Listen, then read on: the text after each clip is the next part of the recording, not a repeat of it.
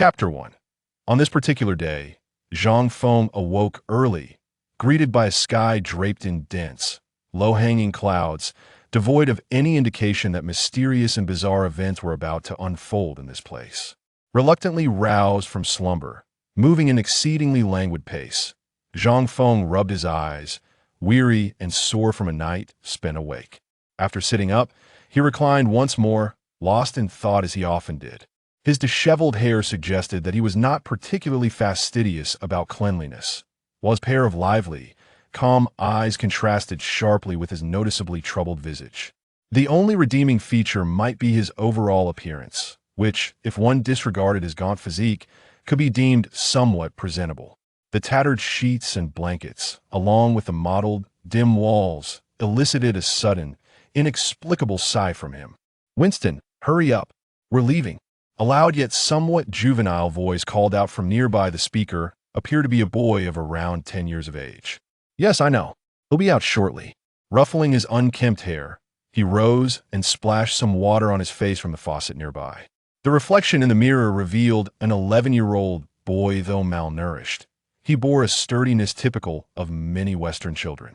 11 years ago, this visage belonged to an Eastern boy, yet the only distinction now was the tranquility and weathered wisdom reflected in his eyes, unlike those of a typical youth.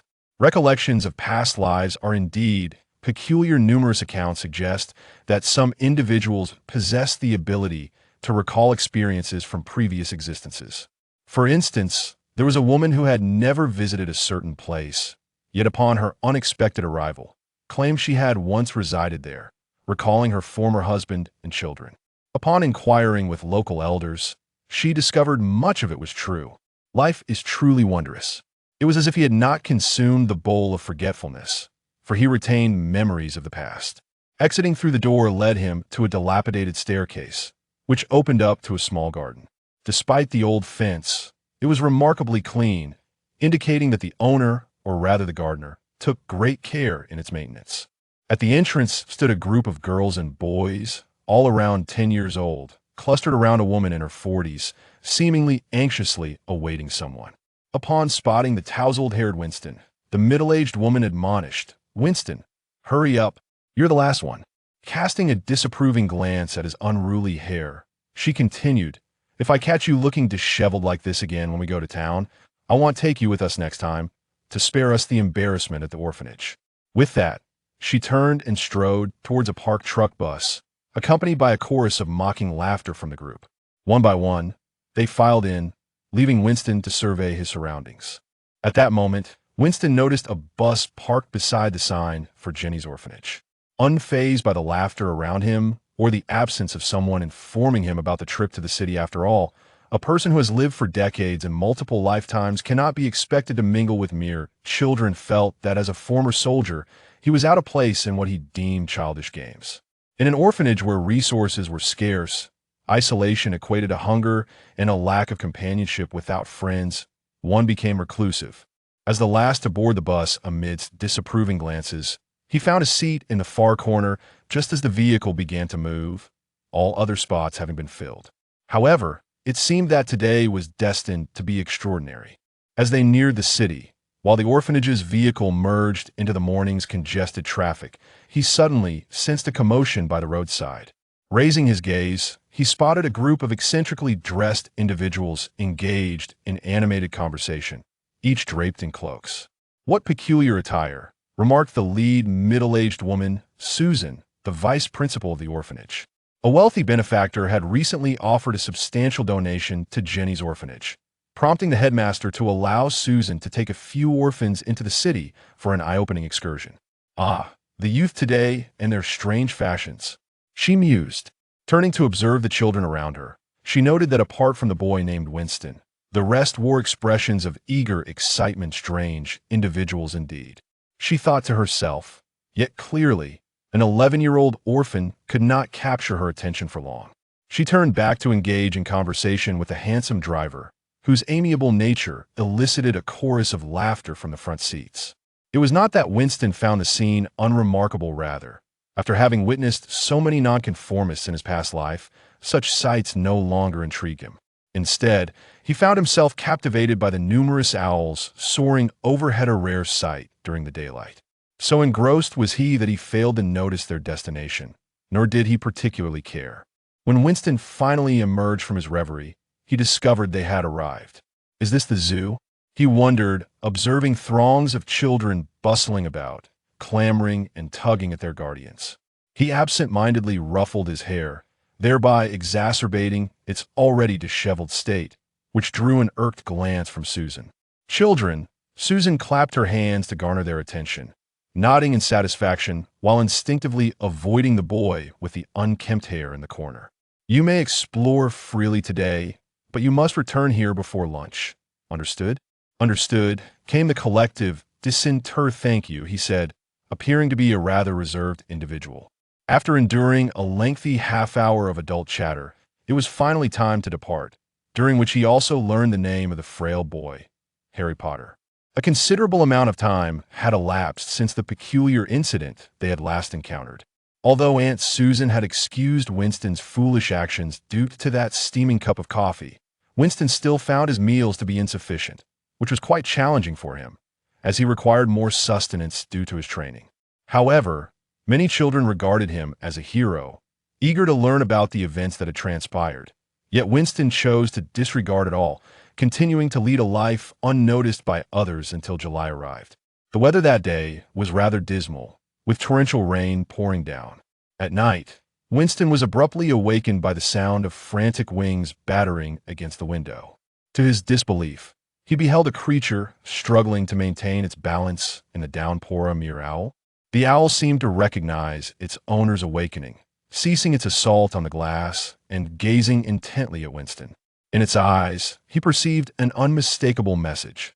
Open the window. Confounded by his understanding of the owl's intent, he disregarded his famished and weary body and rose to unfasten the window. As soon as it was ajar, the owl swooped in, bringing with it a gust of rain that drenched his hair in an instant.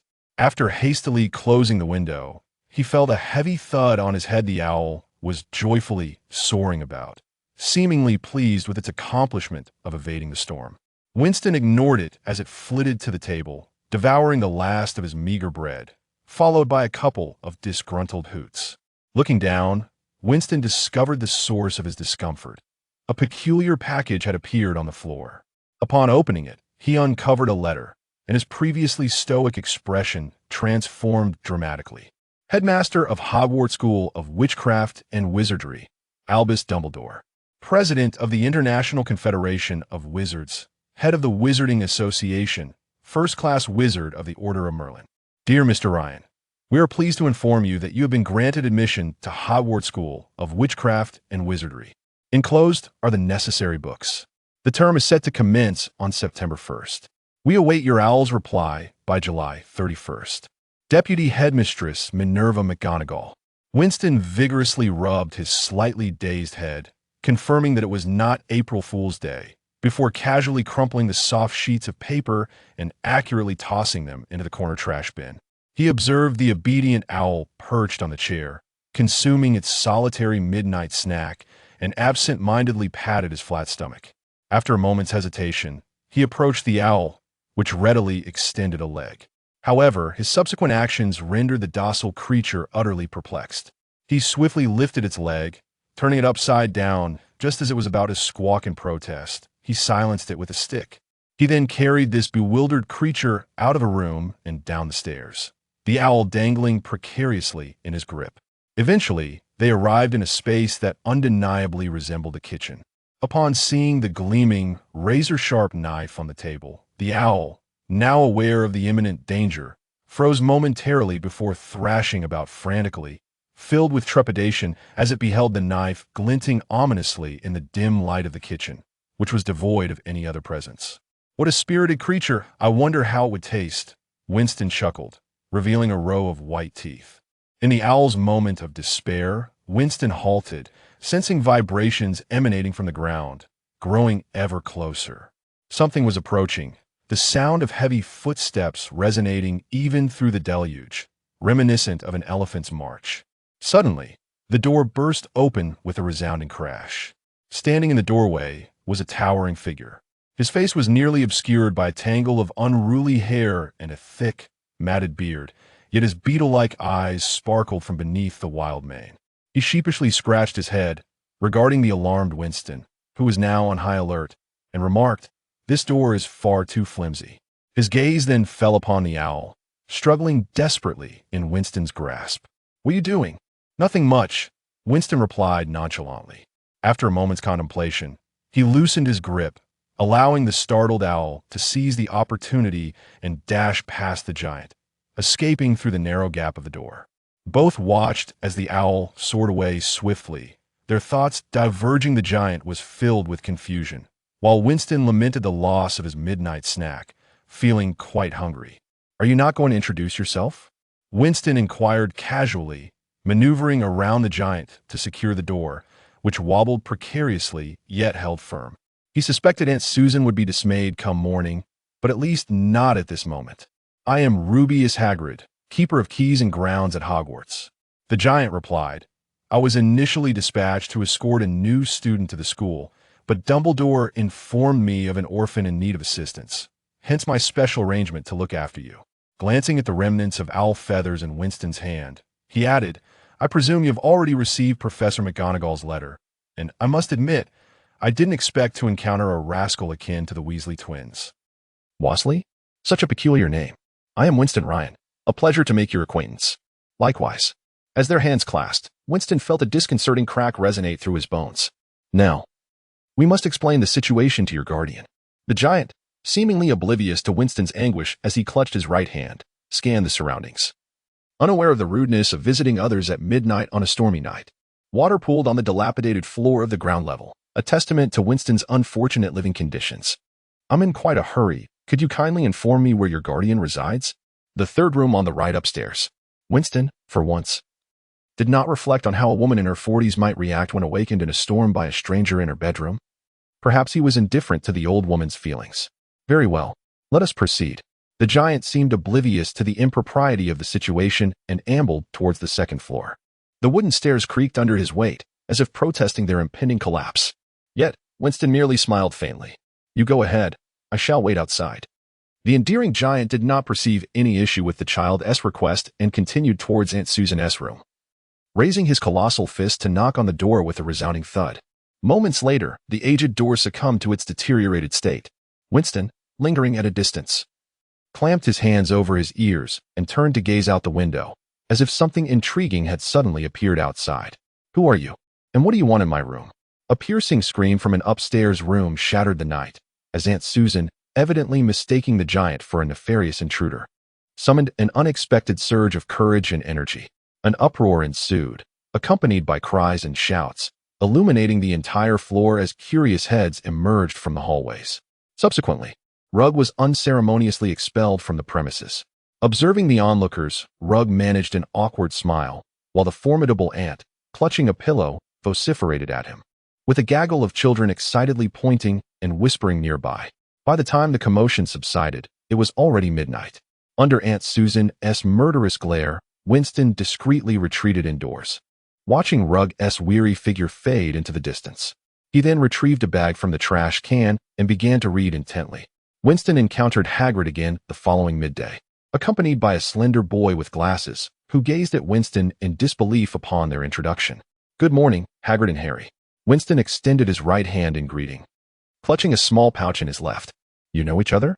Hagrid inquired, turning to Harry with a puzzled expression. "Yes, we've met before," Harry replied. "Then let us be on our way. We are pressed for time." Ignoring the children outside who were pointing and whispering, Hagrid led Harry and Winston out, making their way to the station where a train to London was scheduled to depart in 5 minutes. Hagrid, refusing to use muggle money, thrust the notes into Winston's hands, instructing him to purchase the tickets. Taking up 2 seats, Hagrid attracted many curious glances, yet the well-mannered British gentleman understood his massive form and offered no objections. Perhaps Hagrid had grown accustomed to the stares, while Winston remained unfazed, though young Harry's face flushed with discomfort. During their journey, Hagrid imparted some necessary precautions, and Winston keenly noted Hagrid's evident concern for Harry, while his own demeanor was quite relaxed. They simply needed to stay close behind Hagrid while navigating the streets and shops, as the crowd quickly parted before them. At last, They arrived at a shabby tavern, flanked by a record store and a large bookstore. "This is it," Hagrid announced, "the Leaky Cauldron, a renowned establishment." Winston remained skeptical. From the outside, it appeared quite decrepit. Strangely, passers-by seemed to ignore the rundown tavern entirely. They were soon ushered inside, where a wave of noise greeted them. The dim interior resembled a black market. Yet it buzzed with excitement, as everyone seemed to know Hagrid. "Hello, mates. This is Harry Potter." After greeting the patrons, Hagrid introduced Harry, and the tavern erupted into a frenzy, with people rushing to shake Harry's hand. Observing the bewildered Harry as he was engulfed by a throng of enthusiastic admirers, Winston sought refuge in a corner, watching the spectacle unfold. His attention was drawn to a young man across the table, clad in a scarf. Exuding a potent scent of garlic, his gaze fixated on Harry. What intrigued Winston more was the palpable aura of death that surrounded the young man. Had he claimed many lives? As if sensing Winston's scrutiny, the young man turned, and in that instant, a chill of death enveloped the atmosphere, the surrounding sounds fading away, leaving only the echoes of screams. In a heartbeat, the sensation dissipated, and Winston found himself drenched in sweat. The young man offered Winston a timid smile before exiting towards the bar. On their way out, Hagrid initiated conversation, and as they departed, he suddenly realized he had overlooked someone. "Why aren't you greeting anyone?" he inquired, approaching Winston. "Is there room for my interjection here?" Winston retorted, a hint of annoyance in his tone. Harry, approaching with an apologetic smile, seemed relieved that the foot soldiers of the past had no right to speak. Their duty was merely to fulfill their roles. Hence, Winston did not take it to heart. Hagrid guided them through the bar to his small courtyard surrounded by walls. Aside from a lone trash can and some weeds, there was nothing else present. "Count 3 bricks up, then 2 across," he murmured. "Now step back, little ones." He gently tapped 3 times on the wall with his umbrella. The brick he struck trembled and began to shift, revealing a small opening that widened until a grand archway appeared, leading to a winding cobblestone street that seemed to stretch endlessly. "Welcome," Hagrid proclaimed, "to Diagon Alley." Witnessing Harry's astonishment, Hagrid beamed at him. As for Winston, no matter how amazed he felt, he maintained a stoic expression, ensuring no one could discern his emotions. They strolled through the archway, and Harry turned to look back, only to see the archway narrow once more, solidifying into an impenetrable wall. "Winston, your allowance is here," Hagrid said, handing him a package. Winston accepted it, gauging its weight. Hagrid continued, "1 galleon is equivalent to 17 sickles, and 1 sickle equals 29 nuts. Muggle money. 5 pounds converts to 1 galleon. If you possess Muggle coins, you can exchange them for galleons at Gringotts. This is the place for currency exchange." They arrived before a towering white building, gleaming against the surrounding shops. Beside a shiny bronze door stood a figure adorned in a scarlet and gold uniform. Hagrid then remarked that due to limited finances, one could only purchase second-hand tools, clothing, and books. After a brief pause, he added that he needed to attend to some matters at Gringotts, where the items on the list you require could be found, thus implying he would not accompany them any longer. In other words, he was indicating it was time to leave. Winston smiled and replied, "Well, see you at school," before turning away. After Winston departed, Hagrid muttered, "A fine young man," referring perhaps to his amiable disposition. He then led Harry into Gringotts. Winston made his way to a bookstore named Leaky Cauldron, where he acquired several second-hand books. His courteous demeanor and exceptional poise, in stark contrast to the typical rowdiness of children, as noted by the shopkeeper, earned him a few extra nuts, enough to buy 2 ice creams. He then purchased a high-quality balance for measuring potions and a collapsible brass telescope, followed by a second-hand robe from a clothing shop, and finally arrived at the wand shop. This establishment was less crowded, yet all patrons appeared remarkably composed, devoid of the childish uproar. The final shop, small and shabby, displayed a faded golden sign that read, "Ollivander, established 382 B.C., expertly crafted wands." Within the dusty display window lay a solitary wand, surrounded by thousands of narrow boxes stacked nearly to the ceiling. Winston surveyed his surroundings, hoping to locate the owner of this seemingly unguarded establishment. "Good afternoon." A gentle voice interrupted, as an elderly man suddenly appeared before Winston, his pale, large eyes shining like 2 bright moons in the dimly lit shop. "Do you often frighten customers by appearing so suddenly?" Winston asked, barely suppressing the instinct to throw a punch at the old man. "Oh, not often," the old man smiled, inquiring if Winston was seeking a wand. A rather redundant question, considering one wouldn't he come here for a game of hide and seek without a wand. Yet, being a well-mannered child, Winston replied, "Yes, I require a second-hand wand." "No, my dear boy, you're mistaken. Wands cannot be second-hand. Each wand is a unique entity. Oftentimes, it is not the individual who selects the wand, but rather the wand that chooses its master. But sir, I do not have enough money for a new one. So please, just give me any second-hand wand." Seeing the disbelief in Winston's eyes, Mr. Ollivander sighed in resignation and began his lengthy discourse. After half an hour of his educational monologue, Ollivander finally ceased his lecture, observing Winston standing straight and composed. Devoid of impatience or frustration, his demeanor more refined than that of many nobles. Mr. Ollivander could hardly fathom that this aristocratic-looking youth lacked the funds for a wand. Thus, when he finally read the Hogwarts letter, he was taken aback for a moment before believing it. He then handed Winston a box. "Go on, give it a try." Relieved, Winston picked up the wand, which resembled a mere stick, and waved it casually. Suddenly, an explosion erupted. The shelves containing wand boxes shattered, sending wands tumbling down like rain. Winston quickly shielded his head to avoid being struck by the falling wands, staring in disbelief at the chaotic scene, while the shopkeeper stood in shock. "Did I come to the wrong place?" A puzzled voice echoed from outside. A large shadow loomed as Hagrid appeared, followed by an excited Harry. The two familiar faces looked bewildered at the disorderly shop, while Winston, noticing the distressed expression on Mr. Ollivander's face, broke into a cold sweat. Several hours later, having unintentionally caused a ruckus, who could have known that the shelves would explode? Surely, it was the shelves that were flimsy. Harry volunteered to help Winston tidy up, with the kind-hearted giant assisting. However, after Hagrid accidentally broke a few wands, Mr. Ollivander firmly declined Hagrid's kind offer, ushering him out of the shop. As Harry selected his wand, Mr. Ollivander rummaged through the chaotic assortment, and after trying at least 100 wands, Harry found one that seemed to suit him.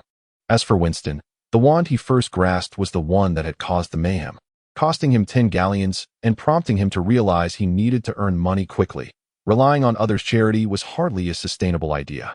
Finally, observing a weary Harry and a disgruntled Hagrid, Winston contemplated and used his remaining nuts to purchase 3 ice creams, offering them to Harry and Hagrid, though Hagrid remarked that he wasn't particularly fond of ice cream. One was a complimentary treat from the vendor. Harry, enjoying his ice cream, appeared thoroughly delighted. The 3 of them finished their last ice creams on a bench, and after securing their tickets for school, they agreed to meet in a month before parting ways. Winston stood at King's Cross Station, laden with his luggage, staring at his ticket for platform 9 3/4. Sandwiched between platforms 9 and 10 was nothing but a solid wall. After testing it several times and confirming that no hidden passage existed, despair washed over him. It seemed he would have to return to the orphanage. Perhaps this was all just a ridiculous ruse. At that moment, a middle-aged couple arrived, leading a luggage cart with an 11-year-old girl in tow. After a moment's hesitation, Winston approached them with his modest bag. The couple seemed to realize the boy was looking for them and gradually came to a halt. Winston politely nodded and inquired, "Are you headed to Hogwarts?" The couple exchanged surprised glances. "Yes. Are you going to Hogwarts too?" "Yes, but I do not know how to get there." Winston, appearing composed and polite, felt he had asked the right people. "Then come with us. I learned the way from others." The couple invited warmly. The little girl chimed in, "I'm Hermione Granger," revealing a broad smile with prominent front teeth. "Winston Ryan," he responded in kind. The big-toothed girl seemed about to say more, but her parents urged her on. As no one was watching, she boldly pushed the cart toward the wall between the 2 platforms. Just as Winston braced himself to close his eyes to avoid witnessing her mishap, Hermione Granger vanished into the wall, cart and all, staring blankly for a moment. He was only stirred to action when the Granger couple urged him on. He replicated their approach and charged toward the wall, thinking it might only sting a little. Suddenly, he felt a lightness, realizing he had arrived in a peculiar place, where the steam locomotive's smoke curled above the bustling crowd, and various colorful cats weaved through the feet of passers-by. Amid the buzzing conversations and the clattering of heavy luggage, owls hooted loudly in response. Behind him, there was no longer a wall or train station, merely an endless expanse of open fields. The young girl named Hermione was waiting for him, as he had little luggage. He kindly assisted her by carrying a bag. Upon entering, they discovered that many compartments were already occupied. Eventually, they found an empty compartment at the end before the train set off. After helping Hermione stow her bag, Winston settled down, and noticing that there was nothing to occupy him, he casually picked up a book to read. Hermione seemed delighted by his reading and inquired, "Have you finished that book yet?" Not yet. I've just begun, he replied. You wouldn't believe that I finished all these books at home, she exclaimed. Her enthusiasm spilling over as she spoke about the book's contents and related works and authors. It was evident that this girl was quite diligent in her studies. She resembled a child who had just received a new toy, eager to show it off. However, her incessant chatter and air of superiority could be off-putting to others. At that moment, a loud commotion echoed down the aisle, and a cheerful woman with dimples pushed open the compartment door, asking, "Dear, would you like to buy any refreshments from the train?" "Thank you, but no, I have my own food," Winston replied, patting the bag beside him. Although Aunt Susan had been startled by Hagrid and was less than pleased with the school, she had nonetheless prepared a fair amount for Winston, including a 10-pound note and several sandwiches. Before departing, Winston had felt a twinge of gratitude. As they perused the various wizarding snacks, Hermione was keen to try many of them. Noticing Winston's indifference, she asked, "Don't you want anything?" "I have no money," he replied succinctly. The brevity of his response left her momentarily taken aback, as he wore a tattered yet tidy outfit adorned with numerous patches. "I'm sorry," she said. "It's all right," he replied, feeling a bit hungry. He set aside his book and slowly began to eat a sandwich. Watching him chew the plain sandwich, his eyes never leaving the book, stirred a pang of sympathy in Hermione. "I'll treat you," she offered, pushing some of her food towards him. Winston smiled at her earnestness. Her heart was in the right place. He picked up a chocolate frog and took a tentative bite. Breaking the ice, they began to converse, during which Winston learned that both of Hermione's parents were muggles who ran a dental practice.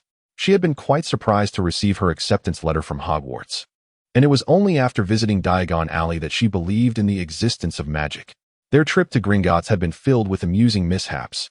Time slipped away rapidly, and Winston stepped out once to allow Hermione to change into her Hogwarts uniform. At her insistence, he also changed early. Just as he donned his new attire, a round-faced, slightly plump boy knocked and entered. "Hello, I'm Neville. Have you seen a toad?" They shook their heads. "Perhaps we could help you look for it? You're going there too, right?" Hermione suggested enthusiastically. Winston, feeling obliged, joined her in the search. Neville was grateful, but he glanced apprehensively at their luggage. Shouldn't someone stay behind? I mean, no one would steal it, right? But then again, it's not like there's anything of value. One by one, they opened compartments, only to return disappointed.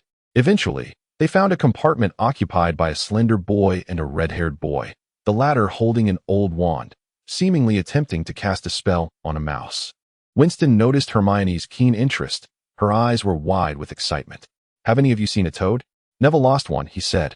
Hermione interjected before Winston could speak, her tone somewhat haughty and self-important. Winston noticed the furrowed brows of Harry and Ron in response. Harry smiled at Winston, who returned the gesture. "We already told him we haven't seen it," Ron muttered, but Hermione paid him no mind, fixated on the wand. "You must be casting a spell, right?" she asked. And when the boy nodded, she boldly requested, "Do you mind if we see?" Ron shook his head and pointed his wand at the mouse, murmuring an incantation. But the mouse remained still, fast asleep. "Are you sure that was actually a spell?" Hermione inquired. After a brief moment of self-promotion, she introduced herself. "I'm Hermione Granger. And this is Winston Ryan. What are your names?" "I'm Ron Weasley," Ron mumbled. "Harry Potter," Harry introduced himself. Hermione's excitement peaked, but her social skills were lacking.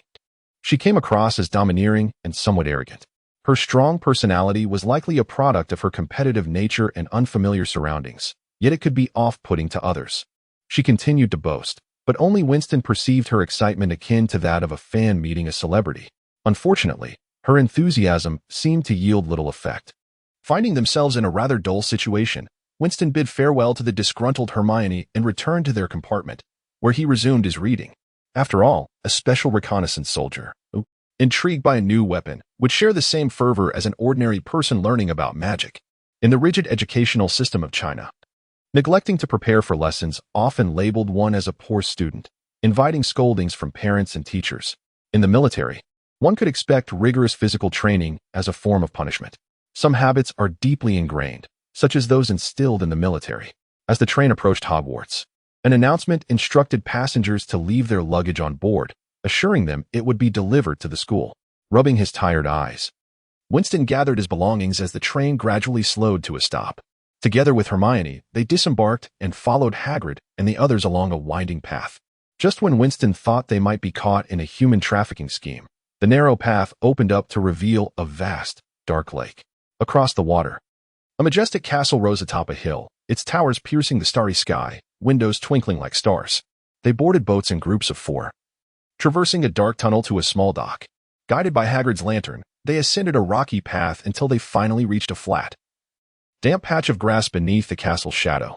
The grand entrance loomed ahead. Hagrid raised his enormous fist and knocked 3 times on the castle doors, which swung open to reveal a tall, black-haired witch clad in emerald robes. With a serious demeanor, she led a throng of young wizards into a grand hall. "Welcome to Hogwarts," Professor McGonagall announced. "The feast is about to commence, but before you are seated, we must first sort you into your respective houses." She briefly outlined the history of the 4 houses and promised to return once preparations were complete, instructing everyone to remain quiet as she left the room. A chorus of sighs resonated around them. After a while, the little wizards began to chatter excitedly, when suddenly a piercing scream erupted from a few individuals. Winston noticed that about 20 ghosts had suddenly leapt from the wall behind them.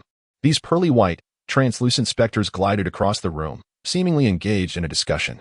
One rotund, monk-like ghost spotted the new arrivals and queried, "What are you doing here?" Awaiting their sorting, the gentlemen and ladies turned to Winston, who stood at the forefront, to answer.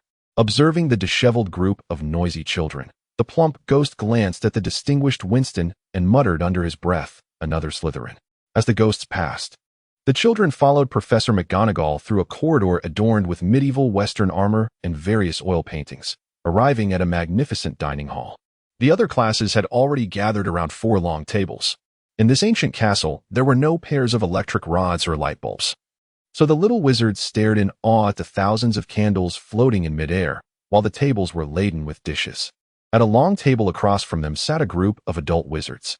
Upon entering, the hundreds of eyes from the 4 tables were suddenly fixed upon them, which made the young wizards appear somewhat uncomfortable. Professor McGonagall gently placed a stool before the first-year students and set a tattered, old wizard hat upon it. The hat was patched and exceedingly dirty, as if it hadn't been washed in centuries. The entire dining hall focused on the hat, which then began to sing a song, conveying the message that the new wizards should wear it, as it would determine their house. Once the whimsical melody concluded, Professor McGonagall stepped forward, holding a scroll of parchment. "I shall call out names. When your name is called, you shall don the hat and take a seat, awaiting your sorting," she announced. "Susan Bones, Hufflepuff," the hat declared, and a little girl ran to join her house. Winston discerned a palpable rivalry between Gryffindor and Slytherin as Professor McGonagall continued to read names. "Hermione Granger, Gryffindor," the hat exclaimed. Winston Rain approached the stool and donned the hat. After what felt like an eternity, he heard the hat's astonished inquiry. "When did you learn the mind-blocking charm?" "Mind-blocking charm?" A flicker of confusion crossed Winston's mind before dissipating. What could that be? "It's a spell that prevents others from probing your thoughts and consciousness." "You truly haven't learned it?" "I can see nothing of your thoughts," the hat continued.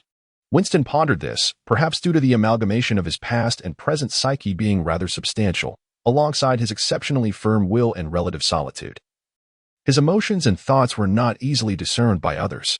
The sorting hat appeared to be an antiquated relic, remarkably still in use after all these years. Children typically exhibited more vibrant and overt thoughts, which, once enchanted, could help in discerning their nature for sorting.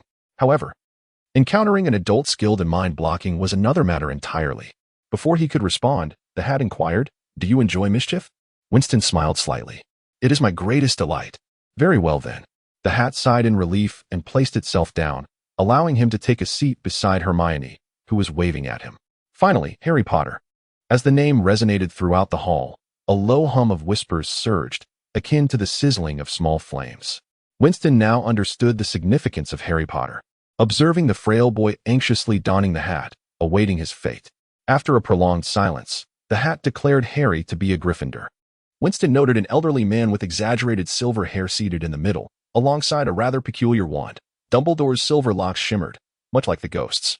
He also recognized Professor Quirrell, the nervous young man he had encountered at the Leaky Cauldron, now swathed in an oversized purple scarf, appearing quite eccentric.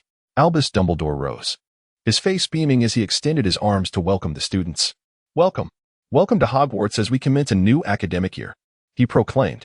"Before we begin the feast, I wish to share a few words. Nincompoops, whimperers, scoundrels, thank you." He sat down again, and the hall erupted in applause. At that moment, Winston heard Harry questioning Percy about the headmaster's comments.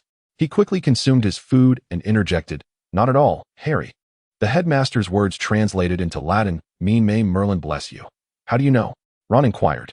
"Because my name translates to wisdom in Latin." It had been a long time since he had eaten so heartily. In the orphanage, where resources were scarce, maintaining a good rapport with the caretakers meant ample food. And for the reclusive Winston, simply not going hungry was a relief. Here, the school provided for both meals and lodging, making it imperative to indulge. Yet, he remained curious about how the school managed such lavish provisions on the modest tuition fees, thankfully without needing to fret over such matters. The ghost behind them observed the students feasting and remarked, "It appears the food must be quite delectable." Noticing several heads turn, he added, "I suppose I have yet to introduce myself. I am Sir Nicholas de Mimsy Porpington, the resident ghost of Gryffindor Tower." Winston interjected, "I had thought ghosts were mere legends. May I inquire?" Seemingly sensing the new student's hesitation, Sir Nicholas graciously replied, "Ask away. How are ghosts formed?" Winston carefully phrased his query, cautious not to provoke this seemingly ancient specter. How long can a ghost exist? Does one become a ghost upon death? Would that mean there would be no deaths in the wizarding world? Sir Nicholas appeared hesitant, clearly reluctant to delve into the subject. "We exist in specific locations, such as places rich in magic, like Hogwarts," he said impatiently. "As for how long we live, I cannot say, at least in my memory. I have not encountered a ghost that has aged or been killed. As for how one becomes a ghost," he continued, "wizards can leave their imprint on this world, allowing them to wander helplessly in the places they once inhabited. However, few wizards choose this path. I feared death. I chose to linger behind. Fear of death can lead to becoming a ghost. Would becoming a ghost ensure one would not be harmed and enable eternal existence?" His mind was somewhat boggled. Yet surely there were no absolutes in this world. At that moment, Nick tugged at his left ear, causing his head to wobble and slide from his neck, landing upon his shoulder as if it were hinged. This startled the novices, yet Nick appeared quite pleased. Once everyone had filled their bellies, the remaining food vanished from the platters, leaving them spotless. Shortly thereafter, dessert was served, prompting Winston to reflect on the school's generous treatment. Winstar listened with keen interest as the person beside him recounted tales of his family. Meanwhile, Percy, Weasley, and Hermione were engaged in a discussion about their studies, each person absorbed in their own passions. This was particularly true for those under immense pressure, such as the seasoned soldiers, or the special forces operative who relished in causing minor havoc to vex his superiors. Yet, those who delight in such antics would certainly not appreciate being on the receiving end of dangerous items. Even if danger is unavoidable, it must be quelled in its infancy.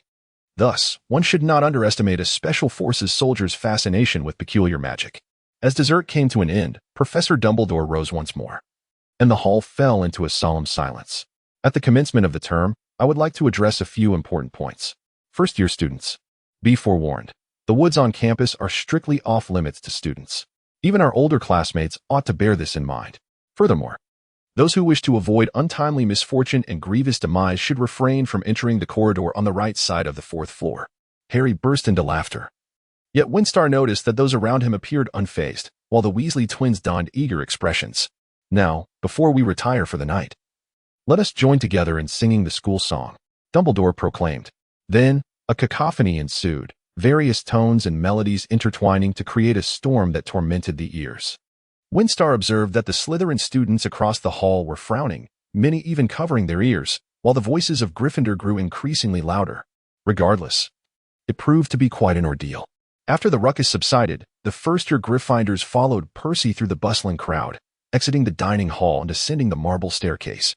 Winstar estimated they traversed over a mile before reaching the end of a long corridor, where a portrait hung depicting a rotund lady clad in pink. "Password?" she inquired. "Dragon dung," Percy replied. The portrait swayed forward, revealing a circular hole in the wall. They all crawled through, arriving at the Gryffindor common room. Eventually, upon locating their dormitory, everyone eagerly entered their respective rooms. Winstar discovered that his roommates were Harry Potter, Ron Weasley, Neville Longbottom, and Seamus. The deep crimson velvet curtains hung around their beds, and their trunks had already been delivered.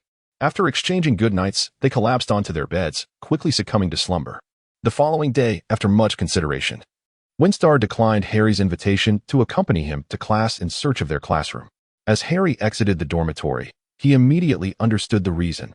Whispers trailed closely behind him. Students formed long lines outside the classroom, each on tiptoe, eager to catch a glimpse of him. They passed by, then circled back, staring intently. It reminded him of animals being gawked at in a zoo. Harry wished they would refrain from such behavior, although it seemed Ron rather enjoyed the attention. Winston held no interest in how many staircases Hogwarts possessed.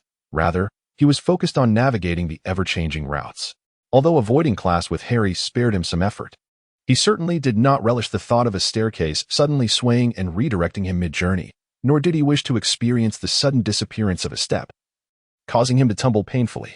Even less did he want to be tormented by Peeves, the mischievous poltergeist, who once yanked the rug from beneath him, sending him crashing to the ground.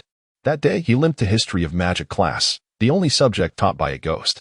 Fortunately, Professor Binns was a mere lecturer, never calling on students. From that point, Winston resolved that once he mastered the spells to vanquish ghosts, he would practice them on that troublesome Peeves. If anything could rival Peeves in terms of annoyance, it would be Argus Filch's cat, Mrs. Norris. This feline caused much trouble, yet one could not deny her remarkable intelligence. Compared to Chinese curricula, British education appeared scant. At the very least, there were no tutoring classes or excessive homework, allowing for ample relaxation on weekends. Winston also discovered something that piqued his interest. Every school invariably possesses a library. On the following day, when Winston located the school library and sought to borrow a book, he stumbled upon something exhilarating. Within a restricted area lay a collection of thrilling tomes. However, as he entered, he was promptly ushered out by the librarian, Madame Pants, who insisted that a teacher's note was required for entry. Though he was expelled, his thoughts lingered on the prospect of sneaking in one day to peruse a few volumes.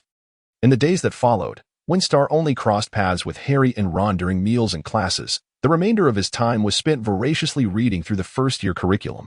After all, the difficulty level was only that of a first-year student, and Hermione often accompanied him, providing assistance whenever he encountered difficulties. Potions class took place in a dim underground classroom, considerably chillier than the castle's upper floors. Glass jars lining the walls, filled with preserved animal specimens, sent shivers down one's spine. Upon Harry's entrance, Winston noticed a pair of eyes, seemingly indifferent yet perpetually fixated on Harry. It was Professor Snape. Winston found himself unable to decipher any emotions within those deep eyes, though they hinted at a trace of malice. After taking attendance, Snape raised his gaze to the class, his eyes cold and vacant, an expression Winston was not unfamiliar with, reminiscent of a killer's gaze. "You are here to study the precise science and rigorous craft of potion-making," he began, "and since there shall be no foolish waving of wands, kindly stow your wands away." As students complied, Winston detected a faint smirk at the corner of Snape's mouth. "Potter," Snape suddenly called, "what would happen if I were to add powdered daffodil root to an infusion of wormwood?" Harry glanced at Ron, who appeared equally bewildered, while Hermione's arm shot up high into the air. Winston feigned ignorance, thumbing through the same potion book he had already perused several times. "I don't know, sir," Harry replied. Snape contemptuously curled his lip. "Let us try again. Potter, if I were to ask you to fetch me a piece of bezoar, where would you look?" Harry stood there, seemingly oblivious to what a bezoar was, looking rather dazed. For a young student to be singled out and challenged by a teacher on their first day was quite vexing. Indeed, in his frustration, Harry made an ill-advised remark. "I don't know, sir, but I believe Hermione knows the answer. Why not ask her?" Laughter erupted from several students, much to Snape's displeasure. Amidst the cacophony, Snape declared, "Potter, due to your insolence, Gryffindor shall lose 5 points." The potions class continued, and the instructor seemed to harbor a distinct bias against the Gryffindor students, admonishing nearly every one of them regardless of their performance. Hermione, paired with Winston, completed her task early and gazed longingly at Snape, who, however, made no move toward their table, leaving her quite disheartened.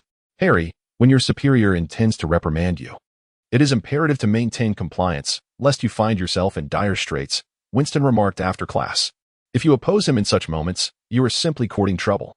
Yet, Harry remained dejected, ultimately deciding to seek solace from his friend Hagrid, for Winston had a fondness for the giant who had introduced him to the wizarding world. As the clock neared 3, they departed the castle and traversed the fields toward Hagrid's abode, a quaint wooden cottage nestled at the edge of the forbidden forest, marked by a stone bow and a pair of rubber boots at the entrance. Upon knocking, they heard the sounds of a struggle and low, rumbling barks emanating from within. "Back off, Fong, back off." Hagrid's voice was heard, and he opened the door just a crack, revealing his bearded visage. Wait a moment. Back off, Fong. Winston. You two have come. I thought you both had forgotten me. You must be one of the Weasley brothers. Hagrid recognized Ron immediately upon seeing the freckles adorning his face, indicating that the Weasley siblings had caused Hagrid no small amount of trouble. The hospitable giant produced a generous supply of rock cakes, which nearly threatened to shatter their teeth. Harry and Ron feigned delight in consuming them, while Winston nibbled cautiously, discovering that the cakes were even more filling than compressed biscuits, ideal for those requiring high-energy sustenance after rigorous training. Hagrid, noticing Winston's appreciation, beamed and placed several more on the table. As Harry sipped the tea Hagrid offered, he recounted the events of their recent classes. Regarding that cat, the one known as Mrs. Norris, I would dearly love to introduce her to Fong someday. If you dare to bring your dog into the castle, that cat will undoubtedly summon Filch to hunt you down, Winston quipped disdainfully. Hagrid then produced a rough, irregularly shaped sweet biscuit. Yet both Harry and Ron were reluctant to sample it again. At that moment, Winston noticed a small piece of paper on the table. He picked it up and discovered it was a clipped article from the Daily Prophet, seemingly the sole newspaper in the wizarding world. The latest report on the Gringotts break-in stated, the investigation into the unlawful entry at Gringotts on July 31st continues. It is widely believed to be the work of unidentified dark witches and wizards. Goblins at Gringotts reiterated today that nothing was stolen. The underground vaults that were breached were indeed emptied earlier that day. A spokesperson for the goblins stated this afternoon, we cannot disclose what is stored in the vaults. It is best not to interfere in this matter. I must say, the tone is rather official. Hagrid, how many banks exist in the wizarding world? Winston discreetly tucked the crumbly biscuit into his pocket, concealing his slightly loose teeth from Harry and the others, and resolved to bring some back for Hermione. Believing that sharing joy is preferable to solitary enjoyment. What if there were only one bank and a user's money were to be stolen? In Britain, there is but a single bank, and you need not worry about the security of your funds. Gringotts has an impeccable record, with not a single instance of theft reported thus far. Seeing Winston gesturing at the newspaper with his wand, Hagrid wisely opted to change the subject. Although many wizards choose to keep a portion of their wealth at home, believing it to be far more secure than the bank run by goblins. Indeed, Winston pondered, suggesting that wizards ought to establish their own bank. Was it not true that the goblins had once rebelled centuries ago? It was precisely due to that suppression that the goblins at Gringotts harbored a certain animosity towards wizards. If another conflict were to erupt, placing all your resources in the hands of the goblins would only fund their rebellion. How could you then fight back?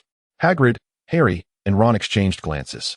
In subsequent potions classes with Snape, he would seize upon any excuse to deduct points from Gryffindor, particularly targeting Harry, which he relished. The new Gryffindor students were filled with grievances, some even hoping that Professor McGonagall would penalize the Slytherin students instead, but she sternly rebuffed such notions, questioning whether they believed her to be inherently unjust. Earning points from Professor McGonagall was no simple feat. Thus far, aside from Winston and Hermione, no one had managed to attain any points from her. Like many students, Harry seemed to bond well with his new friend Ron, both equally impulsive and disinclined towards academic pursuits. One day, Winston returned rather late. The fat lady was absent from her portrait. In his boredom, he mused about Snape's harsh treatment of Gryffindor, wondering why he was so particularly severe and seemingly disliked Harry. I believe I can answer that question, came the fat lady's voice. Looking up, he noticed she had returned, wearing an expression that suggested he should inquire of her. In frustration, Winston asked, what is the reason? It appeared that spending all day in a portrait could also be rather dull. The fat lady adjusted her authentic Scottish attire, which looked rather incongruous against her plump figure.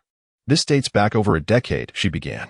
Harry's father was enamored with Harry's mother, Lily Potter, a clever Gryffindor who was never short of suitors. However, there was another admirer, Snape. At that time, Harry's father, James Potter, had a multitude of friends, while Snape was somewhat of a recluse. James and his friends played a cruel prank on Snape, ultimately winning Lily's affection, leaving Snape heartbroken. After James and Lily married and had Harry, they soon encountered the Dark Lord, and the tragic fate of James and Lily followed. The fat lady's voice quivered, and tears welled in her eyes as she produced a handkerchief to dab at them. Thus, Snape's animosity towards James Potter led to a generational grudge against Harry. It makes sense, then, that those we despise often have tragic tales of their own, Winston concluded. After a brief pause, he inquired, who were the friends that helped James win Lily's heart? The fat lady tossed her handkerchief to the ground, where it landed amidst the grass of her portrait. He had 3 friends, Lupin, Pettigrew, and... She hesitated, her expression darkening as if caught in a painful memory. This prompted Winston to press further. Who is it? He is a traitor who betrayed Harry's family and was responsible for the deaths of Pettigrew and 13 others. The fat lady's tone grew intense. He is Sirius Black. Winston, cautious not to provoke her further, was about to ask another question when she cut him off with a command. Password. Instinctively, he replied, fruit pudding. And the fat lady's portrait swung open, revealing the entrance to the common room. With a wry smile, Winston stepped inside. Days later, they discovered a notice posted in the Gryffindor common room, leading to collective sighs of discontent. On Thursday, Gryffindor students were to attend flying lessons alongside Slytherin students.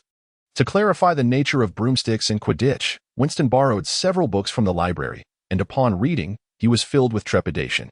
A group of individuals riding broomsticks soared high above, performing sharp turns and executing difficult maneuvers. Surely, no man could endure such an ordeal. What normal man would dare engage in such activities, lest they risk losing their masculinity? Rumor had it that the wizarding world had a high rate of same-sex marriages. Could Quidditch be the root of this phenomenon? Overwhelmed with thoughts, Winston felt a strange discomfort. At breakfast, many young witches and wizards lacked appetite, with Winston being the exception. As he feasted, Neville curiously asked, "How come you never gain weight?" While watching Hermione teach Neville the basics of flying on a broomstick and occasionally comforting a visibly anxious Seamus. Just then, the owl post arrived. Since Winston had no acquaintances in the wizarding world, save for Hagrid, it was unlikely anyone would send him a letter via owl. One evening, while wandering near the Orphanage, he encountered the very owl that had once delivered a letter to him. Perhaps frightened, the drowsy owl screeched upon seeing Winston and pressed itself into a corner, fearing it might become his meal. The commotion startled the other owls, sending them into a frenzy, resulting in a shower of feathers and droppings that left Winston feeling quite embarrassed and nearly caught by Filch. On the grassy grounds, Madame Hooch had neatly arranged 20 broomsticks, with 20 wizards standing solemnly as she commanded, up. The broomstick flew directly into Winston's hand.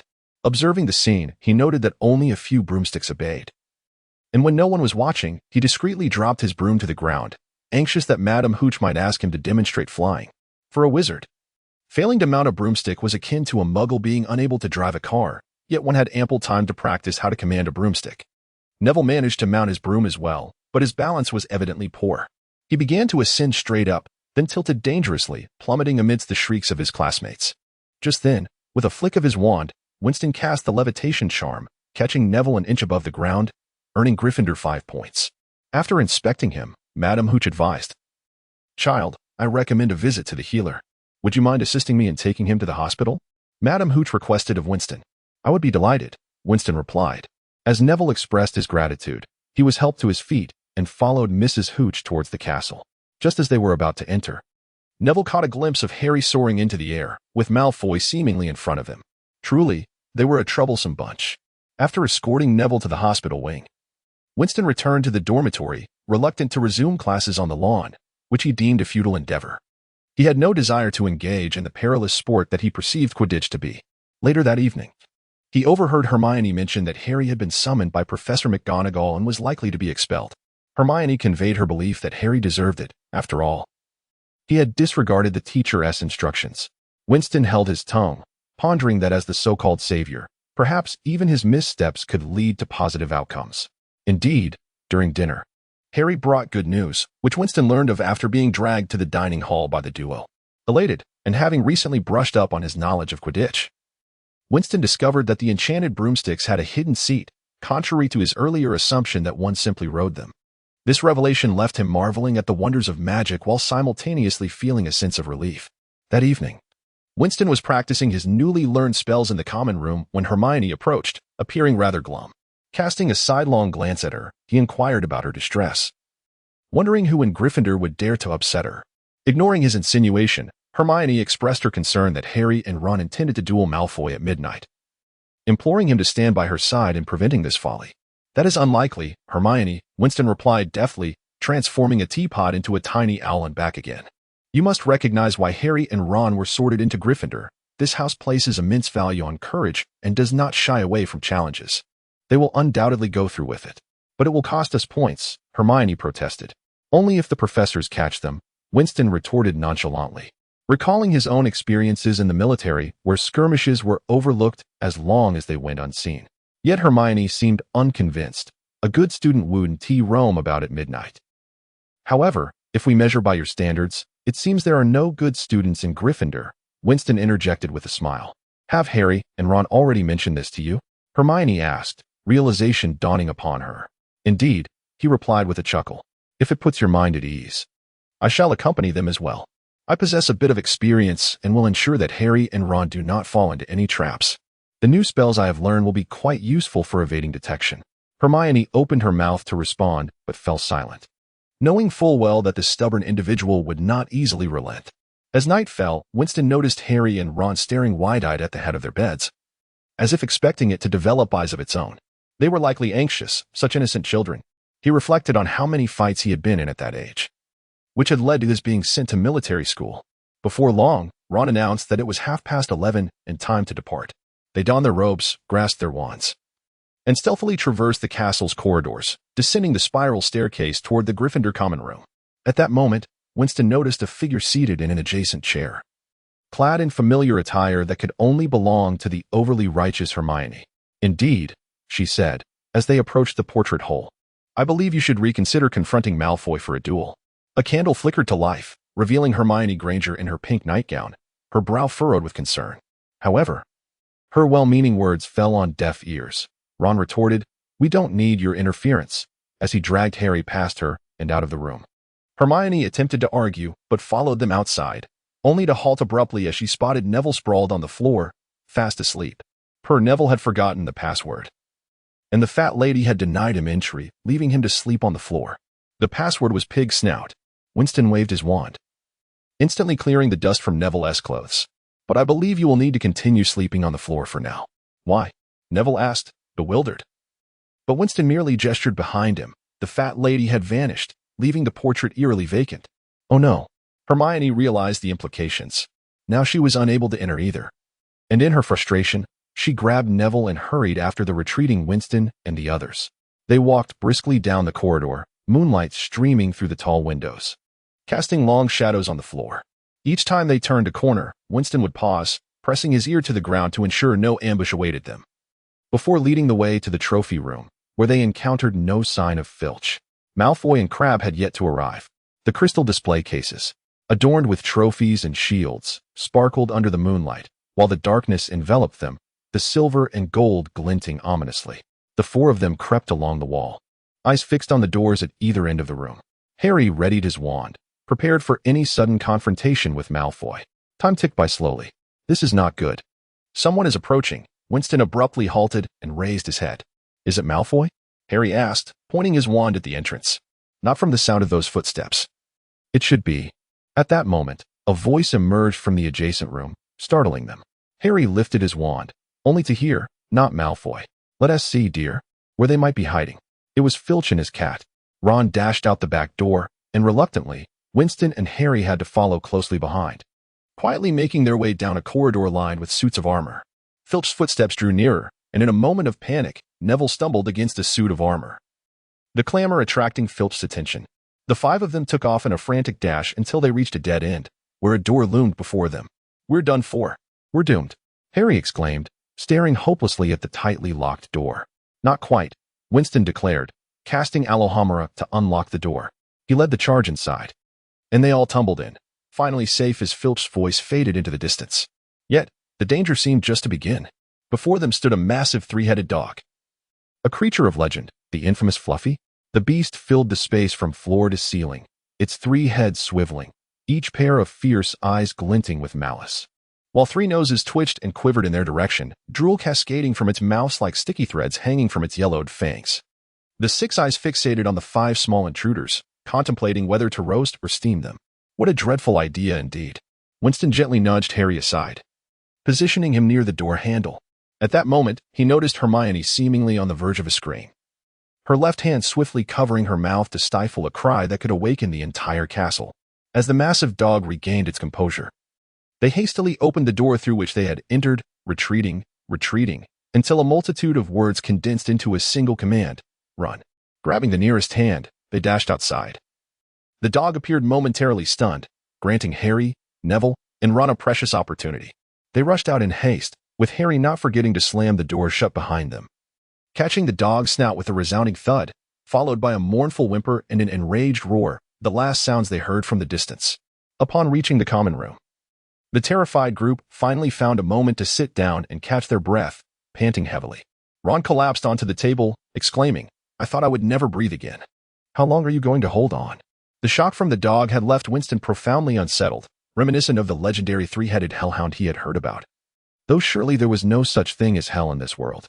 However, his knowledge of this magical realm was still woefully inadequate, leaving him unable to draw any conclusions.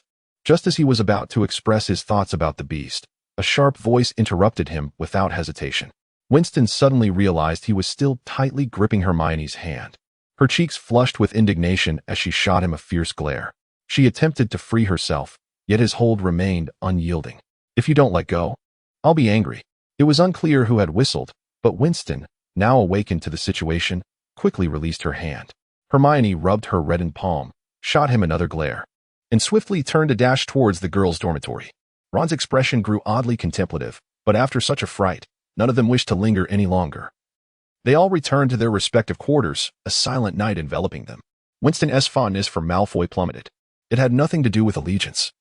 It was akin to two groups agreeing to brawl, while one faction opted to summon the authorities instead, a commendable choice that nonetheless left a sour taste. In the aftermath, Hermione relentlessly chastised Winston for dubbing the three-headed dog hellhound, asserting it was merely a powerful and rare magical creature, and she suspected it was guarding something. Unlike Harry and Ron's eager enthusiasm, Winston expressed his disinterest. The headmaster had already forbidden entry and entrusted a fearsome three-headed beast to watch over something. Everyone knew it was bound to guard something significant. In the Muggle world, one would think twice before trespassing into a military zone, aware of the consequences. Aside from attending classes, Winston spent his days with Hermione in the library, as Ron remarked. How can he endure Hermione's odd temperament? Harry agreed. Wizards often fail to appreciate what is easily obtained, such as magic. If an ordinary person were to learn magic, they would undoubtedly become infatuated with it. This explains why most individuals in the wizarding world rarely excel, whereas those from the Muggle world, particularly half-bloods, often shine brightly. After all, impoverished children mature quickly. On the eve of Halloween, they awoke to the tantalizing aroma of roasted pumpkin wafting through the corridors.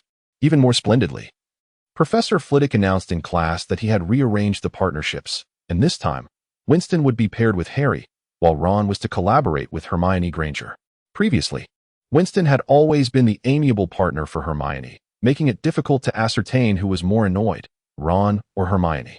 As Winston put it, two quarreling little brats. Ever since Harry received his Nimbus 2000 broomstick, Hermione had ceased speaking to the two of them. Rumor has it that Professor McGonagall had personally funded the purchase of the broom for Harry, which left Ron exceedingly envious.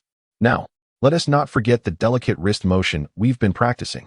Professor Flitwick stood atop his stack of books, his high-pitched voice instructing them on the nuances of spellcasting, a task that proved quite challenging. Harry sent the feathers soaring away, necessitating a trip to request another from Professor Flitwick, while Winston, after a single successful attempt, pondered the peculiar notion that wizards seemingly possessed no inherent magical power. It appeared that merely knowing a spell and wielding a wand sufficed. If spells were human creations, could he not attempt to invent a few spells himself?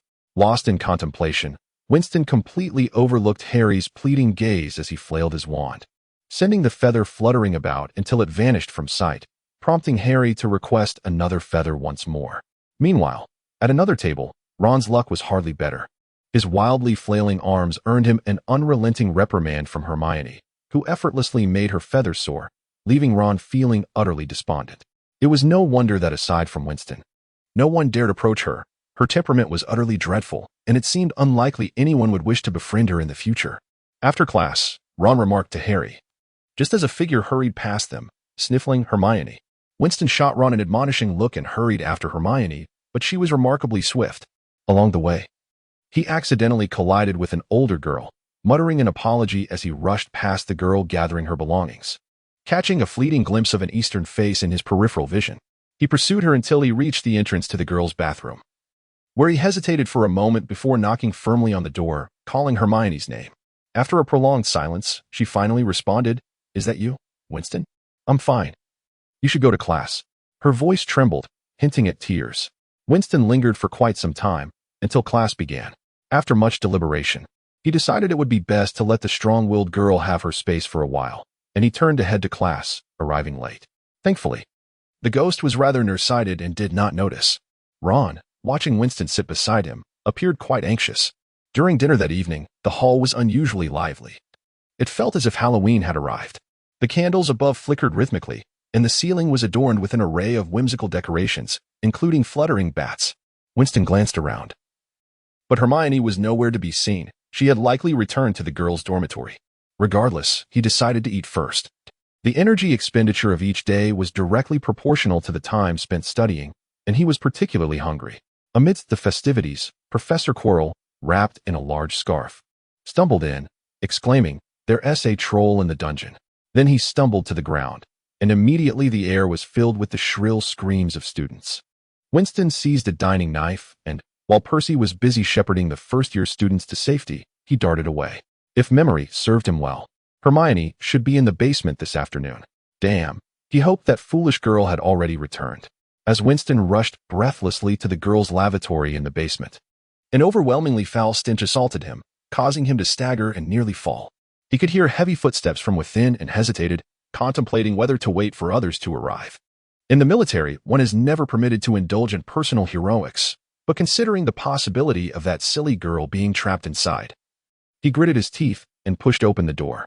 The first sight that met his eyes was a monstrous figure resembling a human. It stood 12 feet tall, approximately 3.65 meters, with dull, lifeless skin that resembled gray granite. Its massive, cumbersome body was like a heap of enormous rubble, topped with a small head akin to a cocoa bean. Its short legs were as stout as tree stumps, with flat, calloused feet beneath.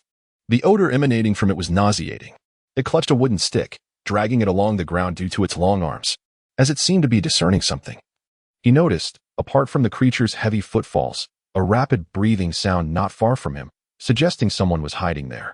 He immediately realized that Hermione was there and must have discovered the creature. Fortunately, the worst had yet to transpire. Winston let out a quiet sigh of relief. At that moment, the door to the girls' lavatory slammed shut with a bang, followed by the unmistakable sound of it being locked. The thought struck Winston. He had been set up. Hermione was a determined girl, an ordinary person in a world where one must prove their worth to earn recognition and respect. However, this approach was ineffective in the wizarding world, which placed greater emphasis on lineage, especially within Gryffindor, where reckless bravery was often mistaken for valor. Any attempts to intervene would be perceived as meddling by rebellious children. While it was acceptable to be ambitious, a lack of consideration for others would only lead to being viewed as arrogant. Thus, when her goodwill was rebuffed, the strong-willed girl would strive to appear unaffected, yet others would interpret this as haughtiness. Consequently, even her relationships with dorm mates were strained, leaving her with only Winston, who shared her passion for learning and understood how to navigate social dynamics as a semblance of a friend. However, unless she learned to adapt, it was unlikely that many could become true friends. Thankfully, after a life and death trial, the girl learned the virtue of tolerance, which allowed her to forge 2 more acquaintances, albeit still under the umbrella of friendship, alongside Winston.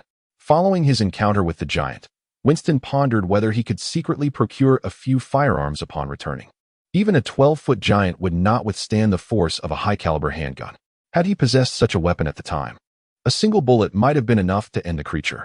Regrettably, it seemed that all packages sent to students would undergo school inspections to prevent harmful items from reaching them. Such lethal contraband would undoubtedly escape the notice of the headmaster, who had lived for over a century. Furthermore, he lacked connections in England to acquire a gun as an 11-year-old child. It appeared that his plans to arm himself would have to be shelved for the time being. As November arrived, the weather turned exceedingly cold. The mountains surrounding the school were shrouded in a gray mist, blanketed by ice and snow, and the lake's surface resembled tempered steel, cold and hard. Each morning, frost coated the ground. From the window above, Winston could see Hagrid, wrapped in a long coat made of mole fur, donned with rabbit fur gloves and enormous beaver fur boots, clearing frost from the Quidditch pitch. Upon spotting Hagrid, Winston's eyes lit up. After donning the coat draped over the chair, he informed Hermione briefly before rushing outside. Fortunately, Hagrid was still tidying up the pitch, and he appeared delighted to see Winston. "You little rascals haven't come to see me in ages."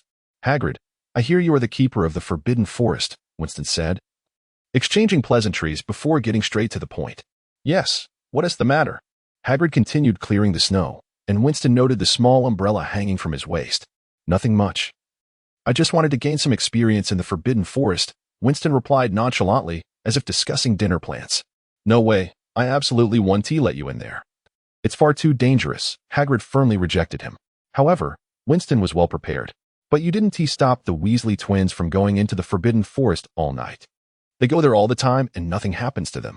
That's because I didn't catch them, those sly Weasley twins. Hagrid seemed quite displeased with them. And his sweeping grew more vigorous, as if he were shoveling away the snow in frustration over the Weasley brothers. If you don't take me in, I'll just find the Weasley twins and have them take me, Winston threatened. Eventually, unable to withstand Winston's persistent persuasion and concerned about the potential repercussions of Winston teaming up with the Weasley twins for future escapades, Hagrid relented and agreed to take Winston into the Forbidden Forest for a bit of experience. This was not a whimsical decision. Winston was acutely aware of his need to enhance his abilities.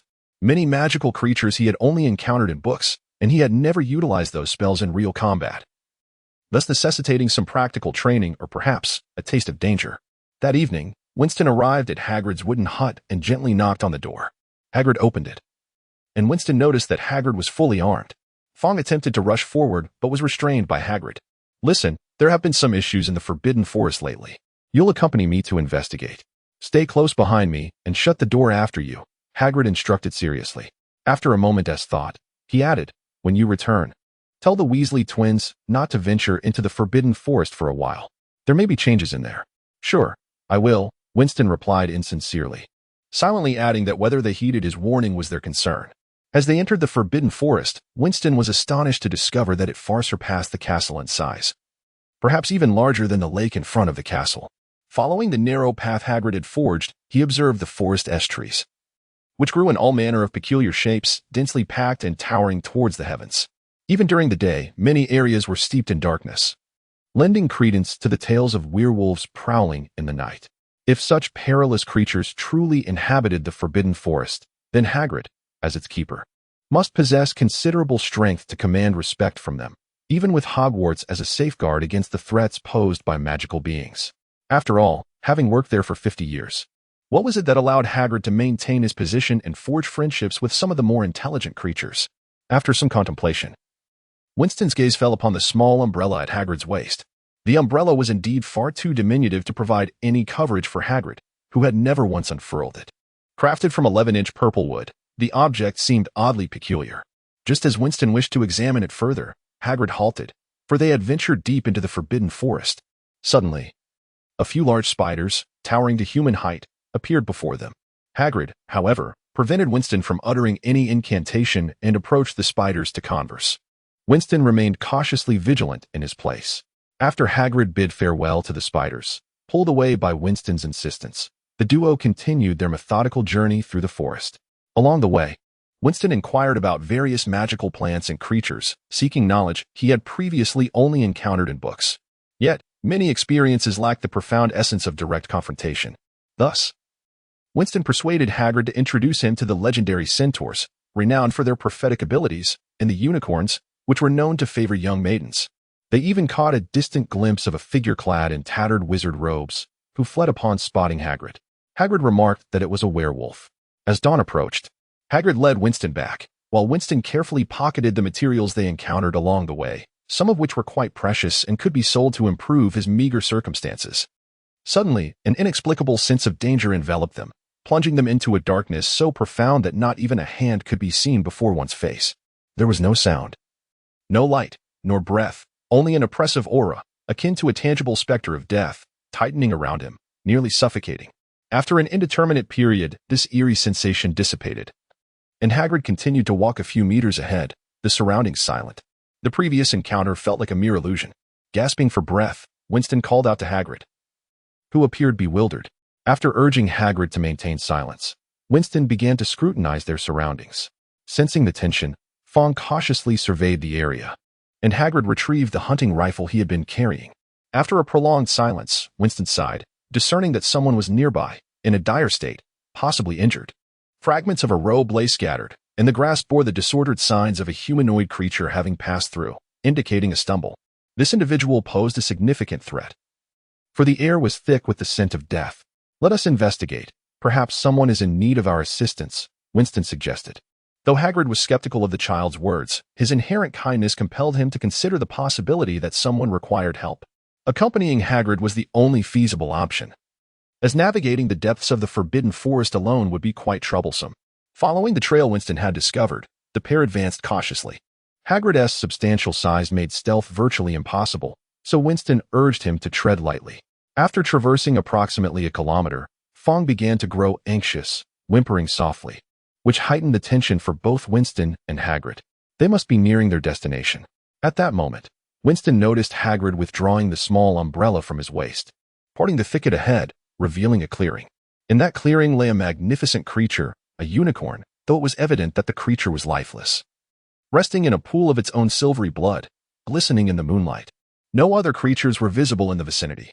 Hagrid approached the unicorn for a closer examination, and Winston seized the opportunity to fill a small vial with the precious blood, recognizing the rarity of such a material, for unicorns are as formidable as dragons. "It is dead," Hagrid stated gravely, noting the absence of wounds. Intelligent creatures within the Forbidden Forest typically do not resort to self-destruction. "I must report this to Dumbledore." Winston concurred, having heard that a being capable of slaying such a powerful creature was beyond the capabilities of either of them. In times of crisis, one must rely on those more formidable, he thought, recognizing he was not the resourceful Harry or Hermione. 2 hours later, in Dumbledore's office, the headmaster inquired in detail about the events that transpired. Hagrid recounted how Winston had threatened him before discovering the unicorn's body, leaving Winston exasperated by Hagrid's lack of loyalty. After ensuring the matter remained confidential, Winston returned to his dormitory, where he soon drifted into a restless slumber. Strangely, he found himself dreaming. Harry appeared beside the unicorn, kneeling and drinking deeply from the blood pooled on the ground. Had he slain the unicorn? Surely he must be exhausted, realizing his physical training would need to be curtailed momentarily. Yet, why did the aura of death surrounding the figure seem reminiscent of Harry's presence during their first encounter? Meanwhile, a strip of fabric that had fallen into the grass seemed to evade mention to Dumbledore. Surely, nothing would come of it, or would it? At that moment, a piercing, terrified scream shattered his reverie. It was Hermione's voice. The troll, having evidently heard something it surely could not be deaf, lumbered toward the corner where Hermione was concealed, knocking the sink loose from the wall as it advanced. Just then, the sound of a restroom door swinging open echoed ominously. With no time to ponder, Winston recognized that the troll had overlooked Hermione, indicating its poor eyesight. He sprang forward, pointing his wand at the troll and casting a stunning spell. A beam of red light struck the creature, yet it appeared unfazed, momentarily bewildered before scanning its surroundings, locking eyes with a distracted Winston. In a swift motion, it swung its club towards him. Winston narrowly evaded the blow, realizing that Harry and Ron had just entered. Harry seemed poised to explain, while Ron wielded a pipe, striking the troll's head with little effect, merely drawing its attention. The troll, now fixated on Ron, lumbered toward him, brandishing its enormous club. Winston hurled his wand at the troll, then unsheathed the knife he had kept hidden by his leg. The wand struck the troll's head without inflicting any damage. The creature, now intent on chasing Winston, found him sidestepping to its left. He leapt onto the troll's left leg, scaling up its arm to mount its neck. Over 3 meters off the ground. Fearing the knife would not penetrate, he thrust it towards the troll's eye. The creature paused, then let out a blood-curdling scream, swinging wildly in agony. The high-pitched wail reverberated through the cramped restroom, disorienting Winston. Nevertheless, he extracted the knife just before the club struck, accompanied by a spray of yellow liquid from the troll's eye. In the frantic struggle, he managed to pierce the creature's other eye but was unable to evade the club entirely, sustaining a glancing blow to his left arm that rendered it numb. The troll, reeling from the impact, toppled over with a thunderous crash, shaking the entire chamber. Harry and Ron stood in stunned silence, gazing at the troll's colossal form sprawled on the floor. Ron gulped, turning to Harry. "Now I understand why Malfoy was so confident when he challenged you to a duel." Harry hurried over to assist Winston, who was struggling to stand. "If you have some free time, teach me a few moves so that I won't be afraid of Dudley bullying me when I return home." Winston managed a faint smile, replying, "I would be glad to. But I believe my immediate need is to see a doctor." Hermione inquired, "Is it dead?" Harry assessed the creature by kicking it gently, concluding, "I don't think so. It's likely just unconscious." Winston stowed his wand in his pocket and supported his broken left arm, performing a rudimentary bandage. Suddenly, A loud banging on the door and the sound of heavy footsteps drew the attention of the three in the room. They had not realized the commotion they had caused. Surely the people downstairs had heard the violent crashes and the ogre's roars. Moments later, Professor McGonagall burst into the room, followed closely by Snape, with Quirrell bringing up the rear. Snape bent down to examine the ogre while McGonagall fixed her gaze on Ron and Harry, her lips pale with evident anger. She was widely acknowledged as the most difficult professor among the students, if not the most. At least Snape showed some consideration for Slytherin students. What on earth were you playing at? McGonagall demanded, her voice laced with icy fury. Consider yourselves fortunate that it didn't kill you. Why weren't you two behaving and staying in your dormitory? Snape shot a piercing glance at Harry, swiftly extracting a knife from the ogre's eye. And a mixture of yellow and white fluid gushed forth its brain matter. His gaze then shifted to Winston's calloused right hand. At that moment, a low voice emerged from the shadows. Please, not like this, Professor McGonagall. They were looking for me. Miss Granger. Hermione finally managed to stand, albeit with difficulty. I read about ogres in a book. I thought I could handle it, but I was mistaken. They came to rescue me. Ron lowered his wand, which resembled more of a stick than a wand. I came here, but I didn't defeat it. It was Winston who plunged a knife into its eye that ultimately vanquished it. Without their help, I might have died. Miss Granger, for this incident. Gryffindor will lose 5 points, McGonagall stated. Mr. Potter and Mr. Weasley, if you aren't scathed, I suggest you return to the feast. It has not yet concluded. As for Mr. Winston, I believe you could use some treatment. Miss Granger, I trust you won't mind escorting him to the hospital wing. Of course, Hermione replied, wiping her reddened eyes as she supported Winston towards the infirmary. McGonagall turned to Harry and Ron. Well, I still must say you are fortunate. Few first-year students have faced a full-grown ogre. Each of you has earned 5 points for Gryffindor. I will inform Professor Dumbledore of this incident. You may leave. After they exited, the door swung open once more to admit a white-haired, bearded elder, Dumbledore. He crouched down to meticulously inspect the ogre's corpse, remaining silent. Indeed, the knife had already penetrated its brain matter. The final blow had merely been a death throw. Finally, Professor Snape broke the silence, his tone dripping with sarcasm. So it was killed with a knife. The foolish Gryffindor lion, has it truly forgotten that it is a wizard? Severus. You should not expect a novice wizard to defeat an ogre with magic, McGonagall retorted. Is that so?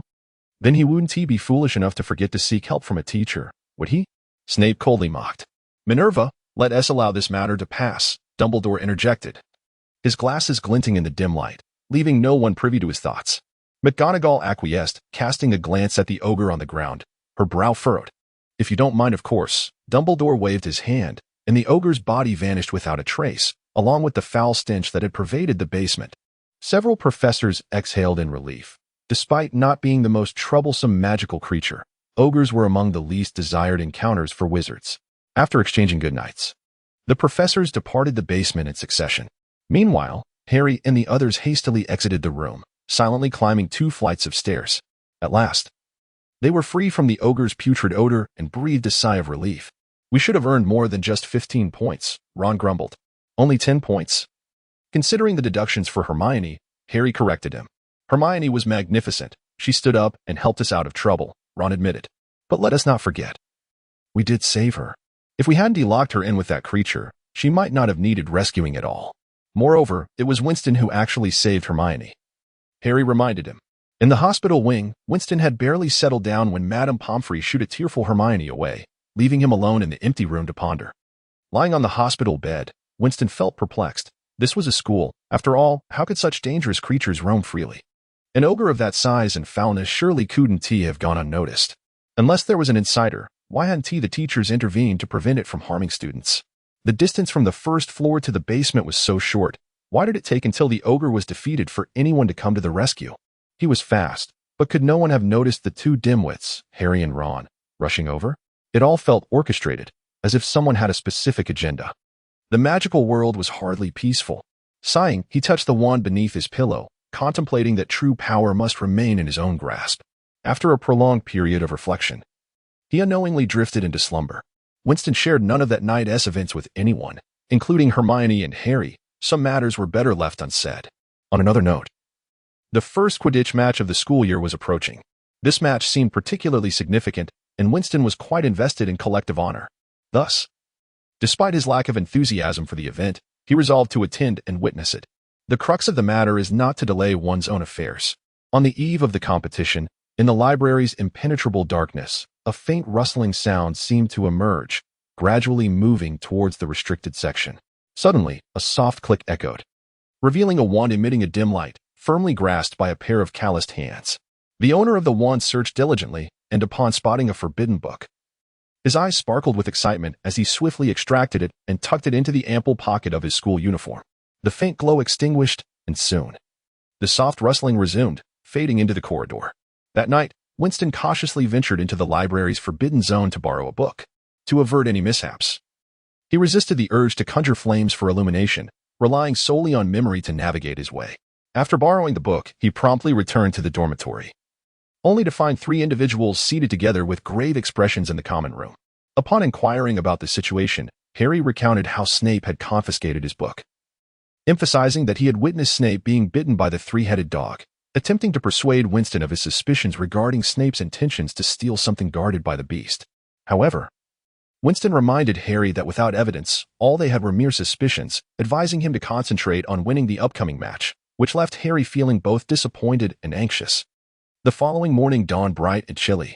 The aroma of roasted sausages wafted through the dining hall, as everyone eagerly anticipated an exhilarating Quidditch match, animatedly engaging in conversation.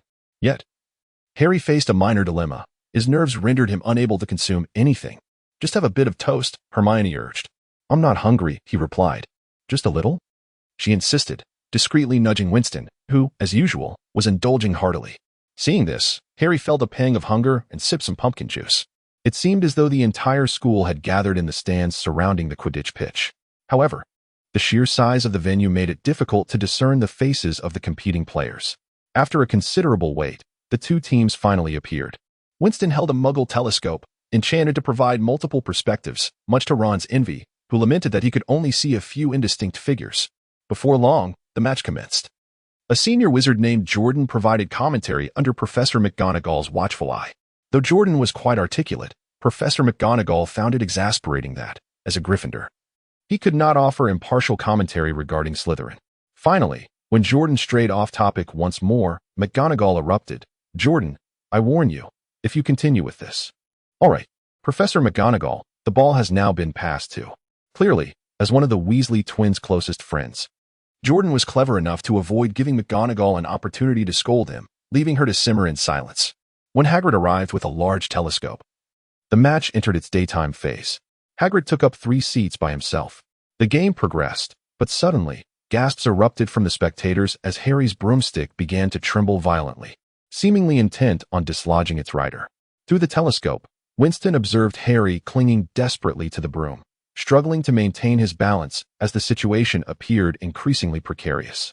In the midst of Winston's observation, the telescope was abruptly snatched from him by Hermione, who was not focused on the pitch, but rather on the stands.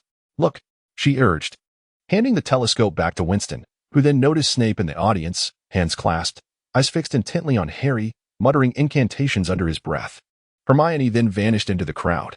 Winston, seizing his wand, followed closely behind, while Ron retrieved the dropped telescope and refocused it on Harry.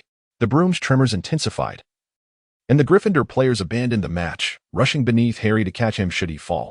The throngs of spectators made it difficult for Winston and Hermione to navigate through. And in her haste, Hermione accidentally knocked over Professor Quirrell, yet she pressed onward. Meanwhile, Winston abruptly halted, fixated on Quirrell's robe, which bore several holes, with some fabric mysteriously missing. The sight struck him as unsettlingly familiar. Suddenly, Hermione tugged at Winston's sleeve, gesturing towards a thick plume of smoke rising from the stands. It seemed Hermione had succeeded in her endeavor, and together, they returned to the stands. By this time, the match had concluded, and Harry emerged triumphantly, clutching the golden snitch. A dramatic scene that astonished many. As Harry descended, Ron eagerly pulled him aside, and half an hour later, the group arrived at Hagrid's hut.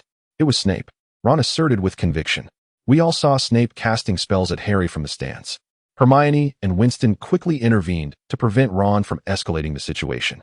Impossible, Hagrid replied, stroking Fong, who lay beside him, his gaze fixed on Harry while ignoring everything else. Snape is a teacher. How could he possibly harm Harry? Exchanging glances, Harry, Ron, And Hermione sensed something amiss, and Hermione turned to see Winston nonchalantly sipping tea in a newly crafted chair by Hagrid. "Could you refrain from being so relaxed while we're dealing with serious matters?" she whispered. Winston shrugged and straightened his posture. After contemplating, Harry decided to disclose information unknown to Hagrid. "On Halloween, I saw the three-headed dog. I noticed the bite marks, leading me to believe Snape intended to steal whatever it was guarding." Hagrid appeared taken aback. "How do you know about the three-headed dog?" "Three-headed dog?" Winston interjected, but was interrupted by Ron. "Yes, I bought it from a Greek man at a pub last year." "Where did you get it? I'd like to buy one too." Winston expressed interest, but Hagrid feigned ignorance, looking away. "I lent it to Dumbledore for guarding." "What?" Harry inquired eagerly. "It's none of your business," Hagrid snapped, growing agitated. "Regardless of what the dog is guarding, it's a secret between the headmaster and Nicholas Flamel." He paused, yet the others could sense the unspoken conclusion. Consequently, Hagrid expelled the four of them from his hut. On their way back to the castle, Harry proposed investigating this Nicholas Flamel, garnering the support of Hermione and Ron. Thus, Winston found himself reluctantly drawn into the investigative endeavor. Until Christmas, it had been some time since Winston last conversed with Hagrid. He couldn't help but reflect on the man's foolishness, as he had inadvertently divulged vital information without any prompting. Consequently, the quartet began their quest to gather information about an individual named Nick LeMay, yet they found themselves at a complete standstill. Meanwhile, Western nations placed greater emphasis on the cultivation of intellectual thought and creative talent, resulting in their students' academic performance lagging significantly behind that of their Chinese counterparts. For instance, at Hogwarts, Winston observed only one bespectacled figure, Harry, who, contrary to the notion that his myopia stemmed from excessive studying, was simply a victim of his vision. Thus, when Harry solemnly proclaimed that he had reviewed all the textbooks for first and second years, including those borrowed from Zhang Qiao, an Asian girl he had met while apologizing for a previous incident, and simultaneously announced his intention to borrow third-year texts, the others were taken aback. Hermione urged him against borrowing the third-year materials, citing the inconsistency of Hogwarts' annual curriculum. Meanwhile, Harry and Ron secretly implored Winston to assist them in cheating during examinations, to which Winston, after receiving a few gifts, gladly acquiesced.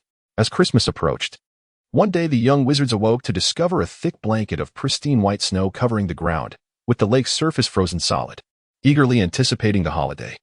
Despite the roaring fires in the Gryffindor common room and the Great Hall, the drafty corridors grew bitterly cold. Furthermore, none could compare to the comfort of home.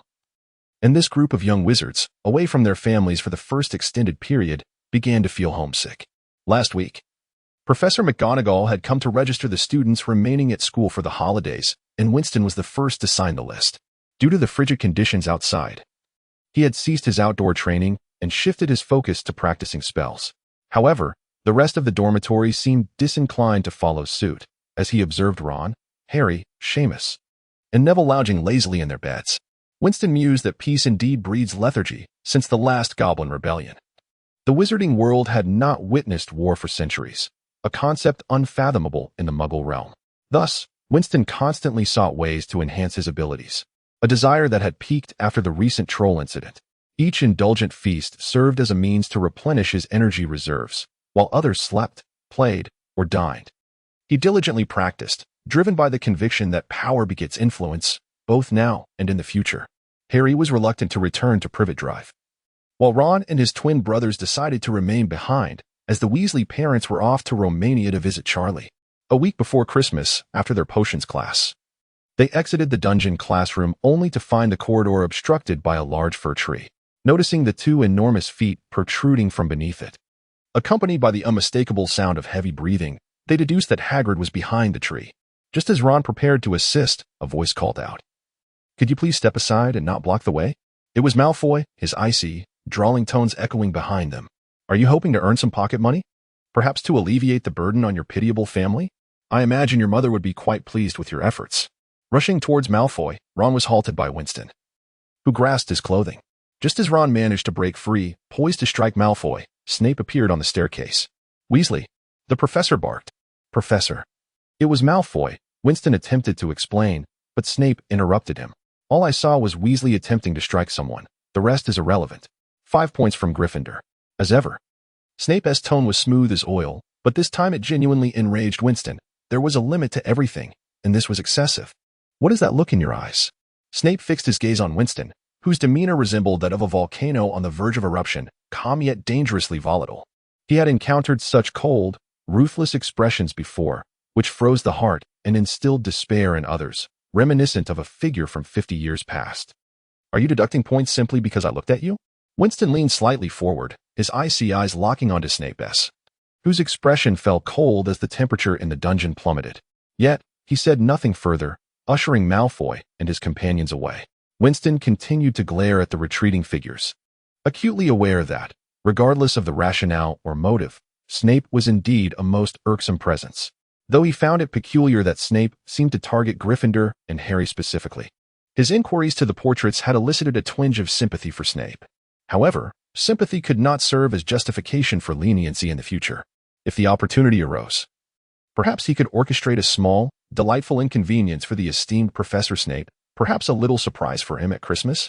On the eve of Christmas, as Winston tucked himself into bed, he carefully pondered whether his small act of revenge against Snape would unfold without a hitch, completely oblivious to the gifts awaiting him.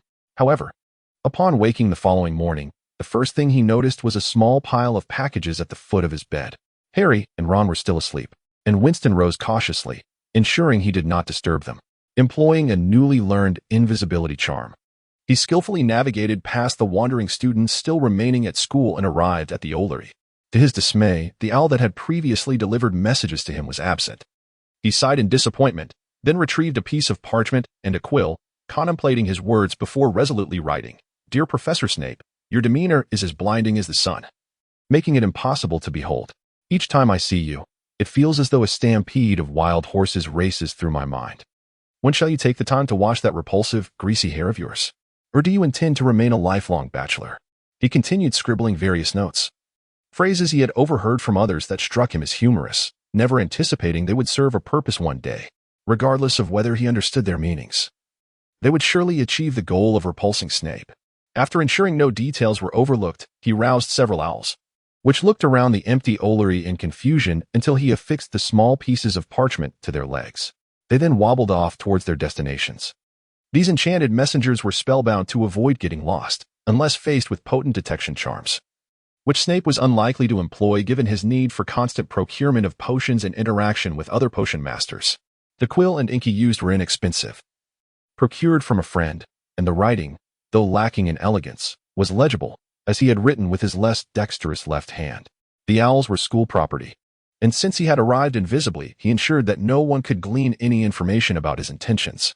He chuckled to himself at the thought of Snape's furious reaction upon reading those letters, then cautiously returned to the dormitory, determined not to let any minor misstep jeopardize his imminent success. Upon his return, Harry and Ron were still asleep. After a moment of reflection, Winston shed his clothes and lay back down, feigning slumber until he heard Harry and Ron engaged in conversation. "Merry Christmas." Winston groped his way out of bed and donned his morning robe, only to realize that it was nearly noon. "I wish you happiness as well," Harry said. "Come and see. I have received several gifts." To Winston's surprise, the packages before him outnumbered Harry's. After contemplating, he decided to unwrap the largest parcel, revealing a thick, purple hand-knitted sweater. The accompanying note was from Mrs. Weasley. Raising an eyebrow, he felt it resembled something more suitable for a girl. After a moment's thought, he set the sweater aside, intending to enchant it to change its color when he found the time. He then placed the remaining gifts at the foot of his bed and discovered that Neville, Seamus, Hermione, and Cho had all sent him presents. Neville and Seamus expressed their gratitude for his academic assistance. Since their unexpected encounter with Cho, they had met a few times in the library, sharing pleasant conversations. Upon learning that he was an orphan, she even invited him to visit her home, although he politely declined, feeling it was too soon for such familiarity. Those words, after all, could merely be polite gestures, and who could be so naive as to believe them? Rubbing his now neatly arranged hair, Winston reflected on how he was generally willing to help others within his means. Harry often shied away from overly enthusiastic individuals, while Ron seemed solely focused on Harry. Hermione, on the other hand, appeared somewhat haughty. According to Parvati, she had mediocre interactions with her dorm mates, which made Winston feel relatively popular. Neville's gift was a memory ball. Hermione sent a book on advanced defense against the dark arts. Seamus brought snacks, and Cho gifted him a beautifully crafted fan with a distinctly Chinese flair, a fan in this season. At that moment, Winston noticed Harry unwrapping his final package, from which a shimmering, silvery substance cascaded to the floor, coalescing into a glimmering pile. Ron gasped. "I've heard of this," he whispered, tossing aside the box of Bertie Bott's every flavor beans that Hermione had given him. "If I'm not mistaken, this is exceedingly rare." "What is it?" Harry asked, picking up the glittering fabric from the floor. "It's an invisibility cloak," Ron said, awe evident on his face. "I'm certain of it. Try it on." As Harry draped the cloak over his shoulders, he vanished from the neck down. Winston mused that this item was akin to the invisibility charm he had worked so diligently to master. Yet its advantages were clear. It could render multiple individuals invisible simultaneously. However, it likely could not mask scent or body heat, and movement might be restricted in comparison. With the holiday underway, Hermione was absent from the common room. Upon entering, Winston found the Weasley twins playfully tormenting the earnest Percy, who aspired to be an exemplary prefect and had thwarted their pranks on numerous occasions. The twins seized this opportunity with delight. Though the castle remained somewhat chilly, it could not dampen the festive spirit and joyous atmosphere. Watching the young witches and wizards dart about, playing with magic, run, Filch is coming, they all scampered away. Winston couldn't help but feel nostalgic for the joys of youth. In the afternoon, Harry and Ron insisted on taking a nap, leaving Winston to seek information about Nicholas Flamel alone in the library. There, he unexpectedly spotted Madame Pants. Did she not take a holiday? Upon noticing Winston, Madame Pants chased away a few raucous ghosts and approached him, brandishing a feather duster. "Dear, several books from the restricted section are missing. Do you know who might be responsible?" The feather duster twirled ominously in her grasp. "Surely not. Who would dare steal books from the restricted section? That is audacious. If I catch them, I shall not let them get away," Winston exclaimed, his expression one of righteous indignation, his innocent and kind eye sparkling with conviction as he clenched his fists as if ready to confront the book thief. However, his peripheral vision remained fixed on the feather duster, wary of any sudden strikes, while he was not afraid of her. The consequences of assaulting a staff member could be dire. Madame Pants scrutinized Winston for a moment, her skepticism palpable. Finally, when he could no longer endure the chill creeping down his back, she turned and departed. Sighing with relief, Winston felt in his pocket for the book The Invisible Man and stealthily returned it to its place while Madame Pants was distracted. He breathed a sigh of relief. It seemed the few books he had borrowed from the restricted section needed to be returned promptly. Who just claimed they wouldn't let the book thief escape? A familiar voice echoed behind him, the very voice he wished to avoid. He stiffly turned around to see Madame Pants, her feather duster at the ready, looking eager for a confrontation. Oh no! A cry of despair reverberated through the castle, startling countless owls. Despite the minor mishap, the entire castle exuded an air of harmony. After several apologies, Winston found himself compelled to engage his long-neglected conversational skills. In the army, one sometimes had to be thick-skinned and eloquent to maintain good relations with superiors. Otherwise, even a trivial matter could lead to a punishment of laps around the field. During their conversation, he marveled at Madame Pants' unwavering dedication to the Hogwarts students, even during the holidays, and reflected on his own lapse in judgment for borrowing books when no one was watching. It seemed he had struck a nerve with Madame Pants. After all, even professors and the headmaster enjoyed their holidays, leaving only her and Madame Pomfrey from the hospital wing without a break. Upon realizing this, Winston promptly offered to assist Madame Pants with the library duties, expressing his willingness to take responsibility for the borrowing and returning of books. Upon witnessing the expression of Mrs. Pants, who seemed to embody the essence of a guardian against theft, Winston expressed his willingness to accept an internship, assuring her that he would only commence work once she was satisfied. He casually remarked that the headmaster would likely not mind such arrangements. An hour later, Mrs. Pants was persuaded to allow him to come in for an internship, which he regarded as a delightful surprise. Then came the highlight of the season, the Christmas feast. It must be said that Hogwarts treats its students exceptionally well. The tables were adorned with an array of enormous roasted turkeys, meats, desserts, and neatly arranged accompaniments. Winston felt quite fortunate to be here. At the very least, the food was far superior to that at the orphanage, where he had to compete with small children for meager rations, shivering alone under the rain, and enduring silence due to a lack of common language that rendered him an outcast. After the banquet, Winston and his friends were forcibly dragged by the Weasley twins into a snowball fight. However, the skirmish was cut short when Winston cast a shield charm upon himself, causing all snowballs aimed at him to fall harmlessly to the ground. This prompted Percy to seize the opportunity to reprimand George and Fred. exclaiming that they were less competent than a first-year student. Following dinner, everyone was taken aback by the shocking news that Professor Snape had received a letter filled with derogatory remarks, which incensed him greatly. As the owl responsible for delivering the note belonged to the school, it was impossible to investigate further. Despite inquiries directed at the portraits in the Ollery, the suits of armor, and the students, no leads emerged regarding the suspect. In a moment of desperation, Snape even attempted to extract information from the owl using the legilimency spell, but to no avail. This incident ignited a fervor within Gryffindor, leading Fred and George to procure a dozen beers and host a small gathering. Later that evening, during the rare occasion of relaxation, Winston and his two friends began to frolic in their dormitory, resulting in a chaotic mess as they played. Realizing that Seamus and Neville had already gone home, they decided they should tidy up before their return. Subsequently, Ron began teaching Harry how to play wizard's chess. Winston observed with interest as Harry's poor skills led to the untimely demise of many of his pieces, which then refused to follow his commands, resulting in a cacophony that left Harry utterly bewildered and inevitably defeated. This world, it appeared, was quite enchanting. That night, fatigued from studying, Winston was roused from a drowsy slumber by Harry, who excitedly recounted having seen his family through a mirror. His eyes reddened as if he had been crying. "You should have woken me," Ron grumbled. "You can come tonight. I want you to see that mirror," Harry replied. Could it be that everyone could glimpse their families? This thought stirred something within Winston, compelling him to suggest that they all go together. Suddenly, an inexplicable longing for home washed over him.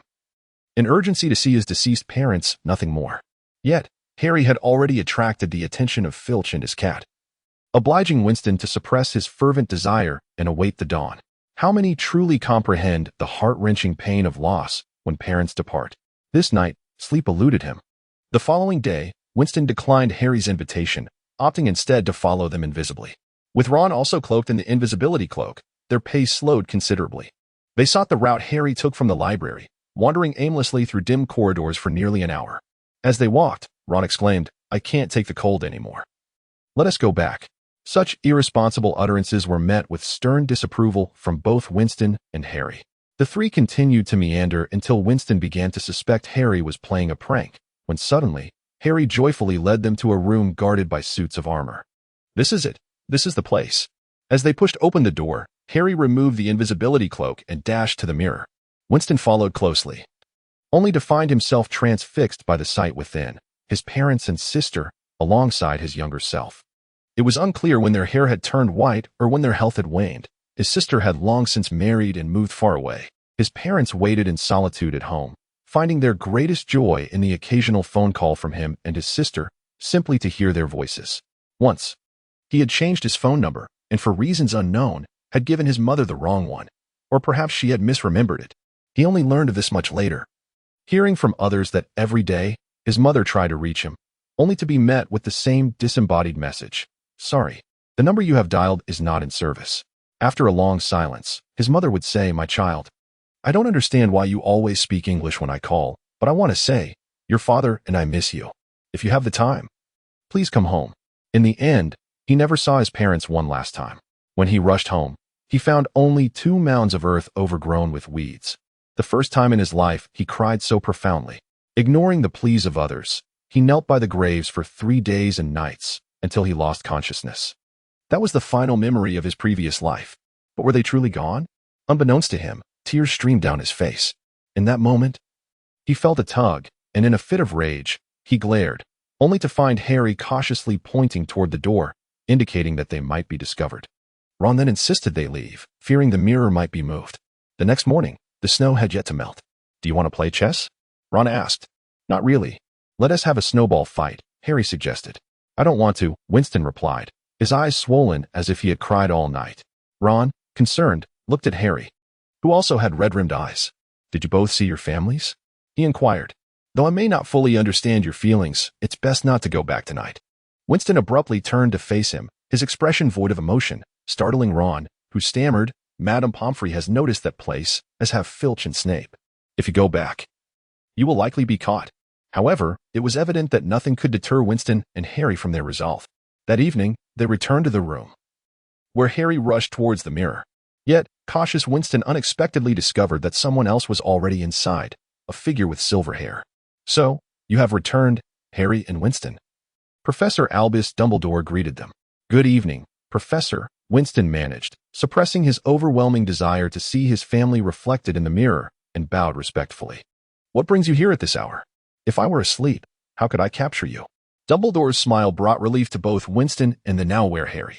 "It seems," Dumbledore continued, sliding down from the table and sitting on the floor with Harry, "you have discovered the allure of the Mirror of Erised." "Is this the Mirror of Erised?" Winston queried, glancing at the taciturn Harry, and reluctantly responded. "But I presume you have already discerned its enchantment?" "It does?" After a moment of hesitation, Winston inquired of the professor whether the reflections seen in the mirror were genuine. Perhaps they were, or perhaps they were not. "Could you elucidate this?" His breath quickened abruptly. "Certainly. The happiest individuals in the world can perceive the Erised mirror as an ordinary looking glass, meaning that what they behold is merely their own visage." After a brief pause, Dumbledore continued, stating that it reveals only our deepest and most fervent desires, whether they pertain to the past or the future. As for the past, perhaps you have already possessed it. Concerning the future, no one knows whether it will be yours, for fate is capricious. Is that so? As one imagines, in other words, everything within the mirror is illusory? Many often indulge in such illusions, fully aware of their falseness. It cannot be said that their will is weak, but rather that you have indeed grasped their Achilles heel. Dumbledore then softly remarked, "Tomorrow, the mirror will be relocated, and I kindly ask you both not to seek it out again. Should you happen to encounter it, be prepared. It is of no benefit to be lost in fanciful dreams while neglecting the reality of life. Remember that well. Now, I believe it is best for you to don that marvelous invisibility cloak and return to your slumber," he added with a smile, "before I reconsider and deduct points from you." Harry stood up. "Professor Dumbledore, may I ask you a question?" Dumbledore smiled, "Of course. What do you see when you look into the mirror?" "Me? I see myself holding a pair of thick woolen socks." Harry's eyes widened. "In that case, I shall gift you a dozen socks next Christmas." Winston responded contemplatively. "Longing is like a sudden gust of wind. It arrives unexpectedly, yet once the heart settles, one must continue along their own path." Dumbledore paused momentarily before chuckling. "Then I would be most pleased." Winston understood that he was not speaking the truth. But what did it matter? For Dumbledore, there was little in the wizarding world that he genuinely desired. Thus, any gift would suffice. The prospect of reuniting with family, even if merely an illusion, would sever some emotional ties, and a few socks were of little consequence. Those gifts were merely tokens of gratitude. He was aware that Dumbledore would not concern himself with their value, for it was merely the sentiment that counted. As the winter holiday drew to a close, it signified that the young wizards would soon return to classes. Hermione returned the day before the new term began, and upon learning that they had been out to view the mirror that evening, she was quite irate. However, that was in the past, and her worry was in vain. The new term commenced, and Winston embarked on an ambitious study regimen, seemingly to mask the ache in his heart, while Hermione diligently accompanied him. "I believe he needs care," Hermione remarked. Ron and Harry, as per usual, enjoyed their time outside of classes. On another note, the start of the new term heralded the resumption of Quidditch matches. Harry engaged in daily Quidditch training, compelling Winston to complete his assignments 2 hours earlier, covertly handing them to Harry to copy while keeping Hermione in the dark. It must be said that Snape maintained his usual stoic demeanor, seizing any opportunity to deduct points from Gryffindor students. Seemingly convinced that the letter he received was from a Gryffindor, which left the students feeling both vindicated and exasperated. The contents of the letter Snape received during Christmas had circulated throughout the school, and in a fit of rage, Snape left it on his desk to confront Gryffindor students. This was his nature, and thus, a Gryffindor student who had the misfortune of being confined by Snape accidentally leaked the information, igniting a frenzy of speculation among students as to who had sent the letter, yet no one could ascertain the answer. When classes resumed under Snape's supervision, he glided through the room like a chilling wind, casting a cold gaze upon the actions of every student, which intensified the pressure on the Gryffindor wizards. Ultimately, as the class approached its conclusion, Snape halted beside Winston, leaning forward to scrutinize his eyes, yet Winston remained undeterred, focused on brewing potions. Snape drew closer, and Hermione and Harry felt the palpable tension in the air, halting their activities. Suddenly, Winston spoke. "Professor Snape, while I do not oppose the notion of profound friendships between men, I must confess I prefer the company of girls. Your proximity is rather unsettling." Snape's face turned a shade of green. Laughter erupted around them, but after surveying the room, all mirth vanished in an instant. He then hissed, "I know it was you who sent those letters, was it not?" Before Winston could respond, he raised his voice again. Ryan insults a professor, deduct 10 points from Gryffindor. Winston merely shrugged. He could always compensate in other areas. Later that day, Winston observed Ron and Hermione engaged in a game of wizard chess. Having regained his composure when he noticed Harry approaching with a serious expression, he inquired, "What troubles you? You look rather pale." Harry lowered his voice, wishing to avoid eavesdroppers, and divulged Snape's dubious intentions to become a Quidditch referee. "Don't participate in the match," Hermione exclaimed immediately. "Just claim you were ill," Ron suggested. "I have a potion that will induce a mild illness, but a simple antidote will remedy it, and it poses little risk to your health. Would you care to try?" Winston offered. "I cannot do that," Harry replied. "There are no substitutes for the Seekers on the team. If I withdraw, Gryffindor will be unable to compete." At that moment, Neville tumbled into the common room, his legs firmly stuck together, evidently the victim of a nasty curse. Laughter erupted, yet Winston and Hermione remained solemn. Winston approached and dispelled the curse, allowing Neville's legs to part. He stood, disoriented. "What happened?" Winston guided him over to sit with Harry and Ron while inquiring. "Malfoy." Neville stammered. He said he wanted to practice spells, and I just happened to be passing by. "Go inform Professor McGonagall." Hermione urged Neville, "Report him." Neville shook his head. "I do not wish to cause any more trouble. I am too timid. I should not be in Gryffindor," he said, choking back tears. "The Sorting Hat does not err.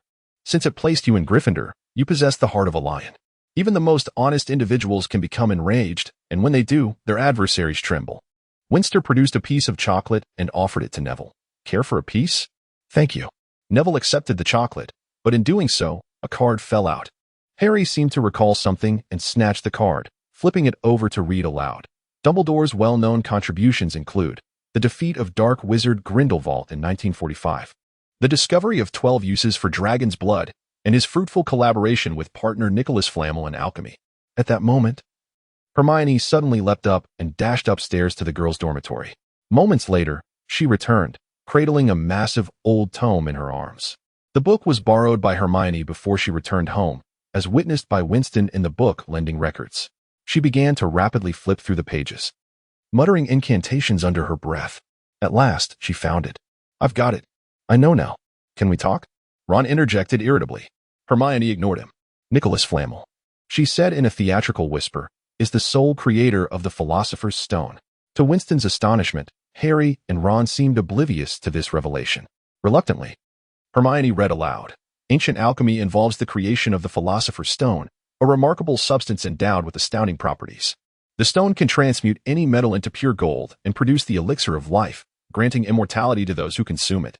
For centuries, there have been numerous reports about the stone, yet the only remaining Philosopher's Stone belongs to the renowned alchemist and opera enthusiast, Nicholas Flamel. He celebrated his 665th birthday last year, and now resides in seclusion in Devon with his wife, Perenelle, who is 658. After she finished reading, Ron remarked dreamily, "A stone that can produce gold. How wonderful it would be to have one. I could buy a Nimbus 2000. Winston knew Ron had always envied the Nimbus 2000 that Professor McGonagall had given to Harry, yet due to family circumstances, he could never own a new broom. So he could only dream. That's not the point. I'm certain the Philosopher's Stone is hidden within. Flamel and Dumbledore are good friends. So it's no surprise that the stone is protected by Dumbledore. Snape must be after it," Harry asserted confidently. After their small gathering, Winston borrowed Hermione's book and thoroughly examined the reports about the Philosopher's Stone, muttering to himself that mastering ancient alchemy might indeed be a splendid choice, as it would ensure financial stability. The following afternoon, Winston and his friends gathered outside the changing room to encourage Harry, vowing to teach anyone who cast curses maliciously a lesson. Although Harry found their assurances somewhat dubious, he was nonetheless pleased. After bidding farewell, the three made their way to the best seats in the stands, ones conveniently within reach, reviewing the simplest spells and contemplating which incantations to cast in case of sudden occurrences. This sense of impending action made Neville quite anxious. Moments later, players from Gryffindor and Hufflepuff streamed onto the field, just as someone poked Ron on the back of the head. It was Malfoy. "Oh, sorry, Weasley. Didn't he see you there?" he sneered, laughing uproariously with Crabbe and Goyle. Nearby, Winston tightened his grip on his wand, glancing at Harry soaring above, then tucked his wand back into his pocket, noticing that the surrounding silence only emboldened Malfoy further. "Do you know how Gryffindor selects its players?" Malfoy shouted. "They pick those they deem pathetic, like Potter, Weasley, and Longbottom." Neville's face flushed crimson as he struggled to speak, but Winston stepped forward, frowning. "Malfoy, shut your mouth." Malfoy seemed to flinch slightly, stepping back and accidentally stepping on Crabbe's foot. After a moment's hesitation, emboldened by his lackeys, he retorted, "Isn't that right? I think you could be selected too, without parents." Oh. Unable to endure any longer, Winston stepped forward and landed a punch on Malfoy's nose, causing blood to gush forth. Malfoy collapsed against Crabbe, screaming for them to attack Winston, and a scuffle ensued. Ron blocked Malfoy's advance, while Neville hesitated before deciding to help, only to be pushed into the fray by Winston. Just because he hadn't fought in a while didn't mean he couldn't. Suddenly, Hermione spotted Harry performing a stunning dive towards the ground, where a golden dot flashed past. "Hurry, Harry!" Hermione screamed, leaping onto her seat, watching as he hurtled straight down, oblivious to the brawl erupting nearby. Meanwhile, Neville had tackled Malfoy from behind, Ron was furiously pummeling Malfoy's face, and Winston was forcefully pinning Goyle's arm down, having dislocated the joints of both hefty boys, who groaned in pain beneath the chairs. In the air, Snape had yet to ascend when a golden object zipped past his ear, followed closely by Harry, who came to a halt, clutching a struggling golden ball. The stands erupted in cheers. This would be a new record. The only match to conclude even before the referee had taken the field. Snape glowered at Harry, who was basking in the audience's adulation. "Winston, where are you? The match is over. Harry has won." "Weevee triumphed," Hermione screamed, bouncing on her seat. "Indeed, Weevee won," Winston replied with a smile, then stepped over the fallen Malfoy, applying a few firm stomps. His clothes were slightly wrinkled, Malfoy's eyes were bruised, his nose bleeding, and a wand lay on the ground, one he had stealthily drawn during the altercation, now rendered useless by Winston. The stadium was in a frenzy. Harry had just landed and was immediately surrounded by Gryffindor supporters, tossed into the air and caught repeatedly. An hour later, after the excitement had settled, Harry announced his intention to return his Nimbus 2000 to the broom shed, leaving the common room alone. Feeling quite bored, Winston bid farewell to Hermione and Ron, who were astonished by the news of the three having sent Malfoy and his cronies to the hospital, and invisibly made his way to Hagrid's hut. Hagrid appeared to be out, and after a brief wait, Winston decided to return to the warm castle for rest. On his way back, he spotted Hagrid cradling a small, round package, glancing around furtively. Hagrid's expression as he gazed at the package resembled that of a love-struck fool, sending a chill down Winston's spine and piquing his curiosity further. Hagrid opened the door, cautiously peering outside before gently closing it behind him. "Winston, when did you arrive?" Hagrid exclaimed, startled to find Winston materialize before him, causing him to drop the package, from which a massive egg tumbled out. Thankfully, Winston's quick reflexes allowed him to cast a levitation spell, which delighted Hagrid, who enveloped Winston in a bear hug, followed by a distinct sound of bones cracking. "Apologies," Hagrid said, carefully catching the giant egg and placing it on a stool behind Winston. Noticing Hagrid placing the egg into the fireplace, Winston couldn't help but ask, "Hagrid, are you being so careful with that egg just to have a midnight snack?" Hagrid's breath quickened. "I'll tell you, but you mustn't tell anyone else." "Including Harry?" Hagrid pondered. "Even Harry, just keep it to yourself for now." "All right, what is it?" "An ostrich egg?" "It's a dragon egg." A gentle warmth, previously unseen, grazed Hagrid's visage, sending a shiver down Winston's spine. "Oh, it's just a dragon egg," he replied absent-mindedly, only to be jolted into awareness as he inadvertently sprayed his pleasantly warm milk across the room. It seemed he had only just grasped the significance of Hagrid's words. "What did you say? A dragon egg?" he exclaimed, rising abruptly from his seat. That night, Winston dedicated himself to studying the dragon egg, yet yielded no fruitful discoveries by the time dawn approached. Reluctantly, he promised Hagrid to lend him a few books on dragon husbandry. Dragons, undoubtedly mythical creatures, left Winston pondering their formidable nature and appearance. Surely, they must be rather grotesque. The following day, Harry divulged to Winston that Snape was the one seeking to steal the Philosopher's Stone. "I overheard Snape threatening Professor Quirrell, insisting he reveal the protective enchantments surrounding the stone," he stated. Winston reserved his judgment, feeling that the feeble Quirrell seemed far more perilous than Snape. In contrast, Quirrell appeared less conspicuous, perhaps affording him greater opportunities for mischief. However, Hermione urged Winston to reconsider, having lost all fondness for Snape since witnessing him cast a spell on Harry during a Quidditch match. Ultimately, Winston suggested they take no immediate action. Without evidence, even the owner of the stone had no authority over a potion's master. They agreed to inform Dumbledore should any revelations arise in the future. From that point forth, whenever they encountered Quirrell, they greeted him with smiles, leaving him perplexed yet stuttering in response. Quirrell, now clad in a new robe, seemed to elicit an inexplicable discomfort in Winston, who could not shake thoughts of the deceased unicorn in the forbidden forest and the tattered cloth hanging from the bushes, as well as Quirrell's torn robe on the Quidditch stands. Days passed in a mundane haze, dominated by a plethora of homework. Winston, as efficient as ever, completed his assignments swiftly and seized the opportunity to have Hermione transcribe them when she stepped out. Yet this time, their pace faltered, drawing Hermione's ire upon her return, leading her to confiscate Winston's work with a promise to return it once Harry and Ron finished theirs. Consequently, the duo resorted to laboriously searching for answers in their texts, while Hermione consistently arrived on time to verify Winston's work before denying its return until her friends had completed their own. In the midst of this monotony, Winston began organizing the library's collection, a task that Mrs. Pants was not keen on delegating to Filch. During this period, he spotted Hagrid, clad in a moleskin coat, furtively entering with something concealed behind him. He skillfully evaded several reading wizards and couples enjoying intimate rendezvous, eventually reaching Winston, who sighed in relief as Hagrid returned a book. While recording the borrowed items, Winston casually inquired, "How goes it? Are these books useful for raising your dragon?" Hagrid chuckled, "Indeed, quite helpful. I've procured a multitude of chicks. Once the dragon hatches, it will grow rapidly, and I plan to mix some chicken blood with wine for it to consume. I've even thought of a name, Norb. What do you think?" Faced with Hagrid's eager gaze, Winston could only nod. After all, it was merely a name. Hagrid then bid farewell, borrowing another book on dragon species and habits before striding away. Shortly after, Ron rushed over, breathless, asking, "Winston, do you know what book Hagrid just borrowed?" Clearly, Harry and the others had noticed Hagrid's furtive demeanor. Now, Winston's library organization efforts had become apparent to them, yielding the benefit of greater ease when borrowing books, free from the fear of Mrs. Pants's wrath should they speak while reading.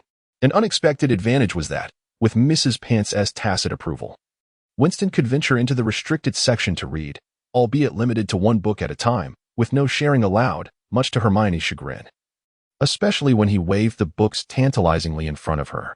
Winston casually handed Ron a few books, knowing Mrs. Pants was absent, stating, 5 minutes. That's how long we have before Mrs. Pants returns for her inspection, well aware of Ron's disinterest in the books.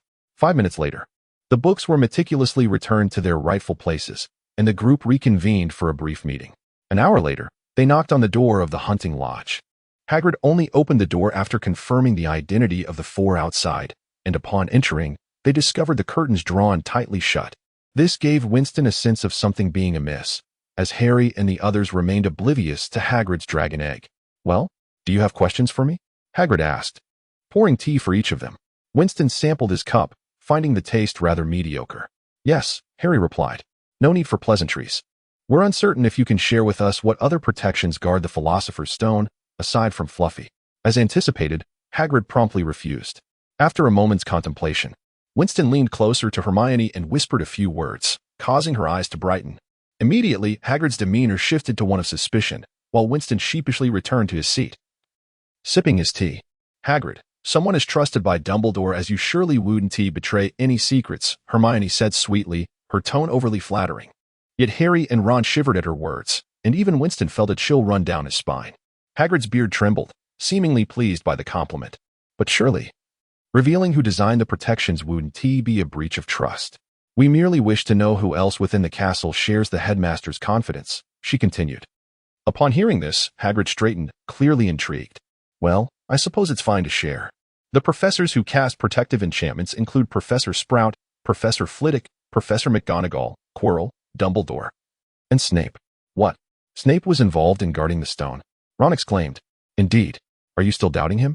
"The stone is quite secure," Hagrid replied. "Dealing with an insider is the most challenging of situations.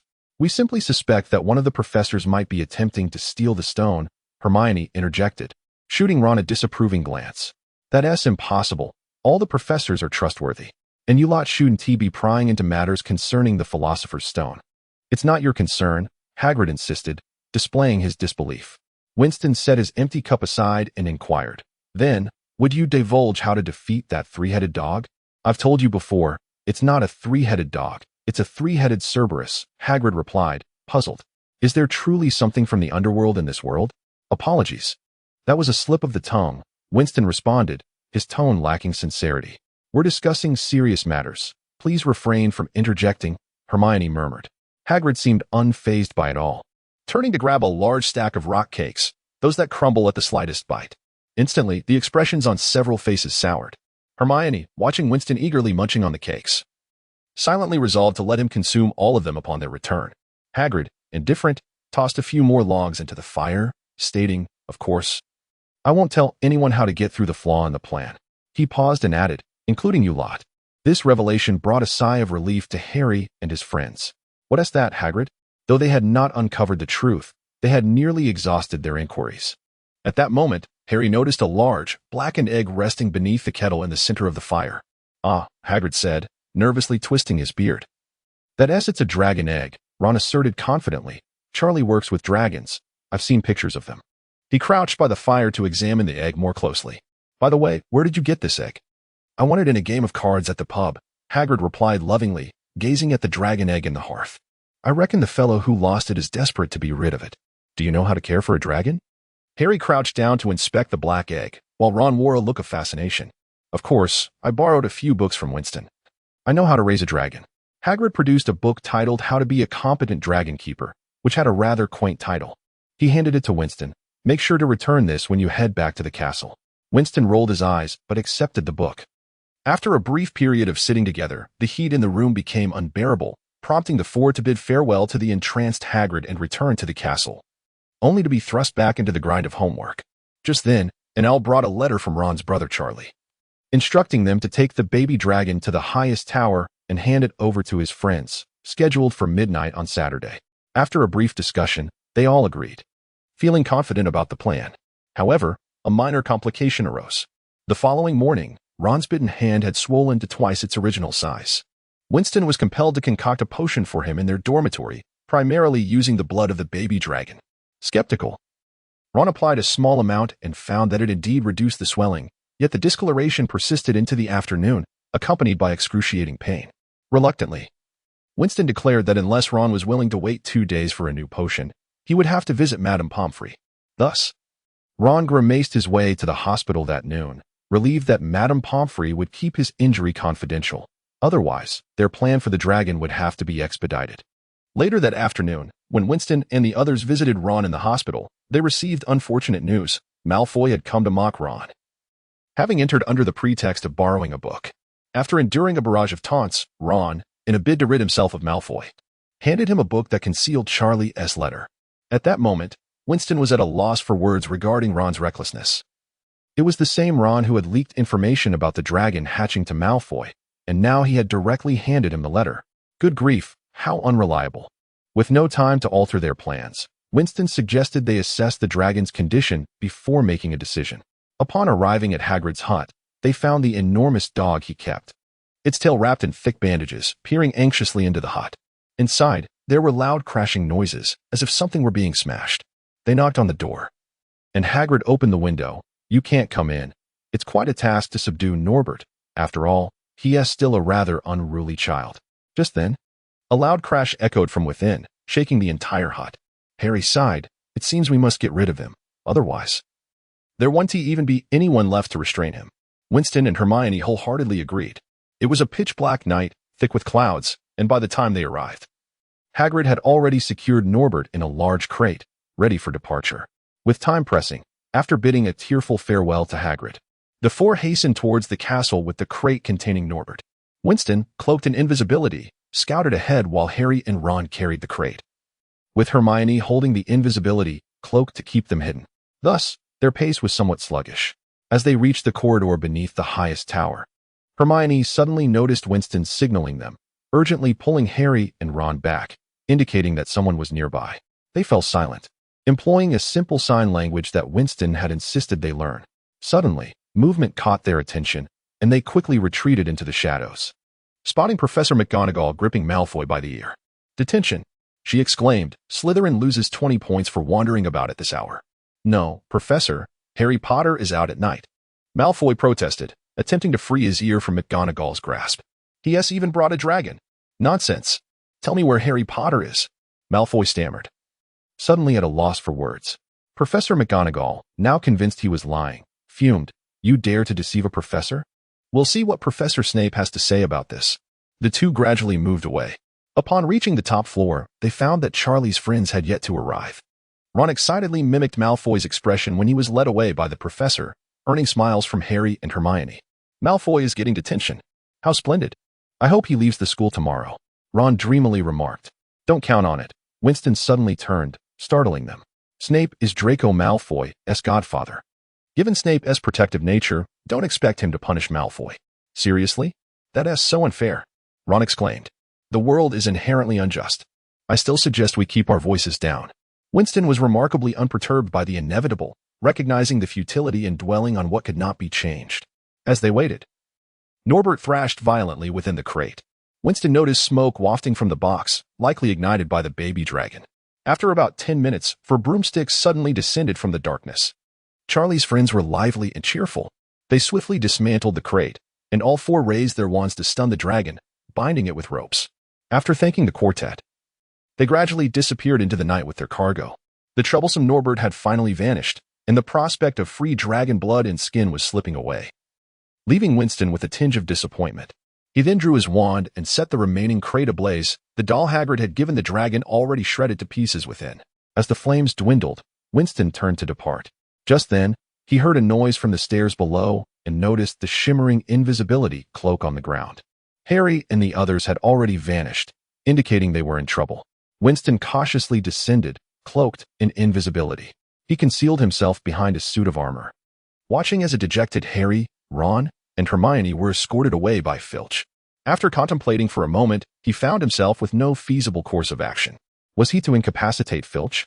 However, wandering aimlessly at night can be deemed a trivial matter, yet if the castle staff were to be struck down, the situation could swiftly deteriorate. Quietly trailing behind Firk, Winston discovered that Firk was leading Harry and his companions to Professor McGonagall's quarters, only to find that she appeared to be absent. After a brief moment, he swiftly concealed himself in a corner, realizing that not only had Professor McGonagall arrived, but also a visibly anxious Neville. Sighing in resignation, he acknowledged that this matter had escalated significantly. Turning slowly to depart, he was uncertain whether Professor McGonagall possessed the ability to detect his presence, especially given the precedent of invisibility failing against Dumbledore. It was perhaps wiser to return and await news from Hermione. That day, Hedwig delivered a note. It was about to hatch. At that moment, Winston was assisting Neville with magical plants, only to learn of the newspost class. He expressed a fervent desire to witness the hatching of the dragon, as it was a sight that an ordinary person might never behold in a lifetime. However, Hermione, filled with concern, opposed the idea, fearing that skipping class would draw Professor Sprout's attention, and should they be caught, the consequences would be dire. In response, Winston concocted a few potions during his leisure time, consumed one, and feigned an illness, appearing lethargic before hastily seeking a sick leave from Professor McGonagall. After scrutinizing him, since few ever requested leave due to her strictness, she granted her approval. Elated, he set off to find Hagrid and encountered Harry, Hermione, and Ron in a hurried pursuit. I knew you three would not let this opportunity slip by. However, your collective absence is bound to attract attention, he cautioned. Yet, his words fell on deaf ears as they quickened their pace. Upon arriving at Hagrid's doorstep, they found him already awaiting their arrival. It's about to emerge, he announced, ushering them into his small abode. On the table lay the egg, now sporting a deep crack, with something inside stirring restlessly, reminiscent of all newborn creatures. Suddenly, the crack widened and the eggshell burst open. The dragon emerged, a quintessential Western dragon with a wrinkled head adorned with a horn, its body appearing somewhat charred, perhaps a result of Hagrid's mismanagement during its incubation. It possessed a pair of wings akin to those of a bat, flapping unsteadily on the table. It sneezed, releasing sparks from its nostrils. Hagrid reached out, gently stroking the dragon's head, only for it to nip at his finger, revealing its sharp teeth. Yet miraculously, it did not pierce his skin. My word, it recognizes its mother, Hagrid exclaimed. I dare say it seems hungry, Winston replied, maintaining a serious demeanor. At that moment, a shadow flitted past the window, causing Hagrid's complexion to drain of color. Winston darted to the door, recognizing the boy sprinting while glancing back was Malfoy. The two engaged in a chase, ultimately leading to Malfoy slowing down from exhaustion, only to be intercepted by Winston just before reaching the castle. Winston brandished his wand, eyeing the somewhat anxious Malfoy. "You saw it, didn't you?" "Yes, and what of it?" Malfoy retorted, slowly reaching into his robe. Ignoring the movement, Winston pressed on. "You wouldn't dare tell the professors, would you?" "Why not?" Malfoy sneered, drawing his wand. In a flash of red light, his wand was wrested from his grasp and into Winston's possession. Hagrid was merely keeping the dragon at school, having found it in the Forbidden Forest, a fact Dumbledore could easily assert. The dragon would likely be sent to a breeding facility, and Hagrid, having rescued a rare creature, would earn the accolades. The wand spun effortlessly in Winston's hand, appearing docile under the weight of Dumbledore's esteemed reputation. "And you, with nothing to gain, would choose to offend me, and perhaps the headmaster as well? That is hardly a judicious decision." "I've already offended you," Malfoy retorted, rising and brushing off his soiled clothing. "I don't mind offending you once more." "Oh, student altercations are commonplace. It hardly matters," Winston replied nonchalantly, his demeanor suggesting he had forgotten everything. This provoked a scowl from Malfoy. With considerable effort, Malfoy managed to regain his composure, muttering to himself that it was easy to say when he was not the one on the receiving end of a beating. He recalled how Madame Pomfrey had to expend great effort to mend his joints after a previous encounter. Pondering a moment, he finally said, "I could choose not to inform the teachers, but if you are caught, that's not my concern." "Well, I believe you," Winston responded, observing Malfoy's dubious expression as he glanced at the wand tossed his way, hesitating whether to strike Winston from behind. However, recalling his prior injuries, he gritted his teeth and retreated into the castle. Although Winston assured them that Malfoy would remain silent, only Hermione believed him. Harry staunchly maintained that Malfoy would betray them, leading him to spend much of his free time in Hagrid's dimly lit hut, attempting to reason with Hagrid to send the dragon away. Inside Hagrid's abode, the atmosphere was chaotic, dominated by the pungent scents of alcohol and blood. Hagrid was currently feeding the dragon a mixture of brandy and chicken blood. While Hagrid seemed quite fond of the dragon, it exhibited little restraint. The thick bandages wrapped around Hagrid's hands attested to this, indicating the dragon's robust health, remarkable considering it had been unable to break Hagrid's skin at birth.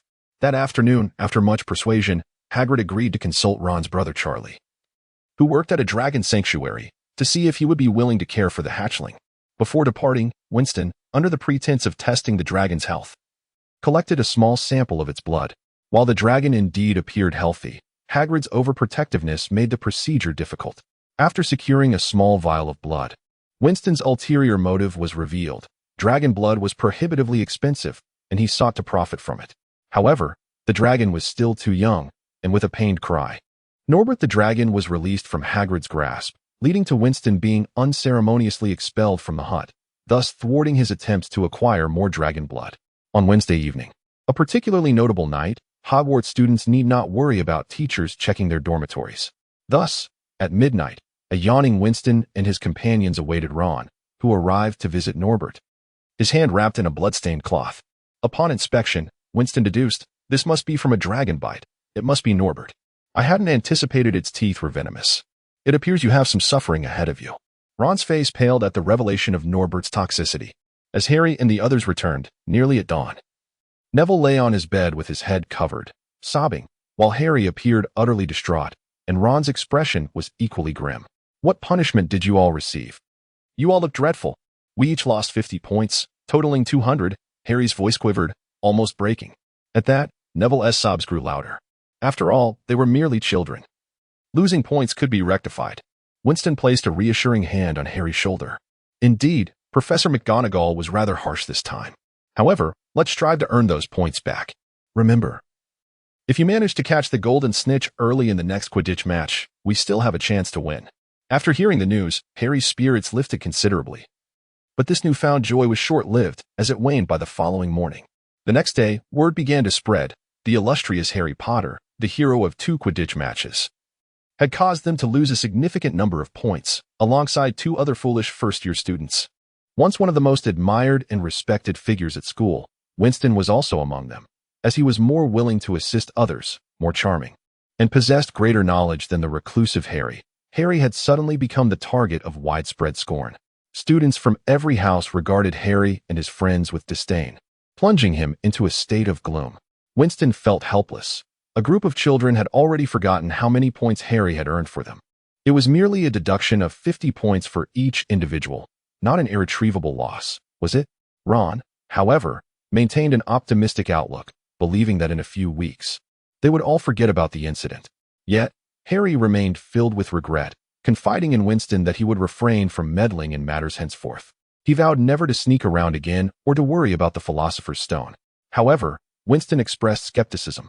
As time passed, Harry and his friends faced isolation from the entire student body. Harry reported that even during Quidditch practice, the other players only referred to him as the Seeker, which left him feeling so dejected that he contemplated quitting the sport. Ron, Hermione, and Neville also faced unfair treatment, with no one willing to speak to them except Winston, for which they were grateful.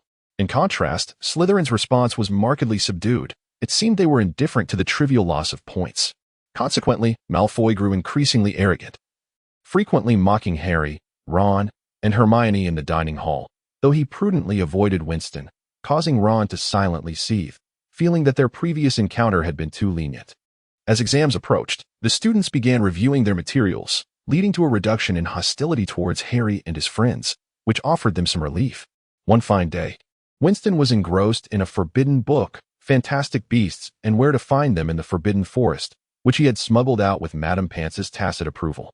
At that moment, Hermione called him over, indicating that Harry had something to share.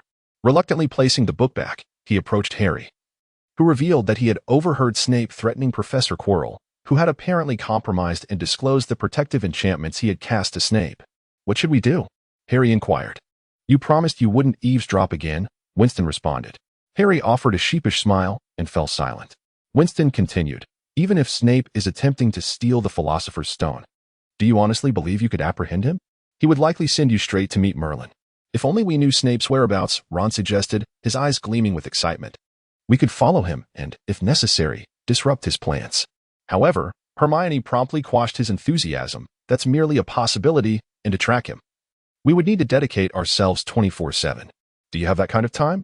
Don't forget, we've already lost 200 points. You don't want to be expelled, do you?" The four of them debated for quite some time without reaching a solution, primarily because Winston remained silent, merely observing. This left Harry feeling frustrated, as Winston appeared the wisest, most mature, and capable among them. The other three often sought Winston's assistance for their troubles, yet now he did nothing, leaving Harry somewhat at a loss. On the other hand, Winston struggled to understand Harry and Ron's mindset.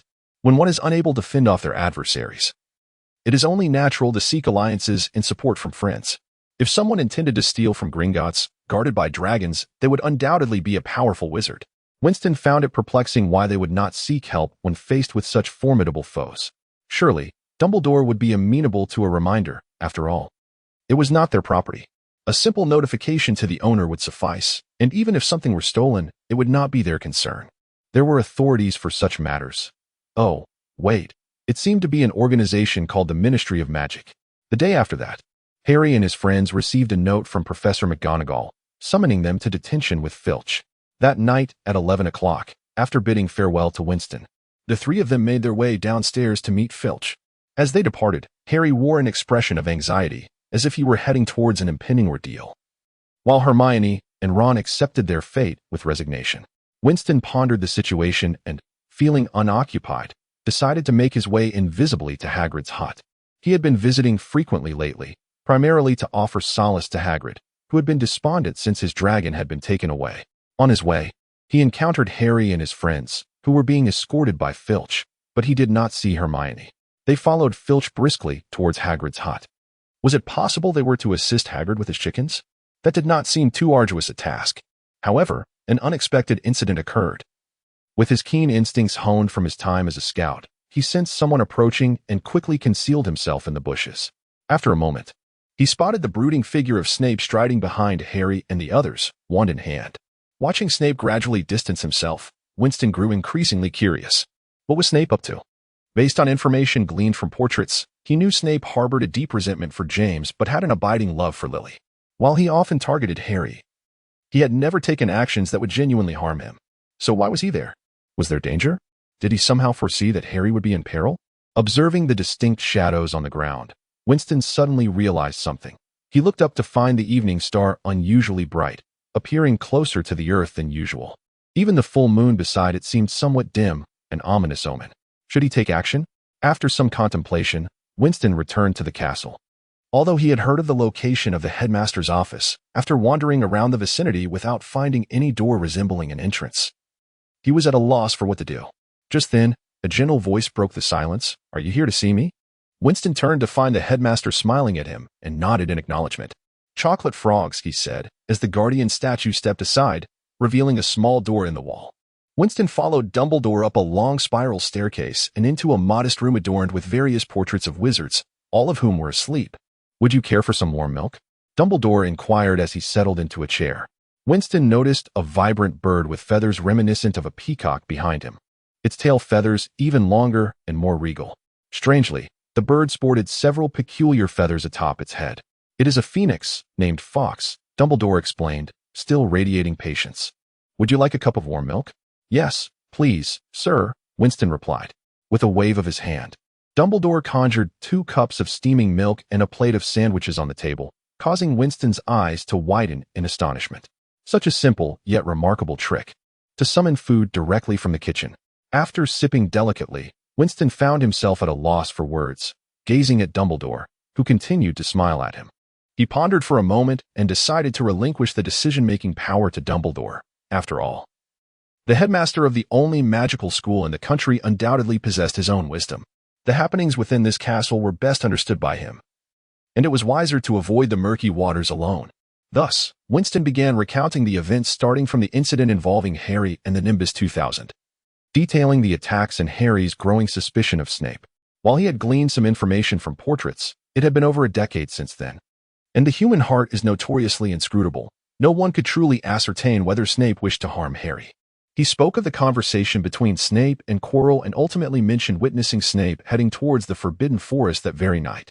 He scrutinized Dumbledore's eyes, hoping to glean some insight, but found nothing.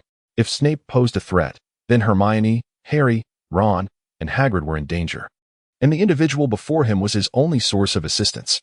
Furthermore, this man was the current guardian of the Philosopher's Stone, so it was prudent to entrust the matter to him rather than anyone else, implying that there was a problem with the stone that needed immediate attention.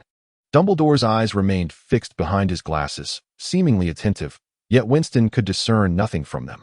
After a prolonged silence following Winston's account, Dumbledore finally spoke. "Do you desire immortality?" "Yes," came Winston's response without a hint of hesitation.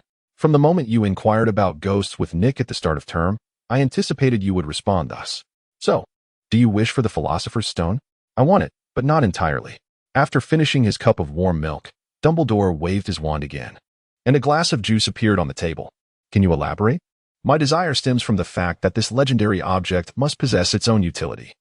It should be quite valuable, and I find myself in dire need of money." Dumbledore chuckled suddenly, appearing genuinely surprised by the answer. "You seek it solely for its monetary worth, not for the promise of immortality? Merely to transmute base metals into gold?" "Only immortality, not eternal youth. I have seen the portrait of Nicholas Flamel. He continues to age, and the stone merely delays the inevitable passage of time," Winston corrected Dumbledore earnestly. However, the headmaster appeared unconcerned, gesturing for him to continue. "If the Philosopher's Stone truly possesses such miraculous properties, then should I represent the government, pardon me, the Ministry of Magic, wouldn't it serve to prevent old wizards from passing away while new ones continually emerged? This would inevitably expand the wizarding world and enhance its influence. I have read that the wizarding realm is gradually diminishing. In Britain, aside from one location devoid of muggles, witches and wizards inhabit nearly everywhere else. Yet other regions invariably have muggles to varying degrees. Should wizards find themselves encroaching upon muggles due to insufficient land, they risk exposure or conflict. Thus the ministry would seek to regulate such perilous artifacts and maintain control over them." Winston carefully articulated his perspective, moreover. "I believe the constraints surrounding the Philosopher's Stone are too significant. For instance, creating an elixir of immortality requires a plethora of rare ingredients and a master potion maker, or continuous consumption for longevity. As for transmuting metals into gold, the purity of the resulting gold would inevitably vary depending on the original metal. And there would certainly be a process involved, specific materials, potions, or usage requirements. Perhaps the cost of the potion would exceed the value of the gold produced, rendering it somewhat superfluous." A resounding applause echoed throughout the headmaster's office. "Do you know? You are quite remarkable." The unexpected compliment left Winston momentarily stunned. I always assumed you would be sorted into Ravenclaw, Dumbledore continued. Intelligent, exceptional, polite, yet prone to nocturnal wanderings. Dumbledore chuckled at his own words, while Winston contemplated, unsure of Dumbledore's intent or message. I understand your confusion, Dumbledore said. You surpass most individuals in excellence. Reminding me of someone from 50 years ago, equally brilliant and equally enamored with the idea of immortality. But I know you shall not tread his path, for I perceive in your eyes a profound love for life and a genuine concern for your friends. As for Snape, you need not worry. He will not harm Harry. Nor will he bring any harm to you. Pausing to observe Winston, who seemed lost in thought, Dumbledore issued a gentle dismissal. I believe you should rest now and adequately prepare for your examinations. I doubt they will pose much of a challenge for you, will they?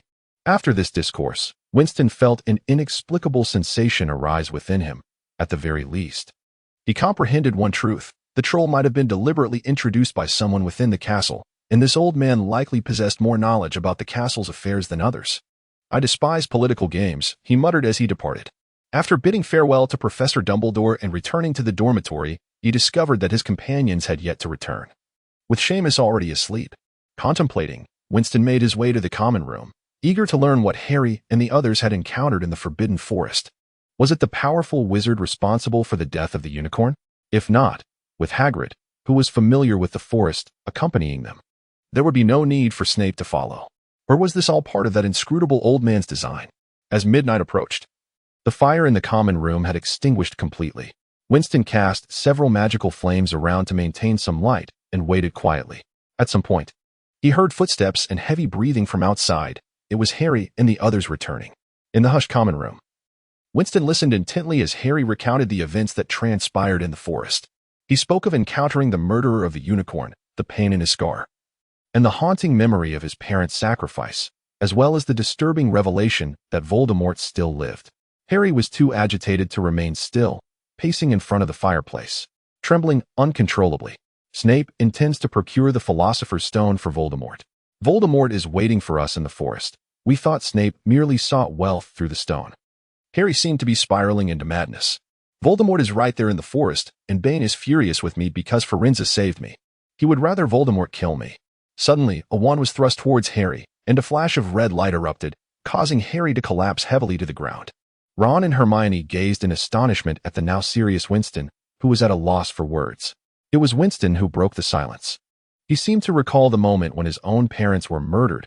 His emotions were unstable now, and he needed to regain his composure. A good night's sleep would suffice. With a flick of his wand, he conjured several ropes that bound Harry in midair.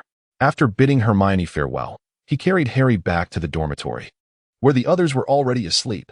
After assisting Harry with his glasses, he gently placed him in bed.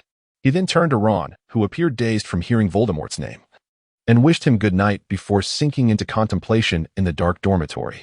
Examinations were an arduous affair, especially for a first-year curriculum, or so Winston thought, leading him to adopt a rather leisurely attitude. Even if he performed poorly, it would not cost him a pound of flesh. Yet Harry seemed to feel otherwise, appearing utterly dazed, while Ron. It would indeed be a wonder if his grades were to improve. The weather was oppressively hot, and the classroom where they were taking their exams was unbearably stifling. This led Winston to ponder that even magic has its limitations. Why couldn't the teacher conjure a cooling charm within the classroom? After all, even muggle schools have fans. Once he ceased his complaints and completed all the exam questions with ease, he noticed that the other young wizards were still deep in thought. With a sigh, he tossed aside his enchanted quill, which had been cast with an anti-cheating spell, and began to contemplate life after school. To survive, one must earn a living. Yet at his tender age, finding work proved challenging. Many companies would not hire a child nearing 12, and his talents remained untapped at this age. He mused that creating software might be simpler, and in this era, gaming seemed to be the most straightforward and lucrative venture.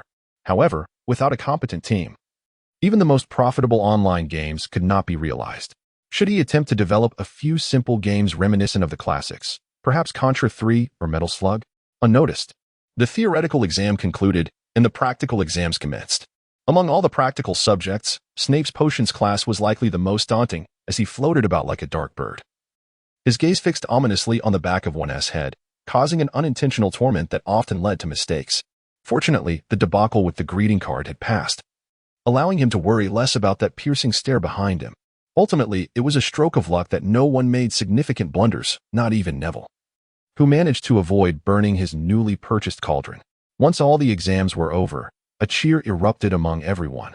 They now had a week to await their results, which relieved the young wizards. Yet, Winston sensed something amiss with Harry, a premonition of a storm brewing in the calm. Unlike Harry, Ron and Hermione did not seem to fret over the Philosopher's Stone. Although Winston coveted the stone for various reasons, be it for selling it or enhancing his potion-making skills, it was evident that such legendary treasures were not meant for a novice wizard like him. It was merely a dream. He also recalled that Dumbledore had only asked if he desired it, never promising it to him. Such a hot potato would only bring trouble to its holder. Otherwise, Nicholas Flamel would have handed it to Dumbledore already.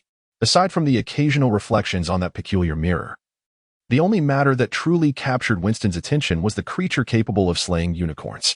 However, Hagrid had provided no substantial information. After an encounter with the prophetic centaur in the Forbidden Forest, Winston steered clear of that perilous area, at least until the turmoil caused by the death of unicorns subsided. Strangely, he felt a chill pass through him every time he walked by Professor Quirrell. Hermione often liked to review the exam material after completion, but Winston felt it unnecessary. Regardless of where one studied, a significant portion of the material learned would not be applicable in the future, such as divination or history, while not entirely unimportant. They were seldom useful.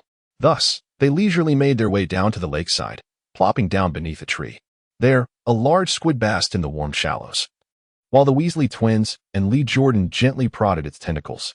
It was indeed a splendid day, Ron mused, stretching his limbs and reclining on the grass with a look of utter contentment, while Hermione sought Winston's help with a few questions she was uncertain about. Winston patiently answered each one. At that moment, Harry rubbed his forehead in frustration. "I truly wish to understand what this means," he exclaimed, suddenly irate. "My scar has been hurting incessantly, more than ever before. Perhaps you should consult Madame Pomfrey," Hermione suggested. "I'm not ill," Harry retorted. "I believe it is a warning, indicating that danger is imminent." "Harry, does that require contemplation?" "It signifies that Voldemort is nearby." Winston's response sent a shiver through the three young wizards. Hermione's smile faded. "Winston, are you jesting?" As all eyes turned to him, Winston shrugged. "Do you not recall Harry mentioning seeing someone drinking unicorn blood in the Forbidden Forest? When he encountered that individual, his scar throbbed painfully. And he also spoke of someone attempting to steal the Philosopher's Stone? What is there to deduce? Voldemort must be in the vicinity, likely within the Forbidden Forest." The mere mention of that name caused Ron to tremble once more. Harry's expression shifted to one of fear, pain, and determination. "You think you can stand against him?" Winston mused, furrowing his brow. "Hagrid's three-headed dog is a dangerous creature. That individual," he amended under Ron's insistence, "would not easily succeed. If vengeance is your aim, you must first grow stronger." Rather than losing your composure at the mere mention of that person's name. "Yes, Harry, you need to relax," Hermione attempted to dissuade him. But just then, Harry sprang to his feet. "What is it?" Ron inquired, sitting up. "I suddenly remembered something. We must find Hagrid immediately." With that, he took off running, and the others had no choice but to sprint after him. "Why?" Hermione gasped, striving to keep pace. "Hagrid has been wanting a dragon egg, and that person has won." Harry panted.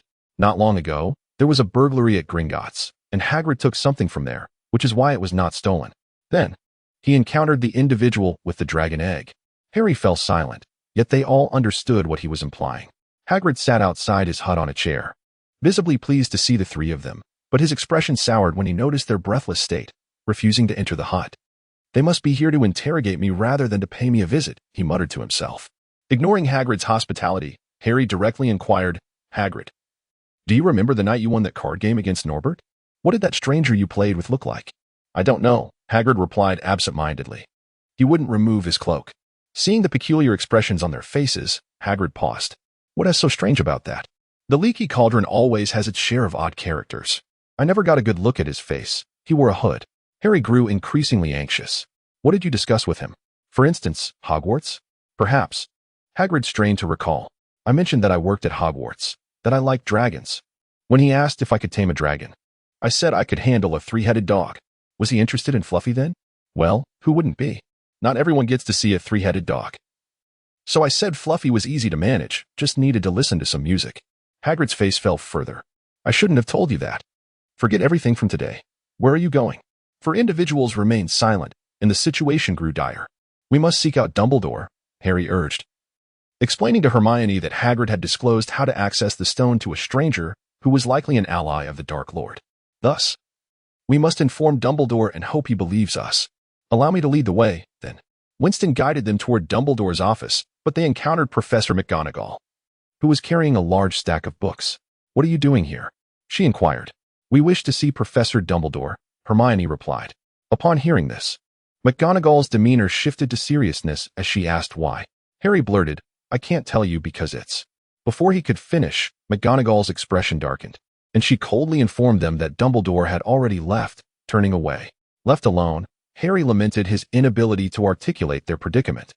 "I dare say Snape will be crossing through the living door tonight," he muttered. Winston nudged Harry, having spotted Snape suddenly appear around the corner. "Good afternoon," Snape said smoothly. "If I were you, I would remain indoors. Gryffindor cannot afford any more points lost, can it?" Their faces flushed with embarrassment. The four of them stepped onto the outside staircase, where Harry insisted Hermione monitor Snape. Initially, he intended for Winston, who could use the invisibility charm, to keep watch. But Winston declined, much to Harry's discontent. Ultimately, Hermione agreed to spy on Snape. Meanwhile, Harry insisted on dragging Ron to the fourth-floor corridor to observe the large dog, only to be discovered by McGonagall. After a stern reprimand, the two returned to the common room, feeling fortunate that Hermione was keeping an eye on Snape. However, Hermione soon returned looking dejected, exclaiming, "Snape noticed me." Frustrated, Harry suddenly had an epiphany and turned to the previously quiet Winston. The other two also realized they needed to focus on the fourth member, who had been acting uncharacteristically. With 3 pairs of eyes fixed on him, Winston surrendered, raising his hands. "The headmaster returns tomorrow. Tonight, the philosopher's stone may be in peril. We should conceal ourselves under the invisibility cloak and create a commotion if we see anyone attempting to steal it, alerting the professors to intervene." Yet, Harry consciously disregarded Winston's suggestion to maintain vigilance, preferring instead to devise a plan to steal the stone. "Why not take the stone ourselves?" he proposed. This caused Hermione, the diligent student, to protest, "You must be out of your mind. You could be expelled." "What does it matter?" Harry shouted. "If Snape obtains the stone, Voldemort will return. If he succeeds, Hogwarts will cease to exist, and expulsion will be the least of our worries. Or it may become a school solely for the dark arts. You both cannot deter me. Voldemort killed my parents, remember?" Winston, folding his arms, sighed silently. Even if Voldemort returns, he has only ever slaughtered muggles indiscriminately. Aside from his adversaries, why involve your friends in this? Even if Hogwarts were to teach the dark arts, other schools offer such studies as well. Do you truly intend to seek revenge for your parents' deaths? Or are you simply hoping to reunite with them in Merlin's realm? He found it difficult to comprehend Harry's mindset. After all, friendships should not hinge on one's mortality. "Well, I suppose I shall indulge in this madness with you just this once." It must be said, Gryffindor students are indeed a handful. After hearing Harry's words, the others agreed to steal the philosopher's stone, which likely explained McGonagall's sternness with such students. The classrooms would surely erupt in chaos if they were to remain perpetually cheerful. Ultimately, 4 voices concurred, and the time was set for midnight. As the common room gradually emptied, only the 4 remained. Thanks to Harry, the others were unconcerned with their activities, allowing them to linger without drawing attention. Harry produced the invisibility cloak, but just then, Neville appeared, clutching his toad. "What are you doing?" he asked. Harry quickly hid the cloak behind him. "Nothing, Neville," he replied, though his guilty expression lacked any persuasive power. "You plan to violate school rules and roam about again?" Seeing Neville's stern demeanor, Harry felt as though he were facing McGonagall. And Ron and Hermione seemed to share the sentiment, freezing in place. With a resigned sigh, Winston raised his wand. Petrificus totalis. Neville collapsed, but before hitting the ground, he floated, ensuring he would not crush his unfortunate toad, which promptly vanished. His presence would raise suspicion. "I will escort him back to the dormitory. You proceed without me." With that, Winston carefully levitated Neville, ensuring he did not touch the ground, and headed toward the dormitory. Harry and Hermione exchanged glances, nodded, and donned the invisibility cloak, their footsteps fading away until the door creaked open and silence enveloped them. Gently placing the immobilized Neville on his bed, Winston whispered, "You are mistaken. We are not out to cause trouble tonight. Truth be told, I genuinely wish to avoid such heroics. Let others pursue that role. Yet we have no choice." Ignoring the motionless Neville, Winston hastened away, employing the invisibility charm as he made his way to the 4th floor, having already wasted too much time. Regrettably, Hagrid had refused to lend him his crossbow, which would have greatly increased their chances. Upon reaching the 4th floor corridor, he discovered the door ajar. A 3-headed dog lay drooling and sleeping, and 2 objects resembling instruments lay upon the ground. Cautiously, he entered, picking up a flute. However, the dog immediately awakened, regarding Winston with a puzzled expression. It sniffed the air, beginning to growl, seemingly sensing something amiss. Without hesitation, Winston began to play the flute. Recognizing it as a gift Hagrid had given to Harry, the dog promptly fell back into a deep slumber, remaining motionless. Carefully avoiding the dog's massive body, Winston approached the edge of the pit. After a thorough examination, he found no signs of a slide or safety rope. Did those 3 children truly leap down without any precaution?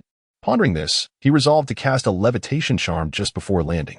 He slowly descended the pit, and as he jumped, a rush of wind filled his ears, the descent accelerating.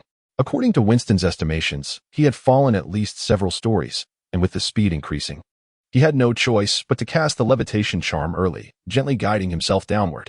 As he neared the bottom, numerous tendrils ensnared him. Without a second thought, he waved his wand.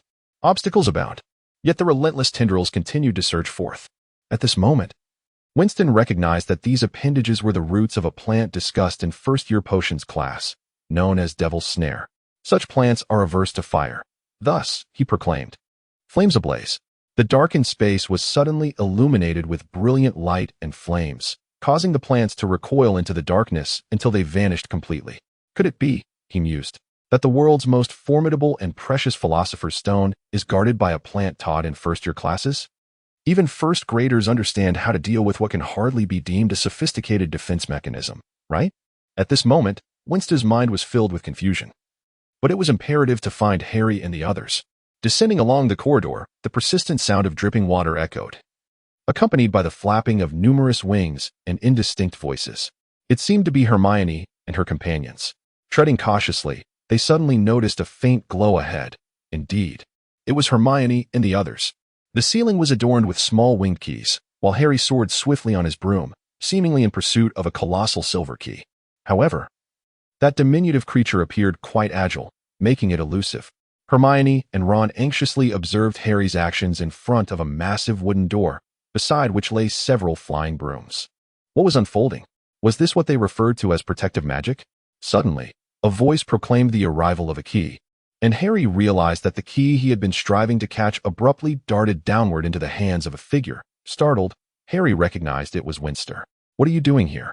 Aren't we pressed for time? How can you afford to play on brooms? Winston inquired, perplexed, as he strode forward and inserted the key into the lock, causing the door to swing open. Harry glided down slowly, exchanging a wordless glance with Hermione and Ron. I wanted to catch that key, Harry muttered, setting aside his broom. But you are a wizard, Winston retorted, puzzled. Why not use magic?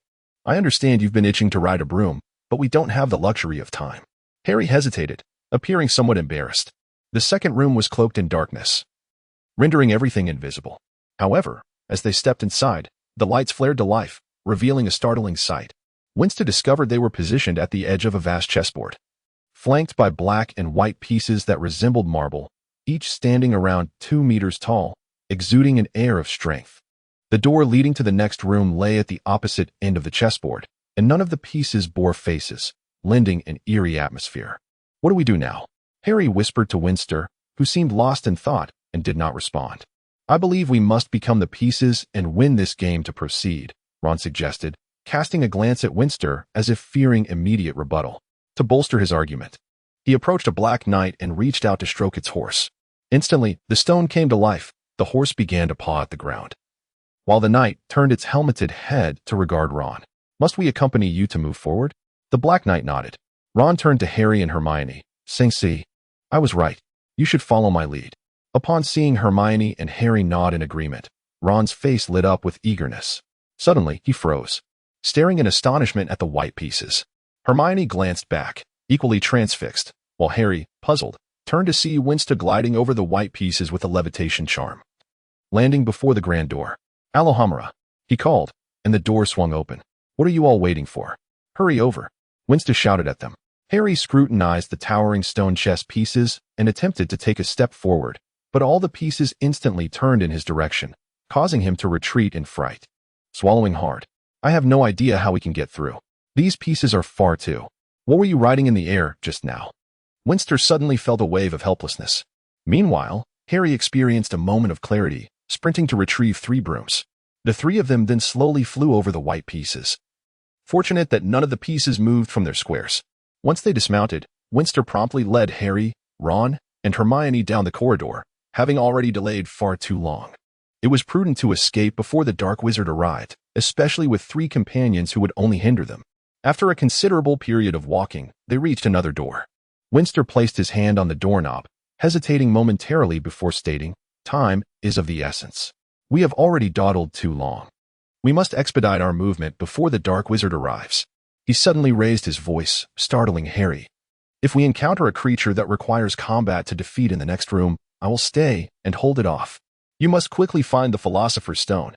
"Are you sensing something?" Hermione asked, her concern evident. The first obstacle was the Devil's Snare, the second was Professor Flitwick, and the third involved the chess pieces. Likely Professor McGonagall's doing. The only ones left should be Professor Quirrell and Professor Snape. The next challenge will likely be Quirrell's magic, based on his background. I suspect it could involve some perilous magical entities, so you need to be swift. "Why Quirrell and not Snape?" Harry inquired. "Just a hunch," Winston replied. "I can't disclose that Dumbledore trusts Snape more, thus his spells might be more closely aligned with the Philosopher's Stone. In that case, I'll stay to assist you." Ron suddenly interjected, noticing the astonished gazes of the others. Blushing, he stammered, "I wouldn't be much help anyway. With Hermione by your side, you'll be fine." And it would be a tad perilous for Winston to face magical creatures alone. Having me around could offer some support. "Very well then. Hermione and I will proceed to the next room. You must be cautious, and we will return with the Philosopher's Stone as swiftly as possible." Finally, Hermione made the decision, to which Harry had no objections. Winston raised his wand and gently pushed the door open. Instantly, a nauseating stench assaulted their senses, causing the 4 to sway unsteadily as they hastily covered their noses with their robes, tears streaming from their eyes. This repugnant odor could not be mistaken. It was undoubtedly that creature. They then beheld a giant troll sprawled near the entrance to the next room, snoring soundly. Before the creature lay a massive club. And upon closer inspection, it was evident that this troll was even larger than the one they had previously defeated, towering an additional 40 centimeters and exuding an even more unbearable stench. Was it true that the larger the troll, the more pungent the odor? Winston seemed to hear Ron gulping, and it was clear that this was not due to hunger but fear. "You two stay hidden.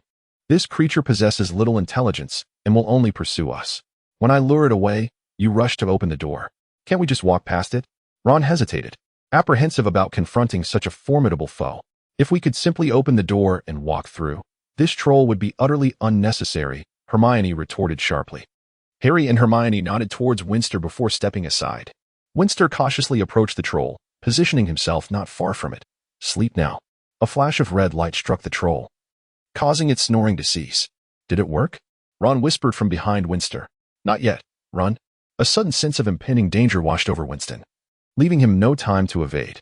He rolled swiftly to the side, just as a colossal club crashed down where he had just been standing. The ground reverberated with a thunderous roar, nearly causing Ron, who was nearby, to lose his footing. It was only after sprinting another dozen meters that Winston finally halted, turning to see the gigantic creature rising slowly, propped up by its wooden staff, regarding the tiny insect before it with curiosity, before stomping towards him with heavy strides. Harry watched Winston and Ron with concern, gripping his wand tightly as if he intended to approach them, but Hermione restrained him, reminding him not to forget their task. She guided him around the deliberately distracted Winston and Ron, who were leading the giant elsewhere, as they struggled to open the heavy door. Just as they were about to enter, Hermione suddenly turned and shouted something toward Winston before dragging Harry inside, without a backward glance. If Winston had been able to read her lips, he would have discerned her warning. "Be careful." With Harry now safely inside, Winston exhaled in relief. This allowed for a slight increase in their maneuvering space, greatly aiding their evasion against the creature. The giant's hide was remarkably thick. Ordinary spells merely tickled its skin, and only powerful curses like Shatter could inflict severe pain. However, such attacks seemed to infuriate the giant, which relentlessly pursued the bothersome little bug. Winston had no doubt that if struck by that club, his head would shatter like an egg. From a distance, a voice called, "Wingardium Leviosa." It was Ron, who had just been hiding far away. Now realizing the situation, he saw the giant's club lift high into the air before crashing down, striking the giant and causing it to stagger, dazed. Under Ron's hopeful gaze, the creature regained its balance and, with an angry roar, charged toward him. Ron appeared frozen in terror, and just when it seemed inevitable that he would collide with the giant, Winston leaped forward. In that instant, Ron seemed to be pulled by some unseen force, awkwardly flailing as he tumbled toward Winston, landing heavily on top of him. A loud slap echoed as Ron's face collided with Winston's, leaving him momentarily stunned. The giant, shaking its bewildered head, turned once more toward them. "Get up, you idiot!" Winston shouted in frustration. After a series of frantic dodges and failed attempts to push the immobile Ron away, Winston felt his strength waning significantly. The 4-meter-tall giant was charging toward them with alarming speed, and there was no time to lose. In a desperate moment, he sent a massive club hurtling toward the creature's head, resulting in a thunderous crash that shook the basement as the giant collapsed. The two survivors gasped for breath, invigorated yet overwhelmed by the stale air. They remained silent for what felt like an eternity until Ron finally broke the stillness. "Thank goodness you reacted quickly. Otherwise, we would have perished here." Winston smiled faintly, though his expression quickly stiffened as he realized they were still in the awkward position of Ron atop him. In his euphoric yet tumultuous state, he had not considered how humiliating it would be if Ron recounted this encounter, claiming to have defeated a giant while also sharing a kiss with Winston. The thought made him nauseous as he contemplated the potential damage to his reputation and future. "Curse it, this cannot continue," Winston declared vehemently. "If you dare tell anyone about this, I will ensure your wand finds a rather uncomfortable home within you." Just as Ron opened his mouth to respond, an astonished voice interrupted from nearby. "What are you two doing, embracing like that?" Winston promptly kicked Ron aside and, gathering his remaining strength, stood slowly. "Nothing, just a figment of your imagination." "Is that so?" Hermione asked, observing Ron groaning on the ground, a bemused smile gracing her lips. "Indeed," Winston replied, more resolutely this time. As Hermione prepared to speak, a sudden explosion echoed from a distance, causing the basement to tremble and dust to rain down. Without waiting for Ron and Hermione to comprehend the situation, Winston grasped Hermione and pulled her behind the giant, pushing her down as he did so. Ron, unfortunately, had been kicked beside the creature, and given that Winston preferred women, he was not accustomed to such entanglements with men. The recent incident with Ron had churned his stomach, and refraining from punching Ron was already a display of restraint. Oblivious to the unfolding chaos, Hermione began to struggle, only to hear Winston hiss. "If you wish to remain undiscovered, don't move. And you, Ron, cover your mouth. If you cannot, then you may as well perish. Someone is coming." Instantly, all three fell still. Moments later, hurried footsteps approached rapidly. Hidden behind the giant, they remained motionless as a figure scanned the area, wrinkling their nose at the stench before hastily entering. Once the footsteps faded, they released their collective breath. In that fleeting moment, Winston caught a glimpse of Professor Quirrell. "Let us move," he urged, pulling Hermione to her feet. The basement had been too dim, and many wizards lacked night vision, compounded by the giant's bulk obscuring their presence. No one would take the time to inspect the corpse of a foul-smelling giant, especially when more pressing matters awaited their attention. However, the risk of returning was too great, as anything could happen in this world, and Winston was unwilling to gamble with their lives. He led the way, urging the others to follow. Seeing that no one was paying him any mind, Ron stood up on his own. "Before I came here, I briefly left to write to Dumbledore," Winston explained quickly as they ran. "I heard that upperclassmen can learn a spell called apparition that allows them to transport themselves to various locations. So, once Dumbledore receives the letter, he can return swiftly. But before that, we need to find someone who can help us defeat Professor Quirrell. Of course, if you think the three of us can take him on, disregard what I just said. But isn't it too dangerous to let Harry face him alone?" Ron muttered. "Exactly. We need to gather reinforcements quickly," Hermione replied. Upon reaching the chessboard, they found all the pieces shattered. Ron, now silent, had no retorts left. Winston picked up 2 brooms. Upon entering the room filled with fluttering, glowing keys, they discovered all the keys lying on the ground, weakly flapping their wings, unable to take flight. Finally, at the entrance, they encountered no sign of the devil's snare attacking them. "That man is formidable, so we must act swiftly. Ron, since you're a Quidditch enthusiast, surely you can ride a broomstick? Hermione and I will share one, and you'll take the other. After we exit, we'll head straight for Professor McGonagall." As Winston concluded his remarks, Hermione had already mounted her broomstick. Ron, brimming with excitement, yearned for the chance to ride a broom, though opportunity had eluded him thus far. The two broomsticks approached the entrance at a pace that far surpassed the levitation charm. Winston was poised to sing a military song before encountering the great dog. But upon seeing the elderly man with a shock of white hair, he realized it was unnecessary. Harry is below. Professor Quirrell has just entered. Without further ado, Dumbledore leaped down.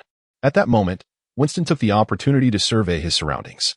The large dog loomed menacingly behind a colossal figure, Hagrid, who stood alongside the sullen Severus Snape and the stern Professor McGonagall.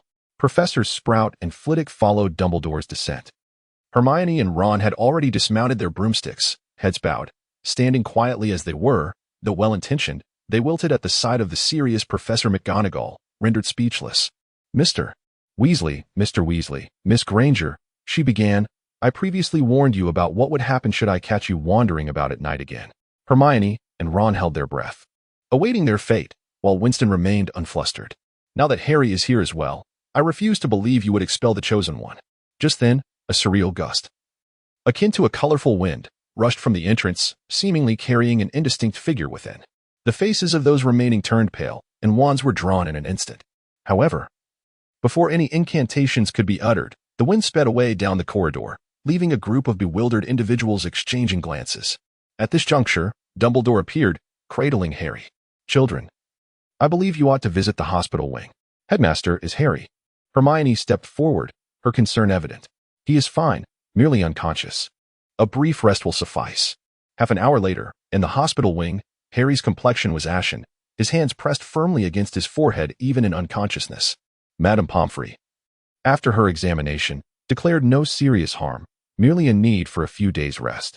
In Dumbledore's office, the elderly man with white hair remarked from across the desk, You all performed admirably. You thwarted that individual's resurrection. Is that so? Winston, a teenager seated nearby, replied, Yet I cannot shake the feeling that this was orchestrated by you. Why would you feel that way? The elder chuckled. Firstly, I had forewarned you about the potential theft of the Philosopher's Stone. However, the protections surrounding it are rather feeble, manageable even by first-year students. Aside from that menacing dog and the uniqueness of your mirror's defense, the rest are of little consequence. Is this truly your attitude towards the potential theft of the stone?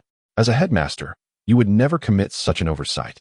It can only be said that it was intentional. But these are merely your speculations. Dumbledore did not concede. I too considered the possibility of you attempting to steal the Philosopher's Stone.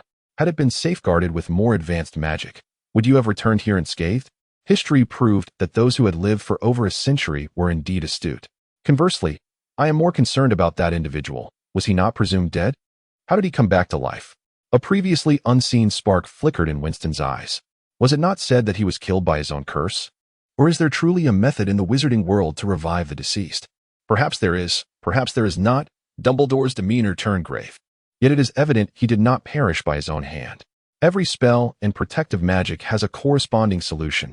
The absence of a resolution does not imply impossibility, merely that the solution has yet to be discovered. And he, it seems, has found it. However, he failed this time. Who knows? He might return and deal with me next. I never anticipated such peril from a mere nighttime stroll, Winston lamented. Yet how do you intend to explain this matter? If the truth were revealed, it would likely incite panic, would it not? Or shall we indulge in half-truths? Merely stating that Quirrell sought to steal the stone, and we thwarted him? I maintain my stance. You ought to be sorted into Ravenclaw. As for Voldemort, when he returns, others will stand in his way. You need not worry. Not worry is easier said than done. However, in the event of calamity, there will naturally be a tall individual to bear the burden. Overthinking serves no purpose. The means to resurrect oneself is indeed tantalizing. Yet I must first address the matters at hand. Headmaster, how do you perceive my performance this term? Winston began to scheme. Quite commendable. Dumbledore seemed to catch on to something, the lenses of his glasses glinting in the candlelight. Then grant me a scholarship. For students excelling in the muggle world receive such recognition. If not, a loan would suffice. I find myself in dire need of funds. Gazing at the outstretched hand before him, the headmaster chuckled, his beard twinkling with mirth. How much would you desire? The more, the better. So be it, as you wish. Before the hospital bed, Winston, Hermione, and Ron listened intently as Harry recounted Dumbledore's revelations. The Philosopher's Stone had been destroyed. Snape had saved him. The invisibility cloak was a gift from Dumbledore, and there were the events surrounding Quirrell after their parting in the depths below. Of course, there was also the matter of the man who had returned from death, which piqued Winston's interest most. In other words, your parents cast a powerful spell to protect you, sacrificing their lives in the process. Winston mused thoughtfully. When Voldemort attempted to kill you with the killing curse, it rebounded upon him, leaving him in a state of half-life and granting you a scar upon your forehead. If this is the case, then we might not be devoid of methods to confront him and the killing curse. Everyone possesses something or someone they wish to protect. If we cast protective spells upon one another and convey to him that casting the killing curse would result in a life for a life, we should be able to evade disaster, should we not? At the very least, few assassins are willing to bury themselves alongside their victims. Yet if this were truly the case, the killing curse has been in circulation within the wizarding world for centuries. How is it that no wizard has thought to employ such a strategy? Winston continued to ponder. However, Madame Pomfrey intervened, approaching to shoo them away. At the end of your feast, the great hall was adorned in green hues, adorned with massive serpent motifs of Slytherin. On the Gryffindor side, the atmosphere remained cold and distant, while Ravenclaw maintained its characteristic tranquility.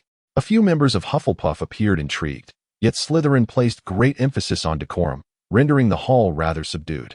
As the event neared commencement, Harry rushed in, taking a seat beside Winston. Shortly thereafter, Dumbledore arrived, announcing in a booming voice, "This splendid year has come to a close. We must first conduct the presentation of the House Cup. The scores for each house are as follows. 4th place, Gryffindor, with 312 points. 3rd place, Hufflepuff, with 352 points. 2nd place, Ravenclaw, with 426 points. And 1st place, Slytherin, with 472 points. Applause erupted from Slytherin, while Gryffindor was met with a chorus of boos. However, certain matters must also be accounted for, Dumbledore declared, silencing the hall. Miss Granger has conducted herself with calm logic. I award Gryffindor an additional 50 points. Winston displayed extraordinary reflexes and courage in defeating the troll, granting Gryffindor another 50 points.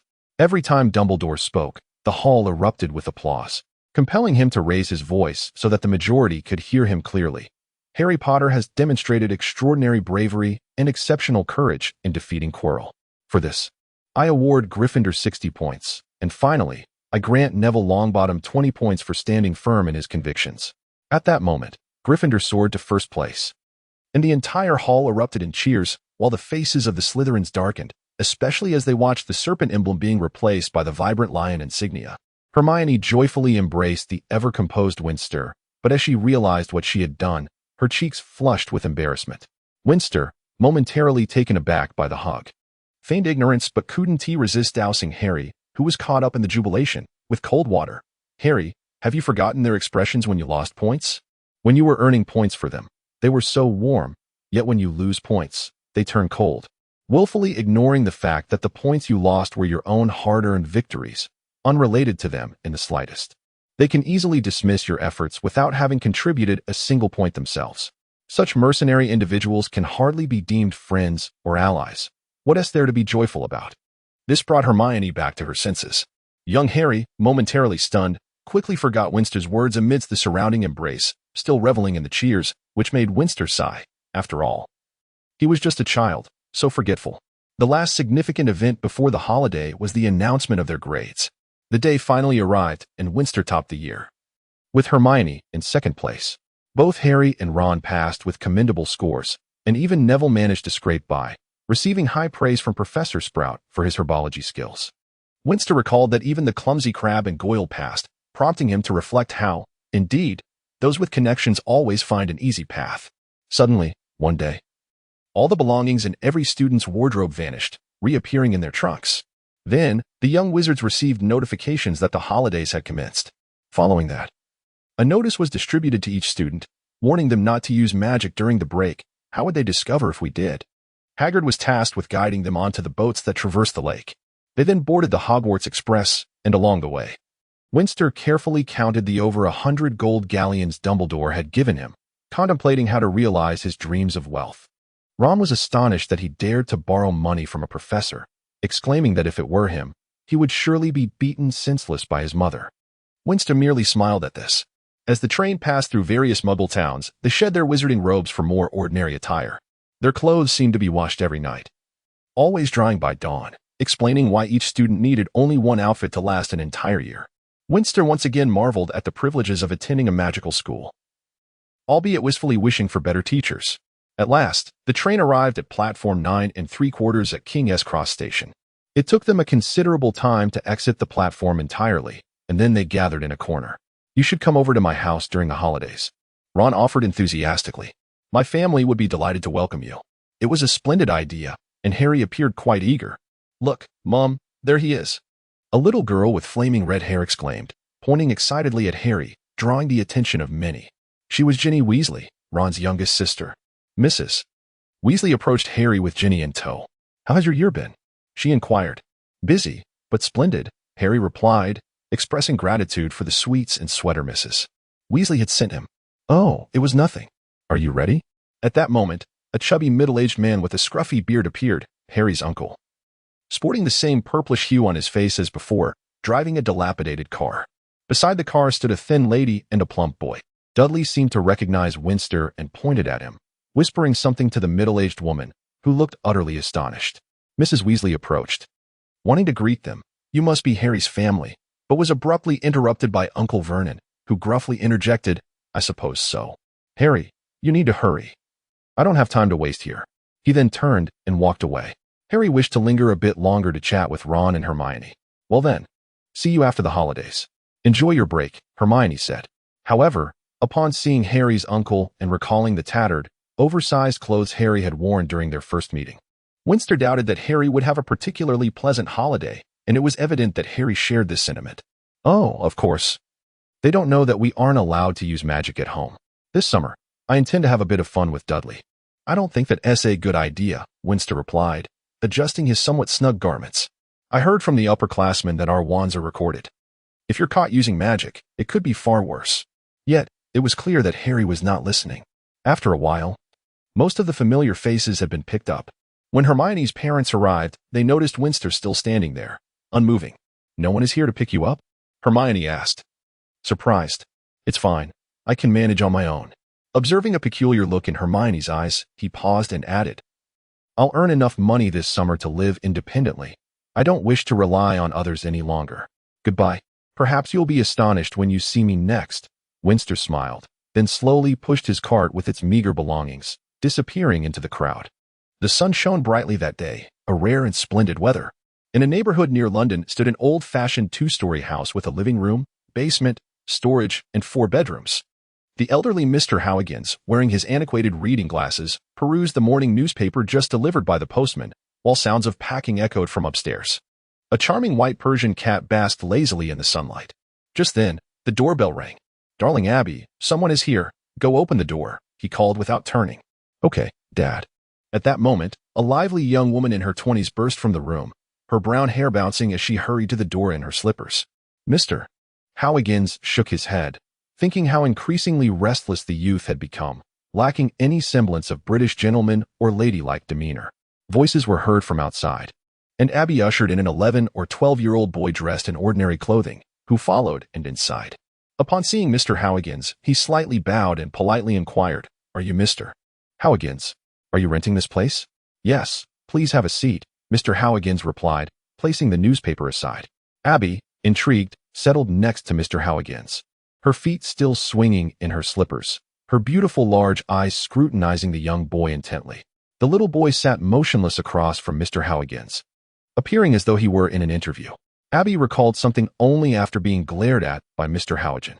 She rose and walked towards the kitchen, soon returning with 2 cups of tea, which she placed before them, before taking her seat once more. Her feet intertwined and swayed gently. The young boy noticed a fleeting moment of awkwardness and twitching on Mr. Howigans' face.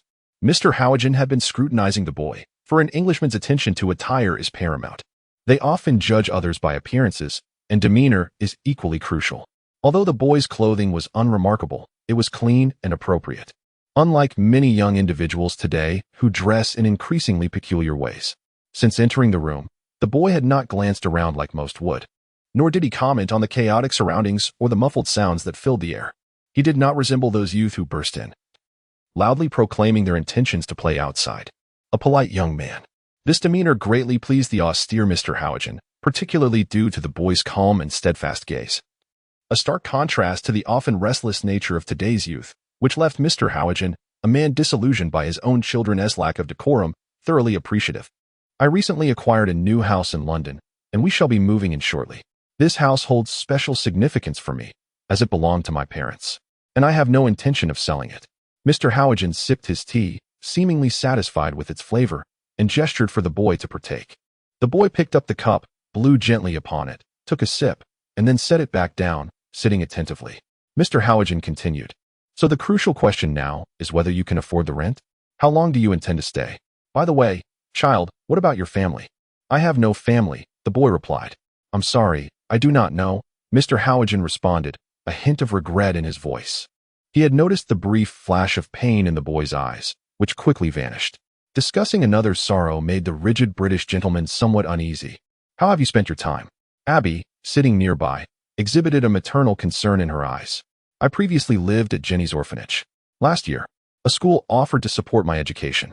Before I left for school, the deputy headmistress informed me I was no longer welcome at the orphanage and that I could not return. Therefore, when I came back for summer break, I had nowhere to go. Now I am homeless, which means I can stay here for 2 or 3 months before I must continue my studies. The boy spoke with unwavering steadiness, as if recounting someone else's tale, while the father and daughter perceived a sense of numbness. Scoundrel, the old gentleman erupted. I shall lodge a complaint against them. I donated a considerable sum to the orphanage just last week. Abby comforted her father, saying, but that is not the same orphanage. Not all headmasters are like that. Such instances are merely exceptions. The pair had no reason to doubt the boy's words, for few question the accounts of children, especially when one is well behaved and leaves a good first impression. Moreover, such matters could be easily investigated. It would be foolish to lie. After a pause, Mr. Hagrid spoke again. I sympathize with your predicament, but you must understand that you are here to rent a room. So the old gentleman hesitated. But the boy understood that the essence of the matter was financial. Abby shook her father's shoulder in protest, yet he remained unmoved. After all, the British gentleman had his own considerations. Assistance could be rendered, but not without cost. May I inquire how much I would need to pay to stay here for 3 months? The boy asked, realizing that in this world, there is no such thing as a free lunch. Even if an offer is half given, one must contribute something. However, should he pay too much, it might hinder his future endeavors. Mr. Hagrid nodded in satisfaction. This young man knew how to engage with others. He then quoted a price, causing Abby to glance nervously at the boy, fully aware that her father was not one to easily change his mind. If the boy could not afford the rent, he would be left to sleep on the streets, though, in comparison, the price was already quite reasonable. The boy did not immediately agree, but lowered his head in contemplation. After a moment, he lifted it, smiling. All right, the price seems fair. The old gentleman smiled in return. Abby, please assist this gentleman with his luggage. Your brother and I will be moving to your mother's place tonight. There are 3 empty rooms remaining. Kindly help him find one on the 2nd floor.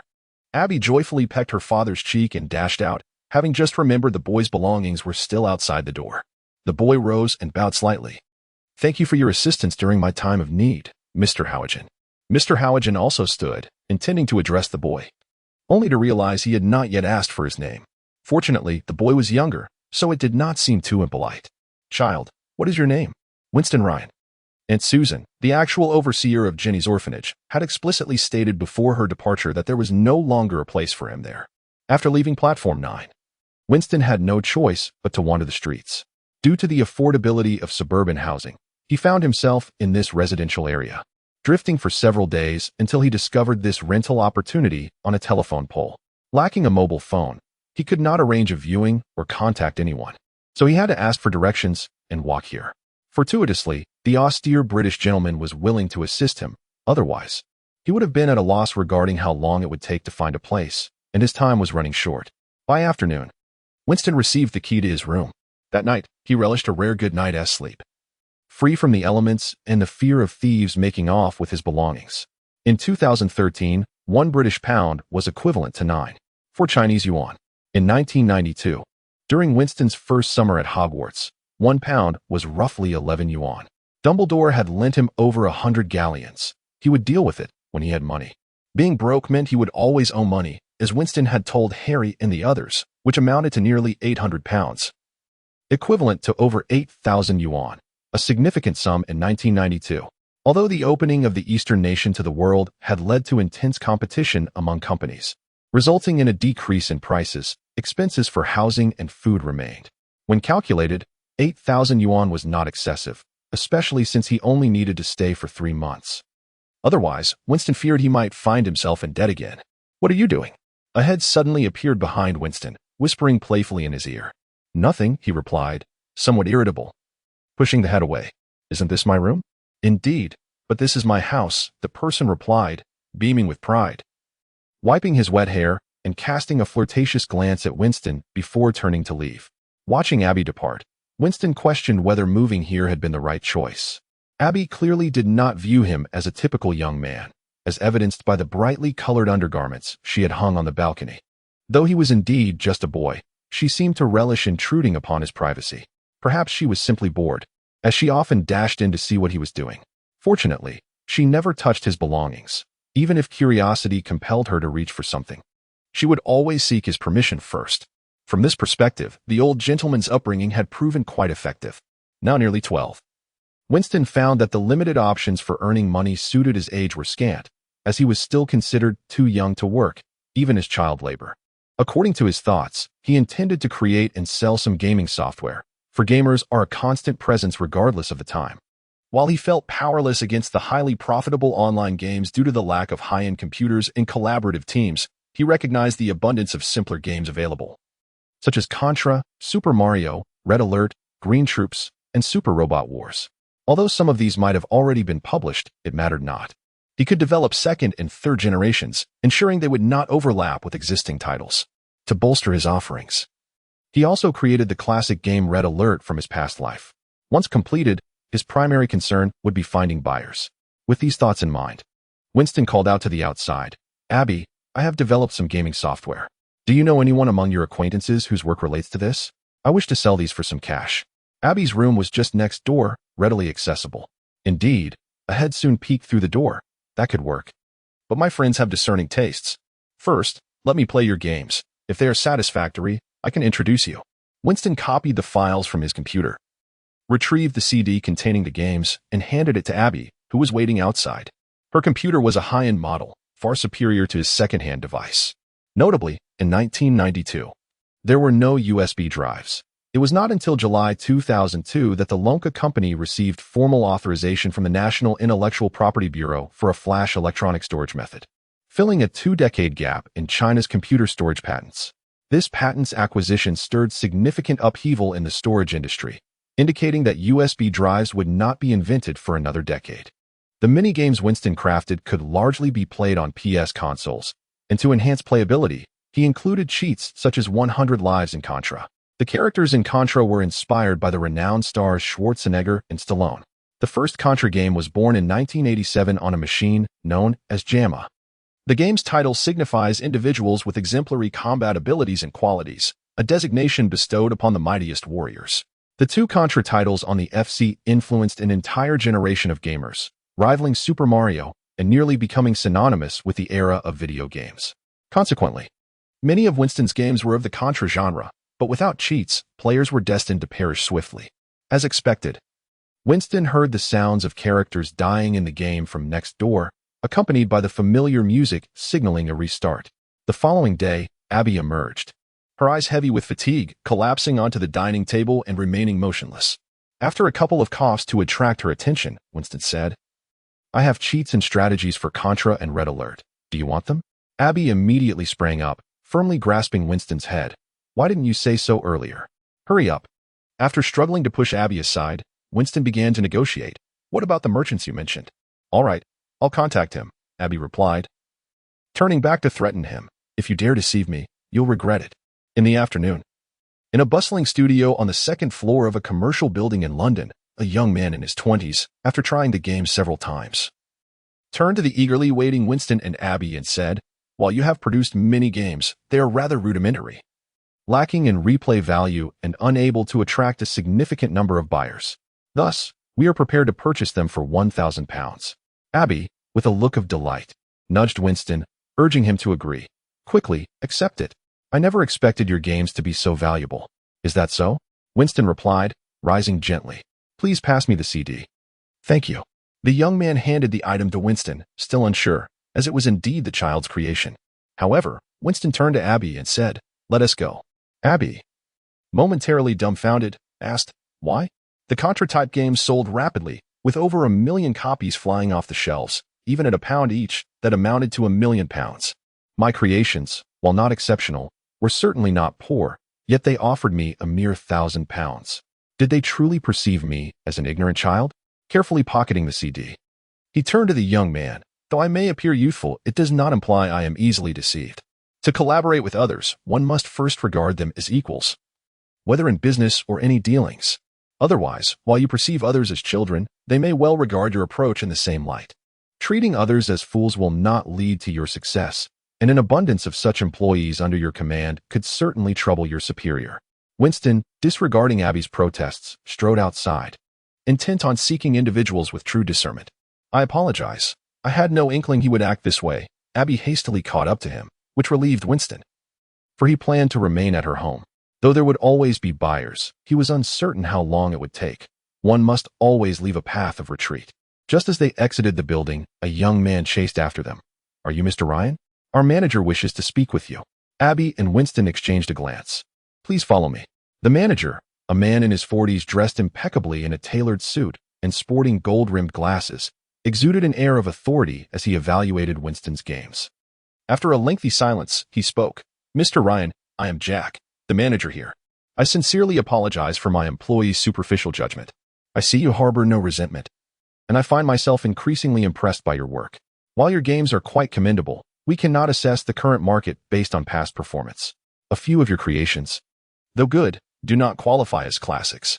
For the 2 exceptional ones, we are willing to offer you £10,000 each. For the next few, £5,000 each. And for the remainder, £1,000 each. What do you think? That sounds agreeable, Winston replied without hesitation, leaving the manager slightly taken aback, unaware of Winston's dire financial situation. Moreover, Winston merely provided the technology. He was not required to supply manpower for mass production or sales. So it was prudent to seize the moment.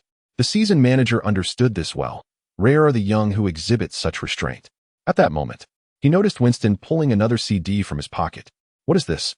It is my new game, capable of online play or solo mode, with additional background character mechanics. I have named it Red Alert. Red Alert represents a standard model of resource gathering, building upgrades, and military tactics in real-time strategy gameplay. Its simplicity and engaging mechanics have garnered much affection from players. Compared to the mini-games, this limitless strategic endeavor received high praise from the elderly manager. After several attempts, Mr. Jack was willing to sign a contract with Winston, offering a share of the profits for each sale, having come to regard this young lad as a genuine partner in collaboration. Regardless of circumstances, capable individuals will always attract the attention of others. By the time Winston returned home, it was nearly midnight. He cautiously tucked away the contract and the newly acquired bank card, which held nearly £60,000. For the moment, financial worries were alleviated, lifting his spirits significantly. Previously, he had been preoccupied with finding a place to live, followed by the creation of a game, and then contemplating ways to generate income. After completing these tasks, Winston felt an overwhelming sense of fatigue. Fortunately, that day, Abby had also experienced a revelation. Despite her extreme weariness, she refrained from continuing to play video games, granting Winston the rare opportunity for a restful night's sleep. The absence of pressure felt truly delightful. Winston, I am exceedingly pleased to have received your letter. You mentioned that you have earned some money and rented an apartment? It is truly hard to believe. Ron was quite skeptical when he first heard the news. Harry has yet to respond to us, and I fear he may be facing some difficulties. Ron has invited me to his home and assured me that you would certainly join us, correct? He plans to drive to find Harry on his birthday, hoping to encounter you on that day. Enclosed is an L. Your friend, Hermione Granger. Winston, how have you been faring lately? I heard from Hermione that you have left the orphanage to wander alone. My parents were greatly concerned upon hearing this. Fortunately, I received your letter in time. Otherwise, they might have set out to find you. It is truly magnificent that you have managed to earn money and rent an apartment on your own, which has led my parents to frequently praise you in our presence. Hermione must be exceedingly delighted to hear this news, too. However, we have written many letters to Harry. yet he has never responded. Is something amiss on his end? I would like to invite you to visit us during the last month of summer. Hermione has already agreed. And if you consent, please have Errol deliver our message. By the way, if we still do not receive a letter from Harry, we plan to drive to find him on his birthday. Would you care to join us? Enclosed is a set of advanced magical textbooks previously owned by Percy, your friend, Ron Weasley. Now that he is free from worries, he finally has time to connect with his friends.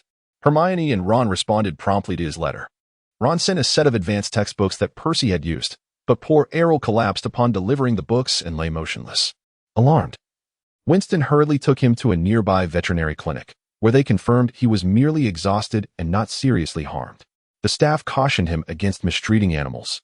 Due to communication difficulties, Hermione sent him an owl named Gibbs, whose splendid silver feathers rivaled those of Harry's Hedwig. However, Harry has not replied, and it remains uncertain whether he has even received the letters, causing great concern among those around him. After resolving his survival crisis, Winston turned his attention back to magic. He recalled Ron mentioning he had many brothers, and just then, Ron's owl arrived with a letter. He decided to ask Ron to send him a set of advanced textbooks. It is not that Winston is uninterested in the foundational teachings. Rather, he finds the advanced materials beyond his current comprehension. Much like the progression in mathematics from linear equations to quadratic equations, and finally to polynomial equations, learning is an incremental process that builds from simple to complex. This method is consistent in both Eastern and Western education. If one skips essential concepts, they may struggle to grasp subsequent material. If one has not mastered what has been taught, it merely indicates a lack of diligence or aptitude in that area. Having acquired some funds, he sought to prevent the unfortunate scenario of returning from school to find his belongings discarded outside and scavenged by vagrants. Furthermore, finding a suitable place to stay during his next visit to London is no easy task, and his finances are insufficient to purchase a house. Thus, he has directly paid Abby a year's rent and signed a lease agreement, which now resides in his box. Hermione, I shall spend the summer at Ron's, likely on Harry's birthday. I hope to encounter you on that day and wish for Harry's safety. The owl you sent is splendid and quite well behaved. Your friend, Winston Ryan. Ron, I am more than willing to spend the remainder of the summer vacation at your place. However, I fear I may require your assistance in picking me up, as I am unsure if I can locate your residence using a muggle map. Additionally, I agree to accompany you in search of Harry on his birthday, as I too am quite concerned about his well-being.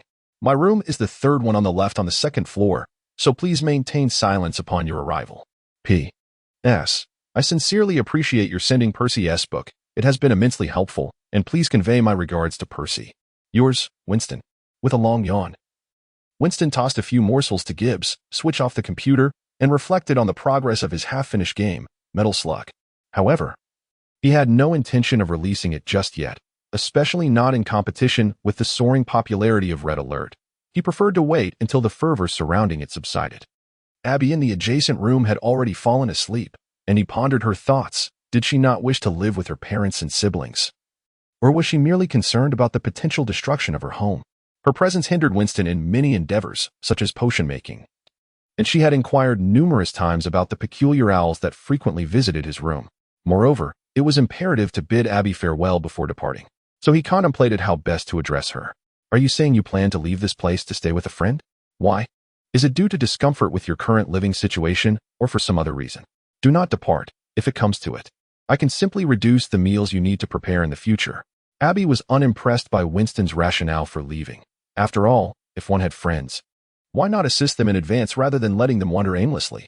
Moreover, she had never heard Winston mention having friends before, so she endeavored to dissuade the boy intent on departing. Western cuisine does not indulge in much extravagance. The staple meals predominantly consist of pizza, bread, sausages, hamburgers, and caviar, followed by simple desserts like pudding to conclude the meal. On one occasion, Winston could no longer resist purchasing some beef. Pork was scarce in this region, and he procured some vegetables to prepare a few dishes. However, Abby claimed him, leading to every meal being prepared by him, while her role was merely to refill the refrigerator whenever it ran low. In other words, Winston had enjoyed a considerable amount of free meals. It is not that. This time, it is neither the house nor your influence, but simply a desire to have fun.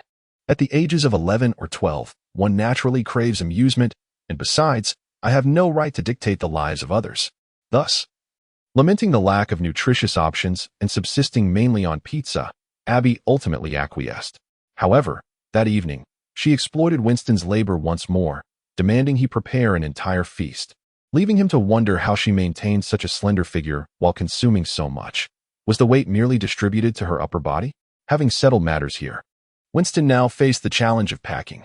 Unlike the previous meager luggage, he had acquired several new outfits after earning some money and had ordered numerous items from Diagon Alley via Owl. Consequently, this time, his luggage filled 2 large trunks. Now, all that remained was to await Ron's arrival by car. Winston harbored doubts about whether Ron's family even owned a vehicle or if Ron possessed a driver's license. At last, the day arrived. Winston received a response. Ron would arrive after dark. Despite his myriad questions, Winston continued to wait expectantly. Sounds of gaming emanated from Abby's room, gradually fading into silence. After a considerable time, he heard the rumble of an approaching vehicle. It was in the air. He opened the window to see a teal sedan hovering quietly, Ron beaming from the back seat and waving at him, driven by the twins. A teal sedan? Who purchased that? Such taste is rather peculiar. Without indulging in pleasantries, Winston promptly lifted his packed belongings and handed them to Ron, who secured them in the trunk before pulling Winston aboard. With a roar of the engine, they sped off in another direction, while a pair of beautiful eyes in Abby's room observed the entire spectacle. "Which room do you think Harry occupies?" Fred asked as they circled the house Harry had previously mentioned. "Does it not seem obvious?" "The window with the iron bars is the one," Winston replied, pointing to a room on the second floor where a small boy lay soundly asleep, visible in the moonlight. The car approached the window, and Winston gently tapped on the iron bars. Harry, wake up." After a brief moment, Harry stirred, raised his head, and donned his glasses. "Winston? Ron? What are you doing?" The sight of a teal sedan hovering in midair astonished Harry, while Ron's twin brothers waved enthusiastically from the front seat. The Weasley twins were quite pleased with Harry's astonishment. The group engaged in lively conversation. Realizing they could talk indefinitely, Winston finally interjected. "Once we depart, you will have ample time to converse. Harry has likely been confined in there for quite some time. Do you not think we should extract him promptly?" It appeared that Harry's uncle took considerable care in ensuring Harry's confinement, as only his room was surrounded by bars. Fortunately, these bars were merely affixed with nails, and a forceful removal should not create too much noise. "Indeed," Fred said, tossing Harry a length of rope to secure to the iron bars. Harry took the rope and fastened it firmly to one of the bars as Fred started the engine. The car's roar intensified, and with a sudden clatter, the iron bars were wrenched free, causing Fred to drive straight up into the sky due to inertia. Winston collected the dangling bars, concerned that such an object trailing behind could lead to an accident. As the vehicle slowly reversed, Winston asked, "Harry, where's your luggage?" After surveying the surroundings, Harry responded, "All of it is locked downstairs. I do not know what to do." "That can be easily resolved." The twins' faces lit up with excitement as they jumped from the vehicle, following the puzzled Harry downstairs. "What are they up to?" Winston wondered. "They are going to pick the lock," Ron explained. "They have developed an interest in muggle items and recently learned the art of lockpicking. They have been eager to find an opportunity to practice." 10 minutes later, the trio emerged, struggling under the weight of a large haul. The two in the car hurried to assist in loading the items, but just before departing, another issue arose. Harry had forgotten Hedwig. Upon realizing her owner had neglected her, Hedwig screeched loudly, awakening Uncle Vernon.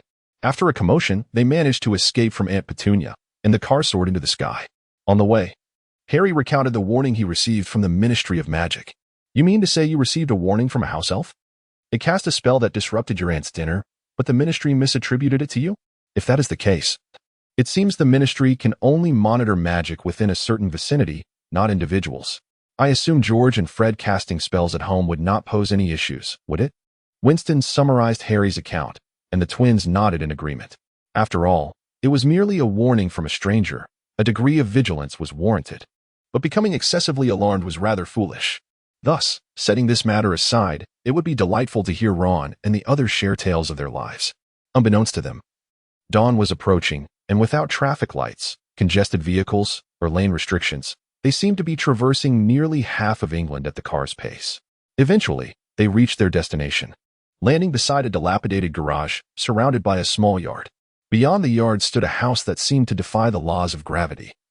Constructed without regard for conventional architectural principles, it resembled a structure upon which several additional houses had been carelessly piled. yet fortunately, its owners were wizards who had reinforced it with magic, sparing them from concerns of collapse. Otherwise, they might have considered purchasing insurance beforehand. The area was sparsely populated, perhaps under the influence of a muggle-repelling charm. Otherwise, it would be difficult for anyone to forget such a sight, prompting Mr.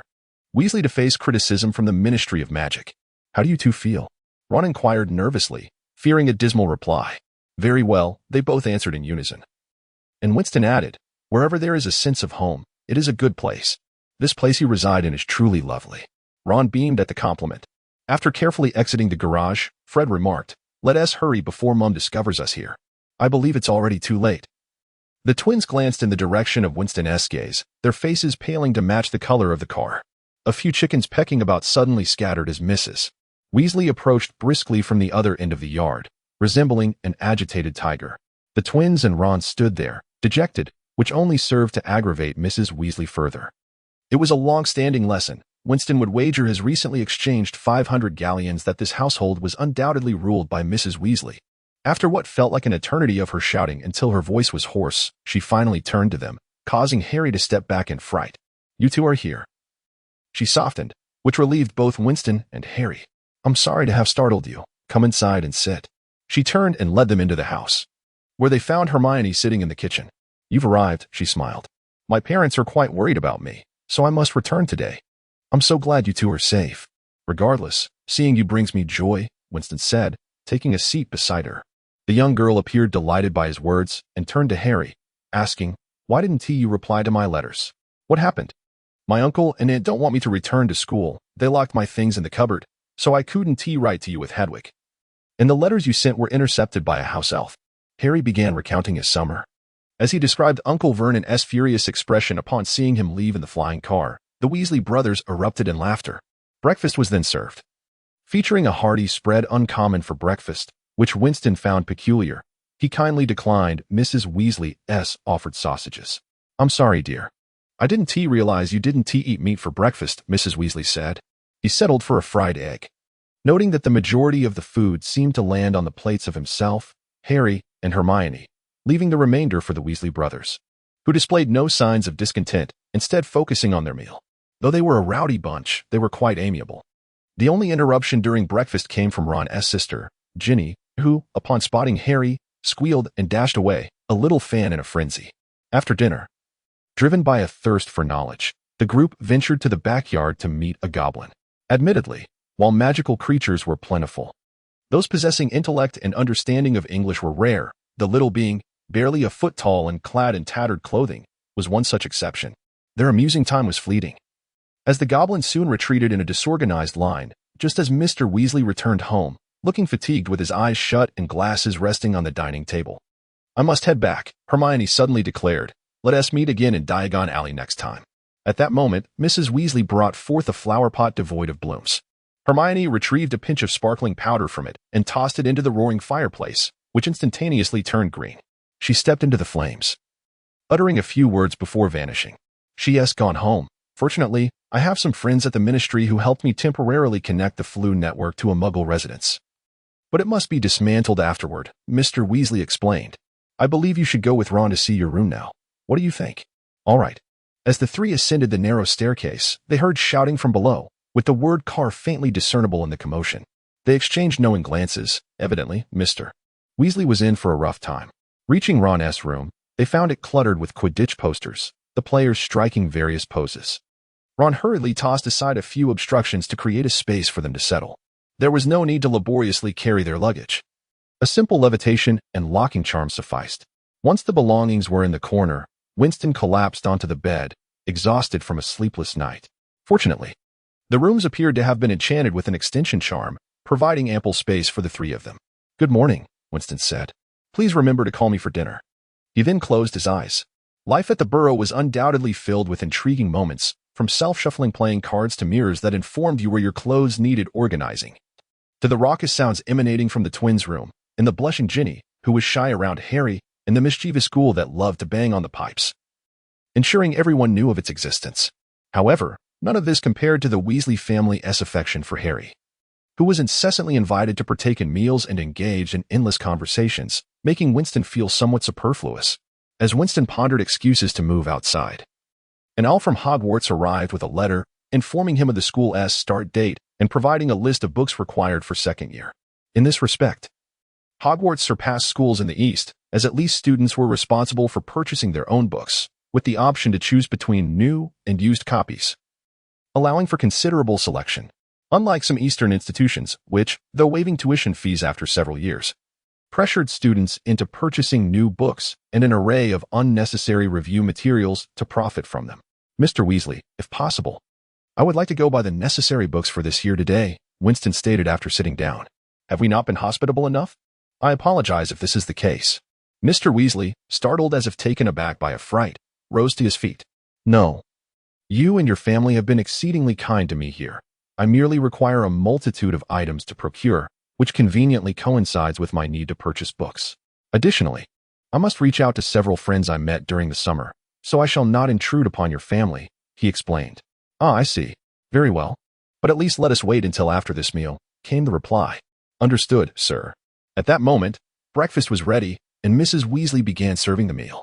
Harry was evidently enjoying himself, as the Weasley family provided him with an unprecedented sense of belonging, a sentiment that was particularly appealing to a 12-year-old orphan who had suffered bullying.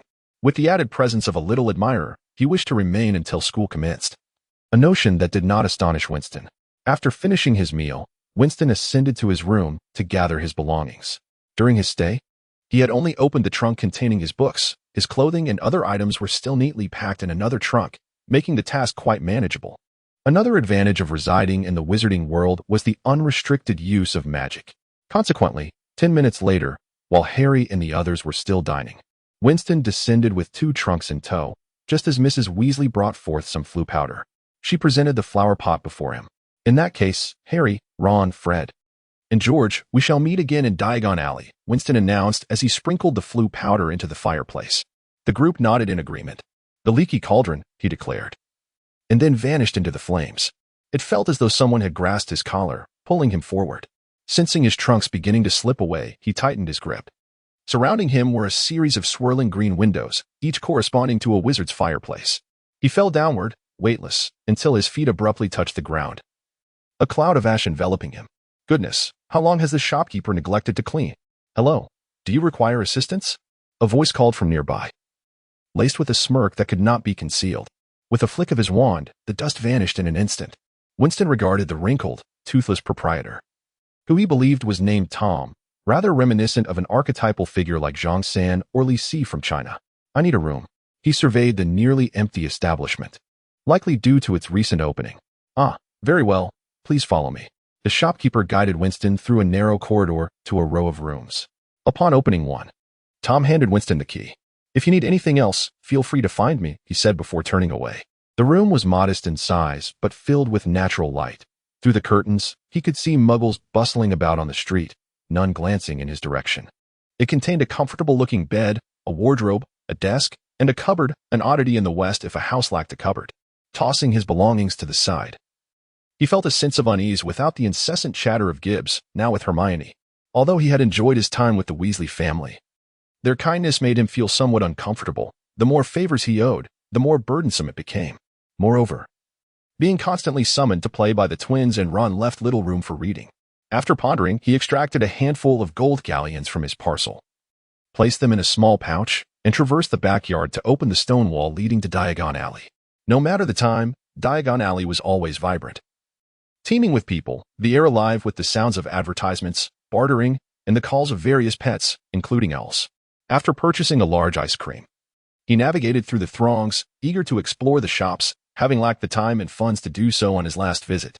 In a potion shop, the proprietor carefully weighed a massive dragon heart on a scale, the organ emanating an eerie pulsation, as if it possessed a life of its own. In a corner, a young witch was surrounded by a gaggle of children clamoring for sweets, while Madame Malkin patiently assisted several young boys in selecting robes. At the pet store, various animals screeched incessantly, and parents accompanied their children, attentively listening to the shopkeeper's explanations. Not far off, a cluster of youths pressed their faces against the glass, drawn by something alluring inside. Upon closer inspection, it turned out to be the latest model of broomstick, the Nimbus 2001, a generation ahead of Harry's. Though Winston held little interest in Quidditch, After wandering for some time, he unwittingly found himself at Ollivander's wand shop, where a young boy exited, exhilarated, having just purchased a wand that suited him perfectly. "It's you. What brings you here?" Ollivander questioned, his expression rife with suspicion, evidently remembering the young man who had recently blown up his wand shop. "I lost my wand in the muggle world of London, so I require a new one." Winston replied casually, though this was a fabrication. His wand was safely tucked in his pocket. However, a lingering question had plagued him. If Ollivander claimed that wands chose wizards and each wand was unique, did this imply that a wand functioned like a password lock? Even if another wizard found it, could they use it? Yet, witnessing Ron's old wand, with its exposed unicorn hair and having been passed through multiple hands, indicated that he had been misled. A wand was akin to a firearm. Anyone could wield it upon acquisition. Thus, having an extra wand was never a hindrance. Much like how no one complained of an excess of firearms. The thought of having another wand to draw in case of disarmament was undeniably appealing. Ollivander scrutinized Winston's attire, though it was clear that the magical world lacked X-ray vision. He then turned and entered the back room. "You're the first person I've encountered who lost their wand in their first year. Alas, I was wandering alone, and perhaps a vagrant stole it to use as firewood." As Ollivander staggered back, nearly losing his footing, several wand boxes tumbled from his arms. Quick as a flash, Winston caught them. "These are wands crafted by the finest wand makers. Which fool would use them for firewood?" After all, muggles were oblivious to the true purpose of wands. Winston waved the wand he had just caught, but it yielded no response. What might occur was anyone's guess. Ollivander shook his head. Regardless, it was lost. And the customer was always right. He merely hoped the young man before him would not cause further havoc in his shop. After half an hour and trying over 100 wands, Winston finally selected a suitable wand, 12 inches, made of oak, with a dragon heartstring core, priced at 11 galleons. Satisfied with his new acquisition, he tucked his old wand into his pocket and carried the new one prominently. "Next time, I shall certainly teach a memorable lesson to those who underestimate me. Today is Wednesday, the day I have arranged to meet Hermione, Harry, and Ron for a book shopping expedition. Although I have already acquired all the volumes by Gilderoy Lockhart in advance, I must admit that they are rather expensive. Each book is adorned with Lockhart's portrait, perpetually showcasing his dazzling white teeth or meticulously coiffed curls. This man is more concerned with his appearance than many women. And such effeminacy in a man is not necessarily a virtue. It is said that he is considered the nemesis of all male wizards, and even I winced. Keep my distance from this overly vain wizard. Despite having read all his works, I find their content akin to mere fiction. If one were to use them as textbooks against dark arts, they would be woefully inadequate, for anyone who believes the tales penned within must be rather naive. Seated on a public bench in Diagon Alley with a hefty tome in hand, I immersed myself in the pages. This area is under the dominion of Gringotts, with few other shops around, ensuring I was undisturbed. Thus, I remained oblivious to the figure standing beside me for quite some time, until they cleared their throat. "Hermione, you've arrived," I exclaimed. "Mr. Granger, Mrs. Granger, it is delightful to see you." It was indeed Hermione along with her parents. Her eyes sparkled as she caught sight of the book I was reading. "You're reading Lockhart's work too?" "I've gone through this one several times, Mr. Lockhart's reactions are simply remarkable. I can hardly fathom what I would do if I were cornered by a werewolf in a telephone booth. Would I cast a spell, or perhaps use a gun? Or maybe wield a knife? What else could one do?" I rolled my eyes. Hermione was momentarily taken aback by my flippancy. Truth be told, I would also be quite willing to have a firearm if such a situation arose. The Granger couple then exchanged knowing glances, mentioning they were off to Gringotts to exchange some money. I, having little enthusiasm for Lockhart, swiftly shifted the topic. Hermione seemed particularly intrigued by my summer experiences, bombarding me with questions, and I patiently recounted my tales, prompting her to exclaim, "You invented that red alert? Do you realize how popular it is now?" I was unaware of its current fame, only noting that my bank balance had increased significantly of late. As two young souls, we found ourselves engrossed in conversation about textbooks, Lockhart's escapades. Hermione spoke like an ardent fan while I listened as if it were a captivating tale and shared our summer adventures.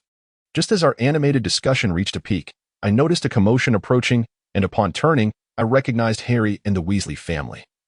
With a broad figure gradually fading into the distance, Hagrid. "You're here." "Harry, why are you so filthy?" I inquired. "I went to Knockturn Alley," he replied. "That doesn't seem like a safe place, especially for minors," I cautioned. Harry rolled his eyes. "And you're very old, are you?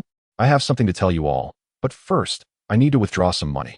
Let us chat later." Harry said, following the Weasley family into Gringotts.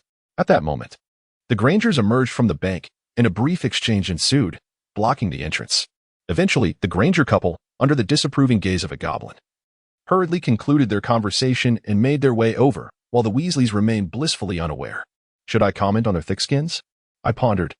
The Granger couple mentioned they were heading to the Leaky Cauldron for a drink, but I sensed their interest in the wizarding world's gossip was more than mere thirst.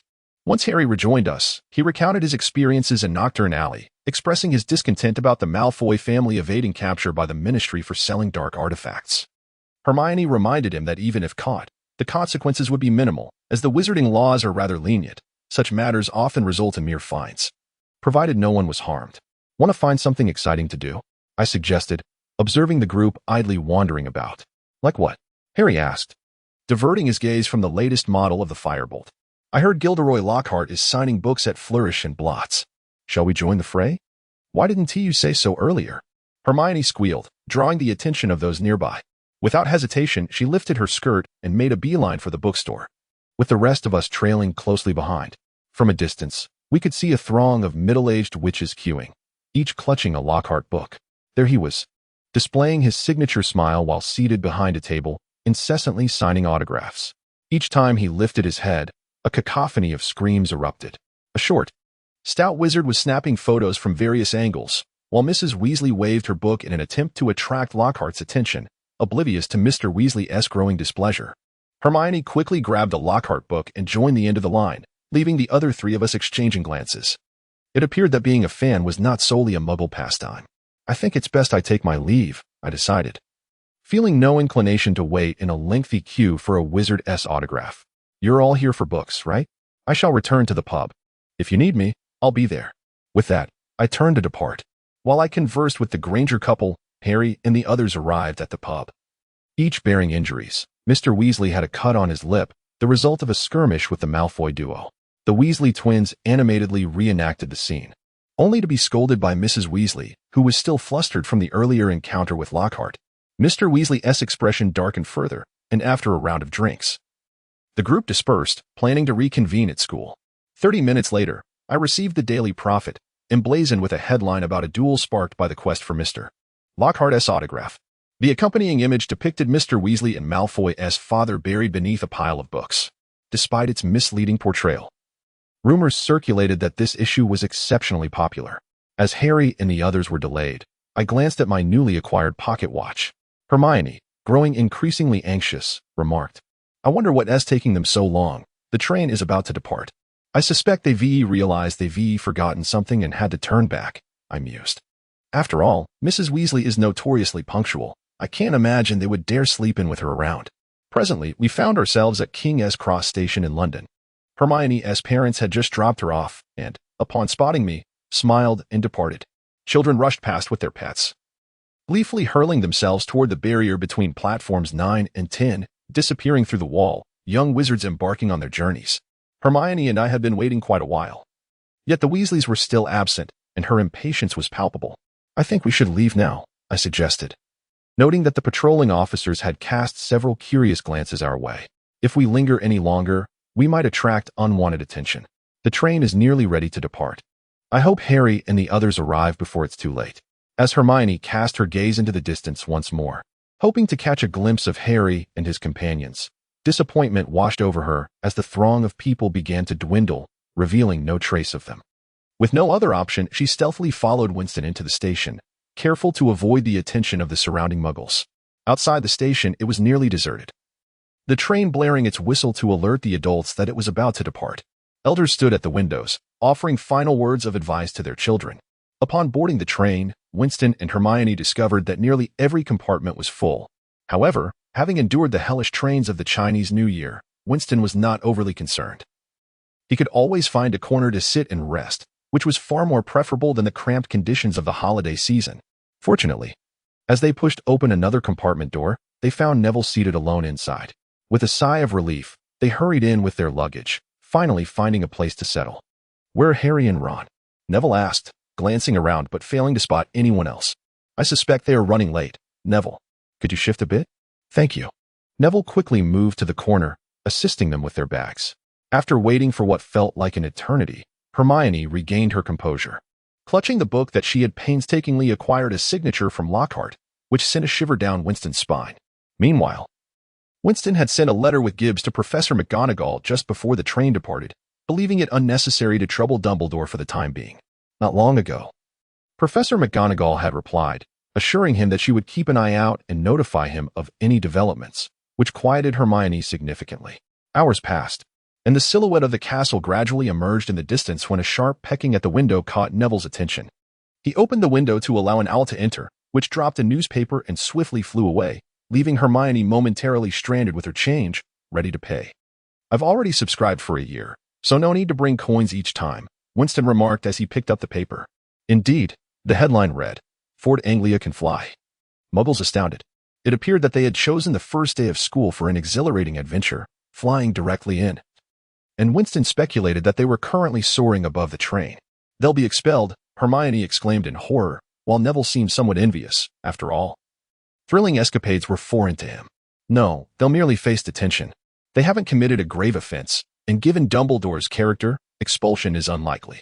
It's Ron who will face the real consequences. Mrs. Weasley will not let him off easily. Good luck, Ron." Winston leaned out the window, the castle drawing nearer. During the sorting ceremony, Harry and Ron were notably absent, and Professor Snape was also missing from the staff table. At one point, Professor McGonagall had stepped away, returning to whisper something into Dumbledore's ear. Hermione caught a faint mention of Harry and the Whomping Willow, suggesting that Harry and the others must have arrived. By this time, Hermione's worry for their safety had dissipated, replaced by a resolute sense of justice. She firmly believed that regardless of the circumstances, Harry and Ron should not have violated the Underage Wizarding Act by risking exposure to muggles in their flight to Hogwarts, despite the fact that they had indeed been discovered. She thought they ought to be punished. After the sorting ceremony concluded, Jinny, in her excitement, celebrated her placement in Gryffindor, as it brought her closer to her idol. Spotting Harry and Ron in front of the fat lady's portrait, she approached them, eager to convey the seriousness of their actions, but her attempt was in vain. As soon as the portrait swung open, Harry and Ron ignored her and stepped into the common room, where the other witches and wizards hailed them as heroes, inciting Hermione's fury to the point of trembling. Winston sighed silently beside her. In many ways, Hermione resembled McGonagall. Both were serious because of their love for the school, unable to tolerate behaviors that undermined its discipline. Many rebellious young wizards often perceived such individuals as meddlesome, failing to recognize that those who cared deeply about the institution sought to maintain its integrity. They hoped others would share their commitment but often found themselves disappointed. Few took the time to understand them, but those who did were rewarded with their friendship. Professor McGonagall had devoted her life to the school, remaining unmarried, while Hermione had never been seen socializing outside her dormitory. "Need a tissue?" A voice interrupted her thoughts. Hermione looked up to find Winston, who had been standing there for an indeterminate time. Was I wrong? She accepted the tissue, though she did not shed a tear, having grown significantly stronger. "You were not wrong. Indeed, you are more upset now because they failed to recognize their mistakes rather than the manner in which they arrived at school. And what about them?" As she lifted her head, she felt considerably better, settling into a nearby chair with Winston while the others animatedly discussed the flying car. Perhaps they were wrong, perhaps not. They violated the Underage Wizarding Act, yet Dumbledore chose to overlook their actions this time. Another might not have been so lenient. Their behavior has undoubtedly caused Mr. Weasley considerable trouble, even if they had numerous alternatives available at the time, such as using an owl to send a message or flow powder to reach Hogwarts directly. However, they are still young and, when faced with challenges, often seek the nearest solution without considering its correctness. The answers they chose may not be correct, yet they invariably cause trouble for those they know. After all, isn't there a saying that young people make mistakes and Merlin forgives them? So if they cause you significant trouble, will you forgive them? No. But I would send them to meet Merlin. Hermione laughed heartily, her spirits lifted, and Winston exhaled in relief as he reached into his bulging pocket. Hermione noticed he retrieved the book authored by Lockhart. "I knew your character would inevitably clash with theirs, so I sought out Lockhart at the end of the banquet to get you a signed copy. He was surrounded by a throng of girls, and it took quite some effort to obtain it for you." Hermione paused, suddenly snatching the book and embracing Winston before dashing toward the girls' dormitory, seemingly in tears. Women, Winston thought, perplexed by her sudden display of emotion. Upon returning to the dormitory, he found that the other two had already fallen asleep. "Well, there's no use in saying too much," They'll come to understand in their own time, he decided, relinquishing the notion of a lengthy conversation and hoping that the next day would bring smiles to their faces. The following morning, Harry and Ron wore expressions of tension at the breakfast table. Ron stared out the window, awaiting the customary arrival of the owls bearing packages. You don't think Mrs. Weasley is an easygoing person, do you? Suddenly, a swarm of owls poured in, showering the long tables with letters. A furry object tumbled down, accompanied by a red envelope that appeared to be the legendary Howler. Oh no. Ron's face paled as the envelope began to emit smoke. Harry, believing it might catch fire, reached for a drink to douse it, but Winston intervened. Confused, Harry turned his head and discovered that Winston had covered his ears, his peripheral vision scanning the immobile Ron, while Hermione, standing nearby, had unconsciously raised the corners of her mouth slightly. Neville, beside her, was also stretching away from the letter, as if waiting for something. Finally, Ron stirred. He opened the letter, and as if bitten, he tossed it onto the table. In that moment, Harry comprehended the reactions of those around him. The resounding noise erupted, startling several owls and amplifying Mrs. Weasley's voice to an overwhelming volume. After a long pause, the scolding ceased, laughter filled the air, and the once quiet dining hall returned to its usual clamor.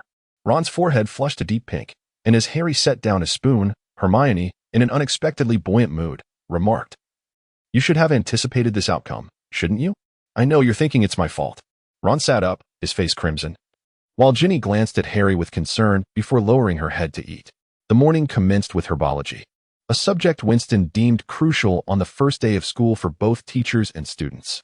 Thus, when he beheld Professor Sprout, her arms adorned with numerous bandages, he was genuinely startled. She wore an irritable expression, followed closely by Gilderoy Lockhart, who, with a smug grin, evoked an urge to land a few punches. Harry, having been taken out by Lockhart, found that despite their brief interaction, Lockhart's words were devoid of substance, unworthy of much reflection. Today's lesson revolved around a plant known as mandrake, a humanoid-like specimen. In Eastern mythology, such plants are often depicted as carnivorous, yet in the magical world, consuming one without the expertise of a skilled potion master could be fatal. In the wizarding realm, there exists a form of magic that can be deemed instant death magic, such as the killing curse of Avada Kedavra. It is evident that this kind of lethal magic is not exclusive to humans. Certain plants and animals possess inherent abilities that can be equally deadly, which are imperative to comprehend. The entire morning was spent grappling with the mandrakes, which resisted being forcibly buried in the soil, thus proving quite taxing. Following herbology came Professor McGonagall's class. Ron's wand had evidently become irreparably damaged, now held together with magical tape, crackling like a short-circuited wire, creating an unpleasant odor during transfiguration, prompting classmates to keep their distance. In this transfiguration lesson, the task was to transform a beetle into a button. Harry felt at a loss, while Hermione had completed her transformation early, awaiting praise from Professor McGonagall. With a flick of his wand, Winston enlarged the beetle's slender legs, causing it to stand on its hind legs, flaunting its newly gained muscle. However, when Professor McGonagall cast a stern glance in their direction, Winston swiftly reverted the beetle into an ordinary button and handed it over to Ron. Next came the meal, followed by the highlight of the day, Lockhart's defense against the dark arts class. "I hear you're selling signed photos?" Winston inquired with a smirk. "Nonsense. That's just Malfoy and Lockhart playing tricks," Harry retorted. "Enough chatter. Can you handle this now?" Hermione asked. "What do you think? If you expect me to pitch in, forget it." In the defense against the dark arts class, Lockhart prattled on behind the professor's desk, while Winston struggled to stay awake. The three boys in their group appeared disinterested, while Hermione, the devoted fan, had already claimed a front-row seat. Lockhart produced a stack of papers for a quiz, which contained only his personal questions. Winston, too bored to even take out his quill, set the papers aside and inquired about the photo incident that had transpired at noon, as he had not been present. After an interminable period of Lockhart's self-aggrandizing monologue, they finally reached the crux of the lesson. Following refreshments, he unveiled a cage containing Cornish pixies. "I assure you, as long as I am here, no one will be in danger," he declared, and promptly opened the cage door. Chaos erupted as the mischievous creatures scattered, wreaking havoc throughout the room, tossing objects and people alike. Moments later, half the class lay sprawled on the ground, while the remainder clung to the tables, but this did not deter the rampaging pixies. Winston kicked over a table, creating a triangular barricade against the wall, where several pixies lay writhing, their legs twitching uncomfortably. which momentarily halted the others. In one corner, the quartet had just observed Lockhart trying to intervene, only to be unceremoniously kicked out by Winston. "Professor, those pixies are your responsibility. I fear our defense against the dark arts class this term is doomed. It appears we'll have to resort to self-study. What do you think?" Winston said, as he knocked out another pixie and tossed it back into the cage. "Agreed," Harry said, forcibly removing a pixie that had latched onto him, leaving a small bite mark. "These things aren't poisonous, are they?" "I personally believe that any humanoid-like creature lacks venom," Winston replied, finally subduing the last pixie and stretching his back. "Class is dismissed now." But kind-hearted Hermione insisted on helping Lockhart clean up the mess. Reluctantly, the remaining three had to stay behind to assist. Ron wore an expression of discontent, but it was evident that mere complaints would not suffice, especially when his friend was an ardent fan. Regardless, this lesson was destined to become a farce. In the library, with Madame Pants absent, the other three seemed to have gone to watch Quidditch practice. Winston was engrossed in researching materials to refine his concept of a powerful protective spell capable of shielding against the killing curse. He disowned that in the current wizarding world, a witch or wizard without their wand, though able to conjure minor spells, would find the outcome of duels largely predetermined, akin to an unarmed individual attempting to defeat one wielding a firearm. He believed that the strength of contemporary witches and wizards stemmed from several factors, aside from possessing a formidable wand. Exceptional knowledge and theoretical understanding were crucial for navigating numerous magical traps and resolving various problems. Proficient combat techniques, including a repertoire of spells and knowing which incantations to utter during confrontations, were equally essential, as was agility. No one would foolishly stand still while facing an opponent's wand. And even in the absence of a wand, one could swiftly draw a dagger or similar weapon to eliminate the adversary. In short, reading was vital. But practice held equal importance. The ancient spells and contracts that once flourished could not simply be enacted by waving a wand. They necessitated specific materials, a precise casting process, or even rituals, sometimes requiring magical proofs, such as the Goblet of Fire that had emerged in the last century. The more potent the ancient spells, the more exacting their execution becomes. Consequently, modern-day wizards, in pursuit of simplicity, have resorted to crafting new wands by embedding a part of a powerful magical creature's body within the core. Unlike the previous generation, which required extensive study to barely manage incantations, these new wands necessitate merely a grasp of the technique. They connect the inherent magic of the magical creature's essence to the external world, thus streamlining the casting process. Nowadays, even a child unversed in spells can wield a wand and unleash considerable havoc, marking both an advancement and a regression. The advent of these new wands has led to the obsolescence of many complex spells that demanded time, practice, and materials. Such knowledge is now confined to a few prestigious magical families and ancient institutions, with Hogwarts being one of the fortunate few. 12 years have elapsed since Voldemort was rendered nearly lifeless by the rebounding, irreversible killing curse, Avada Kedavra, indicating that such magic is not without remedy. After all, both Voldemort and Harry remain alive. Winston has recently unearthed the spell cast by Harry's parents, discovered in the Forbidden Forest. Fortunately, Madame Pants has been relatively lenient with him, refraining from hovering around with a feather duster. The spell known as the loyalty charm is peculiar. Every magic has its moment of vulnerability, originally intended to safeguard an individual. The spell allows one to conceal a location and bind a trusted second party to protect that secret. Unless this person divulges the secret, no one beyond them can reach that place or even discern its existence, let alone locate its inhabitants. It can be perceived as casting a spell on a location, such as a house, and then establishing a covenant with someone trustworthy, ensuring the safety of the resident. Yet, a conundrum arises. If the safeguarded individual were to kill the protector of the secret, would this not render the charm ineffective? Such an act would prevent any disclosure to a third party, ensuring the secret remains undetected. Has anyone ever executed such a plan? This is perplexing.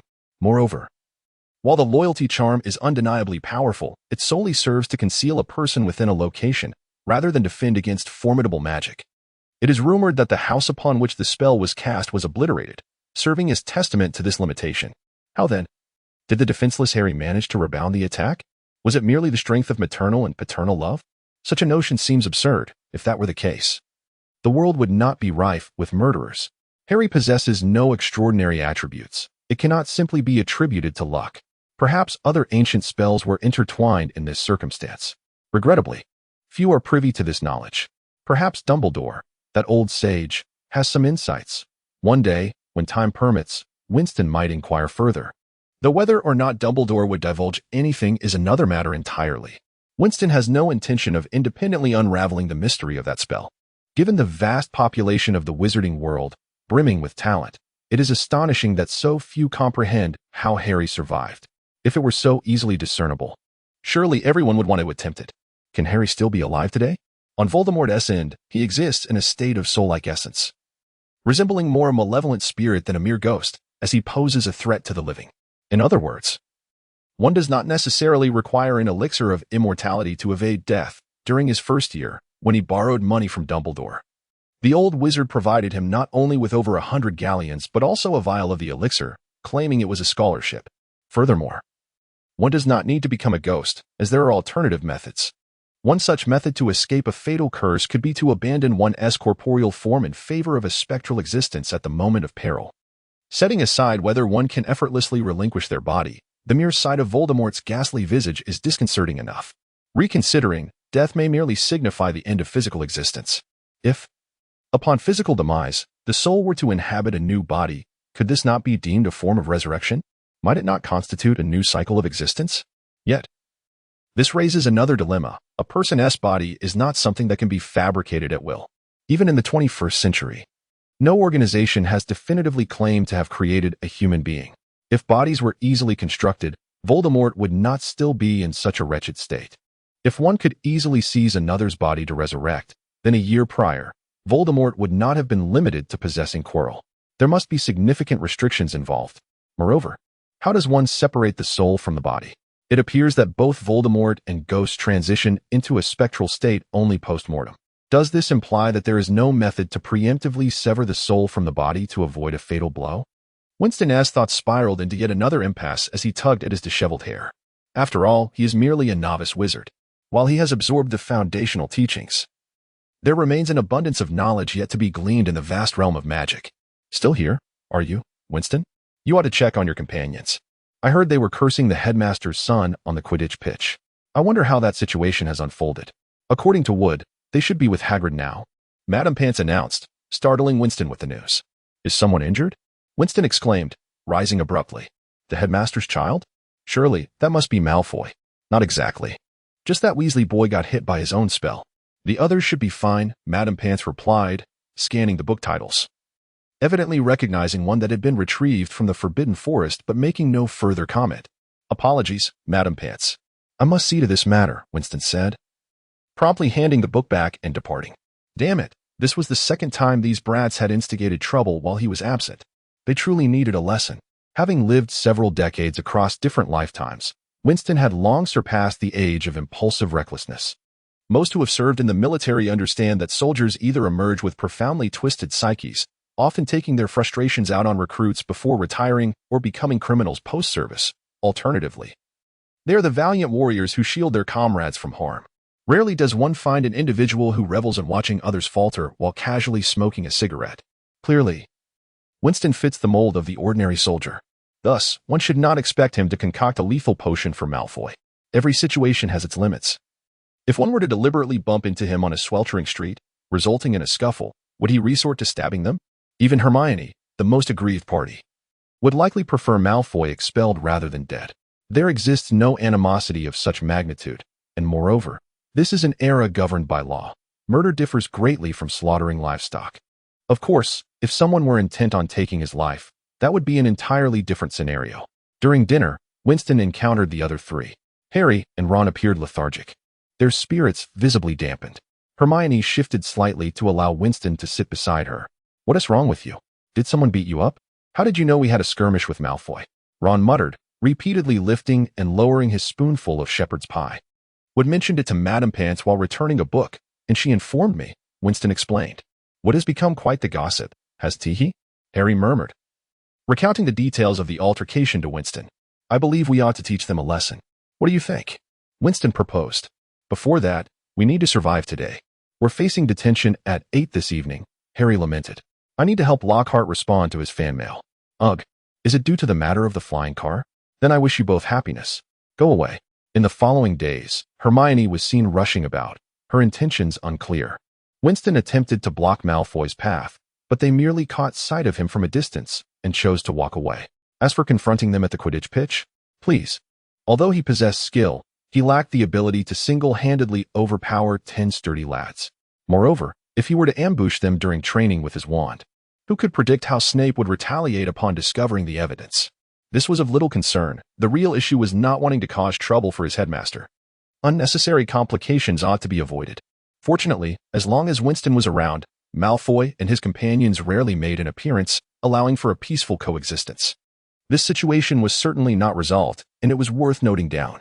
In his leisure time, Winston frequented the library, assisting Madame Pants in organizing the records of book loans and returns, as well as maintaining the tidiness of the collection.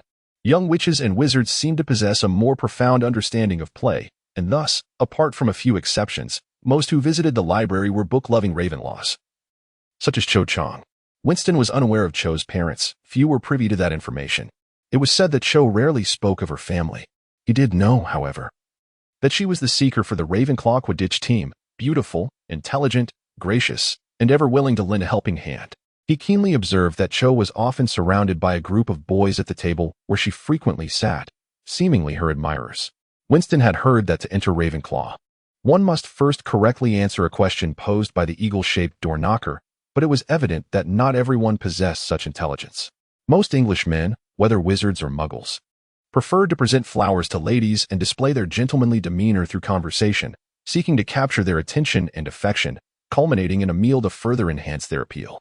Rarely did one find a young man willing to engage his intellect, which left the number of boys in Ravenclaw quite sparse. Those unable to gain entry to Ravenclaw resorted to encountering her in the library. Back for more books, are we? Your reading pace is astonishing. Winston remarked upon seeing Cho again. Not as fast as you, I believe. You can finish a book in less than 2 days. Cho replied with a playful roll of her eyes. She was indeed a striking young woman, devoid of any pretentiousness, which surely explained her numerous suitors. Cho had recently taken to visiting the library not only to evade the wrath of a middle-aged woman wielding a feather duster, but also because, when faced with unfamiliar knowledge, one could not always consult a professor. There was a high likelihood of finding someone knowledgeable nearby. Why seek answers elsewhere? She had heard of the most exceptional student in their year. Young, humble, polite, helpful, and handsome. Even those from other faculties had spoken of his name. It seems your admirers have returned, Winston observed, noting several boys seated around Cho's usual chair. Yet, it was clear their intentions lay elsewhere. One even had his book upside down. Their eager gazes scanned the vicinity, and upon noticing the two of them, they instantly adopted a more studious posture, almost exaggeratedly so. Ah, the youth of today, far too precocious, Winston mused, shaking his head. Was he merely growing older? Is that so? But you too have your admirers, since your arrival. The number of girls here has certainly increased, Cho replied, her mood evidently buoyant.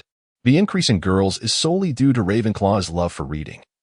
I hardly believe it is my influence. Narcissism is a profoundly undesirable trait. What do you think of those girls over there, whispering about you? Winston turned to see a group of 11 and 12-year-old witches in the corner, discussing books on predicting partners. Yet I am not so desperate as to pursue someone so young. Ah, so you're aiming for those aged 13 or 14? Cho pressed on. Indeed, perhaps like you. He retorted. Clearly, Cho's confidence had its limits, especially when faced with a boy who was indifferent to social norms. She fell silent, flustered, and exited the library in a huff. Soon after, the boys surrounding her also departed, their heads downcast, leaving their books in place. It seemed he had been too lenient. Perhaps next time, he should bring a feather duster himself. Currently, the books Cho had borrowed were primarily on divination. It was rumored that students could begin studying divination in their 3rd year. Historically, those who could accurately predict the future were exceedingly rare. Most predictions were ambiguous, allowing for a multitude of interpretations. In the end, when the outcome emerged, it often aligned with one of the vague predictions. Thus, when one lacked the answer and only had the prophecy to rely on, they were left baffled.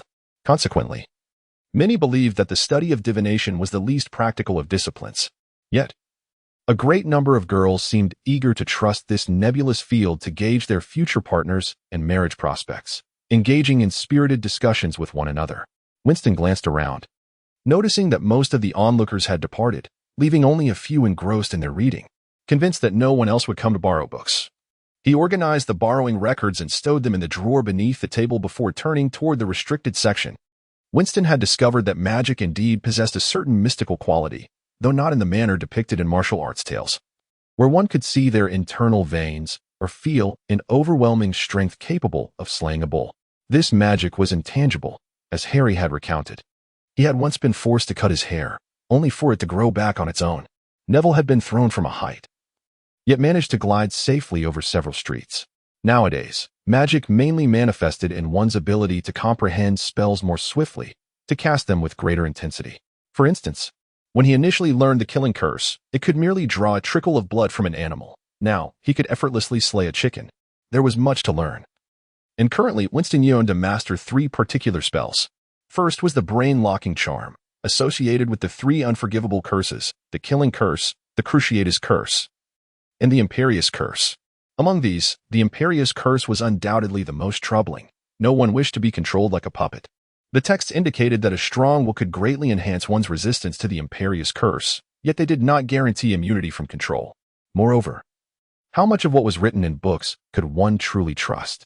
How many wizards had been left in a state of panic due to this? He had laid the groundwork for the brain-locking charm, yet progress was slow. The second spell he wished to learn was one that could inflict harm upon spirits. A normal person would naturally harbor some fear of ghosts, and he wished to understand how to damage a spirit, rather than remain defenseless should a spirit ever seek to harm him. He was aware that powerful instant death spells could injure ghosts, yet such spells seemed impractical.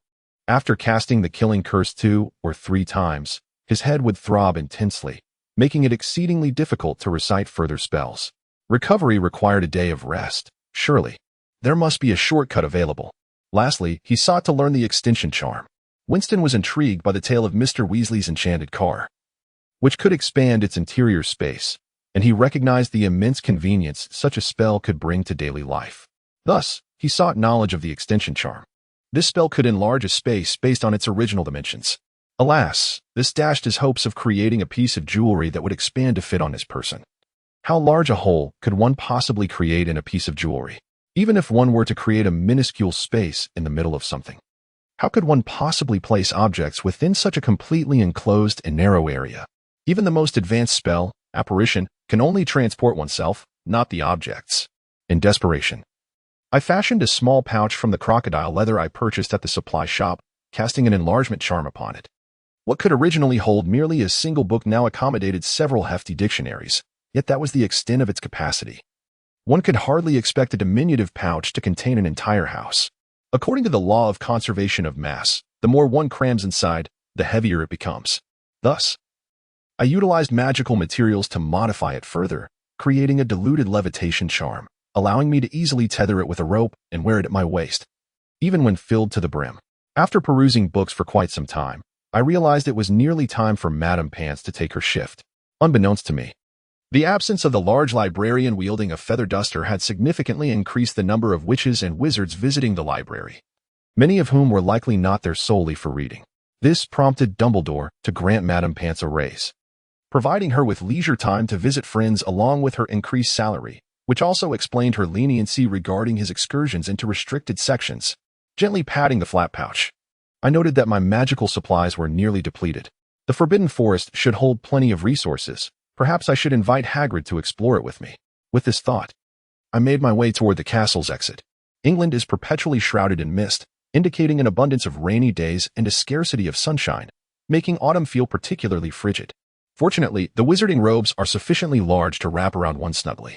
As I traversed the grass towards Hagrid's small hut at the edge of the Forbidden Forest, I spotted several first-year witches and wizards rowing on the lake.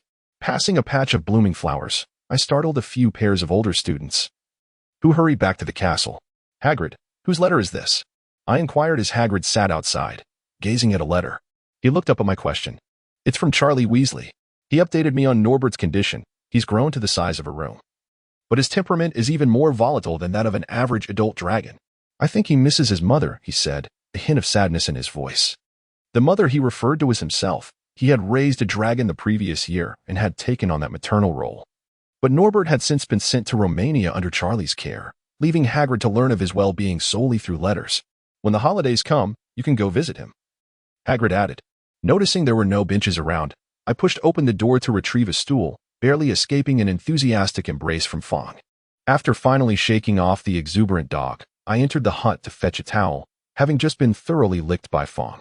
"Stop dwelling on that dragon. Romania is the best place for him. Just look around you. There are plenty of fascinating things worth your attention," I suggested. Hagrid fell silent, seemingly hesitant. But it was clear he was not one to keep his thoughts to himself. "Winston, did you know that Professor Kettleburn, the magical creatures teacher, has resigned? He plans to retire by the end of the year. Dumbledore wants me to take over the class.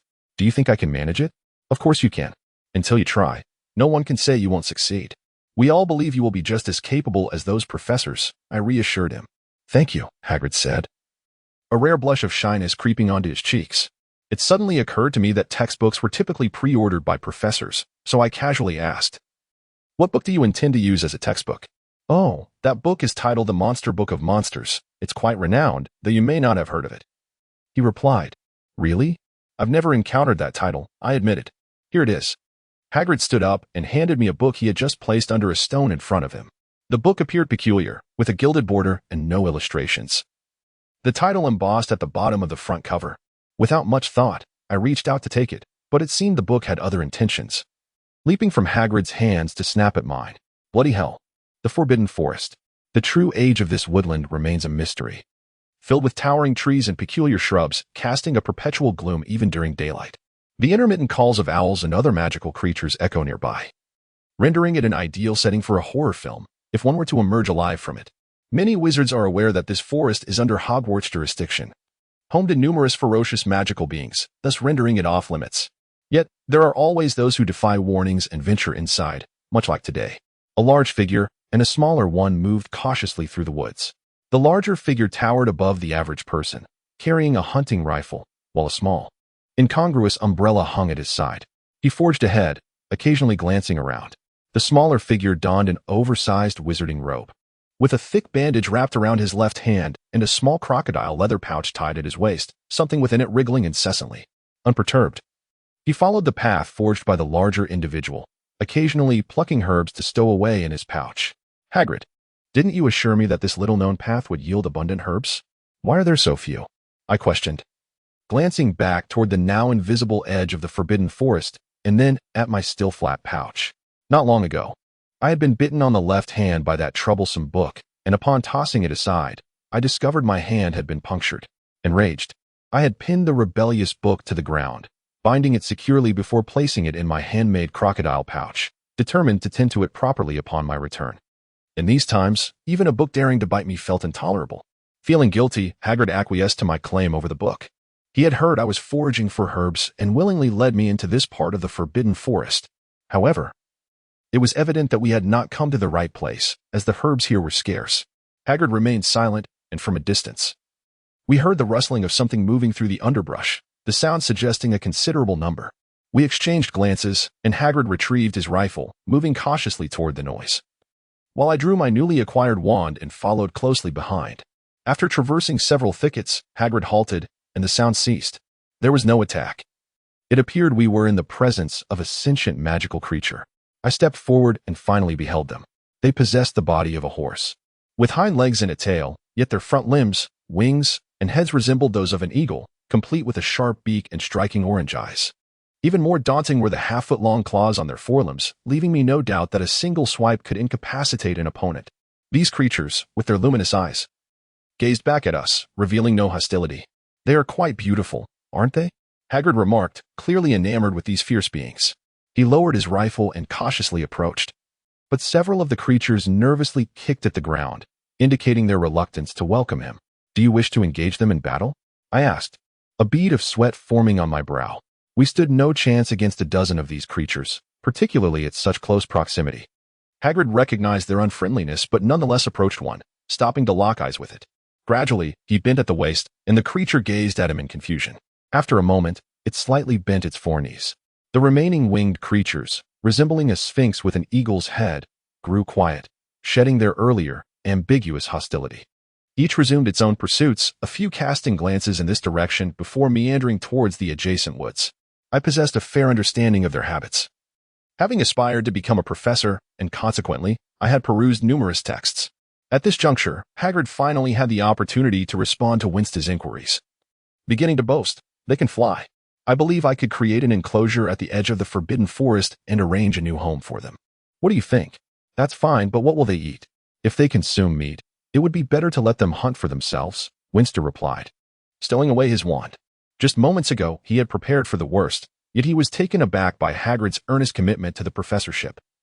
Such rare creatures were seldom encountered. Even though Winston had read extensively, he was only familiar with their names, lacking insight into their behaviors. I was eager for the young wizards to have an intimate encounter with these delightful beings during my first class. Hagrid appeared exceedingly enthusiastic. I have decided to name him Buckbeak. From now on, you shall be called Buckbeak, my friend. He stroked the creature's beak, which responded by comfortably closing its eyes. It was undoubtedly unwise to expose inexperienced young wizards to such formidable magical creatures, yet Hagrid was in high spirits, dismissing all caution. Reluctantly, I could only hope that Hagrid would manage to temper the wildness of these beings. Clearly, this herb-gathering expedition had not been flawless. An exuberant Hagrid insisted on having a lengthy discussion with his new companion. With only one arm available to handle the unforeseen dangers, Winston, left with no choice, returned to the castle alone, his sole bounty being a half-filled pouch of herbs and a book that was now thrashing about within the bag. In his haste, Winston had evidently forgotten to inquire how Hagrid typically handled the book, resorting instead to using a stunning spell before perusing it. This resulted in the unfortunate consequence that, whenever the book was in Winston's possession, it would tremble uncontrollably, a fate endured after being stunned hundreds of times. Shall we attend the Death Day party? A splendid idea. I believe we shall all go, he remarked. This conversation took place in the common room, where a group sat by the fireplace, listening to Harry recount Nick's invitation. Surrounding them were young wizards chatting and playing, while the torrential rain outside dampened any enthusiasm for outdoor activities. Ron was diligently working on his homework, and from a vantage point where Hermione could not see, Winston's assignments lay across his lap. He occasionally stole glances at the correct answers, feigning deep concentration to evade Hermione's scrutiny. However, Hermione's thoughts were clearly elsewhere, as she excitedly muttered to herself about the precautions one should take when attending the ghostly Death Day celebration. Harry glanced at Winston, who was engrossed in a book entitled How to Avoid Harm from Ghosts and Counterattack. Even after hearing Harry's words, Winston merely grunted in acknowledgement, affirming his intention to attend. The book had likely been retrieved from the Forbidden Forest, and he planned to return it to its rightful place before Professor Pants arrived the following day. Harry was aware that Winston had been searching for methods to counteract ghostly harm, especially after Peeves' mischief had caused him a knee injury last year, leaving him limping to classes for several days. Suddenly, Winston spoke up. I recall that ghosts are typically incorporeal, able to pass through anything and avoid being struck by objects. So why is it that Peeves can sometimes penetrate walls, yet at other times, he can grasp tangible items, tug on blankets, and topple things in his chaotic antics? I do not know, Harry replied honestly, glancing at Hermione, who shook her head. Winston shrugged and turned the page, continuing his reading. As many young wizards returned home for the Christmas holidays, Halloween became particularly lively. Groups of young witches and wizards strolled about joyfully in festive attire.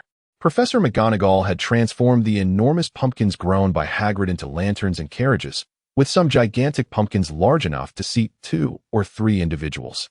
A group of witches eagerly observed, seemingly wishing to try sitting inside. Close to 7 o'clock, as Harry beheld the bustling, ornately decorated hall, he suddenly felt disinclined to attend the Death Day feast, wishing instead to remain in the hall to celebrate Halloween. However, Hermione firmly opposed this notion. After all, he had already made a commitment, and breaking promises was not a commendable habit. My apologies for keeping everyone waiting, Winston exclaimed as he rushed back in, his mouth stuffed with food and his sandwich in hand. The ghost feast will probably consist solely of ghostly fare, so I brought some provisions. That sounds dreadful, Ron exclaimed. The tantalizing aromas wafting from the great hall tested their appetites, indicating it was time for dinner, yet it was already too late to return. As they hesitated, they spotted Nick standing at a doorway, his face beaming with delight as he awaited them. My dear friends, he proclaimed, welcome. I am truly thrilled that you could come. Thus, they had no choice but to step inside. The moment they entered, Winston felt as though he had stepped into Hogwarts' ice cellar. A chilling breeze greeted them, and numerous translucent, milky white ghosts floated about, engaged in polite conversation. One could see the decorations through their ethereal forms. The hall was devoid of light and vibrant colors, illuminated only by over 1,000 candles casting an eerie green glow, rendering the entire space hauntingly atmospheric.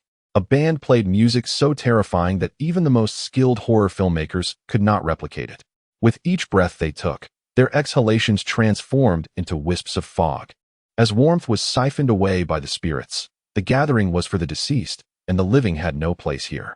The group cautiously navigated the hall, striving to avoid passing through any ghostly forms, as doing so would evoke the sensation of a frigid shower. In this icy atmosphere, the chill could instantly cause one to shiver uncontrollably, a coldness that could not be mitigated by additional layers of clothing. If one were to don too many layers, they would find themselves confined to the hospital wing. "Look, food," Ron exclaimed, dashing forward. Not far away, a long table was laden with vast quantities of food, though it was unlikely anyone would wish to partake. Most of the offerings were decayed, some blackened and resembling charred remnants, while the rest were either moldy or festooned with fungi. None were fit for consumption. At that moment, a short, plump ghost with thick glasses floated into view. It was Moaning Myrtle, the ghost who perpetually wept in the girls' restroom, but Peeves was hot on her heels, his face covered in pimples. Myrtle fled in tears. "I believe Peeves is just too troublesome, having been killed by his victims," Winston muttered, lowering his hand from his wand. He had no fondness for Peeves. Had it not been for Nick's Death Day celebration, he might have dealt with Peeves once and for all, but that would undoubtedly embarrass Nick, so he refrained. At that moment, the band abruptly ceased playing. The ghosts in the basement fell silent, eagerly scanning their surroundings as if anticipating something. Suddenly, 12 ghostly horses burst forth from the walls of the underground classroom, each bearing a headless rider. All the ghosts attending the soiree erupted into enthusiastic applause, evidently. The popularity of these hunters was quite high. However, Nick's expression was far from pleasant. He endeavored to redirect the audience's attention back to himself. Yet his efforts met with utter failure. The ghosts swarmed around the hunters, frequently erupting in cheers and applause, leaving Nick feeling utterly defeated. It appeared that Nick's plan had crumbled, and the scene had been commandeered by Patrick's headless hunters. "Nevertheless, I believe it is best for us to proceed to the banquet. I find myself somewhat famished. What do you think?" "You're fine. You've had something to eat, while the rest of us have not dined yet. It's your own fault for not bringing anything. I'm not your babysitter." Winston handed the final untouched sandwich to Hermione. "Oh, thank you," Ron remarked as he watched the sandwich vanish into Hermione's mouth. "I hope the desserts in the hall haven't all been devoured." The four of them began to walk outside when Harry suddenly halted, straining to listen. Winston paused momentarily before vanishing into a shadowy corner, leaving Hermione and Ron exchanging bewildered glances. "Harry, I didn't hear any footsteps or voices nearby. What did you hear?" Winston's voice called from a distance. Yet Harry did not respond. Just as Hermione and Ron were about to speak, Harry suddenly shouted, "This way." He dashed toward the second floor. However, there was nothing there. And he sprinted to the third floor, completing a circuit, still finding nothing. At that moment, some writing caught their attention. "The chamber has been opened. Enemies of the air, beware." Not far from the inscription, Madame Loris was staring intently at a puddle on the ground, her body rigid. A shadow picked up the cat, startling them. Winston tapped it with his wand, producing a crisp sound reminiscent of stone. "It's been petrified. We need to leave." "Aren't we going to help it?" Harry asked. "Can you save it? Do you think it is a simple task to completely petrify an animal? Regardless, do not allow yourself to be discovered beside a murder scene. Otherwise." A low murmur approached, the banquet having just concluded. Hundreds of voices grew louder, drawing near. There was no time to escape. Winston swiftly moved behind a suit of armor, his figure gradually fading from the sight of the other three. Invisibility is a spell that deceives the eye, akin to a chameleon in the forest, blending closely with its surroundings. However, it has its drawbacks. For instance, invisibility merely imitates the environment to avoid detection, as light cannot penetrate it, leaving a shadow. If one scrutinizes closely, they will notice the discordance with the surroundings. Nonetheless, in this dim corridor, it was evidently sufficient for concealment. Oh no! With a shriek, they found themselves surrounded by hundreds of people, countless eyes fixed on the petrified Madame Loris. Harry had come to understand the latter half of Winston's warning. "Otherwise, you will be in serious trouble." Now, the three of them were firmly encircled, gazes of astonishment, confusion, and fear directed at them. This was dire. "You must believe me, I truly heard a voice." The owner of that voice petrified Filch's cat. This transpired in Gryffindor's common room, shortly after Dumbledore had escorted Harry and the others to Lockhart's office for questioning. Meanwhile, Winston had to return to the common room to await news, blending into the crowd. However, based on his estimation, unless there was concrete evidence, Dumbledore, who favored Gryffindor, would never hastily conclude or seek a scapegoat, allowing him to wait for their return with peace of mind. And indeed, the facts bore this out. We did not hear anyone speaking, nor do I believe your hearing exceeds that of others. If what you say is true, it is likely that the creature was speaking a language only you could comprehend. This was Winston, who found the situation rather peculiar. What is the chamber? Hearing voices that others cannot is not a good omen, Ron remarked. So do not mention this to anyone. Hermione then concluded. What we need to do now is wait for Dumbledore to find news of the culprit. We should refrain from wandering around at night, as being discovered would lead to trouble. Very well then, good night. After exchanging farewells, they departed. In the following days, the irate Filch caused considerable trouble for the young wizards, constantly seeking various excuses to detain those passing by the site of Madame Loris' attack. Fortunately, nothing else transpired. Much to the relief of many. Winston, please assist me. I need to borrow a book on the history of Hogwarts or something of the sort. Hermione approached Winston's busy desk. There are no books related to the history of Hogwarts available. They have all been borrowed by others. You are late. If I wanted to borrow, when would I have to wait? The young girl persisted. Even if they returned the books, it would take over a week for me to get it to you, Winston replied, lifting his head. You wish to learn about the chamber, do you not? Why not just ask me? Evidently, Hermione had not changed her habit of tackling problems independently by consulting books. She preferred to rely on herself rather than others. You know about the chamber? That is splendid. Since you do, just tell me directly. Winston remained silent, extending a finger to gesture behind Hermione, then indicating his borrowing and returning records. She turned to see a line of young wizards waiting behind her, their ears perked, wide-eyed with interest. Understanding, she nodded. Then you carry on. We shall talk later. 10 minutes later, the four of them gathered in a secluded corner of the library. Hogwarts was founded over 1,000 years ago by four of the greatest wizards of the time. As Winston recounted this history, several wizards nearby pretended to browse books. Yet their ears were perked attentively. Winston paid them no heed. This was basic knowledge that anyone who had read about Hogwarts history and possessed a modicum of reasoning ability would know. The four houses were named after their founders, Godric Gryffindor, Helga Hufflepuff, Rowena Ravenclaw, and Salazar Slytherin. Together, they constructed this castle, yet later, the differing values and standards for selecting new students led to divergences. Gryffindor emphasized bravery, courage, and spirit, with the red lion symbolizing their valor. Hufflepuff valued integrity and loyalty, the black badger against a yellow background representing their perseverance. Ravenclaw sought wizards of keen intellect, the blue eagle representing wisdom, while Slytherin prioritized blood purity, represented by the green serpent. Eventually, the rift between Slytherin and the others widened, as he sought only pure-blooded wizards. While the others believed any wizarding blood was acceptable, Slytherin ultimately departed, and legend has it that before leaving the castle, he constructed a secret chamber, accessible only to his heir, within which resided a terrifying monster, tasked with purifying the school by eliminating all unworthy of learning magic. The surrounding listeners fell silent, gradually dispersing, leaving the books in their places. It was likely that within half an hour, all the young wizards would be aware of this history. However, this was not the crux of the matter. Noticing the crowd diminishing, Winston ensured that no one else could hear him aside from those at their table, and softly tapped 3 times on the table. Lost in thought, Harry, Ron, and Hermione abandoned their contemplation, immediately sitting upright and gazing at him with curiosity. Harry, do you not find Slytherin's emblem rather peculiar? The courage of lions, the wisdom of eagles, and the tenacity of badgers can all be associated with the will of the wizard who constructed the school. Yet how can Slytherin's serpent symbolize pure blood?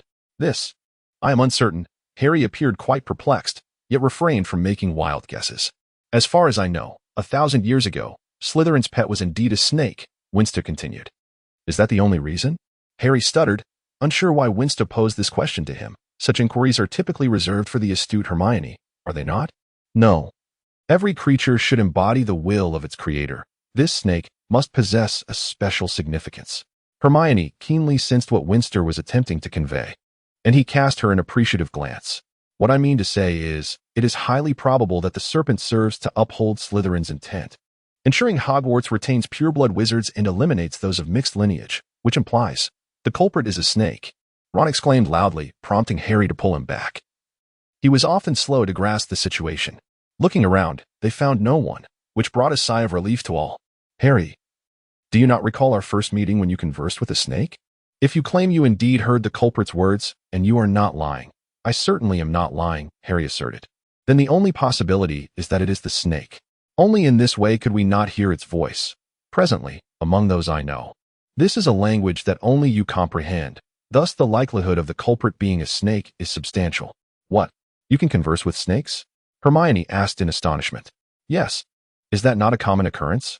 Harry was baffled, as his activities since the start of school had primarily involved Quidditch and causing mischief. This is the ability of the heir of Slytherin. Others cannot speak the language of snakes, hence, Harry. It is quite possible that you are the heir of the Chamber of Secrets, or at least one of the heirs, Winston concluded emphatically. Silence enveloped the space.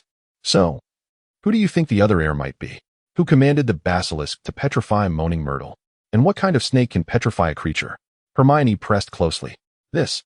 I do not know either. Since you are the heir of Slytherin, perhaps we might find clues in Slytherin's domain. As for the snakes, you could search the western section of the library. The compendium of ancient magical creatures there should provide some assistance. Winston replied, but I warn you. It would be best not to linger at the crime scene, especially you two. Ron, I assume you would not relish receiving another howler, would you? Harry, do you not feel you have caused enough trouble? Should you be caught by Snape, your situation would be dire, even if you were not expelled from the school. You would be ostracized by all of Gryffindor. Do you not remember last year? They were isolated from the entire house due to point deductions until the end of the year when the house won the championship and were accepted back by the school wizards. Though Harry and Ron still appeared uneasy, they nonetheless agreed. Winston understood their desire to be heroes.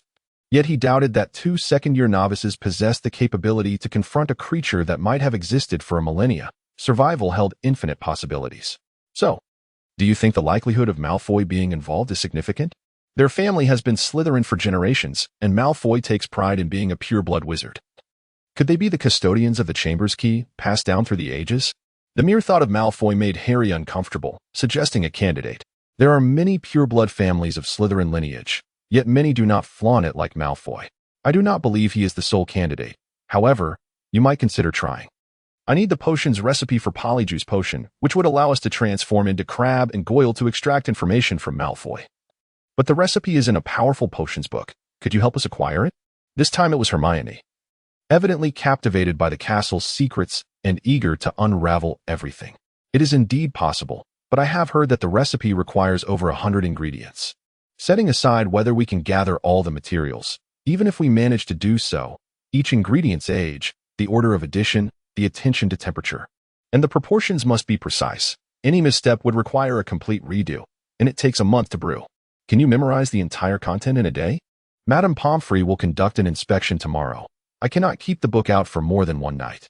Winston suggested, if you truly wish to pursue this method, you might seek out Lockhart.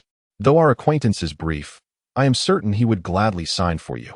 He cares little about the book you borrow, only your admiration for him. He is not that kind of person. Hermione was clearly displeased with Winston's disparagement of her idol, but his words carried weight, leaving her tone lacking in confidence. Shall we not simply try to find out? Ron, already fed up with Lockhart's incessant grinning, seized the rare opportunity to strike back. The following day, in Lockhart's class. Attending class was undoubtedly a tedious affair, especially in Lockhart's lessons. The defense against the dark arts class had become akin to a small cinema, with Lockhart dragging Harry into reenactments from the storybook every session. And this time was no exception. As for Winston, he sat in the back row, engrossed in a packet of Bertie Bott's every flavor beans, watching intently until Harry's werewolf was thrown to the ground by Lockhart with a shoulder throw, concluding this little cinematic experience. After a prolonged period of study, a brief respite was not unwarranted. After class, Hermione hurriedly approached Lockhart, nervously presenting a note to him. However, as Winston had anticipated, Lockhart was utterly defenseless against young girls. He promptly produced a splendid peacock feather quill and signed his name. Had it been Professor McGonagall or Snape, they would have thoroughly interrogated the matter. Departing the brightly smiling Lockhart, Hermione and the others went to the library to borrow books. To avoid arousing the librarian's suspicion, Winston did not accompany them. Instead, he headed to Moaning Myrtle's lavatory, the infamous girls' restroom, which had been designated as their meeting place. All the required materials can be found in the student's practice supply cabinet. Winston opened the book and examined it closely. Even if some are missing, I can procure them in a very short time. If not, Snape's office should contain what we need, but to avoid alerting the astute Snape and causing us trouble, I recommend acquiring these materials. Even if we begin brewing now, it will take at least a week to gather the missing ingredients. This time frame should suffice for me to collect everything. That would require quite a bit of money, right? Hermione gently bit her nails, inquiring. Money is not an issue. As long as you leave me the surplus potion after brewing, it will suffice. After placing hundreds of ingredients into the cauldron, the decoction produced should yield at least half a pot.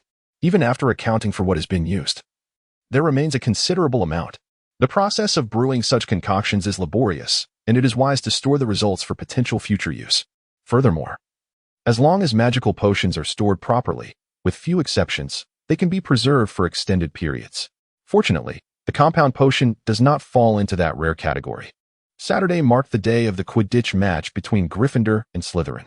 Ron and Hermione set off early to cheer for Harry. Meanwhile, Winston sat on a chair he had brought, engaging in light conversation with moaning Myrtle, who was nearby, while before him simmered a large cauldron of potion. The flames beneath it were a magical blue, devoid of smoke, ensuring minimal risk of detection.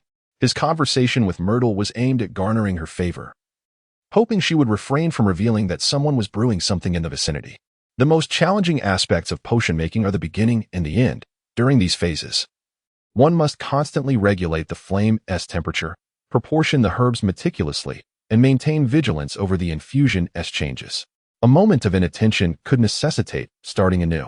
During the intermediate stage, most of the materials being brewed are difficult to dissolve, but as long as one monitors the flames and adds ingredients according to schedule, all should proceed smoothly. At midday, Hermione rushed in, exclaiming that Harry had been injured, his arm shattered by a rogue bludger. Let it be, Winston thought. Madame Pomfrey in the hospital wing would mend the bone within moments. He tossed 2 fused plants resembling human ears into the cauldron, known as the earwort, and the bubbling potion gradually transformed into a vibrant green, its once tumultuous surface settling into a calm simmer. However, it was revealed that Gilderoy Lockhart had extracted Harry's bone, and now Madame Pomfrey insisted it would take at least a night for it to regrow.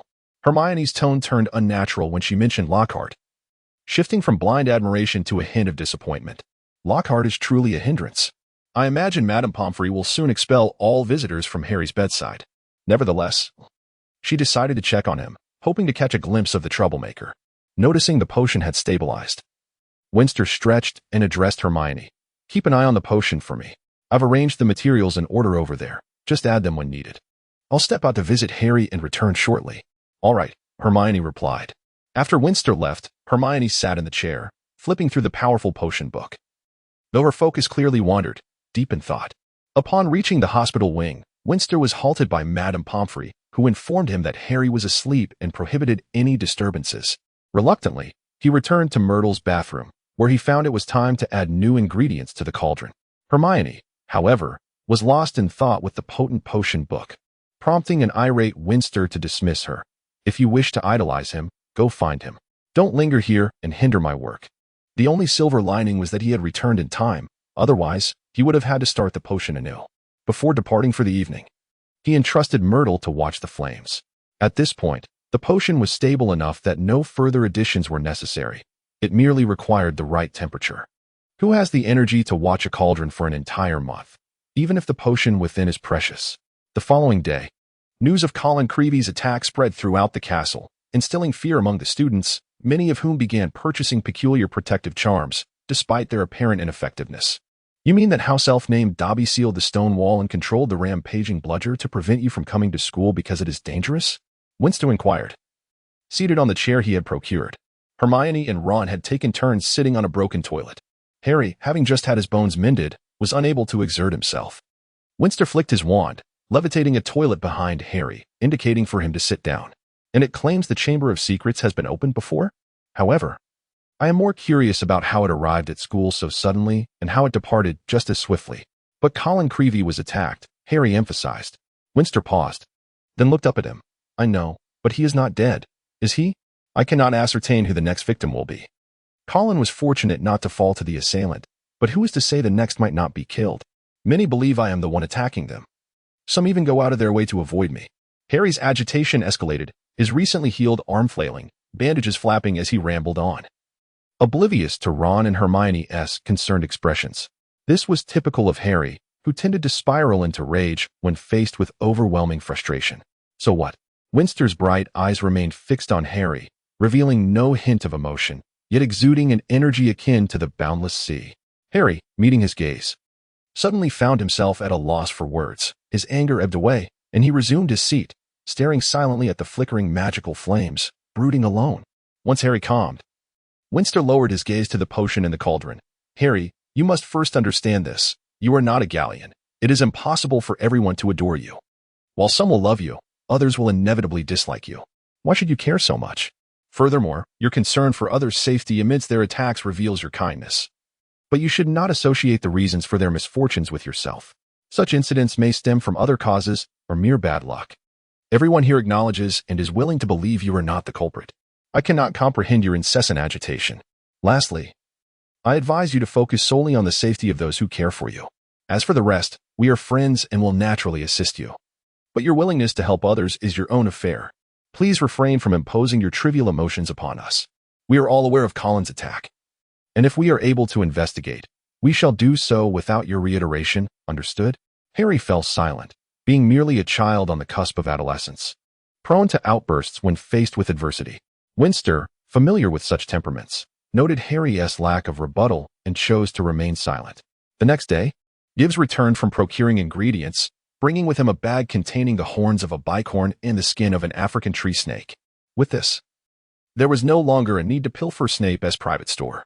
After ensuring Gibbs was well fed, Winston sent him off once more, tossing the 2 ingredients into the cauldron, thus completing the necessary components for the potion, leaving only the slow passage of time to await the results. In the second week of December, Professor McGonagall came to collect the list of students remaining at school for the Christmas holiday. This time, Winston refrained from signing, informing Harry, Ron, and Hermione that he needed to return home to address some matters, though he assured them it would not take the entirety of the holiday. This meant he would not be present for the completion of the compound potion, but the remaining trio vowed to uncover Malfoy's secrets. Winston held little hope for their success, pondering how one might extract information without the use of Veritaserum. Simply avoiding detection would be a feat in itself. Days passed, and one day a crowd gathered to discuss something with great fervor. Upon closer inspection, it was revealed they were organizing a dueling club. You must believe that this group of young wizards is notoriously dull. They would never miss a chance for excitement. Thus, by 8 o'clock that evening, when they arrived, the auditorium was already bustling with attendees. Under the bewildered gazes of Harry and his friends, Winston discreetly shifted to the back, only to find themselves encircled by the young wizards. Now understanding the reason behind it, Gilderoy Lockhart, clad in a vibrant purple robe, stood at the center, flanked by none other than Severus Snape. After a barrage of trivialities, Lockhart was predictably knocked down by Snape, leading to a one-on-one duel. It was evident that Snape had long harbored a desire to confront this loathed student, separating the trio for their respective duels, Harry's opponent being Draco Malfoy.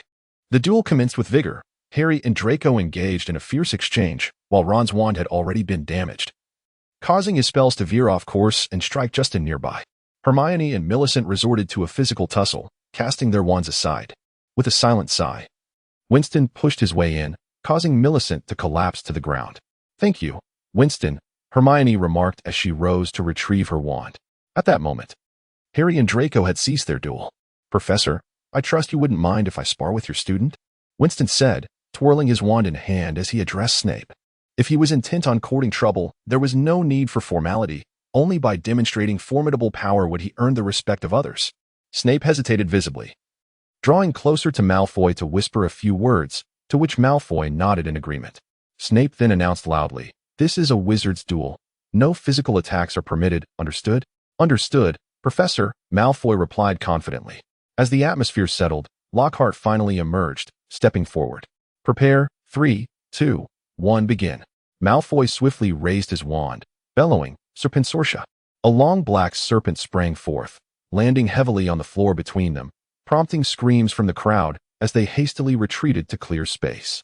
After casting the spell, Malfoy stood triumphantly, but it was clear that the serpent could not shield him entirely, and he had forgotten the proper etiquette of wizarding duels. Thus, he unleashed a flurry of spells, Expelliarmus, Petrificus totalis, Incendio, Tarantaligra, Ricta Sempra. These spells lacked lethal potency, and soon Malfoy lay on the ground, crying out in distress. Yet Winston did not relent, ignoring Lockhart's proclamation of victory, as Malfoy's cries gradually diminished after Winston cast several spells in succession. By this time, Snape had finally caught on. Obliviate, Obstructus, Petrificus totalis, Protego. Winston admonished, Professor, your immediate concern should be to escort Malfoy to the hospital wing rather than duel with me. Snape's ambush had proven futile, prompting gasps from the surrounding young wizards, while Lockhart's smile froze in place. Snape's expression darkened considerably, but Winston was no fool like Lockhart. He was not easily subdued by a mere handful of spells. 10 points from Gryffindor for maliciously attacking a student, Snape declared, hastily lifting Malfoy and departing, not forgetting to deduct points from Gryffindor. However, Winston remained unfazed. Snape's deductions were inconsequential as long as he could garner points from other professors. Calling to Harry, he made his way outside, the crowd parting to create a passage, leaving Lockhart to impart his wisdom in a bid to salvage his reputation. The tumult of the dueling club faded into memory, and Winston resumed his place in the library, spending his days immersed in books, occasionally answering queries from young wizards, enjoying a leisurely existence. Recently, Harry had avoided crowded places, particularly after the third attack incident, where Justin, with whom Harry had previously clashed, had been assaulted. Although the headmaster asserted that Harry was not responsible, the rumor of him being the heir of Slytherin seemed to have gained traction, prompting others to shy away whenever he appeared, causing Harry considerable distress. As the semester drew to a close, Winston boarded the return train with a throng of young wizards eager to escape the lurking monster. With little luggage to carry, he informed Hermione that if matters resolved favorably, he would return via the quickest means, using Floo powder, though that would not be until after Christmas. On the train, Winston released Gibbs to deliver a letter to Abby, hoping she would meet him at King's Cross Station. He had no desire to take a bus traversing half of London back home, given the speed of owls. It should be just enough time for Abby to drive to King's Cross, provided she departed immediately upon receiving the letter. His return was primarily to complete unfinished games. With the Red Alert storm concluded, it was time to embark on a new venture, seizing the opportunity to launch a new game and establish his presence in the market. Additionally, he aimed to forge relationships with game developers to collaborate on projects he could not accomplish alone. Lastly, he sought to resolve lingering issues regarding his identity, such as acquiring a diploma, an essential step for living in the mundane world. After all, when questioned, one cannot merely claim to be a student of a magical school. Can they? Many wizards, upon completing their education, typically gravitated towards Diagon Alley or Hogsmeade to open small shops, while others relied on selling heirlooms to sustain themselves, an existence Winston wished to avoid. Regarding formal employment, he would consider that upon turning 16, at which point he could earn enough to purchase a small company and become his own boss. There was also a lesser matter he considered, acquiring a firearm. Although it posed certain complications, a substantial monetary incentive for someone else to procure it should suffice. For a soldier, possessing a gun would instill greater confidence than merely wielding a wand, despite the wand's broader capabilities at times. "Hello, Abby," Winston exclaimed upon exiting, spotting a stunning brunette in her 20s waiting for him. Several gentlemen nearby glanced her way, one having already approached to strike up a conversation. In Britain, any man has the right to pursue a beautiful woman, though pursuing someone already married is a fool's errand. Such intrusions, even in the most liberated of nations like France, are frowned upon. "You were slower than I anticipated, Ryan." Half a year had passed, yet Abby remained as spirited as ever, shoving the suitor aside to stride directly toward him. According to the norms of British etiquette, she should have offered a polite smile of apology, stating that her friend had arrived or that she had other matters to attend to, prompting the gentleman to vacate the area. Clearly, Mr. Hawking's teachings had failed utterly. An hour later, Winston arrived home, the only noticeable change being the disarray within the house. Clothes were strewn across the floor and sofa, accompanied by muddy shoe prints. The table bore remnants of unfinished meals, and the trash bin overflowed with refuse, evidently neglected for quite some time. The windows, curtains, and walls were tarnished with grime, a clear indication of long overdue cleaning. "Abby, can you truly endure this environment?" Winston inquired cautiously, seeking a stable place to stand. "You really ought to hire a maid." "No need for your concern," Abby retorted, casting him a disdainful glance. He certainly remained oblivious to the fact that his daughter lacked ambition and was exceedingly indolent. Abby and Mr. Howgen had once again engaged in a quarrel, plunging into a frigid silence. Mr. Howgen had ceased his financial support for his daughter. And it was Winston who had covered the fuel expenses when their car ran out of gas on the road. He had no means to hire a nanny. "I have no money," Abby declared with righteous indignation. "If you have some, lend me a bit. I haven't eaten lunch yet." Winston hesitated, recalling that Abby's father seemed to know numerous influential figures, contemplating whether she might assist him in return for monetary compensation. He was confident that Abby would oblige, whether out of friendship or the allure of financial gain. "What tasks do you require?" she inquired. "Help me acquire a diploma and also procure a firearm. Nothing overly extravagant, but it must be functional." "What do you need a gun for? Besides, aren't you currently enrolled in school? You will naturally receive a diploma upon graduation. Why would you need to purchase one?" "I am merely curious about firearms, and my school is rather unimpressive. Possessing a diploma from such an establishment would be quite embarrassing.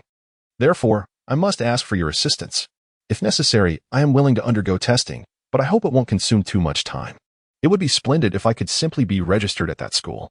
"Very well, I shall give it a try," she responded. "Is it because it is not a conventional school?" Abby's mind briefly conjured the image of a flying car, only to dismiss it as she bent down to tidy the disheveled living room, a mess created during her recent spat with her father. Now that the anger had dissipated, it was only natural to restore order. Upon entering the room, Winston was pleasantly surprised to find it remarkably clean, evidently tidied by Abby. After a moment's thought, he closed the door and cautiously unlocked the cabinet with a key. With a sudden snap, a long, severed strand of red hair floated out. Measuring its length with a ruler, he noted that the contents had not been disturbed, suggesting that Abby respected personal privacy. In the absence of electricity at Hogwarts, electronic devices like computers were unusable, thus Winston had to prepare everything he might need in advance. That night, the light in Winston's room remained aglow, and when Abby awoke in the middle of the night to see the light still on, she paused for a long while, reflecting. They are a group of individuals who pursue their careers with reckless abandon. After considerable contemplation, she felt a pang of regret for having driven her father away and sighed, resolving to apologize at an appropriate time. "Mr. Ryan, your gaming software is truly impressive," Jack remarked, turning to observe Winston, who was surveying the surroundings with a cup of coffee in hand. This time, Abby had not accompanied him. "It seems your circumstances have improved significantly." Jack's office was adorned with more decor than before, and even the nearby desk boasted 2 additional porcelain figurines, though even a layman like Winston could discern that they were replicas. Over several nights, Winston had developed the games he intended to promote, such as Metal Slug and CS1.5, the precursor to Counter-Strike, colloquially known as Half-Life, a first-person shooter that men seemed to hold an inexplicable fondness for. Another game was Need for Speed, which transcended gender barriers, appealing to all players. These 3 titles astounded old Jack, for in 1993, such exquisite and classic games had yet to be produced. He and Winston once again formalized their agreement, and Winston managed to familiarize himself with most of Jack's team, successfully deferring Jack's invitation to join him by citing his educational commitments. Jack could only advise him to consider employment there after graduation. To maintain contact, Winston purchased a mobile phone, though it currently stored only one number, Abby's. The following day, Abby ventured out with the funds Winston had provided, driving her car. She returned only after Winston had nearly completed his tasks. From the vehicle, she retrieved 2 packages, appearing somewhat fatigued. "Here, the items you requested," she said, tossing the packages into the room. Upon opening the smaller package, Winston discovered an M500 revolver, which, due to its large caliber, could only hold 5 rounds. Unlike typical revolvers that accommodate 6, the kinetic energy of its projectiles was renowned, exceeding that of the formidable 50 caliber by double, sufficient to fell an 8-ton elephant. He wondered where Abby had procured such fine merchandise. Emptying the chamber revealed 5 gleaming yellow bullets, and the bag contained several more rounds. Opening the other package, he found a diploma indicating that Winston was a graduate of a certain school, since he had previously completed an online interview, testing his capabilities. This time he merely delivered the funds to inform the instructor of his temporary leave of absence, the duration of which depended on Winston's financial generosity towards the principal. When Winston lifted his gaze, he found Abby fast asleep, evidently having expended considerable energy. Despite her boisterous demeanor, she was indeed a fine girl. It was now January 1993, and the room felt somewhat chilly, the fire in the hearth nearly extinguished. Winston added some logs to the fire and gently ascended the stairs to retrieve a blanket, draping it over Abby. After a moment's thought, he lifted her and placed her in her own room. "Good night, Abby. And thank you," he whispered, drawing the curtain and quietly closing the door. A smile graced Abby's lips as tranquility enveloped the space.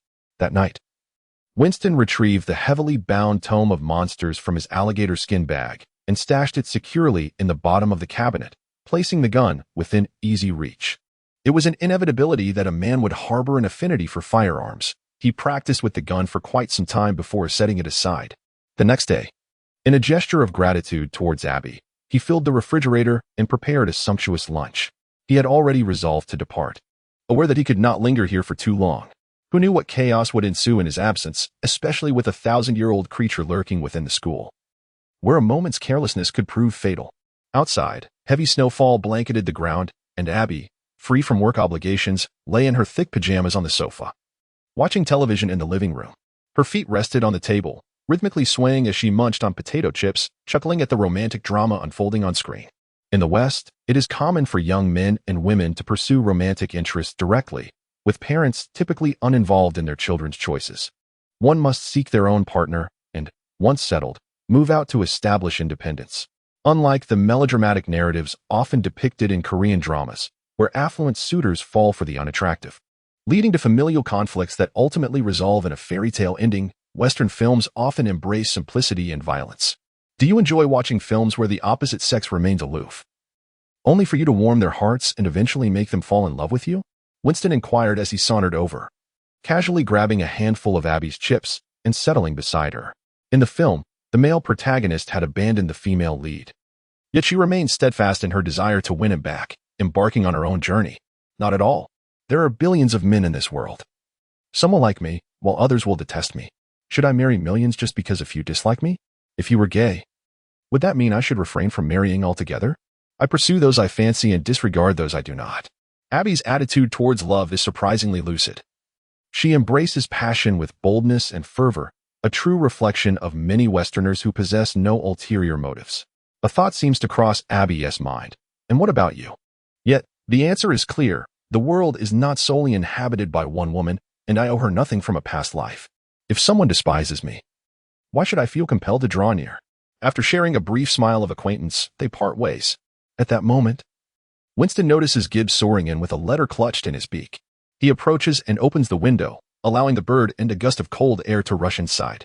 Winston shivers as Gibbs quickly enters, dropping the letter aside, then perching by the hearth to warm his nearly frozen wings. Abby tosses a potato chip, which Gibbs catches midair and consumes. Winston opens the letter, discovering it is from Harry. On Christmas Day, the three of us consumed a potion.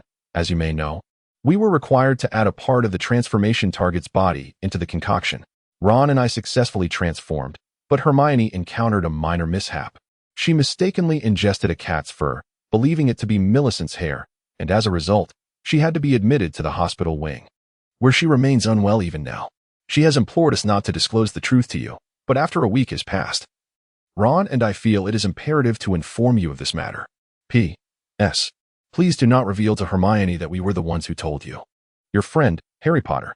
On that very Christmas day, owls incessantly delivered gifts, a sight that had long ceased to astonish Abby. It was as if Santa Claus had transformed into owls.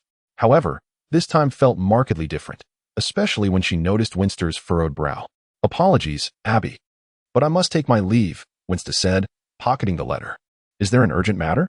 Abby paused from tossing chips to the owl and straightened her posture. Indeed.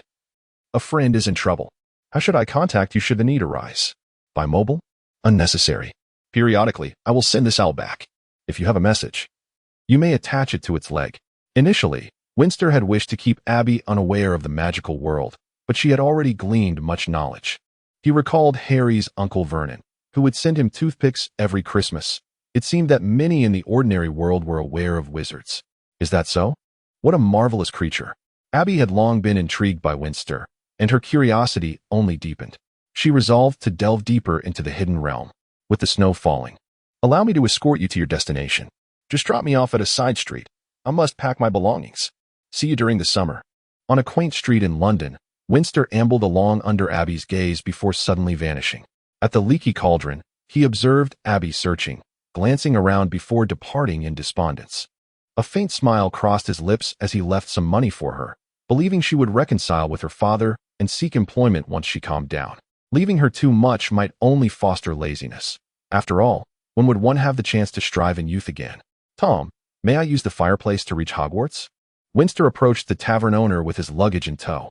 After receiving a letter he had written to Dumbledore, hoping to use flue powder to arrive at his office. Dumbledore had just responded, granting permission. Very well, Dumbledore has informed me. You know the way. Go ahead. On a snowy day. Indulging in a steaming mug of ale or hot chocolate was a splendid thought, which kept the leaky cauldron bustling with patrons clamoring for food and drink. A group of individuals animatedly discussed something, while Winston noticed a few vampires in the corner sipping a crimson beverage resembling blood. A handful of young witches and wizards, accompanied by their parents, excitedly surveyed their surroundings. Old Tom busied himself serving drinks and food to those seated, prompting Winston to step in front of the fireplace, tossing in a handful of flue powder and stepping through, unperturbed by the amount used. In the hospital wing, Hermione lay in bed, gazing at a potent potion. Her visage was covered in dark fur, her eyes transformed to a yellow hue with slitted pupils, and elongated ears protruded from her hair.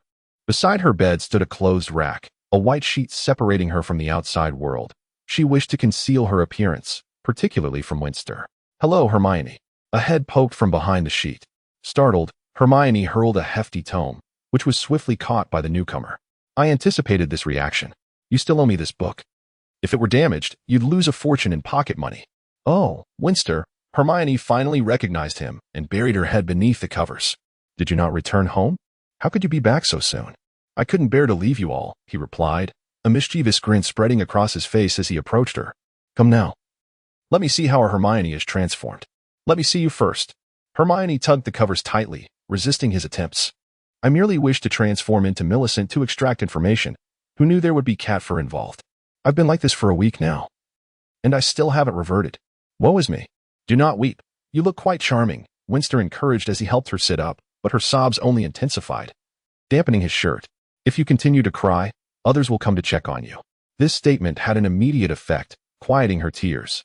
Reluctantly, Winston began to soothe Hermione, knowing he had many inquiries to make. If she continued to cry, Madame Pomfrey would surely expel him from the ward. After a considerable time of comfort, Hermione's spirits lifted, and she promised to recover while answering a few questions before he exited the hospital wing. Before arriving, Winston pondered the situation. Ordinarily, the effects of the polyjuice potion lasted only an hour. Yet, a week had elapsed. Could the use of animal fur prolong the duration? Or could it result in a semi-permanent transformation into an animal form? Harry and Ron were absent from the dormitory, and he hoped they had returned, as some matters could only be clarified in person. So you spent an hour merely discovering that the Chamber of Secrets was opened 50 years ago? Indeed. It was opened 50 years ago, Winston replied, tapping the table gently, not surprised by the answer. How do you know this? Why did you not share it with us? Harry inquired, a hint of irritation in his voice. I had assumed you were aware, be it through inquiries to ghosts or perusing contemporary newspapers. One would discover that it was indeed opened 50 years ago, resulting in a death.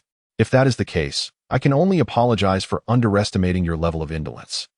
2 attacks have already occurred last year, and yet you await others to provide you with answers, preferring to wait for a third incident rather than reading, gathering evidence, and expanding your understanding of the facts. Pray tell, during Hermione's absence, what were you 2 engaged in?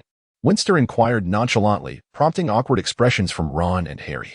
They had spent their days playing Quidditch, engaging in wizard chess, and having snowball fights, and even during class, they rarely took the time to read. Who was the victim back then? Might they know the identity of the assailant? Harry wisely redirected the conversation. The victim you frequently encountered was Moaning Myrtle, 50 years ago. She was the sole casualty. The creature that killed her was likely the basilisk, as it is the most aggressive among serpent magical creatures and possesses the ability to petrify animals. It is most probable that it was the pet of the heir of Slytherin. As for whether Myrtle was aware of the assailant controlling the basilisk, you may inquire with her. Exchanging glances, Harry and Ron hastily opened the portrait and dashed toward the girls' restroom. Truly, they acted without forethought. Would the assailant from 50 years ago return to control the beast again? Had Winston known the answer, he would have asked it long ago, requiring no need for their frantic excursion. Winston shook his head. The young wizards had yet to arrive, leaving the common room feeling rather desolate. He combined several chairs and reclined, propping his feet on a table, adopting a comfortable posture as he pulled out a book to read. Harry and Ron returned, indeed empty-handed. After several weeks, the rest of the students had returned to school, and speculation about Hermione's disappearance was rampant, with many curious students eager to uncover what had transpired. Yet, Hermione remained inaccessible behind a curtain of secrecy, unresponsive even when her name was called. As for the remaining Polyjuice potion, Hermione had instructed Harry and Ron to collect it in a vial before her hospitalization, the liquid resembling a dark, viscous sludge that occasionally bubbled ominously. Upon receiving it, Winston stored it away, contemplating the possibility of its use as a poison given the troubling circumstances surrounding Hermione. Have you heard, Hagrid? The Chamber of Secrets has been opened once more. Winston sat before Hagrid's wooden hut, peeling potatoes while Hagrid, wielding an axe, chopped fallen trees to construct a fence along the edge of the forbidden forest. Stopping to acknowledge Winston's words, Hagrid approached, appearing somewhat uneasy. Yes, I've heard. There have already been 2 victims, he replied, sitting beside Winston and placing the peeled potatoes into a basket. Harry, Ron, and Hermione had sought to uncover the identity of the perpetrator controlling the monster's attacks, but had achieved nothing, with Hermione even ending up in the hospital wing after mistakenly consuming a cat hair, believing it to be a human hair. Hermione's rigid adherence to her studies often led her to make assumptions, as was evident in her fruitless month-long potion brewing, where no useful information emerged, a valuable lesson in humility. As for Ron and Harry, their days were filled with mischief rather than thoughtful contemplation, yet they still yearned for heroism, particularly Harry, who craved validation to clear his name of suspicion. He would come to understand, as he matured, that being doubted was far preferable to meeting a grim fate. However, it was no surprise. They were not the astute Ravenclaws or the calculating Slytherins, but rather Gryffindors, often driven by brawn and emotion. Winston cautioned, if the attacks continue, your situation may become perilous, and you could find yourself in court. Why do you say that? Hagrid paused, looking at Winston, who wore an expression of calm detachment. 50 years ago, you were expelled for being suspected of opening the chamber and causing a girl's death. Your wand was broken, and you were cast out of the school. I recall Dumbledore intervening, allowing you to become the keeper of keys and grounds, Winston remarked. Noting Hagrid's umbrella leaning against the door, he could now confidently surmise that the handle served as Hagrid's wand. But I was innocent. I did not kill anyone. I did not open the chamber. Hagrid struggled to articulate his defense, aware that the series of attacks signaled a grave threat, one that might soon see him apprehended. The concerns of those in power often disregarded the feelings of those beneath them. I understand. I know a giant spider may kill, but it cannot harm a ghost, let alone petrify 2 individuals. I suspect the monster within the chamber is a basilisk, and I do not believe you possess the means to control it to inflict harm. Even if Dumbledore and I have faith in your innocence, you must recognize that Dumbledore is merely the headmaster. Above him are the governors, and he must consider the reactions of the Ministry of Magic and the parents of young wizards. His high standing does not exempt him from these realities. When those in power seek a scapegoat, you may be their first choice, and they will not concern themselves with your fate. The spider fled the castle in fear, yet many suits of armor, portraits, and ghosts bore witness to its presence. Sometimes, by observing, pondering, and questioning, one discovers that knowledge is not as elusive as it seems. I suspect Hermione will grow from this setback, but do not hold out hope for Harry and Ron, Winston mused. By the way, have your chickens been slaughtered yet? Before the first victim appeared, Hagrid's chickens had been mysteriously killed, and Winston wondered how many remained. No, I've kept the last one inside. It's still alive, Hagrid replied. Really? Keep it safe. I'll come for it later. We may need it to confront the monster in the chamber and exonerate you. Can I truly regain my innocence? Hagrid's spirits lifted slightly at the prospect of assistance. Give me 2 of your deceased chickens. I'll roast them and bring you back a portion, Winston offered. It was still winter, and the dead chickens would not spoil quickly. Hagrid presented him with 3 of the best preserved, plucked chickens, and Winston took a variety of seasonings before departing, eager to indulge in a whole roasted chicken, a rare treat. That evening, amidst the eager eyes of young wizards, Winston roasted the 3 chickens, their savory aroma wafting through the air as golden juices dripped enticingly. He sent one to Hagrid and another to Hermione in the hospital wing, hoping for her swift recovery. Her feline features had vanished, and she would soon be discharged. The remaining chicken was shared among the 3, drawing envious glances from onlookers. And in the end, Winston realized he had eaten little himself, though it had satisfied his craving. Perhaps he would attempt it again soon. It was a rare moment of tranquility. Hermione, have you uncovered the secret hidden within that notebook? In the common room, with Hermione's cat ears and tail now absent following her recovery, Harry and Ron had recently discovered a notebook from 50 years prior in Moaning Myrtle's bathroom. The notebook belonged to a diligent prefect from that era, coinciding with the last opening of the Chamber of Secrets, leading Hermione to believe it contained significant secrets. Harry had faith in Hermione's ability to extract its hidden contents, but it seemed he would soon be disappointed.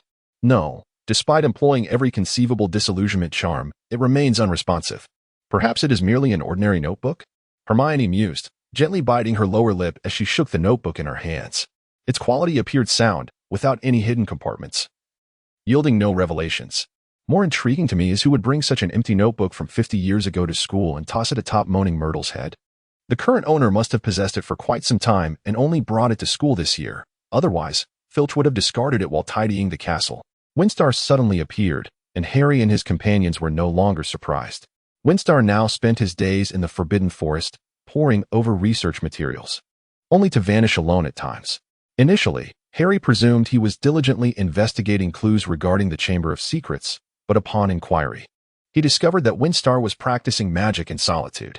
They were already aware of Hagrid's situation, and Harry's foremost desire was to locate the Chamber of Secrets and, upon unveiling it, clear Hagrid's name. However, not a single clue had surfaced. As the new academic year commenced, it seemed that the heir of the chamber believed they had eradicated all blood traitors, as no attacks had occurred. Many young wizards had already forgotten about the chamber, perhaps. To them, engaging in leisure activities was far more captivating than a mere legend.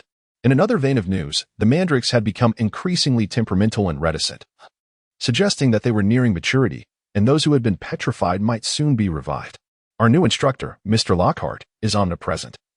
He believes that his very presence deters potential wrongdoers, and thus he boasts incessantly about his influence. This attitude has become quite irksome to the professors within the castle. Yet he remains unfazed, resolved to liberate all students from the oppressive atmosphere, planning an extravagant celebration for Valentine's Day. The professors, known for their composure, have maintained a dignified atmosphere in the castle for decades, but it seems this tradition is destined to be disrupted today. February 14th. A day celebrated in the West as Valentine's Day typically sees boys presenting roses, love letters, and trinkets to girls, while girls reciprocate with chocolates or hand-knitted scarves. Each morning, Winston rises early, thus he is the first to notice the transformation in the hall. The walls are adorned with radiant pink blooms and colorful confetti cascades from above, while the professors present wear somber expressions, clearly displeased. At this moment, a flock of owls swoops in, noisily dropping a multitude of colorful greeting cards. From a distance, Winston spots one card emblazoned with a large red heart and another with a vivid lip print. However, before he could glimpse more, Lockhart swiftly gathers the cards and stows them away. This day is destined to be memorable as one by one, the hall fills with students, each arriving wizard marveling at the decorations. Owls continue to land on Lockhart's table, delivering card after card. Winston wagers that none of the card senders are male. If there are any, they surely do not convey well wishes, as evidenced by the disapproving glares from the surrounding male wizards. Lockhart claps his hands and strides in, accompanied by 12 gloomy dwarfs, each adorned with golden wings and carrying harps. "My dear, card-carrying cherubs," Lockhart exclaims cheerfully, announcing their mission to distribute Valentine's cards throughout the school. "Hermione, do you think your idol will send you a card today? Perhaps with his autograph?" Winston leans towards Hermione, with Harry caught between them. I don't know. Why do you suddenly ask this?" Hermione blushes, flustered. Unbeknownst to her, earlier that morning, Gibbs had been tasked with delivering a card to Lockhart, but Winston intercepted him upon encountering his own owl. Amused by Hermione's words to Lockhart, Winston muses about the apparent precocity of today's youth. He discreetly incinerates the card, wishing to protect Hermione from the allure of Lockhart's fame, believing that if she chooses to be deceived, it is her own affair. As for future matters of the heart, she must take responsibility for herself. Fortunately, this is a time when girls are intrigued by the mysteries of love and the allure of celebrity, and soon enough, the frenzy will subside. Many girls possess a sense of self-respect. The entire day unfolds with the dwarfs incessantly barging into classrooms to deliver Valentine's cards. And their task does not end with mere delivery.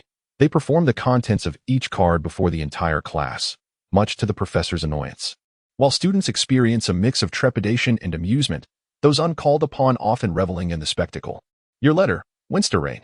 A dwarf bursts into the classroom, where Professor McGonagall is conducting the lesson. Ignoring the impending fury in her eyes, the dwarf opens the letter, preparing to read aloud. Silence. Petrificus totalis. Winston raises his wand, rendering the dwarf immobile. A collective gasp arises from the surrounding students as Winston approaches, retrieves the card, and a smile spreads across his face. He glances around, and the students who had been craning their necks immediately retreat to their seats, pretending to focus on their work. Renervate. You may leave, instructs Professor McGonagall as the dwarf, head hung low, exits dejectedly. She nods appreciatively at Winston. Had the dwarf read the contents, it would have taken at least 20 minutes to restore order in the classroom, likely resulting in an early dismissal. Winston places the card in his pocket, while Hermione occasionally glances over, evidently curious about the contents that have lifted Winston's spirits. Yet she refrains from asking. During lunchtime, dwarfs continue to approach the table, strumming their harps and reciting cards, or what could be termed love letters. Each time, surrounding conversations cease, all ears attuned to the fate of the unfortunate recipient, often followed by laughter as a blushing boy or girl scurries to reclaim their card. With a swift motion, Winston once again immobilizes a dwarf as a card flies towards him.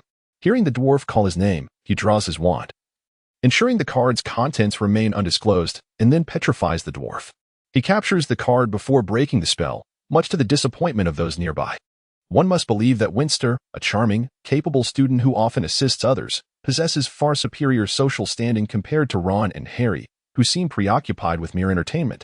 Hermione, biting her finger, observes the scene, lost in thought. In the afternoon, a dwarf approaches, and Harry instinctively clears a path for Winston. However, this time Winston refrains from drawing his wand. The dwarf arrives at Harry's side and begins to strum his harp. This is a letter for Harry Potter, whose eyes are as green as a freshly pickled toad, as sleek as a blackboard. I hope he is mine, for he is truly dashing, a champion against dark wizards. Laughter erupts around them, and Winston quickly scans the crowd, his gaze landing on Jinny, who appears on the verge of tears. Was it she who sent the card? Witnessing Harry's embarrassment, Winston smiles and swiftly delivers a punch to the stomach of a laughing Malfoy, silencing him instantly. Winston, Percy exclaims. You cannot attack others in the corridor.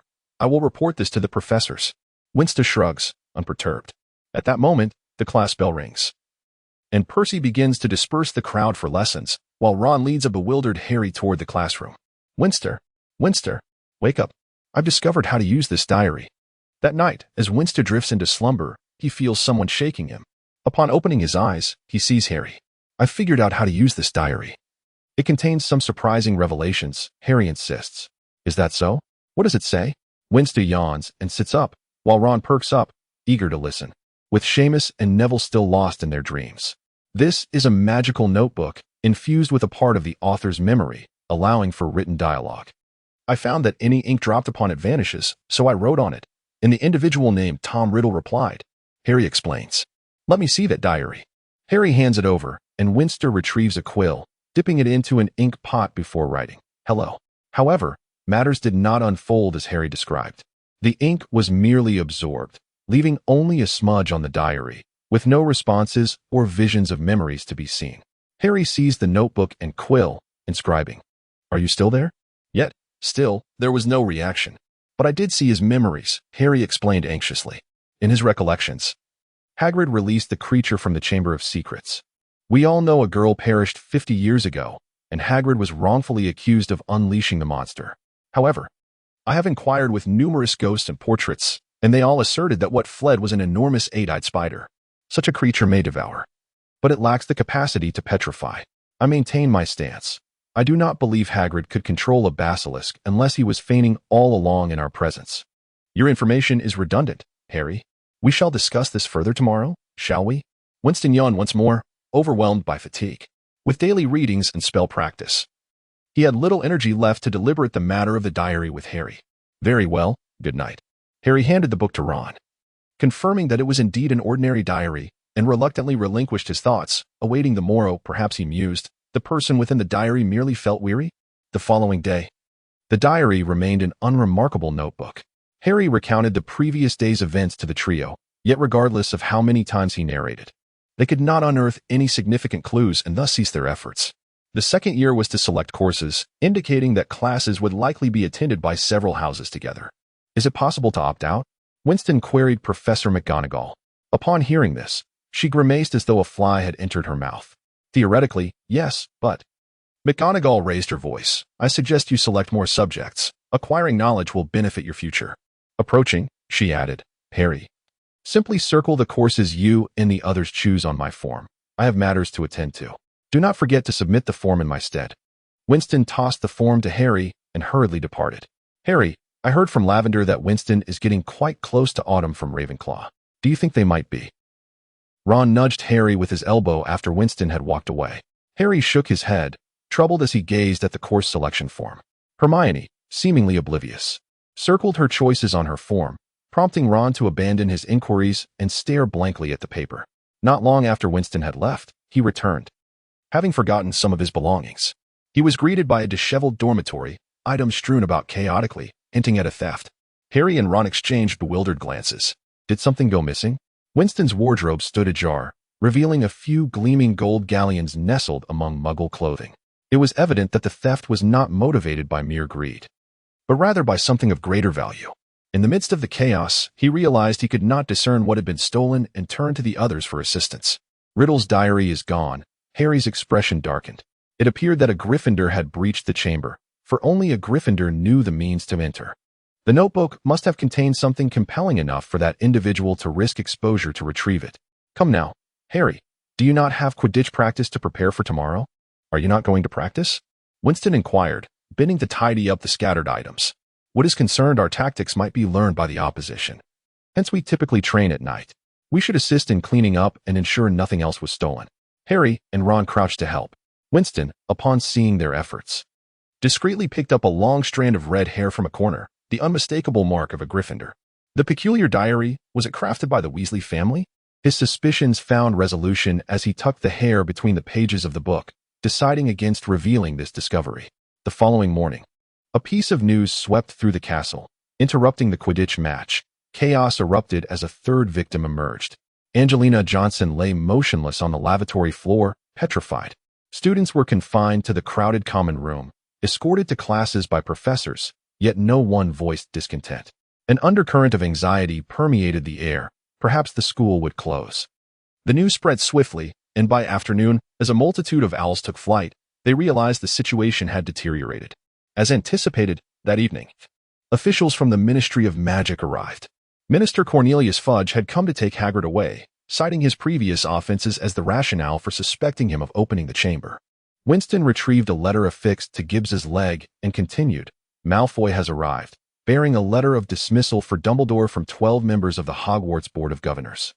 Due to the number of victims, they consider it an oversight on Dumbledore's part, thus he has been removed from his position.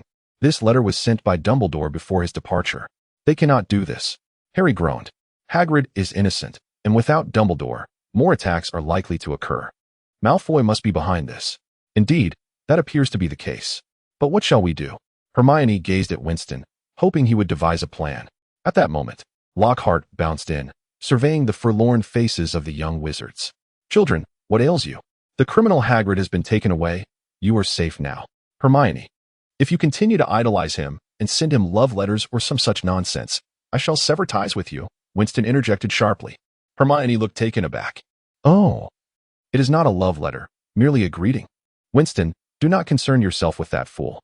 We must take action. Ron interrupted impatiently, and the trio shared a mutual disdain for Lockhart. Hermione opened her mouth, yet words failed her, leaving her visibly frustrated.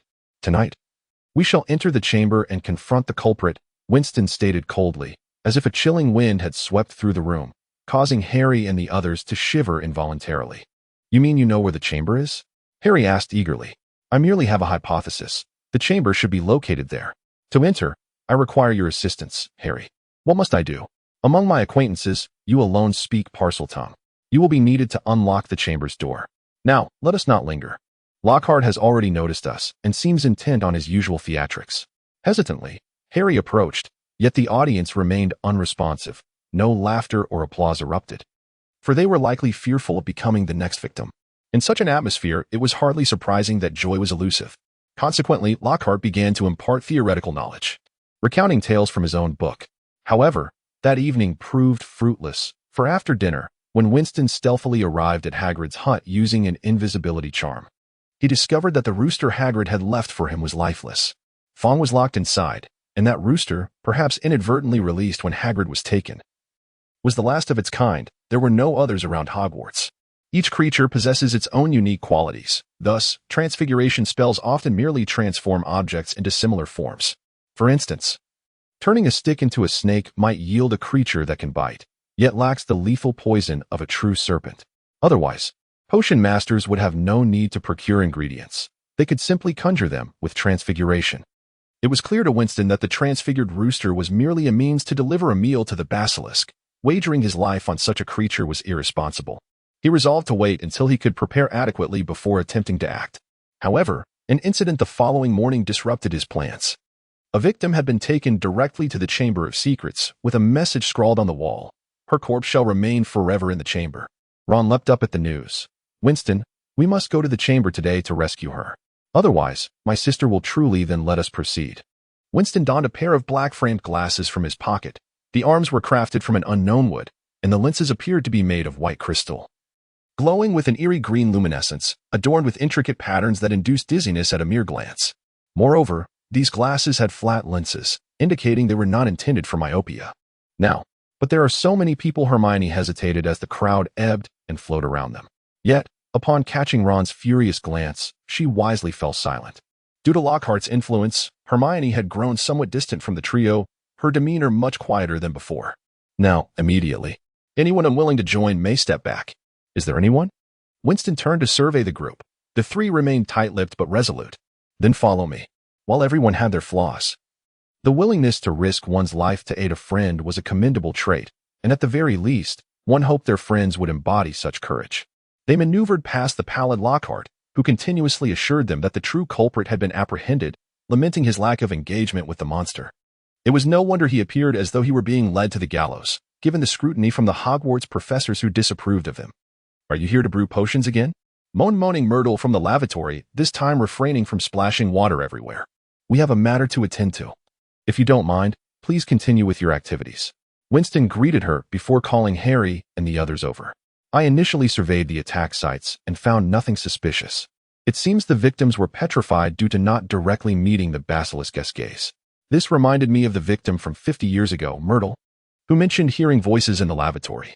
Myrtle nodded in agreement. Though she perished upon seeing two large eyes, it merely indicates her misfortune in locking eyes with the basilisk. However, I found this at her death site. Winston pointed to the faucet in the lavatory, and Harry, wiping his glasses, noticed a serpentine marking upon it. Yet, this could simply be a prank by someone, Hermione suggested. I asked Myrtle and Cho to check other lavatories, but they found no such markings. This is unique to this location, and this faucet alone bears it. Moreover, the emblem of Slytherin is a serpent. Do you understand now? Harry stepped forward and uttered the incantation. What should I say? He inquired, perplexed. Anything, perhaps something like open the door. Focus on that serpent. I believe it holds the key. Open. Harry intently gazed at the serpentine symbol, and after a moment, a peculiar hissing emanated from his lips. Instantly, the faucet erupted with a blinding white light, beginning to whirl rapidly. Subsequently, the sink began to move, slowly vanishing from sight to reveal an enormous pipe. In that case, I shall descend first. Winston leaped into the sink. Must we always plunge underground? This pipe is dark and obscured. Remember, wait 10 minutes before following. I wouldn't want you all to tumble in after me should I encounter a trap. He then jumped down. The pipe appeared to have been in use for quite some time. Likely a junction of Hogwarts underground tunnels. Numerous passages branched off this main conduit, leading to unknown destinations. At this point, Winston had cast the armoring charm upon himself. Should he encounter an attack, it would afford him temporary protection. He wore a bulletproof vest sent by Abby, which would mitigate both physical and magical harm. Though he hoped not to land in a toilet. After sliding for what felt like an eternity, he was uncertain of how far he had descended. But it should suffice for a castle. The sound of wind echoed in the distance, indicating that an exit was near. Wingardium Leviosa. Winston emerged from the pipe, landing upon a dry patch of ground, with the exit covered in filthy mud. By the laws of inertia, even with the mud providing some cushioning, sliding down from several miles above could result in severe injury. However, he sensed magical vibrations within the muck. It seemed a cushioning charm had been placed here, though long neglect had allowed the mud to envelop it. Winston retrieved a flashlight, illuminating the darkness beneath. As he had specifically instructed Abby to procure 2 items for this adventure, a flashlight and a bulletproof vest, for a bite from the basilisk would be catastrophic. To him, Harry and the others were merely along for the ride. He hoped they wouldn't complicate matters. The other lethal weapon, an M500, was secured in a crocodile skin pouch at his waist. He advanced cautiously, remaining vigilant of his surroundings. Silence enveloped him, not a sound to be heard. In the distance, he discerned a long, motionless object on the ground. Approaching with his wand, he discovered it to be a 20-foot-long snake skin. Given that a basilisk could live for centuries, it was improbable that such a length was all it had to offer. It appeared this basilisk had not existed for long. This realization afforded Winston a glimmer of hope as he carefully navigated around it, for the basilisk skin was a valuable material he intended to collect upon his return. After traversing several bins, he paused. 10 minutes had passed. Surely Harry and the others must be descending by now. This place was quite distant from the entrance. Even if there were noises beyond, they would remain unheard here. To Winston's surprise, there were no traps in sight. Was it disdain or a lack of awareness regarding danger? Finally, he halted before a wall, a verdant green surface entwined with 2 serpents. This seemed to be the final obstacle. Rather than exhaust himself in a futile attempt to force it open, he preferred to conserve his magic for the inevitable confrontation. As he retraced his steps, he pondered why the heir of Slytherin had such an affinity for the color green. "Is it you, Winston?" From afar, Ron's voice echoed, accompanied by several flames ignited by magic. "It is I. Come quickly. There is a wall blocking the path ahead."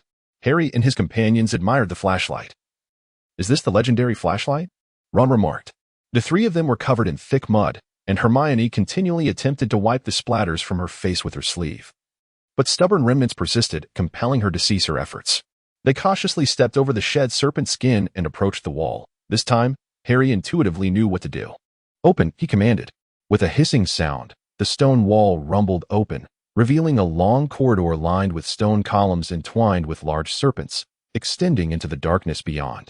"Stay quiet," Winston urged, taking the lead, prepared to react first if necessary.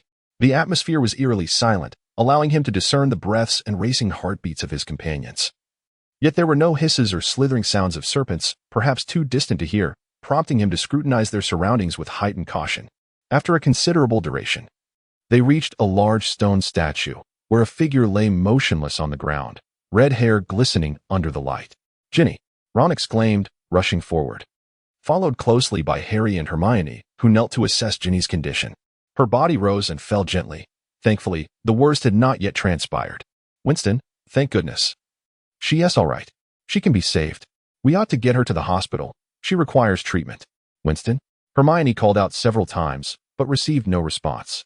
Instinctively turning around, she discovered Winston standing still in the shadows, melting into the darkness, his gaze fixated on a certain direction. Before them stood a tall boy of about 15 or 16, with black hair and a wand in hand, scrutinizing the 12-year-old boy before him. After a long pause, he spoke. "You arrived earlier than I anticipated, Winston." Harry and Ron were startled by the voice, and Harry turned to ask in confusion, "Tom Riddle?" The boy nodded and stepped forward, his form half-transparent, resembling a ghost, albeit in a shade of black rather than the typical pale hue. "We must get her out of here. There's a basilisk, and it could return at any moment." Harry and Ron each hoisted Jinny by an arm, lifting her up. "Tom, come with us." "Go out? To wait for him to kill us all?" Before Tom could respond, Winston retorted sharply at Harry's remark. "Kill us? Why? Could it be that he is?" Harry's eyes widened, while Hermione silently stepped in front of them, blocking Tom's line of sight. What kind of person can stand by and witness Jinny's demise, know about the Chamber of Secrets yet refrain from informing others while attacks persist? 50 years ago, he was over 60 yet still appears as a 15-year-old. What kind of individual could reside quietly in a chamber known only to the heir of Slytherin? Winston swiftly scanned the area, still finding no sign of the basilisk, redirecting his attention to the elegant boy before him. "You were correct. Why did you not inform the professors and instead decide to bring a few children along, Winston?" Tom approached, clad in an old Hogwarts robe from 50 years prior. "Because 50 years have passed, and even I, who have only been at the school for half a year and learned of the Chamber-esque legend, could deduce its whereabouts from clues. Why could they not? Simply disregarding the victims as they appear, ignoring the unjustly accused brought to court? Because they did not investigate diligently. Why summon those fools? To bring about hindrance?" Winston cast off his robe and tossed it to Ron, while Hermione snatched it to cover Jinny, who was still convulsing. The wand remained firmly in Winston's grip, with a crocodile leather pouch tied to his belt, his fitted attire allowing for greater agility. Do you truly believe that a handful of children could defeat me? Perhaps yes, perhaps no, but you wouldn't mind sharing the events with us, would you? We seek to understand, Winston inquired. The events? Riddle replied calmly. I am a memory, sealed within a diary. For months, Jinny chronicled her life and experiences within its pages. Mocked by her brother, enamored with Harry Potter, she became infatuated with me, ended the lives of those chickens, and then unleashed the basilisk upon students, including that ghost and the cat. Though Jinny despised those experiences, she would not have willingly released the basilisk to attack others. You controlled her, did you not? Ron interjected, unable to believe his sister would harm so many. Indeed, she realized something was amiss and resolved to dispose of the diary. When I discovered that Harry Potter had found it, I was elated. I decided to take him into my memory for a glimpse. Riddle's anger was undisturbed as he gazed lazily at Ron and Harry, who were supporting Jinny, then returned his focus to the boy who had not relinquished his wand since entering. Fearing detection, you ceased communication after bringing Harry into your memory? Winston queried. Yes. I learned of Harry and your connection from her memories. I knew someone as clever as you would eventually perceive the truth. Therefore, when Jinny, concerned about her secrets being uncovered, sought to reclaim the diary, I had to bring her to the chamber beforehand. I was aware you would discover its entrance. Yet your arrival exceeded my expectations, Riddle acknowledged, nodding appreciatively, Jinny's wand held firmly in his right hand, remaining still, the only part of him that had not moved throughout. Then, please reveal your true identity. I refuse to believe you were merely an ordinary upperclassman 50 years ago, Hermione finally spoke after a long silence. I am Voldemort. Ron shivered, nearly dropping Jinny. Riddle waved Jinny's wand, drawing in the air to form 3 shimmering names, Tom Marvolo Riddle. Then, with a flick of his wand, the letters rearranged to spell, I am Voldemort. Care to join me, Winston? You are young, intelligent, and possess formidable magic. I shall lead you to greatness. You now seem more corporeal, while Jinny's breath is waning. Should I interpret this as you absorbing her life force to resurrect yourself? Winston pondered aloud. Precisely. You are quite perceptive. Then, the negotiations have collapsed. Hermione, Ron, assist Jinny in departing. The basilisk is approaching, Winston shouted. After a brief pause, Harry and Ron reacted, supporting Jinny as they hurried toward the exit, while Hermione hesitated, rooted to the spot. What are you doing standing there? Do you possess a means to withstand the basilisk's gaze? Winstar gave Hermione a gentle push, compelling her to run alongside Harry and the others towards the exit. In that case, may you all perish here, he uttered, addressing the Slytherins, the greatest among the 4 founders of Hogwarts. The enormous stone statue against the wall opened its mouth, releasing a hissing sound as serpentine creatures slithered across the ground. Ron and Hermione assisted Jinny in hastening towards the opposite end of the corridor when, with a sudden clatter, a diary fell to the floor. They did not pause. Harry seemed inclined to stay back and assist, but Hermione tugged him along. The reason Winstar refrained from casting a spell on Tom was that he was still a ghost, incapable of inflicting lethal harm. Had he engaged in a duel with Tom and been bitten by the basilisk, it was likely that none of them would have survived. Except for your weapon. Tom was caught off guard as a spell pushed him back several steps. Jinny's wand flew towards Winstar, who caught it without hesitation. In the midst of Tom's astonishment, he grasped both ends and struck it with his knee, producing a sharp crack as the wand broke in 2. He deftly extracted the core from the wand and tucked it into his pocket before hurling the broken wand towards the exposed basilisk and turning to flee. Without a wand, the basilisk would be easier to confront, though certainly not in its own territory. As Winstar sprinted ahead, he listened intently, sensing the hissing sound drawing near. He turned and cast, Shatter. The spell struck a massive green serpent, which let out a painful hiss. Even with the specially crafted glasses designed to shield against the basilisk's gaze, Winstar felt a sharp sting in his eyes, the urge to weep overwhelming him. In a moment of distraction, he was struck by the serpent's tail and crashed against a stone pillar. As he raised his head, he saw the enraged basilisk approaching, seemingly intent on taking a bite. He hastily drew his gun and released the safety. A shot rang out, piercing the serpent's left eye and splattering a bit of white matter. Serpents are notoriously resilient. Before he could regain his footing, Winstar rolled aside but was once again struck by the tail, feeling a sharp pain in his chest that left him momentarily dazed. The serpent lurched violently as it slithered, making it challenging to aim in the dim light. Additionally, a glance into the basilisk's eyes would cause intense pain. making concentration difficult. He was left with no choice but to aim at close range, knowing that failing to kill it would result in his own demise.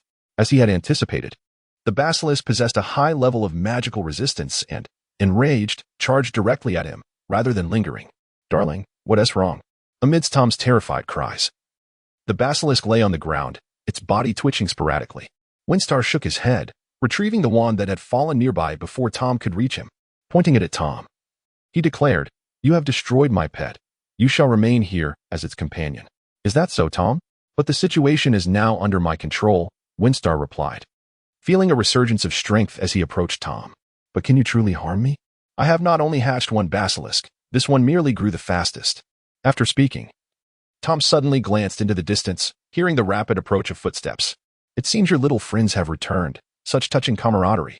Well then, you shall remain here, Winston." "Wait. Tom, what? Have you changed your mind?" Riddle asked, his face twisted in sarcasm. "No, did you not just say that this diary contains your memories from 50 years ago?" Winston, under Riddle's wide-eyed horror, picked up the diary that had fallen to the ground. He had initially neglected to retrieve it during his rush. Aiming his wand at the diary, he intoned, "Avada Kedavra." "No."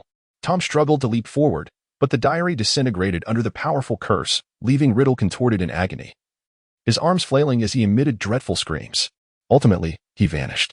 Breathing heavily, Winston sat on the ground. Though the battle was brief, it had been spent teetering on the edge of death, his energy utterly depleted. Even now, his chest and back ached, and without his bulletproof vest, several ribs would likely have been fractured. "Winston, are you all right?" Hermione was the first to rush over, cautiously stepping over the basilisk's carcass. Her wand raised as she scanned the surroundings. "Where's Riddle?" "Dead. Help me up." Hermione extended her hand, assisting Winston to his feet. Upon noticing the blood at the corner of his mouth, she grew alarmed. "Are you hurt?" "Where?" "I'm fine. But we should now consider how to return." Winston glanced back the way they had come. Harry and Ron soon rejoined them, Ron still clutching his battered wand. Harry cautiously nudged the basilisk to confirm its demise. Exhaling a sigh of relief, "Ron, are you certain it's fine to leave Jinny there? There might be another basilisk lurking." Winston chuckled lightly. "What?" the three exclaimed in unison. Ron quickly turned and dashed away, while Harry anxiously suggested, "We should hurry." "All right." Winston pushed Harry aside. "It's all right. I don't need help. Thank you." He approached the basilisk's remains and extracted the intact serpent's eye. He had stealthily stowed the gun in his pocket before Harry and the others arrived. Some matters were better left undisclosed. The basilisk's eye was a rare material, not something one might encounter in centuries. The mood on the return journey differed considerably from their arrival. Initially, they had known nothing of the perils that lay ahead, harboring fears of death. Now, the threats had been largely neutralized. Jinny was rescued, Hagrid would soon be freed, and Riddle's demise seemed to restore vitality to Jinny, who was now able to walk unaided. Consequently, the remaining three felt a wave of relief, despite Jinny's lingering concerns about expulsion following the year's traumatic events.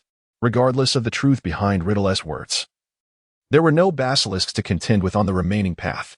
Perhaps the deceased serpent had previously been guarding smaller ones within the statue's mouth, but unless summoned, it was unlikely that the hatchlings would break free on their own. Suddenly, an ethereal melody echoed through the air, hauntingly beautiful and mysterious. As a burst of flames approached from afar, it was Fawkes, Dumbledore's phoenix, arriving as if to signify that the battle had concluded. Fawkes circled above, clutching the soiled sorting hat in its talons. As the group reached the pipe, the phoenix vigorously waved its tail, shimmering with golden feathers. "Now, we shall ascend. Form a line, hold on to the hem of the person in front of you tightly. You wouldn't want to take another mud bath, would you?" They grasped the hem of the person ahead, forming an orderly queue. The moment Winston grasped Fawkes, they soared upwards through the pipe. Hogwarts robes proved quite durable. They had slid down without a single tear. "You are alive?" Moaning Myrtle exclaimed in astonishment. "I am grateful that we are." Winston removed his glasses, the thick frames having left an indentation on his nose. Rubbing his sore eyes, he remarked, "We must leave now, but we will return to visit you if time permits." The Phoenix led the way, guiding them to Professor McGonagall's office. Upon entering, the first sight that greeted them was the bespectacled, silver-haired, and silver-bearded Albus Dumbledore, flanked by Professor McGonagall and the Weasley couple, who embraced Jinny tightly as they cautiously inquired about her well-being. "Professor, I thought you were wandering outside the school," exclaimed Winston, who had opened the door with a hint of irritation. "Why do you always vanish at the most critical moments?" It seems everyone returns quicker than the last. Just like last year. Dumbledore smiled gently. Not long ago, the other 11 board members contacted me. Upon learning of yet another victim, they insisted I come here immediately. They mentioned that my previous dismissal was due to Malfoy's threats against the remaining board members, which led to his removal from the Hogwarts Board of Governors. He winked. However, we are quite curious about the events that transpired this year. Would you be so kind as to share? Of course, Professor. Winston nudged Harry forward. Harry glanced at his friends before solemnly recounting the events, starting from the ominous voice heard during the first attack, detailing their speculations and actions. Right up to their encounter with Tom Riddle in the Chamber of Secrets. Everyone listened intently, not interrupting. I am quite curious about how you vanquished that troll. Dumbledore inquired gently. How did you avoid being killed by the basilisk's gaze? All eyes turned to Winston. The more perilous the creature, the greater the wizard's interest and the more apparent its weaknesses. Creating a basilisk is not difficult if one knows the conditions for hatching. So why was Slytherin merely one of the 4 founders of Hogwarts and not the foremost? It was because wizards at that time understood how to counter it. Winston handed Dumbledore the glasses he had removed. I found a method to counter the basilisk in the restricted sections books. I asked Autumn Jean to craft these glasses. Though not exquisitely made, they allowed me to evade direct death from the basilisk's gaze. Dumbledore examined the glasses, visibly impressed. For the mere existence of these glasses, I must award Gryffindor and Ravenclaw each an additional 20 points for creativity. Now, what about that notebook you mentioned? Winston tossed the half-destroyed notebook to him. This is it. I believe it contains not only a memory but is also attached to a fragment of a soul, possessing a consciousness akin to a portrait. Fatigued, Winston stifled a yawn and unknowingly leaned on the table, drifting into a light slumber. He was roused later by Dumbledore's gentle shake. I believe it would be best for you to sleep in your dormitory to avoid catching a chill. Sitting upright, Winston noticed he was alone and spoke up. Professor, I wish to become a board member. Why do you say that? Dumbledore asked, clearly surprised. The school has 12 board members, and with Malfoy ousted, a position will undoubtedly be vacated. Some ancient families prioritize tradition over management skills, like the Malfoys, who have been selling off ancestral properties. Their contributions to the school would diminish significantly. If I were to join the board, I would donate a substantial sum to the school annually. He gauged Dumbledore's reaction, finding it inscrutable, and continued, the previous 12 board members have served for too long, closely interconnected. When issues arise, they often present a united front. As seen in this incident that led to your dismissal, fresh blood is needed to maintain balance and coordination, allowing for a timely response should problems arise. My presence would be highly suitable. But do you possess the capability to serve on the board? This is no child's play. What if it detracts from your studies? Dumbledore inquired, smiling. Isn't it through trial that one discovers their capabilities? I have faith in my ability. Unless a major issue arises, board members typically have little to do. Correct? More importantly, I stand with you and will engage with them. Given their blunder in nearly causing greater harm through your removal, they are likely to acquiesce if you propose my appointment. Winston spoke with conviction. Dumbledore was uncertain whether they would agree. But a student would certainly be easier to manage than a seasoned politician, at least in terms of opposition. I see, Dumbledore mused for some time, the flames in the fireplace dwindling. Winston's anxiety transformed into tranquility as he patiently awaited a response. Finally, Dumbledore softly stated, then I shall give it a try. That is splendid. Thank you, sir. Winston stood and, with a creak of the door, exited McGonagall's office. The following day, the school held a gathering attended by all students and faculty. Winston spotted nearly headless Nick floating by in the distance, a ghost impervious to most dangers. Having recuperated after a long period of rest, even the usually austere Snape and Professor McGonagall wore rare smiles, save for those petrified individuals still awaiting the maturation of Mandrake, as well as Professor Lockhart. Where has Lockhart gone? Winston inquired of Ron, who sat closest. Since exiting the Chamber of Secrets, he had become the center of attention, eagerly recounting his exaggerated experiences, startling nearby young wizards. His confidence had noticeably increased. After Jinny's abduction to the chamber, other professors had asked him to thwart the basilisk's attack. But he had promised verbally while sneaking away alone. Ron scoffed at Lockhart, while Jinny sat at a distance, occasionally glancing at Harry before turning away, though those around her feigned ignorance of her actions. I see. Winston looked at Hermione, who appeared unfazed by the news, perhaps already aware. This gathering was undoubtedly a success. Even Professor McGonagall indulged in several drinks, and Hagrid, freshly released, was joyfully drinking from a cup large enough to be a barrel. Dumbledore, seated on stage, smiled as he stroked his white beard. Upon noticing Winston turning in his direction, he raised his chocolate milk in a subtle salute. Winston raised his cup in return and downed it in one go, knowing well it was non-alcoholic. Only students in the 3rd year and above were permitted to drink alcohol. After this rare gathering, life returned to the routine of classes, much to the lament of the young wizards. Shortly thereafter, Gibbs brought the latest edition of the Daily Prophet. Winston glanced at it before handing the newspaper to Harry, who opened it curiously. Mr. Gilderoy Lockhart has resigned from his position as the defense against the dark arts teacher at Hogwarts due to illness. Within, Lockhart explained in the first person that he had to resign due to health issues and expressed regret for being unable to prevent the basilisk attack in advance. He seems quite clever, Winston remarked with a smile. He's just a fraud, Harry retorted disinterestedly, while Ron chimed in beside him. Hermione shot Ron an annoyed glance before turning to converse with Lavender Brown nearby. Yet it is such people who manage to live longer. Perhaps there will be an opportunity for collaboration in the future. As the days passed, the revelation from Professor McGonagall regarding the impending final examinations took many by surprise, particularly those who believed they were exempt from such assessments. The library once again brimmed with diligent little wizards engrossed in their studies and assignments. While the common room became unbearably noisy, a trend emerged where students preferred the library for their academic pursuits. Some young wizards, in an effort to impress certain girls, even staked out seats around them in advance, inciting the ire of Madame Pants. After she chastised a few offenders with her feather duster, the seat-saving antics ceased. The content of the exams remained largely familiar, devoid of material beyond one's capacity or knowledge. Thus, it was no surprise when Winston, while fishing by the lake, was approached by Qiu Zhang, who waved from a distance. "Hey, Winston, why aren't you studying? What brings you here?" Winston paddled the boat to shore. "Aren't you doing the same?" Qiu Zhang inquired, peering at Winston's empty bucket. "Haven't caught a thing?" "Well, initially, the Weasley brothers were battling an octopus nearby. After they left, I managed to catch a few, but then some merfolk arrived, claiming the fish here belonged to them and forbidding me from catching too many. Now, I'm merely passing the time, honing my mindset," Winston replied, rolling his eyes. Thankfully, it was Qiu Zhang he was conversing with. Explaining concepts like mindset to Harry and the others would have been an ordeal. Qiu Zhang chuckled at the sight of Winston's baitless hook, but said nothing further. Winston then disembarked and sat beside Qiu Zhang, watching couples frolic in the center of the lake. There exists a certain type of person whose mere presence together elicits a comforting aura.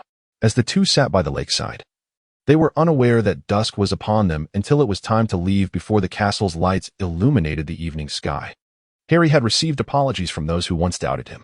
The mandrakes had matured, leading to the successful rescue of those petrified, thus dissipating the last remnants of gloom within the castle. Yet, smiles were scarce as final examinations loomed once more. In light of the collective anxiety and the frequency of recent attacks, the exam questions were relatively simple. When the results were announced 2 weeks later, Winston secured the top spot in his year, with Hermione following closely behind, while Harry and Ron trailed. What brought them joy was that Draco no longer strutted around the castle as if it were his own estate, perpetually scowling.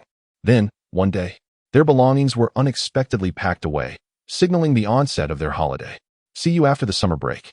Winston smiled as he bid farewell to Harry and the others, leaving them in astonishment as he departed in a small car. Mr. Ryan, old Jack, seated in the front, remarked after turning the car into a corner. "Your works are selling well. We plan to head to France for a live sales event soon. Would you be interested in accompanying me?" "It would be an honor. I wouldn't want to miss a free trip abroad," Winston replied. "Here are the details, including the time, address, and tickets," Jack said, handing Winston a bag from the front seat. "I'll be in touch. Please leave me your contact information." Winston tore off a piece of paper and jotted down his phone number. Knowing his phone remained switched off in his house in London and would only be usable after recharging. "It seems someone has come to pick you up." Jack pointed to a figure in the distance. Abby, clad in a fiery red outfit, leaned against a car, scanning the surroundings as if searching for someone. "She took the day off just to fetch you," old Jack chuckled mischievously. "I'll take my leave now. I'll reach out when I can," Winston said, pushing open the car door and walking towards Abby. Upon spotting him, she waved excitedly and rushed over to assist with his luggage. On the journey, recalling Jack's words, Winston couldn't help but ask, "Abby, what are you doing these days?" "Not much, just working at a supermarket as a cashier," Abby replied. It seemed the Cold War between Abby and her father had ended.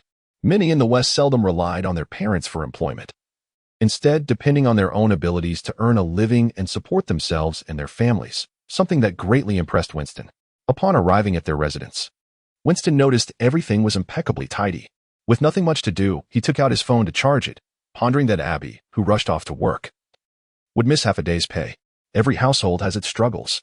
He contemplated and then dialed Jack's number. "Mr. Jack, do you know where Abby works?" "Oh, I do. Why do you ask?" Jack replied. "I wish to purchase that supermarket. Could you assist me?" Winston inquired, believing his income could indeed cover such an acquisition. "That shouldn't be a problem. All you need is the funds." Jack hesitated for a moment before agreeing. "The money is not an issue. Let's proceed." "Please keep me updated," Winston said before hanging up. Such matters often require financial means, yet lacking connections might lead to being taken advantage of. It seemed wise to build a network of contacts. Jack's efficiency was commendable. 3 days later, he presented Winston with the deed to the supermarket where Abby worked. When Abby saw the document before her, confusion turned to joy as she exclaimed, "What is this? From now on, you are the manager there. I don't have the time to oversee it, so all responsibilities are yours." Winston smiled, knowing that for a strong-willed person like Abby, her sense of capability would outweigh any notion of favoritism. No wonder that boss mentioned relocating the other day. He asked if I wanted to come along. "So, you bought it?" Abby twirled the deed in her hands, elated at the thought of no longer enduring the scolding of that unpleasant woman. "Not quite. I simply offered a higher rent. The location is quite advantageous, and the owner was reluctant to sell, so I opted to lease it instead. I compensated Abby's former boss handsomely, ensuring the supermarket remained intact, sparing us further hassle," Winston explained. "Don't worry, I'll keep an eye on things here." Abby reassured him with a confident pat on her chest, her gesture causing Winston's gaze to linger longer than intended. Amused, Abby noted his reaction, teasing, "Haven't seen you act like this before. Have you matured?" She leaned closer, playfully exhaling near his ear. "What are you doing?" Winston finally snapped back to reality, instinctively stepping back until he nearly toppled off the sofa, feeling embarrassed as he hurried upstairs, leaving laughter in his wake. Before departing the school, Dumbledore had hinted he might become a school governor over the summer break. It had been over 4 months since he had made that request. Perhaps the process was not as smooth as anticipated, or Dumbledore was simply being complacent. Regardless, even for someone as formidable as Dumbledore, youth could present significant obstacles. Some individuals are prone to projecting their experiences onto others, unable to accept that not everyone is confined to the same limitations, despite acknowledging the truth of the matter. For instance, should you aspire to hold an official position, beyond mere connections, one must possess qualifications. Many roles are not suited for a mere novice, regardless of one's capabilities. Fortunately, often, if one can genuinely provide benefits, a portion of individuals may rally in support. This ability transcends mere academic performance, and it is likely that one's past has been scrutinized thoroughly by now. However, the current focus on becoming a board member seems rather lackluster. It is said that within Malfoy Manor, there exist but 3 individuals, the Malfoys and Draco, along with a now-departed pet elf. Yet, they audaciously threaten the remaining board members, coercing them to back Malfoy and ousting Dumbledore merely because the Malfoy family is of noble lineage? Not quite. The other capable candidates for the board are primarily ancient families, albeit now in decline. Presently, most board members are descendants of former generations, having lost the capacity to sustain their families and generate income. Coupled with the ostentatious displays expected of them, numerous families find themselves living off the legacies of their forebears. Thus, as long as sufficient funds are provided, it should not pose a problem. Should they refuse, there is no need for concern. Rejecting assistance and defending Dumbledore is a folly that transcends mere ignorance, alleviating future worries regarding these individuals. It must be noted that, in contrast to the Malfoys, Dumbledore exhibits remarkable social acumen. With mere subtle hints, he can inspire others to toil diligently, often showing them favoritism until the tides of victory are determined, at which point he emerges to elucidate the unfolding events. Since he does not engage in the process, when his assertions align with the truth discovered during the events, it fosters a belief in his correctness, rendering him an embodiment of truth. This gradual dependency on him is understandable. It is no wonder that Voldemort perceives him as a formidable adversary. Such individuals, who perpetually wear a smile and ensnare you in their traps, can be exceedingly vexatious. Winston has not opened his homework book, having completed those assignments within the first 3 days of the holiday. He sits by the bedside as Gibbs scurries outside to catch mice, typically returning at midnight. Yesterday, Ron wrote to inform him of yet another misadventure. During a phone call to Harry, His voice was so loud it resembled someone shouting from 100 meters away. He stated that Harry was hundreds of kilometers away in London, mistakenly believing he needed to raise his voice to reach Harry, only to have Uncle Vernon slam down the phone in indignation. Nonetheless, he expressed great excitement, revealing that they had won a trip to Egypt for the summer holiday. In gratitude for saving his sister, Mrs. Weasley had even purchased him a new wand, allowing his old, worn one to retire. This reminded him of Jinny's wand, which he had broken, though he presumed no one was aware of that incident. Winston retrieved a package brimming with food, intended as a birthday gift for Harry, believing that a few hearty meals constituted the finest birthday present. Harry frequently lamented his insufficient meals due to Dudley's bullying. As for Hermione, she has ceased her idolization, evidently disillusioned by the Gilderoy Lockhart incident. Though she has always been diligent, she could never quite surpass Winston. Thus she returned home from the holiday to immerse herself in her studies. Lockhart has also faded into obscurity, with many Hogwarts students recounting his numerous dismal performances upon their return, thereby influencing a significant number of parents to send letters expressing doubt regarding his books and the content therein. While some of Lockhart's supporters maintain that he was merely suffering from health issues during the Basilisk incident, his books are not selling as well as before. Among the loudest critics is a journalist named Rita Skeeter, who has derisively labeled Lockhart a fraud, garnering considerable support and penning numerous articles denouncing him, which have graced the headlines of newspapers. In another room, Abby has already extinguished the lights and succumbed to slumber, likely preparing for a busy day ahead. Winston has granted her the authority to proceed as she sees fit, as long as she does not incur losses. At this moment, an owl swoops in through the window. Hooting, it is Gibbs returning, extending its right claw, clutching a feeble mouse. "I do not eat mice," Winston remarked with a frown, tying the package to Gibbs's other leg. "If you wouldn't mind, could you deliver this package for me?" Gibbs hooted in discontent, clearly perturbed, yet the unscrupulous master disregarded its protests. Thus the owl begrudgingly took flight under the moonlight, mouse and package in tow, toward the other side of London. Sunshine, beautiful women, short skirts, and alluring figures coalesce into a harmonious tableau. The only lament is that this is not on the beach, where bikinis would enhance the display of splendid physiques. This scene unfolds in Paris, a city famed for its romance. Even the slight chill that follows the rain does little to dampen the ardor of the French populace. On the streets, one can frequently observe enchanting women strolling about. Upon reaching a square, one might even witness a proposal, marked by a bouquet of roses, in front of a gathering of onlookers. All that is required is applause and a smile. Should fortune favor you, perhaps you might encounter a topless beauty sauntering by, or while enjoying a drink at a bar, a stranger might appear beside you, requesting a drink from you. What transpires thereafter rests entirely upon your own choices. Such occurrences seem commonplace, simply because this is France, a city of romance. This square has recently been rented by Jack for 3 days as a venue for promotional activities, intending to showcase new game releases. Although the world is indeed filled with gaming enthusiasts, many adults are more inclined towards work and income generation, opting to spend their leisure time swimming at the beach, fishing in the countryside, or traveling abroad rather than indulging in games, particularly in this land of endless romantic possibilities. Many prefer to socialize in bars, sipping drinks and dancing with the opposite sex rather than purchasing games. Consequently, the crowd here consists primarily of minors and parents seeking games that would not interfere with their children's studies, resulting in a modest turnout. Despite the games being suitable for all, Winston sat beneath a canopy not far away, feeling utterly bored as Jack's subordinates energetically called out to passers-by. Occasionally, a few people approached with inquiries, while others departed.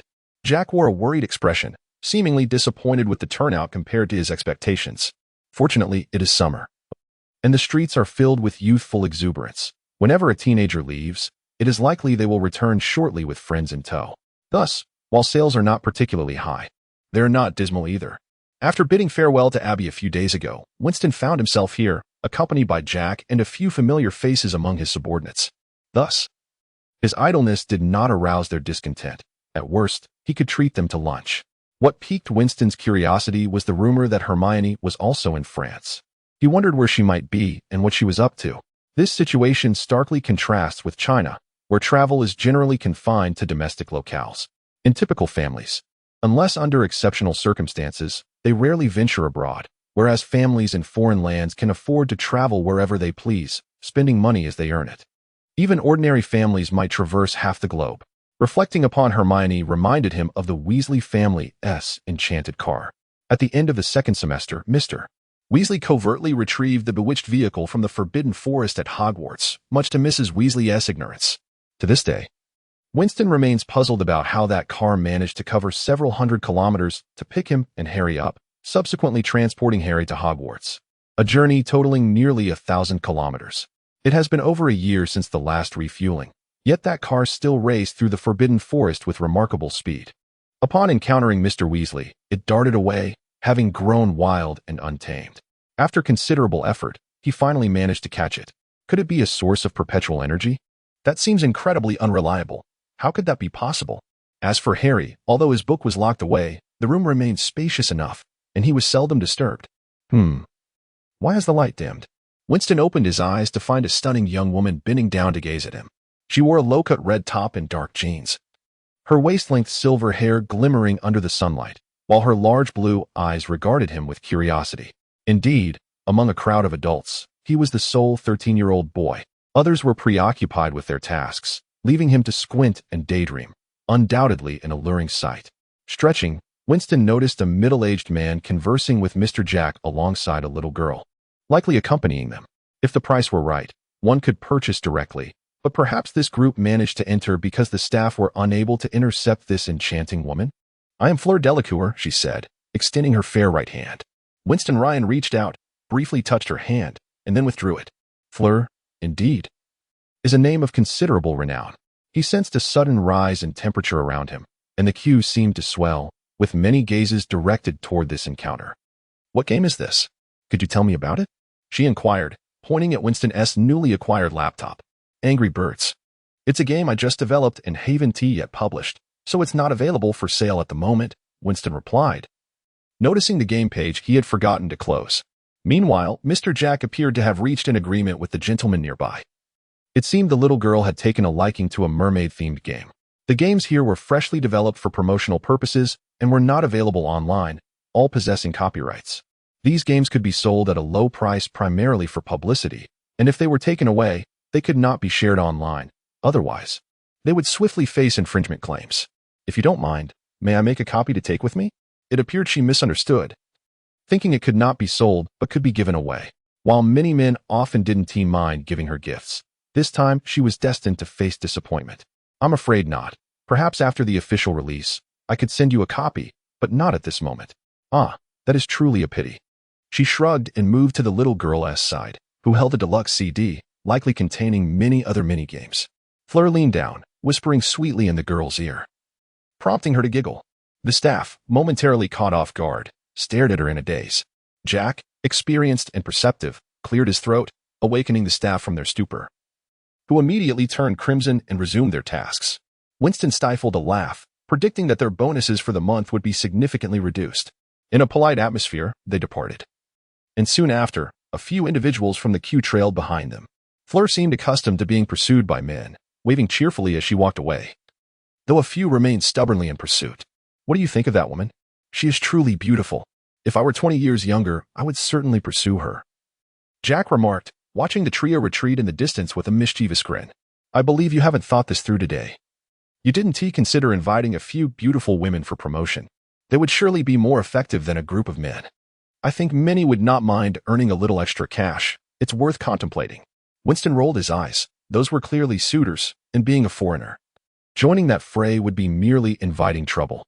Besides, he was due to leave France soon. How could he win over someone that others had failed to court for years in just a few days? "Let us find someone tomorrow," Jack replied casually. As evening approached, after tidying up, the group boarded their vehicle to the prearranged location. After organizing their belongings, the staff insisted on visiting a bar in hopes of encountering some romantic escapades. Jack laughed and scolded them lightly before allowing them to depart, then lay on his bed, quickly drifting off to sleep. Winston placed his things in front of his bed and, grabbing his toiletries, approached the faucet. While washing, he inadvertently glanced up and was surprised to see, that Fleur Delacour were changing clothes across the way. Fleur was indeed changing, removing her top before the mirror, revealing her fair skin. As she reached to unfasten her bra, Winston noticed several passers-by had stopped, staring up at the open window, some gazing with a mixture of curiosity and intent. Without a moment to ponder, he threw the cup he was using to rinse his mouth in their direction.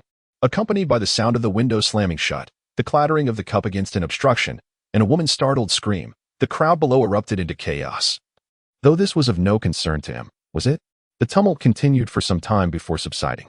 By midnight, the inebriated staff returned, one sporting a vivid lipstick mark on his face. They laughed boisterously until Jack, disturbed from his sleep, reprimanded them into silence. After a lengthy period of commotion, they finally settled down to rest. The next day, everyone awoke quite late. The staff had slept soundly after a night of revelry, while Jack and Winston had been kept awake by their raucous antics. It was nearly noon when the group gathered in the small square.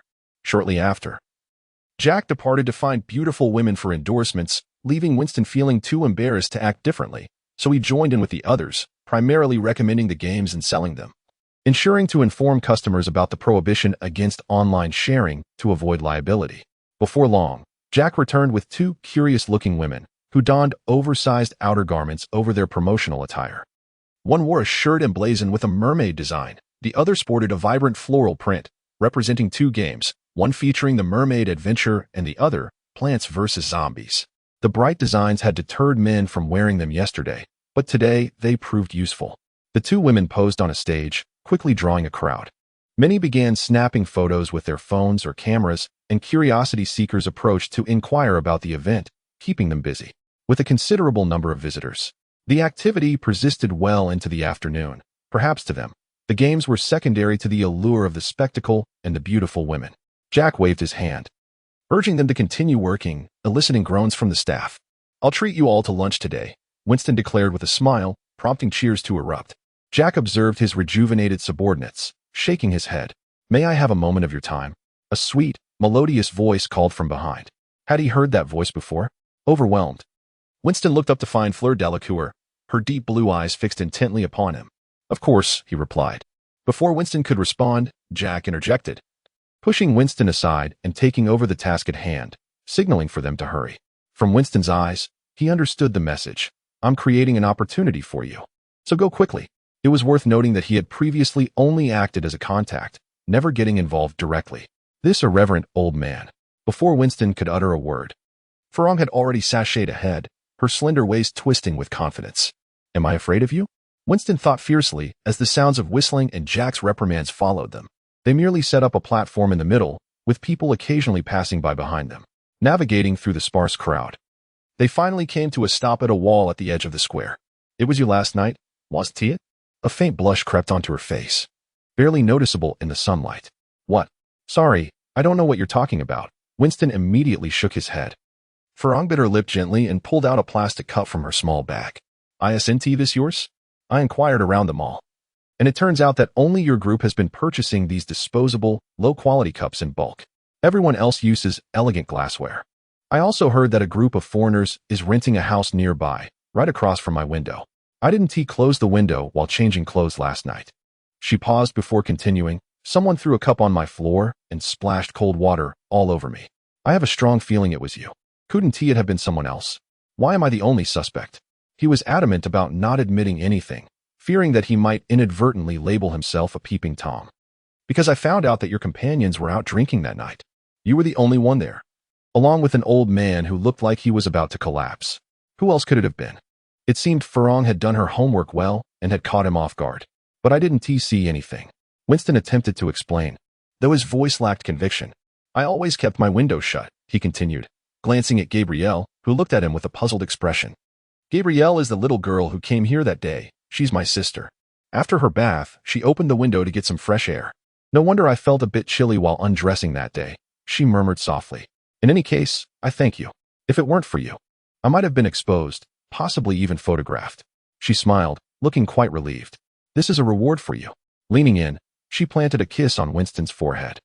Taken aback by the unexpected kiss, Winston found himself momentarily stunned. They had been standing quite close, and before he could process what had happened, Farong was already chuckling at his dazed expression. "Haven't you ever been kissed by a girl?" she teased. "In such circumstances, one would typically use other means to communicate rather than prepare a camera, and being afraid of being discovered was rather amusing." Without waiting for Winston to regain his composure, she made her way into the crowd. Winston finally shook off the surprise. After all, in the romantic realm of France, a kiss didn't necessarily signify much. A stranger might readily oblige if approached for a kiss on the street. Thus, when he arrived and saw Furong wearing a shirt emblazoned with a sleek racing car, he was pleasantly surprised. As he stepped in, a chorus of whistles and cheers erupted around him. Jack pointed to his forehead, and Winston suddenly realized, wiping his sleeve vigorously. It had turned red from embarrassment. Glancing at Furong's slightly upturned, vibrant lips, he cursed silently, "Damn, she's wearing lipstick." With Furong's presence, many people began inquiring about the game represented on her shirt. It was a top-tier racing game, popular among men who enjoyed extreme sports. Those without cars or underage could still partake through gaming, making it a hot seller that afternoon. New copies could only be burned onto blank CDs, but that required time and effort to package. Jack understood this was a sales tactic. In other places, those discs would be passed to friends or pirated. But this approach was far more effective than direct online distribution. As the crowd swelled, the other two women dimmed in comparison, unwilling to concede. They swayed their hips to the rhythm of the accompanying music, and under the provocative gazes of the two, Furong joined in, dancing with an increasing number of self-proclaimed good dancers who jumped onto the stage. By evening, the area had transformed into a grand stage surrounded by spectators. Business had naturally slowed, and Jack, understanding his companion's fatigue, began to pack up early. A group of them stood on chairs, watching the lively dance. And when it was time for dinner, they had to retrieve the sound system. Just then, others who enjoyed dancing brought in their own equipment, setting up the music. As the number of dancers grew, the area outside became crowded. Furong was no longer the sole focus, prompting her to stealthily slip away. A group of them laughed and chatted as they walked back home. Upon reaching downstairs, Jack ushered his companions to bring things upstairs, leaving behind a knowing smile before he departed. Winston watched the irreverent old man with a helpless expression, sensing that Furong had something to say to him. Standing by the roadside, they watched as the others disappeared into the corridor. Furong leaned closer, whispering in Winston's ear, "Shall we have dinner together?" "Sure," Winston replied readily. After all, eating fast food too often could become nauseating, though Furong was unaware of this. Her smile was radiant as she reached out, taking his hand to lead him upstairs. Winston tried to pull away twice, but eventually relented. After ringing the doorbell, a moment later, the door opened to reveal a small head peeking out. It was Gabrielle. She timidly glanced at Winston before Furong pushed the door wider. "Gabrielle? Go tell Mom and Dad that we have a guest." "Okay." The little girl dashed inside, and Furong gestured for Winston to enter. He rolled his eyes. "When did you become so polite? Was I not polite before?" Furong leaned closer, standing tall. To Winston's surprise, he now only reached her chin, feeling dwarfed by her presence, prompting him to chuckle awkwardly. "Of course, you're very polite. Just a slip of the tongue, heh?" Furong left with a light scoff, proudly walking into the room. "Don't forget to shut the door." Inside, the Dracul family was already seated at the dining table, and it was evident that the pristine cutlery beside Mr. Dracul was set for Winston. He sported a small tuft of sharp black facial hair. Furong sat next to Gabrielle. Her mother, a lovely lady, beside her. Winston approached to greet the family respectfully. After mutual introductions, he took a seat. The Dracul family was exceedingly friendly, seemingly curious about everything concerning Winston. Mr. Dracul asked about his school, family background, future aspirations, and what he hoped to achieve. Mrs. Dracul mainly inquired if he had a girlfriend and how he met Furong, among other things. On one side, the lotus flower appeared utterly unfazed as she sipped her soup. Gabrielle occasionally cast a furtive glance in her direction, and when Winston turned his head, she hastily lowered hers, feigning concentration on her meal, which elicited a hearty laugh from Winston. The dinner was a delightful affair, filled with laughter and camaraderie. Mr. Dracul expressed his sentiments regarding Winston's background, astonished that he ventured into the world at such a tender age of 12, a time when most children are merely clamoring for toys at home. It was remarkable that, despite working outside, his academic performance remained exemplary. When asked about his school, he casually mentioned the institution where he had paid his tuition, noting that due to the substantial sum given to the principal, he was awarded excellent grades at year's end. Upon inquiring about Winston's current living situation, Mrs. Dracul paused her lecture to Gabrielle, who had just clumsily knocked her plate over, and listened intently. "I am employed by Mr. Jack. He is a decent man. I have rented a modest apartment and managed to save some money. Life is fairly satisfactory," Winston replied, still cautious not to reveal the full truth. The Dracul family was genuinely amiable, and he feared that disclosing his annual earnings of several £100,000 would abruptly end the evening's pleasantness. This is already quite commendable. After all, you've only been working for a year, Mrs. Drackle affirmed, then cast a disapproving glance toward her daughter, lamenting, Gabrielle is not as industrious at 16. She still does not earn money. I truly wonder what she occupies herself with at school, for she has never brought friends home. By the way, where does Gabrielle attend school? Winston inquired. Ah, speaking of which, how long will you be staying here for work? Mrs. Drackle abruptly changed the topic. Winston glanced at Mr. Drackle, who seemed to cough as if suddenly unwell, while Gabrielle's eating grew conspicuously louder, the clattering of her utensils echoing. It dawned on him that this was a sensitive subject, and he swiftly followed Mrs. Drackle's lead to divert the conversation. Overall, the dinner was rather enjoyable, far superior to fast food. After the meal, Mrs. Drackle instructed Gabrielle to escort Winston home. The two stood motionless on the sidewalk beneath a street lamp for a considerable time, neither initiating conversation. Finally, Gabrielle broke the silence. If there's nothing else, I shall take my leave. See you tomorrow. See you tomorrow, Winston replied. Gabrielle smiled before turning to depart. Once she vanished from view, Winston sighed and returned to his lodgings. The others had already gone to bed, yet Jack, who should have been resting, was still awake with the lights on. Upon seeing Winston enter, he hurried over, curiosity etched across his face. What brings you back? Did she send you away? How could I stay there? Would you have me live there? Winston retorted, somewhat irked. Of course you would. Jack seemed anxious. You're not implying that. Her parents are at home, Winston preemptively countered, yet he underestimated Jack's audacity. I see. It appears we need to find a time when her parents are away. Jack mused. In that case, why not accompany her tomorrow? We can afford to linger a bit longer. After all, it's not every day one travels abroad. It would also prevent my subordinates from claiming I lack compassion. Winston, I can assist you only so far. The rest is up to you. I think you should get some sleep, Winston said, tossing a pillow in Jack's direction. And soon the room fell into tranquility. The next morning, Jack and the others departed early. When Winston awoke, he found himself alone in the empty room, knowing without looking that the other rooms were vacant. What should he do today? Perhaps explore a bit? After all, visiting France was a rare opportunity. Or perhaps seek out Gabrielle. Just as this thought crossed his mind, he shook his head, dismissing the notion. In this day and age, sharing a meal with someone was rather ordinary. To assume that the other harbored feelings for him would be foolish. Their acquaintance had barely surpassed 2 days. And if he approached her only to be met with, "Who are you? Who are you looking for?" it would be quite embarrassing. At that moment, a knock echoed from the door. Who is it? Winston called out from a distance, but no response followed. Only the rhythmic tapping continued, as if the visitor was unwavering in their persistence. One moment, he hurriedly donned his coat and opened the door. There stood a silver-haired beauty. Beaming with a smile, it was Gabrielle. Aren't you going to invite me in? Before Winston could reply, she pushed past him into the room, surveying her surroundings. Winston retrieved a disposable cup and poured her a glass of water. Do you have nothing to do today? I do, she replied, taking a sip and grimacing from the heat. If you have something to do, why come here? Winston asked without a hint of embarrassment. You should have checked the water temperature before drinking. I went, but I couldn't find you. She placed the cup carefully on the table before continuing. Well, today I have a day off. I plan to explore London thoroughly. Since that is the case, I shall be your guide. Just remember to pay me a tour fee, lest my mother continues to say I only know how to spend money. If the price is reasonable, then certainly, Winston nodded.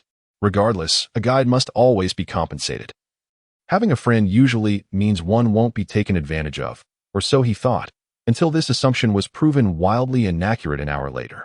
Gabrielle did not lead him to iconic landmarks like the Eiffel Tower, but rather to her favorite spots, such as amusement parks and quaint eateries. Since Winston had no particular desires, he acquiesced to her choices.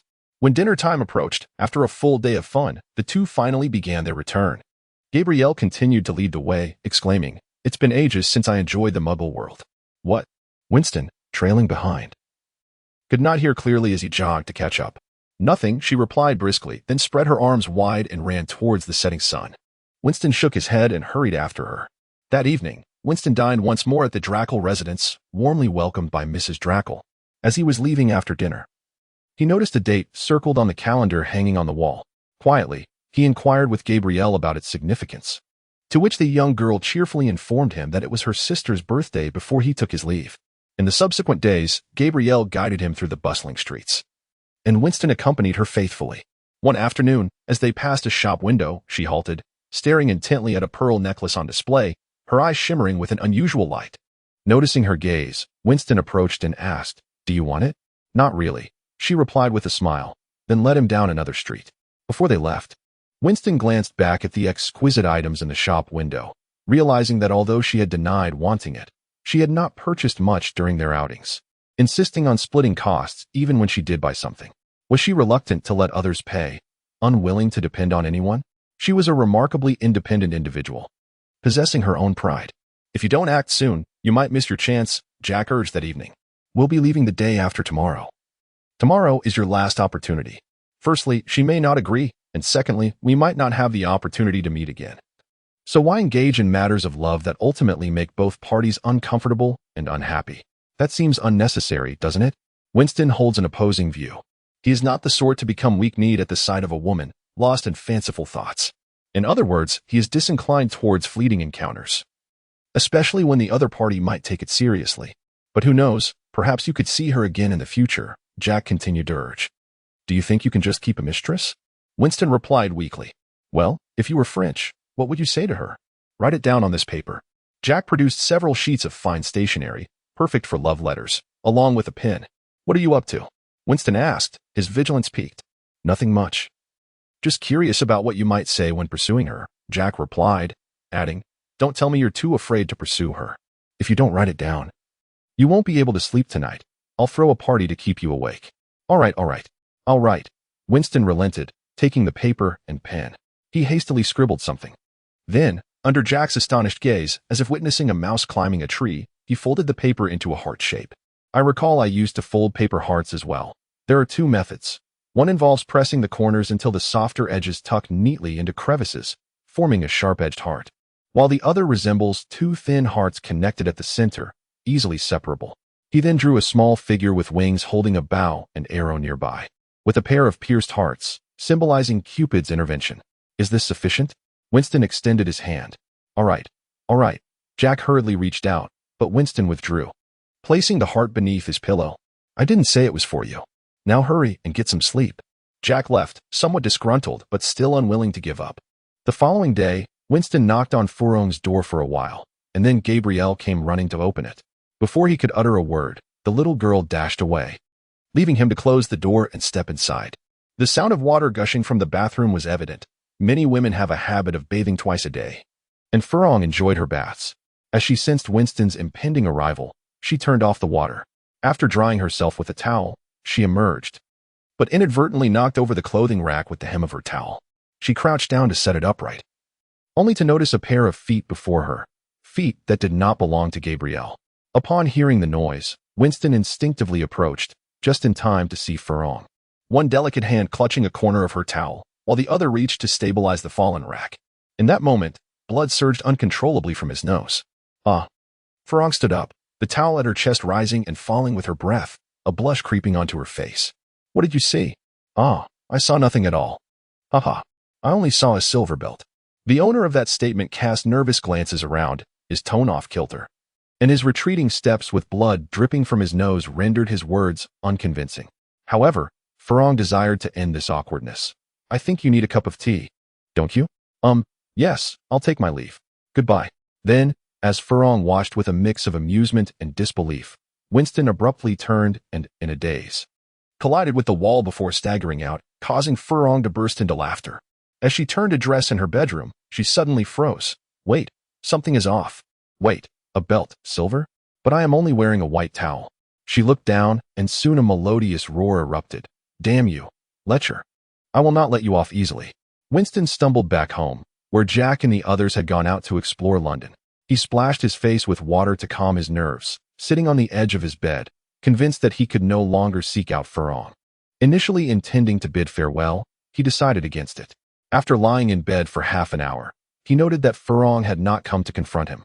Feeling that leaving without a word was inappropriate, and recalling his culpability from the morning's incident, he resolved to rise and head towards London alone. Meanwhile, Furong was at home, simmering in anger. The person she expected to come and apologize never arrived, leaving her increasingly agitated, which affected the evening meal. When Mr. Draco cautiously inquired why Winston had not come, Furong shot him an angry glare and stormed off to her room, leaving the bewildered Drackle couple exchanging glances. After the morning passed, Farong found it curious that her anger was not as intense as she had imagined.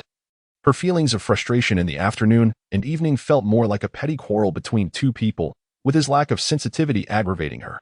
He had taken such liberties and failed to offer her any consolation. A simple apology would earn my forgiveness, she thought silently, touching her slightly heated cheeks. She resolved that if he did not come to apologize by the next morning, she would kick down his door. With that determination, she fell into a sweet slumber. Upon waking, Farong felt splendid, indulging in an extra 2 eggs at breakfast, just as she whimsically envisioned Winston as an egg. To be sliced into pieces by her dining knife, the doorbell rang. She sprang to her feet to answer the door, only to find Gabrielle peeking timidly at her sister, cautiously shifting a chair closer to their mother. "Hello, ma'am." Farong felt a wave of disappointment wash over her as the figure behind the door was not Winston.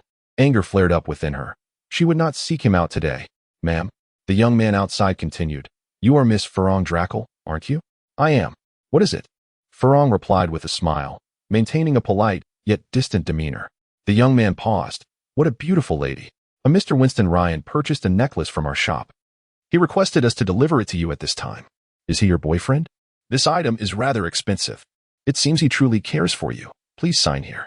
"A gift for me? A necklace?" Farong, in a daze, signed the paper, barely acknowledging the delivery person as they departed. When she opened the package, her beloved pearl necklace lay quietly inside, a price tag that even her father, despite his love for her mother, could only lament. Carefully extracting the necklace, she noticed a note attached, "To the most beautiful lady in the world, Farong Drackle. Also, happy birthday."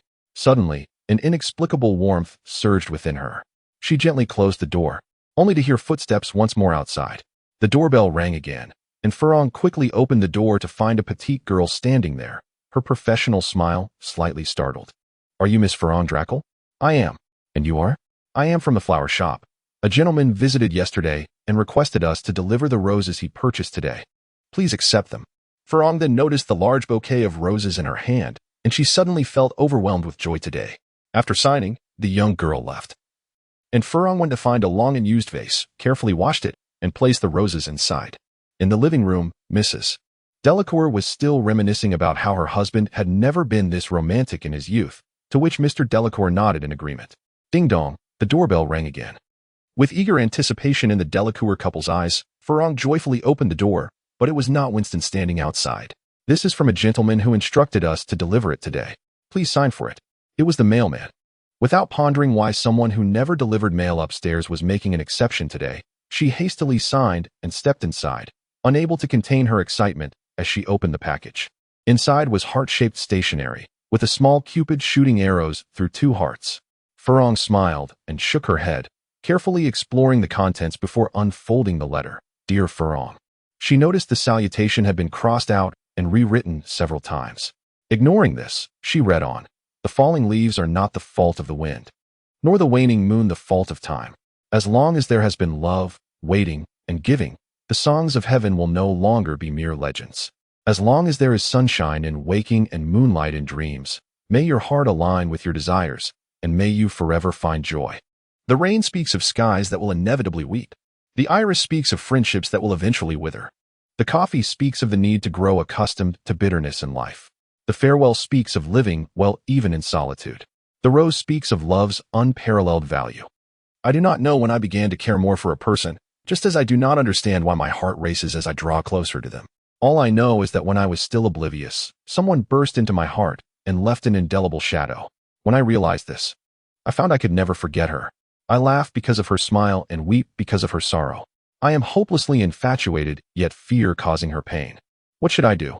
There was a small line at the bottom. "I love you, Farong." A smile graced her face, but soon, as she breathlessly knocked on the door, she realized her heart was racing intensely. However, a wave of disappointment washed over her when she found no one inside. A child holding a lollipop bounced over. "Are you looking for someone here?"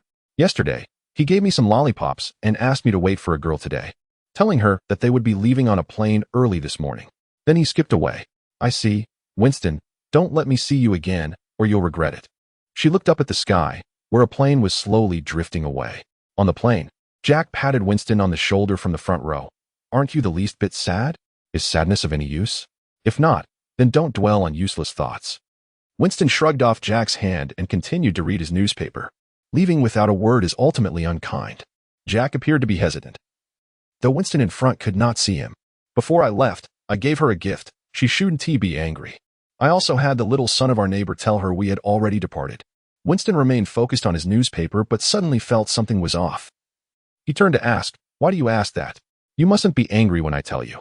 If you don't tell me, then I'll be angry." Winston squinted at the stammering figure before him, sensing a conspiracy. "Well, before I left, I saw that you hadn't tidied up the letter under your pillow. So I took the liberty of sending it to Furong." Jack stammered, "What do you mean by not tidied up?" "I simply couldn't find it." He added, "Did you not say today is her birthday? I thought you were being inconsiderate by leaving without a word, so I bought her a large bouquet in your name." As Jack's voice dwindled under Winston's calm yet fiery gaze, he fell silent. "You were courting disaster." Winston unbuckled his seatbelt and stood up. Sensing trouble, Jack quickly raised his hands in front of him, shouting, "I'm doing this for your own good. Help? Murder? I apologize, sir, but the plane is taking off. For your safety, please sit down and fasten your seatbelt."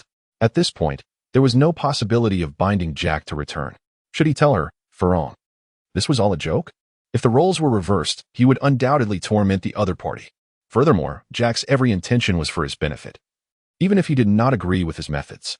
Upon returning to London, there were people waiting for him. A group traveled back to Jack's office in 2 cars. And then Jack personally drove him back to his residence as a form of compensation. Opening the door, he was greeted by a wave of nostalgia. It felt wonderful to be home. He recalled that before leaving London, he had called Mr. Howick to discuss the possibility of purchasing the house. For having a place to call his own would be ideal. If Mr. Howick did not agree, he would have to see if anyone was willing to sell. If so, he would buy it even from afar and move in. Mr. Howick had not outright refused, but had said he would discuss it with his family and contact him with news. Some time had passed since then, and he pondered whether he should look online for suitable houses. Abby was still busy at the supermarket. From what she said, business seemed quite good. She had even taken out a loan to buy a truck for deliveries, so she was not home. Suddenly, Winston turned towards the fireplace, and at that moment, the dry wood ignited, casting a bright flame that illuminated Winston's squinted eyes. He pulled out his wand and twirled it, intently watching the flames turn green, from which emerged an elderly man with silver hair and beard, Albus Dumbledore. Ahem. Dumbledore brushed off non-existent dust from his robes, looking at Winston, who sat there expressionless, and smiled slightly. "This visit is rather unexpected, but I must inform you of a few matters. Please, have a seat." Winston stood up. "I'll make you a cup of tea." He walked toward the kitchen. If he recalled correctly, one generally needed to notify the owner before entering a wizard's home. Passage was only granted with permission. Some fireplaces had restricted access, such as the one in the Hogwarts headmaster's office, which only allowed governors and the Minister of Magic. Others were public places, like the Leaky Cauldron. Yet, when someone could enter without notice, it could ignite a sense of irritation. It seemed necessary to acquire a home and cast defensive spells to maintain vigilance. Advanced magical protections that, even with flu powder, would not allow uninvited guests. "Professor, please enjoy your tea." Shortly, Winston returned with 2 steaming cups of tea and set them before Dumbledore, then sat quietly, waiting for him to speak. "Excellent tea," Dumbledore said with a smile after taking a sip. He placed the cup down and looked at Winston. "Still seated. Congratulations, you are now a governor." "I see. But surely Amiral could have conveyed this news. Why come in person?" Even upon hearing of his appointment as a governor, Winston did not exhibit an overt display of joy. Rather, his brows were furrowed in contemplation. It is essential to understand that serving as a governor at the only magical school in the United Kingdom is a matter of grave significance. When Dumbledore adopted a serious demeanor, Winston immediately focused his attention. "Thus, you must familiarize yourself with the pertinent individuals beforehand, and then accompany me to pay some visits." He continued, "You must realize that, despite your magical prowess surpassing that of the average adult wizard, many matters are not solely dictated by power. You will require various other assets, such as friendship." "I understand," Winston nodded, acknowledging the importance of connections, having a few trustworthy companions who would stand by you in times of need. To be succinct, Dumbledore smiled. "Some aristocrats might have particular preferences, and some individuals tend to perceive others through the lens of their own experiences, though I am not particularly accustomed to such notions." "Very well, Professor." It seemed that although the governors granted Dumbledore a measure of respect, there still existed an expectation for certain benefits or tokens of goodwill. He anticipated potential difficulties during these meetings, notably with Minister Fudge, who, it was rumored, had long desired to make his mark at Hogwarts. And this change in governance would surely involve him. Prepare yourself. In 2 days. Winston nodded, indicating that he had ample time, and Dumbledore added, "We shall meet some individuals who may prove advantageous to you in the future." "Yes, Professor." After finishing his tea, Dumbledore lamented, "Alas, there are no refreshments." "Professor, your visit was rather sudden. You did not have the opportunity to prepare. When you arrive in 2 days, there will certainly be some," Winston mused, realizing that his home likely lacked any desserts. He himself was not particularly fond of overly sweet foods, nor was Abby. "In that case, I eagerly anticipate your arrival. I shall come to fetch you in 2 days." Dumbledore stepped into the blue flames, seemingly recalling something. "I have heard that you are cohabiting with a non-magical lady? Nonetheless, I advise you to refrain from disclosing this to her until you have firmly decided to remain together." He winked and then vanished into the flames, which gradually shifted from blue to red before extinguishing. "Governor, indeed?" Winston sat on the sofa for a considerable time, feeling an unexpected lack of elation at the sudden appointment. With this position, he would hold a modicum of influence in the magical realm, albeit still reliant on his own efforts. His primary task was to cultivate connections before potentially being ousted again. After contemplating the challenges he might face, he finally pushed the door open and stepped outside. 3 hours later, he returned with a plethora of exquisitely decorated boxes. When Abby returned, she was delighted to see him. During dinner, she inquired about his experiences in France. Such inquiries could easily be answered by those who had traveled alongside him, thus he chose to conceal certain details while disclosing the rest. Abby, however, did not react significantly, merely teasing him for not bringing back any gifts for himself, to which Winston could only respond with a wry smile. On the morning of the second day, when the flames once again turned blue, Winston was prepared. Dumbledore arrived, bearing a multitude of gifts. In the afternoon, the blue flames within the fireplace flickered, and Winston emerged, looking weary. The flames flickered once more, and Dumbledore stepped out, exclaiming, "You performed splendidly today. Those individuals were thoroughly impressed with you." Even Fudge had nothing further to say, at least for now. "You may consider yourself one of us." "Is that so? That is truly wonderful." Winston reclined on the sofa, motionless. That morning, he had visited 11 permanent governors and some officials from the Ministry of Magic. As anticipated, he encountered various challenges. Yet one must recognize that a group of individuals overly concerned with appearances would neither openly berate him nor resort to underhanded tactics or dueling. Demonstrating the capabilities befitting a governor, perception, composure, and the ability to provide them with benefits was sufficient. They did not require a childish figure, but rather someone who could yield advantages, whether immediate or long-term. "Living as a governor here is rather austere," Dumbledore observed, surveying the surroundings. "Would you like me to arrange a magical residence for you? Hogwarts has numerous house-elf companions. Would you like me to procure one for you?" "No, thank you." Winston recalled something and sat up straight, retrieving a box of sweets from beneath the table. "This is for you." "Oh, thank you. It contains my favorite flavors. I shall take my leave now." With that, he vanished into the flames. Just as Winston exhaled in relief, a head popped out from the flames. "Remember, school begins in September. Even as a governor, if you wish to obtain your diploma, you must attend classes." Dumbledore, rarely one for jokes, made this light-hearted comment before disappearing once more into the flames. Only after confirming his departure did Winston slump back into the sofa. In truth, the extent of a governor's power aside, they were not particularly busy. Generally speaking, most matters were delegated to several heads of houses and Dumbledore. If such a multitude could not resolve an issue, it would likely require the ministry's intervention. Over the course of a decade or more, the 12 governors of Hogwarts might not convene even once. As for whether Malfoy truly threatened the governors, that remained to be seen, yet he ultimately failed and was compelled to withdraw. When he sought to have the governors sign a petition for Dumbledore's removal, there was no formal meeting. He merely approached them one by one to negotiate. The greatest advantage of being a governor lies in access to information and connections. Like all governments, certain overlooked truths and other matters may emerge, allowing you to glean a portion of the truth and receive critical information in advance. As for connections, that requires no further elaboration. Malfoy expended considerable resources to oust Dumbledore, yet after leaving, Dumbledore swiftly regained his footing. Having managed Hogwarts for decades, he had a vast network of former students. Even when addressing the minister directly, he encountered no discontent. That evening, Winston remained awake, seated on the sofa with a book in hand, when an owl swooped in through the open window, landing on the armchair beside him, extending a leg adorned with a letter and a newspaper. It was an owl from the Ministry of Magic. After removing the letter, Winston gently stroked its head, causing it to close its eyes in contentment. The front page of the newspaper featured a haunting image of a man with a gaunt face and disheveled long hair. The headline read, "Black remains at large. The Ministry of Magic confirms that Sirius Black, deemed one of the most notorious prisoners to have resided in Azkaban, is still unapprehended." Below, there was a brief statement from Fudge, urging the public to remain calm and trust in the government. After flipping through the newspaper and finding no additional noteworthy news, Winston opened the letter. "Winston, I have encountered a bit of trouble. As you are aware, Sirius Black has escaped. For some time, he has appeared quite subdued and rational. On that day, he requested a newspaper, and I obliged. Subsequently, he escaped. He is a dangerous individual who, over a decade ago, cast a single spell that claimed the lives of many. He remains a devoted follower of the mysterious figure, and I fear he may seek to harm Harry Potter."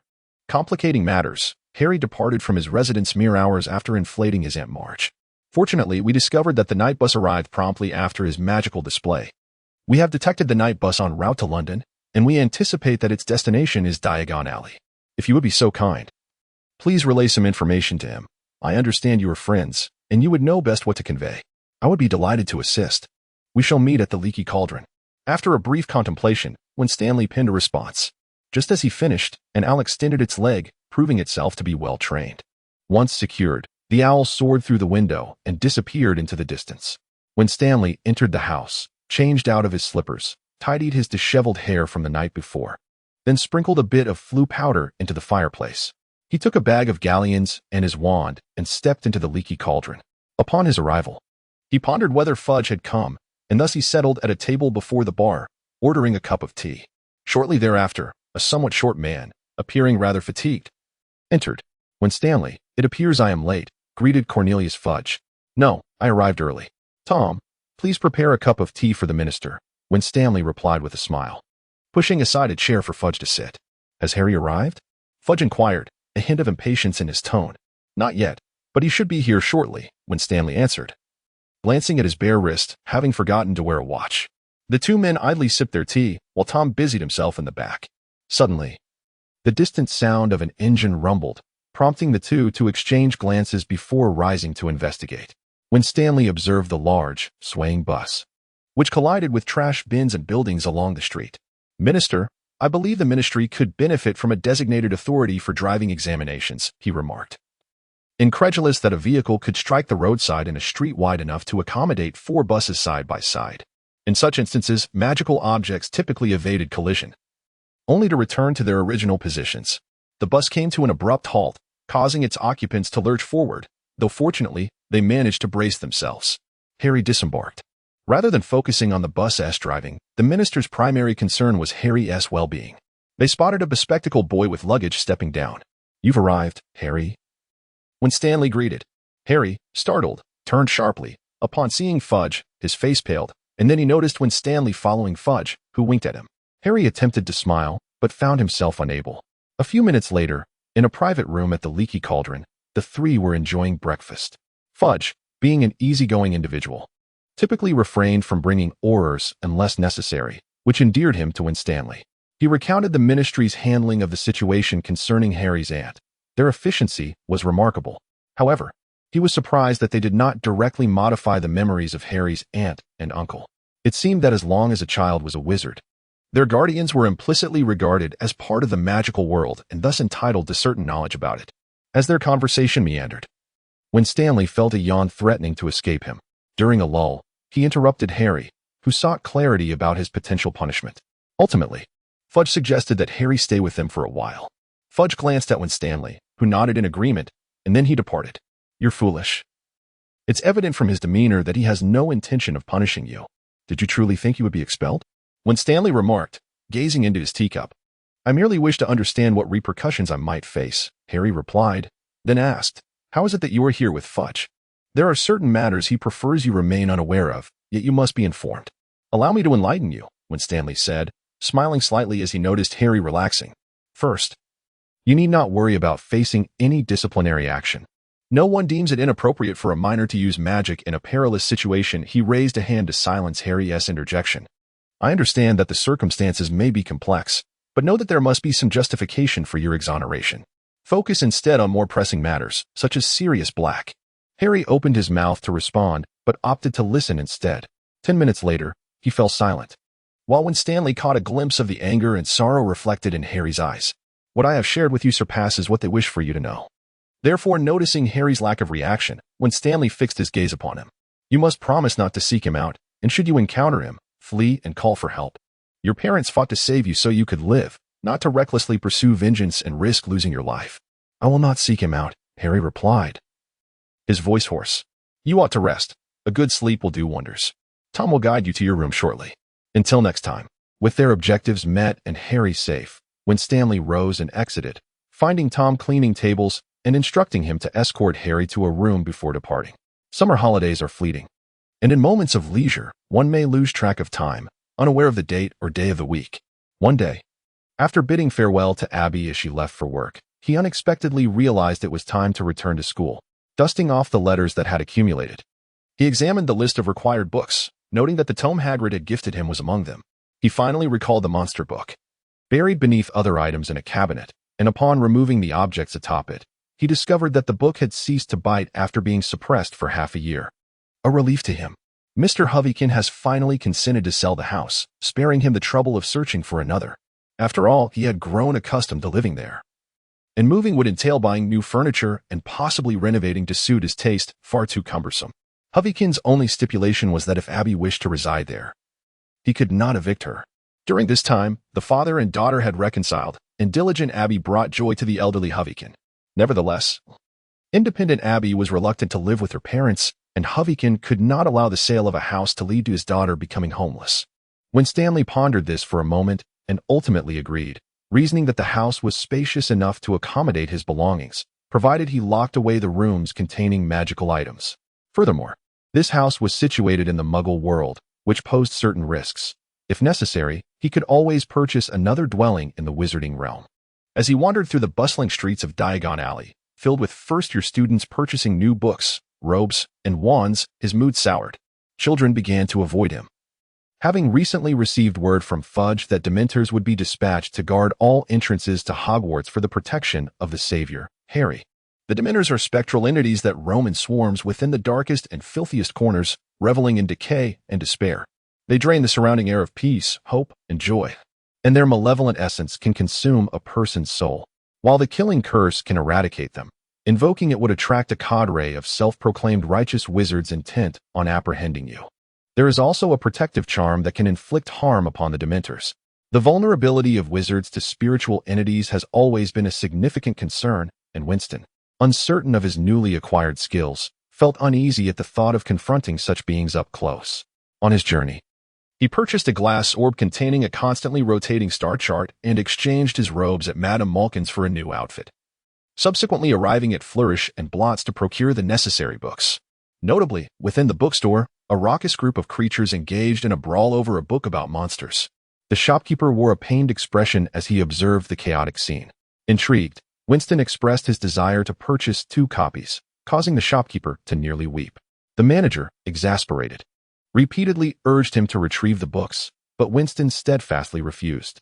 Eventually, the manager, muttering curses, went to fetch the books himself, only to be besieged by the very tomes he sought to liberate.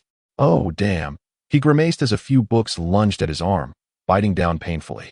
He hastily called for assistance, but before help could arrive, Winston tapped the manager's shoulder and pointed toward the center of the cage. The creatures abruptly ceased their skirmish, a cluster of spines turning toward him. With a shriek from the manager, they surged forward, yanking the frontmost books behind them and snapping at his hand with fervor. After a brief struggle, 2 books were secured and placed upon the table. In a markedly improved mood, Winston thanked the manager, who was nursing his bitten arm, and departed with his books. Why has the weather suddenly improved? He mused, now intrigued by the prospect of shopping, carrying the tightly bound books behind him.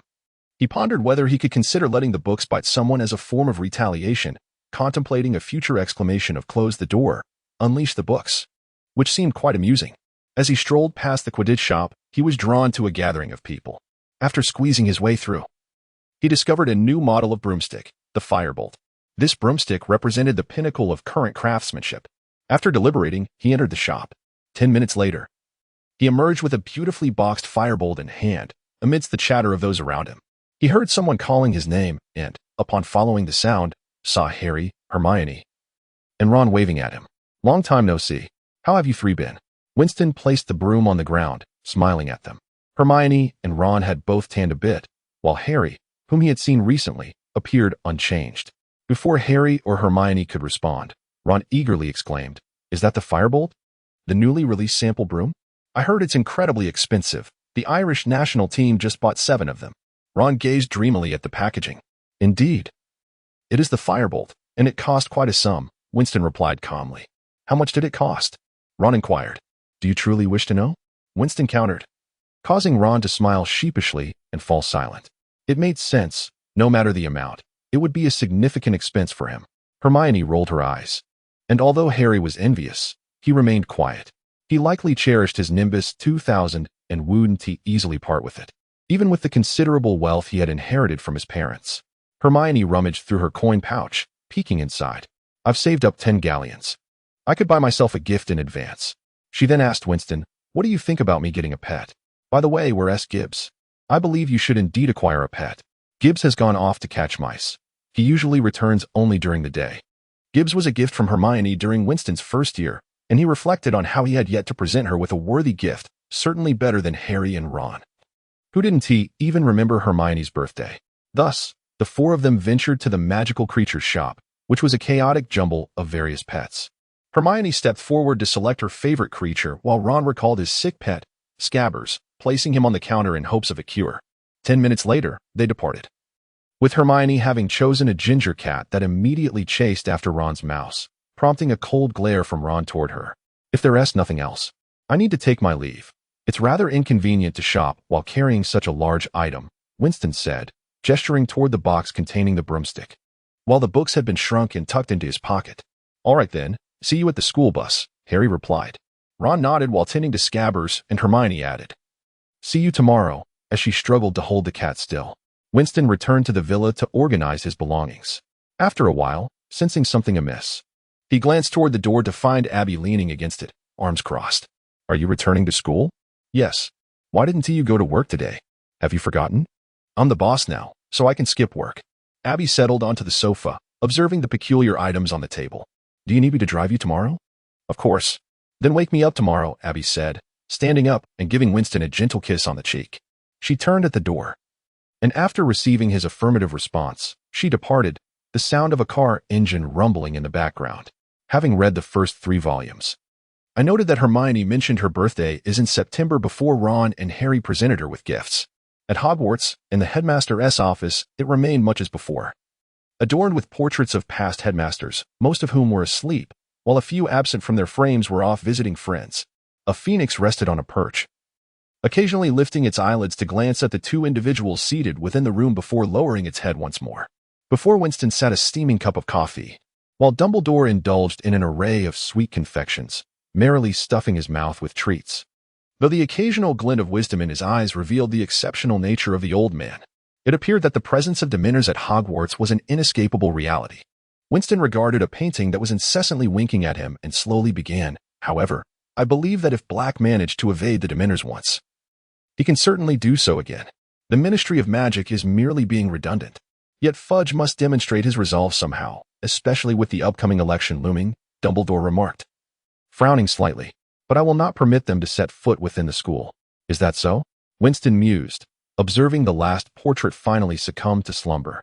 He withdrew his wand and waved it, conjuring a colorful barrier that enveloped the 2 of them. Dumbledore watched with keen interest as Winston performed his spell. "This enchantment provides temporary sound insulation. It has no other effect," Winston explained. "Professor, you are aware of Horcruxes, are you not?" he inquired once he confirmed that no one was watching. "Why do you ask this?" Dumbledore, who had been continuously placing sweets into his mouth, finally ceased his actions and regarded Winston with a hint of seriousness on his face. Even to the uninitiated, Horcruxes possess an air of mystery. Some may not even be familiar with the term Horcrux, yet it stands to reason that many in the wizarding world are aware of their existence. And some must know how to create them, don't you think? Indeed, but what prompted you to inquire about this? Ever since Voldemort resurrected through the diary last year, I have harbored suspicions. After all, possessing a fragment of one's former consciousness is vastly different from true resurrection. It resembles the myriad of ghosts and portraits, none of which, to my knowledge, have been said to be capable of returning to life. Why, then, is Voldemort an exception? While he ultimately met his demise, he undeniably succeeded in his endeavor. I suspect that my lack of understanding in this domain does not stem from insufficient reading, but rather from the notion that it is a taboo subject. Subsequently, I perused numerous texts and stumbled upon the term Horcrux. It is said that one can fragment their soul, creating a special vessel from a portion of it, thus allowing for resurrection through the Horcrux after death. Although I am uncertain of the distinctions between a Horcrux soul and an ordinary soul, it is this very distinction that permits the Horcrux's master to return, whereas ghosts cannot. Might a ghost be crafted into a Horcrux? If so, would that constitute a form of resurrection? Or must the soul be severed prior to death for such creation? The crux of the matter lies in the method of Horcrux creation. Thus, I implore you to enlighten me. Dumbledore listened intently, then shook his head, a commendable hypothesis. Yet I do not create Horcruxes, and even if I were to know how, I would not divulge that knowledge to you. Tom was once a good boy, but he gradually descended into madness, resulting in numerous deaths during that time, coinciding with his completion of the Horcrux. This endeavor undoubtedly entails severe repercussions. Therefore, I advise you to abandon such thoughts. Winston shook his head. I would never experiment on myself. I have far superior subjects. He grinned. Fudge must have noticed that a few of the Dementors have gone missing. What do you mean? You captured several Dementors that attacked the train? Dumbledore's expression was inscrutable. Nonetheless, I advise caution. After all, there are not many capable of capturing Dementors among a group of young wizards, and when Dementors become agitated, they may disregard the law and come for you. Indeed, while I do not create Horcruxes, I have methods for severing souls. Dumbledore maintained his stoic demeanor. I have attempted to sever them, only to find them become frenzied and uncontrollable, even unable to discern where a human stands in relation to them. The more they are divided, the more pronounced this behavior becomes. I managed to capture two. One has died, while the other is securely bound within a box protected by advanced defensive magic. Once I return, I shall address any potential aftermath to prevent it from escaping. Winston pondered aloud. It seems that excessive soul fragmentation leads to cognitive disarray, although they inherently possess little consciousness, only the joy of feeding. At that moment, both men ceased their conversation and turned towards the fireplace. As the figure within emerged, Winston waved his wand, and the external sounds flooded in, the crackling of flames, the breaths of portraits, and the agitated voice of the newcomer. Albus, I've encountered a bit of trouble. The Dementors guarding the castle have discovered a couple missing, and are insisting on searching the castle. However, Cornelius, as long as I am headmaster, they shall not cross the threshold. Dumbledore replied slowly but firmly. You wouldn't want to receive a multitude of irate letters from parents tomorrow, would you? But Black, there is no evidence to suggest the Dementors disappeared within Hogwarts, nor is there any sign of Black's activities. Perhaps it would be wiser to direct your focus beyond the school grounds. Cornelius. The portraits on the walls stirred, roused from their slumber by the argument. Upon hearing Fudge's intent to allow the Dementors to search the school, they erupted into a cacophony of protests. An elderly wizard, appearing frail, sternly warned Dumbledore, you must not allow those filthy creatures into Hogwarts. Judging by the brief description beneath the portrait, he was the previous headmaster of Hogwarts. Very well. Oh. Winston, you're here as well. I have matters to attend to. I must take my leave. Fudge finally acknowledged Winston, not inquiring about their conversation, but hastily departing, clearly burdened by the troubles presented by the Dementors. The surrounding portraits began to engage in fervent discussion, more and more awakening to join the fray. It was no longer suitable to continue their conversation. Winston stood, bid farewell to Dumbledore, and exited. He understood that the more forbidden a topic, the more it incited caution in others, yet expressing it himself was far preferable to being discovered discussing it. Furthermore, he could glean insights regarding the dangers of this taboo from others' reactions. It appeared that the repercussions of creating Horcruxes were indeed considerable. To avoid death, one must seek an alternative path. The hour was late, and the corridors lay silent and deserted. Thankfully, the fat lady had not ventured out. Upon reaching the common room, he unexpectedly spotted a diminutive figure with bat-like ears and bulging eyes adding logs to the fire. Upon noticing Winston, it hurried over. Good evening, Mr. Ryan. How may I serve you? Clad in a clean yet somewhat tattered coat, its large blinking eyes radiated energy. It was undoubtedly a house elf. After a moment's thought, Winston replied, "Could you prepare some food for me? I find myself rather hungry. It would be my honor to serve you." With a snap, it vanished and soon reappeared before Winston, carrying an oversized platter that seemed disproportionate to its small stature, brimming with steaming food. It eagerly placed the meal on the table and looked expectantly at Winston. "Splendid. You have done remarkably well." Winston offered sincere praise, which delighted the elf, who remained there, waiting for Winston to finish. During the meal, Winston posed various questions, to which the elf respectfully responded. Eventually, it whisked away the empty platter with a snap. "Winston, you've returned?" Harry, groggy, registered the noise, feeling a chill wash over him, followed by the protective voices of his parents, filled with alarm. Tears welled in his eyes, prompting him to awaken and find Winston sitting still. "Yes, just a few matters. You should sleep. Classes await us tomorrow." In the darkness, Harry failed to notice the wand clasped in Winston's hand or the dark, ash-like substance pooling on the floor. "All right, you two should rest early." With that, he drowsily collapsed back into slumber. It was indeed unwise to confine Dementors within the dormitory. Observing his roommates, who had all been awakened, Winston sighed, relieved that no one inquired why it suddenly felt colder. He lay on his bed, muttering, "I detest school," before eventually drifting off to sleep. When the alarm clock rang, the group groggily opened their bleary eyes, struggling to rise. The lethargy of summer still clung to them as Harry fumbled to locate his glasses. By the time they reached the Great Hall, breakfast was nearing its end. Now, 2 years later, most students had established their seating arrangements, and the groups around them had solidified. Each individual possessed their own little circle, allowing them to effortlessly settle beside Hermione. Hermione scrutinized her class schedule, while Winston tilted his body to glance at it. "Has Professor McGonagall given you that thing? Otherwise, you won't be able to attend classes," he remarked. "How do you know?" Hermione abruptly slammed her schedule onto the table. Ron, puzzled, looked over and asked, "What thing are you talking about?" "It's none of your business," Hermione retorted irritably, waving her hand dismissively as if shooing away a fly. "Professor McGonagall has already given it to me. In any case, I hope you keeping secrets, are we?" "Hermione, would you like some ketchup?" Winston inquired, spreading a generous layer of sauce on his bread before passing the bottle over. "A little for a palate teaser." "Oh, thank you." Hermione accepted it and spread some on her own bread. After their meal, they followed the crowd to the divination classroom. Naturally, no one knew the way to the tower's summit. They had to find a portrait to guide them to the highest classroom. This classroom was peculiar, resembling more of a tea house than a traditional classroom. It was a completely enclosed room, and students gradually entered, finding their seats. After sitting down, Winston astonished his peers by producing a packet of tea leaves and a teacup, then walking over to retrieve the teapot from the hearth. Just then, a rather ethereal voice floated through the air. "I beg your pardon, Mr. Ryan, but it is not yet tea time. May I request a brief introduction?" All right." Winston acquiesced, settling back down as laughter erupted around him. Having eaten something too dry, he couldn't resist the urge for a drink. Sybil Trelawney began her introduction, captivating her audience with an otherworldly tone that felt as though it emanated from beyond the skies. Yet, no one could deny her undeniable talent. Winston was genuinely startled to hear that Trelawney was likely a descendant of the Oracle Sybil from the Temple of Apollo, blessed with the ability to foresee the future. However, due to her indiscretions in revealing prophecies, she had drawn Apollo's curse of disbelief upon herself. Sybil had requested a lifespan as numerous as grains of sand. Yet she had forgotten to ask for youth, leading her to a singular desire for death. It was said that no matter how many predictions were made by the Trelawney family, none were ever believed. Whether it was a curse passed down from ancestors remained unknown.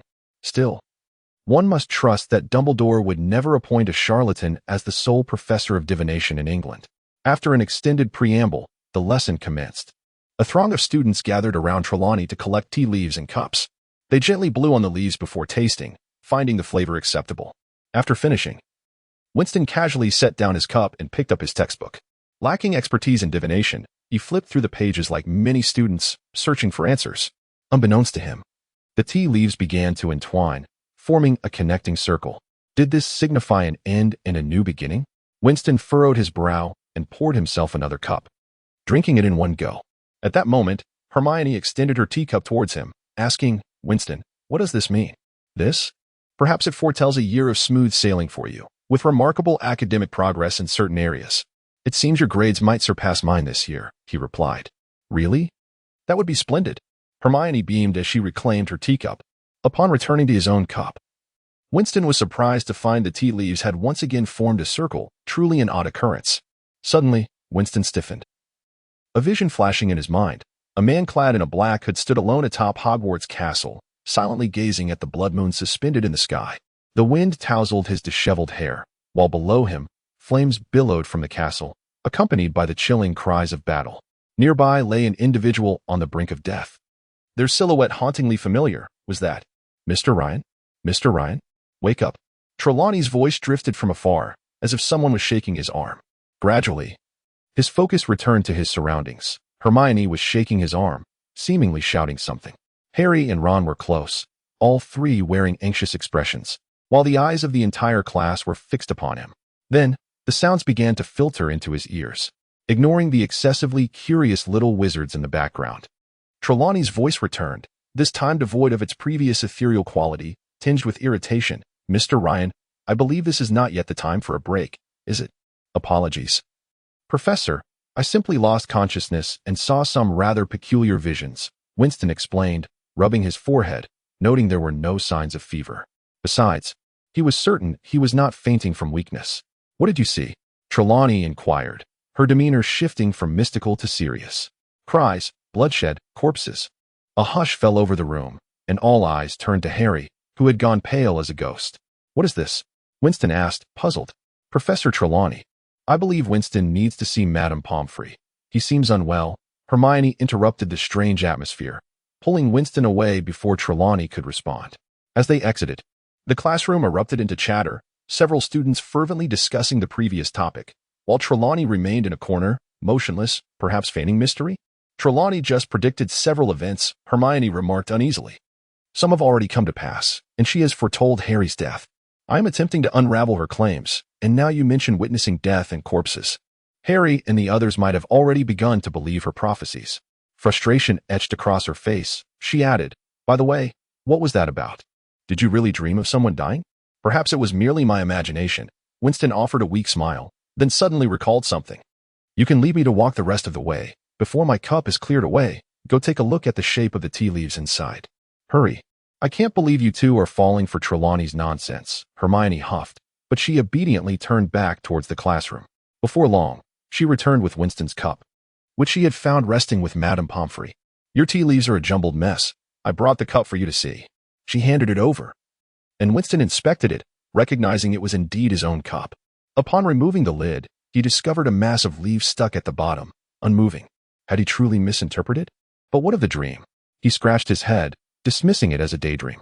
Hearing the hurried footsteps of students returning from class, he realized what he needed to do now was to reassure Hermione and the others. I assure you, it is nothing ominous. What I saw has no connection to you. Winston consoled a visibly shaken Harry, while Hermione nodded emphatically beside him. Although she prided herself on her rationality and intelligence, she was not particularly fond of the nebulous nature of divination. Conversely, Ron seemed to firmly believe Trelawney's words, insisting that Harry should exercise caution. In the afternoon, Hagrid held his first class, and the sight of students struggling under the weight of tightly bound books drew the attention of several onlookers. They followed the jovial Hagrid to a fenced area. I fear this lesson may pose some trouble, Winston whispered to Harry, eyeing the familiar location. It is rather reckless for Hagrid to prepare such dangerous creatures on the first day. What kind of creatures? As Harry was about to inquire, Hagrid spoke up. First, open your books. The hippogriffs are indeed troublesome. Ignoring the cold jibes from the others, Winston muttered to himself, I only hope it's not a Slytherin student who gets hurt. Those individuals possess remarkable strength, and Hagrid would be in trouble. After being mocked, Hagrid walked dejectedly into the forbidden forest, while Malfoy continued to mimic Hagrid's gait, eliciting laughter from the Slytherins. Harry and Ron exchanged exasperated glances, their fingers cracking with tension. Just then, a group of hippogriffs arrived, capturing their attention. It appeared that Hagrid had indeed constructed a home for them at the edge of the forbidden forest. One couldn't help but wonder how Hagrid managed to sustain so many carnivorous creatures on his meager salary. Excitedly rubbing his hands together, Hagrid began to explain the precautions, while the young wizards wore expressions of sheer terror, unsure of how much they were absorbing.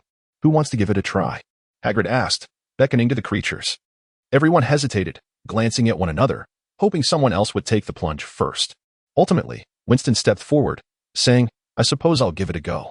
Approaching one of the hippogriffs, it paused, flapping its wings as it regarded him. Winston bowed slightly, then straightened, meeting its gaze. The creature, perplexed by this familiar figure, lowered its front knees slightly. Malfoy, watching with envy, saw Winston approach the hippogriff and stroke its beak, which it responded to by lowering its head affectionately, appearing quite docile. At this point, the others were eager to try as well, cautiously selecting their own targets. Winston moved beside Hagrid, expressing his concern. Don't you think this is a bit reckless? What if someone deliberately tries to sabotage your lesson? It's your first class. Shouldn't you allow them some time to adjust? But it's going rather well, isn't it? Hagrid replied nonchalantly. One by one, the hippogriffs knelt, and the young wizards gleefully mounted them, some even soaring into the sky, exclaiming joyfully, "This is quite a success so far, isn't it?" Suddenly, Draco stood beside a hippogriff, coldly mocking Harry about the creature named Buckbeak. As soon as he spoke, Hagrid sensed trouble and rushed over, preventing Buckbeak from attacking Malfoy again. Malfoy was scratched painfully on the back, collapsing to the ground in agony. Hagrid's face turned pale. "I'll take him to the hospital," he declared, lifting Malfoy and heading toward the castle, with a few students trailing behind. Winston sighed as he observed Buckbeak's still furious eyes. Trouble had indeed arisen. He approached and grasped Buckbeak's reins, which it tugged at insistently, eager to charge at Malfoy again. The other hippogriffs mirrored its agitation, gazing anxiously at the powerful, distressed figure. Having frequently visited and fed them before the fences were erected, Winston could approach Buckbeak now. He spent considerable time leading each massive creature back to the shelter Hagrid had built for them, realizing he couldn't simply leave them there. If they became restless, they could easily snap the tethering ropes and escape, which would spell disaster if they made their way toward the castle. The lesson was effectively over. During mealtime, noticing Crabbe and Goyle laughing heartily reassured Harry that Malfoy was likely unharmed. However, Harry felt compelled to check on Hagrid. Unable to locate Winston, they decided to visit Hagrid themselves. As they were gathering information from the inebriated Hagrid, they spotted Winston approaching from the Forbidden Forest, reeking of blood. "Oh my goodness. What happened to you? Are you all right?" Hermione was the first to notice something amiss and rushed over. "I'm fine. The blood isn't mine. I just fed the hippogriffs some scraps, and they are considerably calmer now. At least we need not worry about them bursting out of their enclosure." "So how is Malfoy? Is he still pretending to be ill?" Winston asked, producing a piece of meat he had hidden in his collar and tossing it onto Hagrid's table. "Absolutely. I'm certain Malfoy will spread rumors about this," Harry said indignantly. "There are numerous ways to discern the truth of spoken words. My concern is that Draco will pressure the school to deal with Buckbeak, as his family wields considerable influence. Though they cannot contend with Hagrid, who represents Dumbledore, they could certainly manage a creature. Yet, Winston thought, that was not something to worry about at the moment. He cast a cleaning charm on his robes and said, "Shouldn't you all return to the castle now?" "What do you mean you?" "You should say we," Ron muttered softly. Winston chuckled silently. "Indeed, you all should return immediately." Hagrid finally regained his senses and unceremoniously ordered them to leave. "Don't let me see you near here after dark." As the three were ushered away, night had already fallen by the time they returned to the castle. Dementors guarded every entrance to Hogwarts, but given the expansive grounds, young wizards often needed to traverse the grounds for Quidditch practice or venture to the edge of the Forbidden Forest to learn about magical creatures. Generally, one need not fear encountering a Dementor while wandering at night. "Hermione, is that your cat?" Winston pointed to a distant, yellowish blur racing toward the Forbidden Forest, where a vague black shadow seemed to flit by. "I'm not sure. I thought I left it in the dormitory," Hermione said, squinting at the fleeting yellow shape. But it vanished before she could see it clearly. "I don't think so. That cat should be guarding our dormitory, waiting for poor Scabbers to venture out so it can pounce," Ron replied coldly. "Ron, how many times have I told you that Crookshanks doesn't specifically sit by your door waiting to catch your rat?" "That was merely an accident," Hermione retorted. "Really?" Winston mused.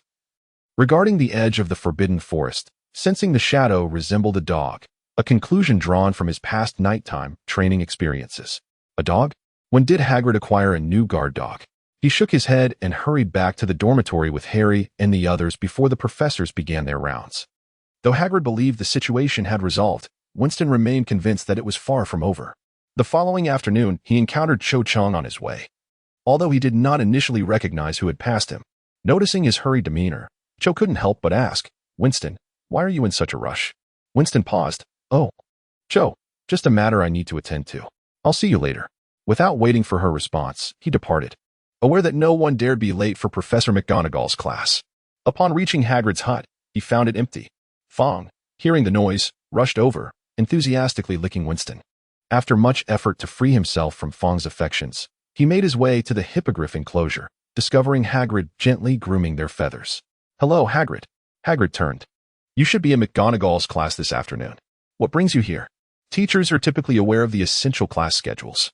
My intention is to facilitate their return to the Forbidden Forest. Winston pointed towards the beast that was tearing at the meat, and Hagrid stood frozen, the enormous brush in his hand. The creature, previously being groomed, unsteadily rose, glanced in their direction, and then returned to its companions. Why should they leave? Not just leave, but return. That place is inherently their home. They ought to go back there rather than be confined by you. You cannot imprison them simply because you have a fondness for them. Moreover, Draco will undoubtedly not let this matter rest. He would relish the opportunity to cause you and Dumbledore considerable trouble. Thus, it is prudent to release them now, for whatever transpires later will be inconsequential. No one wishes to search for a beast in a forest fraught with peril, do they? Winston gestured towards the chains, where beasts were twisting their necks in an attempt to dislodge the uncomfortable restraints, but the chains were too sturdy, and their claws could not reach the uncomfortable spots. Consequently, they could only lower their heads and gnaw at their food. "Let us revisit this matter in a few days. There is nothing pressing at the moment," Hagrid said, rising and tossing the brush onto the ground, his eyes filled with reluctance. He had always cherished such dangerous creatures. "Do as you wish." Observing Hagrid's demeanor, Winston understood that he did not truly concern himself with the situation. His original plan was to release them while Hagrid was away. However, even if Draco capitalized on this incident, it would not matter. Ultimately, he would suffer no loss. It was only Buckbeak, the creature that attacked Malfoy, who might face some consequences. Much like a car striking a pedestrian, even if the person was jaywalking, the vehicle would still bear responsibility, often. There are no straightforward justifications to be made. Winston turned to depart, stepping into the classroom just as the bell rang. Fortunately, Professor McGonagall merely frowned without much ado. A few days later, Draco returned to school, bandaged up. At that moment, Snape was instructing the students in potion making. Snape had always made an effort to keep his students from crossing paths with Winston, for he sensed the young man's dangerous nature upon their first meeting. A danger reminiscent of the individual who had vanished over a decade ago.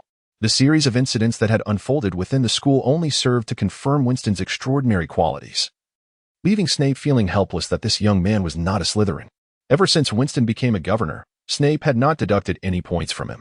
The first reason was the lack of excuses to do so, and the second was that Winston's signature was required for a request to procure a batch of rare materials. In other words, much of Professor Snape's salary was now sponsored by Winston, as it is typically the governors who bear the financial burden of private schools. Furthermore, one must acknowledge that a year's tuition is hardly sufficient to cover the living expenses of young wizards, let alone the cost of materials, professors' expenditures, and the cultivation of magical creatures and plants. To put it plainly, it is a thankless task. The most anticipated class during the first week of school was Defense Against the Dark Arts. Lupin led the students to the innermost part of the common room, where a large chest awaited them. Inside resided a boggart. Lupin stated, "You must learn how to confront it." The young wizards, lacking any combat experience and confined to theoretical discussions, began to murmur amongst themselves restlessly. Silence. As the noise gradually subsided, Lupin continued to deal with a boggart. "All you need to do is laugh. Remember the incantation, ridiculous." Once he confirmed that everyone had memorized the spell, he instructed them to take turns confronting the boggart. The boggart continually morphed into the forms that terrified each individual: a ghost, a mummy, a giant spider. When Hermione stepped forward, the boggart unexpectedly transformed into Professor McGonagall, who sternly informed Hermione, "Your grades for this exam will all be passing. You shall repeat this year." Instantly, Hermione let out a shriek, her wand dropping helplessly to the ground. Professor McGonagall then approached with a cold smirk, at which point a hand reached out to pull Hermione aside. It was Winston. Professor McGonagall paused, then shifted again as the room's light dimmed abruptly, an oppressive atmosphere of unease enveloping them. The terrified crowd recoiled as McGonagall transformed into an unfamiliar young man, his face obscured by shadows, with only his blood-red eyes visible, eyes not filled with disdain or murderous frenzy, but a chilling, silent presence that evoked an unsettling stillness, causing the surrounding breaths to fade into silence. Ridiculous. It transformed into a unicorn, sunlight enveloping it, making the scene feel dreamlike, accompanied by relieved laughter from the onlookers. Following this commotion, the remaining students appeared distracted as they faced the boggart. Observing this, Lupin decided to have the students eliminate the boggart early, subsequently declaring the class dismissed. It was only after walking a considerable distance that Winston leaned against a wall. Clutching his chest, struggling to catch his breath, he recognized that figure. It was the same person he had dreamed of in divination class. Who was he? What's wrong? A familiar voice inquired, followed by hands resting on Winston's shoulders. Hermione, looking concerned. Didn't you just leave? Upon seeing Hermione, who was panting and carrying a heavy bag, he suddenly realized, I forgot about your timepiece. However, this isn't the place for a discussion. Let's go. During their exchange, several passers-by cast curious glances at them. All right, Hermione replied, and together they made their way to the library. It was not the time for assignments, so few young wizards sought to consult books for research. The limited time did not allow a book lover to savor a volume thoroughly, so when they arrived, only Madame Pants, the librarian, was present. Upon seeing Winston followed by a young girl, she shook her head and walked away, muttering something too distant for Winston to hear. He and Hermione settled at a table where they could see the entrance, but anyone entering would be obscured from view by the bookshelves, a splendid position. Hermione, may I borrow your clock for a moment? Winston extended his hand towards her. What are you planning to do? Hermione refrained from immediately handing over the clock, countering. What is your intention? Unless you tell me, I won't lend it to you. I assured Professor McGonagall that I would lend it to anyone. Then consider me a ghost, Winston chuckled. I'm merely conducting an experiment. I'll return it shortly. Very well, Hermione relented, removing a delicate timepiece from a golden chain around her neck. As Winston took it, he noticed the clock was slightly warm and bore a faint scent. He playfully bit the chain, and upon seeing Hermione's disapproving expression, he explained, I just wanted to determine if this is made of pure gold. Witnessing Hermione's incredulous expression, he shrugged, draped the chain around his neck, adjusted the clock, and pressed a small button. In an instant, he vanished from her sight. Once he confirmed the chair was empty, Hermione cautiously touched her slightly warm cheek. Just then, a hand landed on her shoulder, and the familiar voice made her stifle a scream. It was none other than Winston, who had merely returned to the chair he had just vacated. He had actually been gone for an hour. To mask her embarrassment, Hermione asked, What happened? Let me first recount a tale. Winston gently twisted a small lock of hair at his forehead. On a day in 1945, a mysterious girl appeared in the orphanage of Clifford, her parentage shrouded in enigma. She grew up in solitude, devoid of any companionship. It was not until a fateful day in 1963 that her life took a turn when she inexplicably fell in love with a vagabond. However, her fleeting happiness was soon eclipsed by a series of misfortunes. Initially, upon discovering her pregnancy with the vagabond's child, he vanished without a trace. Later, during childbirth, the doctors revealed that she was intersex, possessing both male and female characteristics. To save her life, the hospital performed a sex reassignment surgery, transforming her into him. Tragically, her newborn daughter was abducted by a mysterious figure, plunging him into despair and ultimately leading him to a life of homelessness on the streets. It was not until 1978 that he stumbled into a small bar, intoxicated, and shared his sorrowful tale with an older bartender who took pity on him. The bartender offered to help him find the vagabond who had vanished, under the condition that he would join their time travel special forces. Together, they entered the time car, journeying back to 1963, where the bartender released the vagabond. Inexplicably, the vagabond fell in love with the girl raised in the orphanage and impregnated her. The bartender then used the time car to travel forward 9 months to the hospital, snatching the newborn and returning her to the orphanage in 1945. Subsequently, the bewildered vagabond was propelled forward to 1985, where he was enlisted into the time travel special forces. With a formal job, his life stabilized, and he gradually ascended to a respectable position within the unit. On one occasion, tasked with a special mission, he was sent back to 1970, disguised as a bartender, to recruit a vagabond into their ranks. Do you understand? This is indeed perplexing. Hermione struggled to find the words to articulate her thoughts, but found herself at a loss. Indeed, the girl, the newborn, the vagabond, and the bartender were all manifestations of the same individual. But such a phenomenon is implausible. Hermione retorted. Is it? I just tested it. Winston replied, his brow furrowed deeply. I encountered a version of myself from an hour ago, yet he did not recognize me. I can only assert that time possesses a remarkable corrective quality. Returning to the past to alter events may be obstructed by various unforeseen factors. When confronting your former self, Your memories may be adjusted to prevent any potential historical ramifications. Even if those memories remain, you might unconsciously disregard them. Just like the character in the story. Once he becomes aware of his actions, history is bound to change, leading to his non-existence and thus the alteration of his memories, rather than mere suppression. Professor McGonagall must have cautioned you against meeting your past self, did she not? Well, she mentioned it, but I did not pay heed, Hermione murmured. How could the Ministry of Magic allow such a perilous object to circulate? Or do they remain oblivious to its dangers? Winston returned the small device to Hermione. Observing her carefully place it into her pocket, yet unable to quell his curiosity. He instinctively overlooked the fact that the device could only revert time by a few hours at most, while history typically spans decades. It would not impact events from long ago. Moreover, should anyone attempt to manipulate history, they would inevitably be eradicated by the very fabric of time itself. In other words, do not entertain the notion of going back a few hours to eliminate someone. Myriad factors would thwart such an endeavor. Do not wear a mournful expression. This device, if wielded wisely, could be quite advantageous. Imagine stealing a vegetable when the time is ripe. Noticing Hermione's troubled demeanor, Winston could not resist a jest. Stealing vegetables? Do you fancy vegetables? Why not simply purchase them? Hermione inquired, momentarily catching Winston off guard. This story will be of use later, hence its procurement. Before Winston could respond, Hermione pressed on. But what if, perhaps, history truly was altered? You must understand, there are no what-ifs in this world, Winston replied. If one day history were indeed changed, he paused, then continued, I can only say that this was always part of history's design. Hermione, partially grasping the concept, realized they had little time left to dine. They could not rely on Harry and Ron's absent-mindedness to provide them with their favorite sustenance. Thus, they hurried to the dining hall, where a sparse number of individuals still lingered, allowing them a chance to satiate their hunger. As the new instructor, Lupin was neither as stern as Professor McGonagall nor as imposing as Snape. Among this crowd, he appeared as an ordinary teacher, humble, unpretentious, and approachable. Save for Malfoy, who spoke ill of him, the rest acknowledged his presence. Winston was unaware of the Malfoy family's waning prominence among pure-blood wizards. Nor did he comprehend Malfoy's status amid the etiquette-obsessed Slytherins, who often instigated trouble and mocked both peers and professors.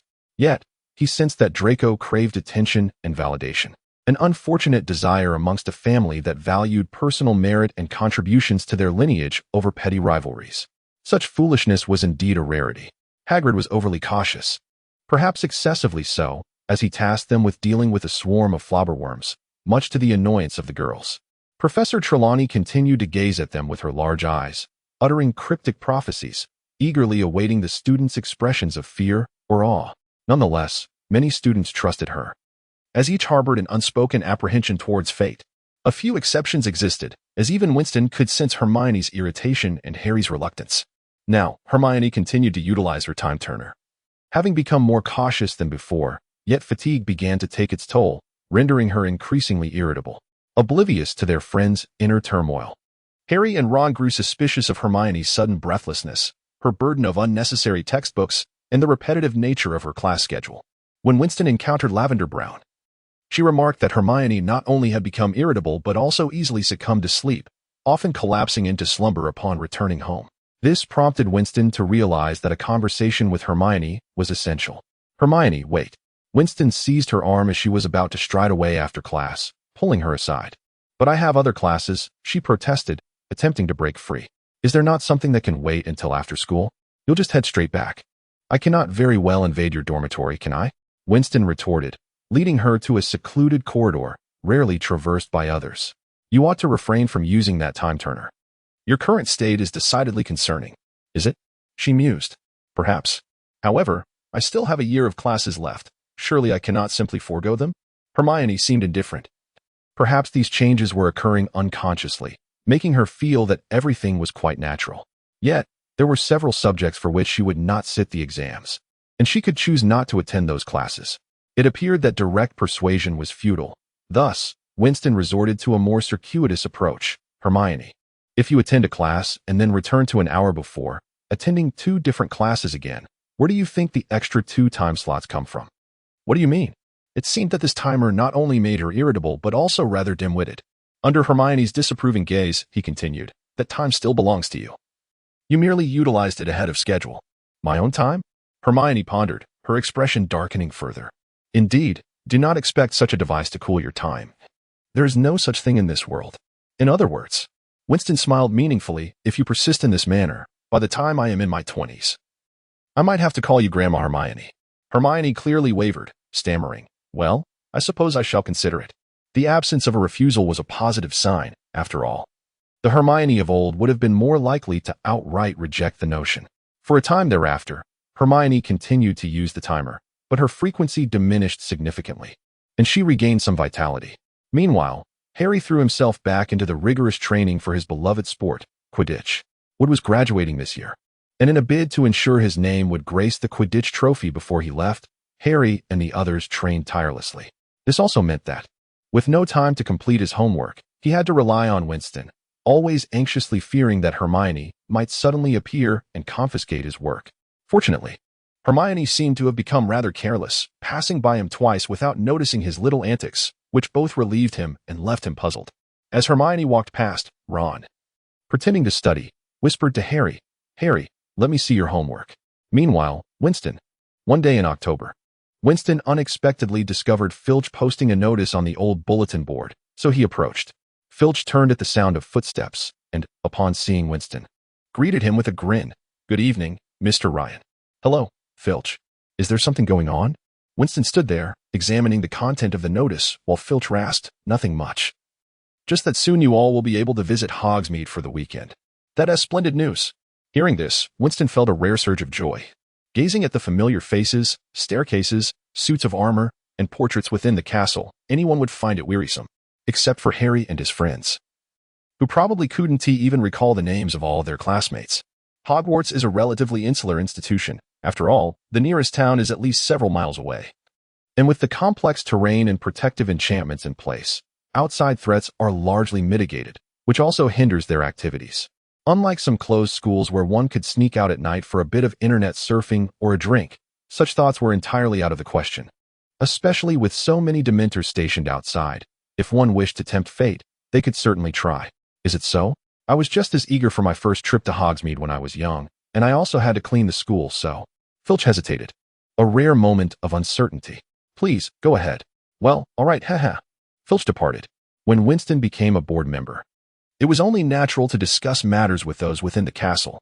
The professors were untroubled, but Filch initially seemed anxious about Winston possibly making things difficult for him, considering anyone could handle the cleaning tasks, and he had never been fond of company. However, contrary to his expectations, Winston gifted him a large bag of premium cat food and some magical tools to assist in cleaning the castle. After that, Filch's attitude underwent a complete turnaround. Even the cat, Mrs. Norris, would nuzzle against Winston's feet before scampering away. After all, one must believe that a mute, forgotten by the magical world, is seldom afforded care. Otherwise, he would not pour all his affection into that cat. In truth, Winston had intended to provide a set of vacuum cleaners, but discovered that nothing could be used as such. Fortunately, as long as he supplied some enchanted items for power, those less intricate devices were manageable. Before long, many young witches and wizards had noticed the newly posted announcement, and the crowd began to swell. After Winston skimmed through the listed guidelines, he moved to a nearby spot where Ron was frowning as he measured his homework with a ruler. Upon seeing Winston, Ron's eyes lit up. Winston, take a look at my assignment. Is there anything more I can add? Professor Flitwick requires at least 2 feet of report, and I've only completed half. I think your writing is too concise, Winston remarked, taking the assignment and concluding. Some sentences could easily be split into 2, or you could add more relevant details. For instance, if you're writing about the Goblin Rebellion, you could include the time and place of the event, why it occurred then, what they did afterward, any related events at the time, or even describe the Goblin leaders involved and their motivations for such decisions. In essence, elaborate on related matters, akin to how the Ministry of Magic issues public statements. Isn't that just nonsense? Ron exclaimed, dumbfounded. Precisely, it is nonsense. Winston joyfully tossed the assignment back to Ron, having noticed Hermione approaching. Thus, Ron could only cradle his head and ponder deeply. Hermione sat down and handed Winston a textbook, and the two began to discuss until a shivering Harry approached. What are they looking at? Harry pointed at the gathering crowd. The first Hogsmeade weekend. Ron lifted his head, rubbing his tired eyes, then packed away his finally completed report. His handwriting was hasty and large, if counted. It likely amounted to only a little over half of what Winston had written. The raucous noise from the crowd was enough for him to grasp the situation. Really? Harry slumped onto his chair, dejected. He had blown up his Aunt March, and thus failed to obtain Uncle Vernon's signature. It seemed he was destined to miss out. Especially now with the Dementors guarding the castle. Ron was about to console Harry when a flash of yellow caught his eye, turning his attempt at comfort into a shout. Hermione, can't you keep an eye on your wretched cat? Scabbers is still in my bag. It appeared he desperately wanted to chase the creature away, but he could only glare at it, specifically, at the spider it had clamped in its mouth. The very creature Ron feared most. It hasn't he caught your rat? Oh dear. Amidst Hermione's shrieks, Crookshanks lunged for Ron's bag, prompting Ron to hastily elevate it. Yet the cat clung tightly.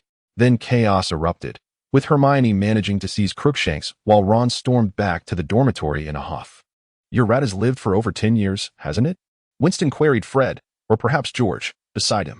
Yes, indeed. Alas. Poor Scabbers is now ill and has encountered Hermione's Crookshanks. What terrible luck. He shook his head and spoke, recalling the pet shop owner who had mentioned during the summer that the mouse wouldn't live much longer. Yet, the mouse was still full of life, scurrying about energetically. And a creature that was supposed to live only a few years had thrived for over a decade, still capable of outpacing a cat. Such a marvel. Life continued as usual, with the only distinction being that Hermione felt a tinge of guilt towards Ron, despite her firm belief that it was natural for cats to catch mice. This sentiment improved her demeanor when conversing with Ron, while he, oblivious to her overtures, remained entrenched in a cold war with her. Hi, Cho. Winston greeted Cho Chang, who had come to borrow some books. I hear your Quidditch training has been going well lately. Any new strategies to share? Not as good as Gryffindor, though. Ever since Harry joined as the Seeker. We've hardly won a match, Cho replied, rolling her large eyes and giving him an exasperated look. Are you really here to spy on us? But I'm sure you're the most beautiful Seeker among all of them, he continued, eliciting a soft laugh from Cho, who seemed pleased. Surely. You wouldn't mind sharing a little insider information? Would, with his overly commendable integrity, opposed others prying into his strategies but never sent anyone to spy on the training sessions. They simply practiced day after day. After all, there was no harm in inquiring if the other houses had any secret weapons. Winston, not expecting much, figured he had nothing to lose by asking. Any incorrect answers were not his concern, for they would discern the truth themselves. Well, Cho tilted her head thoughtfully and then beckoned him closer with a finger. Winston obediently leaned in, only to hear her softly whisper, our strategy is well, their ISNT one. With that, she laughed and walked back into the library, leaving Winston to rub his slightly itchy ear, wearing an expression that confirmed his suspicions. He resumed his work, relishing the books in the library. Hogwarts Library had existed since the 4 founders established the school, and no wizard could claim a personal collection surpassing its vastness. Generations of headmasters and professors continually added new volumes, organizing them into various sections. It was believed that even Nicholas Flamel, who devoted centuries to his studies, would not finish reading all the tomes housed there. The most intriguing contents were, of course, in the restricted section. After all, how else would a 16-year-old Tom Riddle come across the term Horcrux? Winston firmly believed he could uncover invaluable knowledge within those forbidden texts to realize his dreams, or at the very least, find numerous leads. Accompanying Cho were several of her friends, for Ravenclaw had the highest number of female students, which naturally drew many admirers. Upon their arrival, Winston noticed a significant increase in male wizards entering, feigning interest in their books while casting furtive glances at the girls who were softly chatting. This reminded him of the times he and his comrades would whistle at the female trainees, their green eyes fixed on them with a sense of nostalgic longing. Winston shook his head, dispelling the memories, and opened a book on the history of Dementors. The exact time of the Dementors' existence was lost to history. When wizards first discovered these creatures, they did not take them seriously. After all, one could survive without joy, and once these monsters departed, happiness would return. Moreover, these creatures, preferring dark and damp places, seldom ventured into the light. This led Winston to ponder whether intense light could vanquish them. Wizards soon realized Dementors were manageable, and so they dismissed them until one unfortunate incident where a wizard lost his soul to a Dementor, becoming a mere shell of his former self, instigating terror in the wizarding community. However, many witches and wizards lacked the means to confront these creatures. As they prepared to eradicate the Dementors, a troubling event unfolded. Muggles, upon discovering them, believed these monsters were summoned by wizards to wreak havoc upon humanity. This perception catalyzed the medieval persecution of wizards. Subsequently, with the rise of Christianity, it taught that those who lost their souls would descend into eternal hell, prompting muggles to develop means to kill both wizards and dementors. At this juncture, Winston had to pause, for a mouse had gnawed away half a page. Cursed rodent. Despite knowing the medieval era was also a time of remarkable talent, it was evident that even the most powerful wizards could not escape muggle persecution, indicating the strength of the populace at that time. It was not surprising that weapons were developed to restrain wizards and creatures like werewolves. Yet, he found the text abruptly ceased. "I loathe mice," he muttered. Winston turned to the next page, which detailed how the Ministry of Magic was established to regulate wizard behavior, forcefully suppressing numerous dementors and confining them to a small island known as Azkaban. The book concluded here, leaving him to return it to its rightful place on the shelf. Glancing at the time, he exited the library. "Goodbye, Harry. I'll bring you back some snacks," Winston called to a dejected Harry, who stood nearby. A line of excited third-year wizards awaited their turn, while the older students had long departed, as they did not require permission slips. Filch was scrutinizing the young wizards, carefully checking each photo on the roster to prevent any stowaways. From this, Winston deduced that Harry had no hope of sneaking through. "Okay," Harry replied, his spirits low.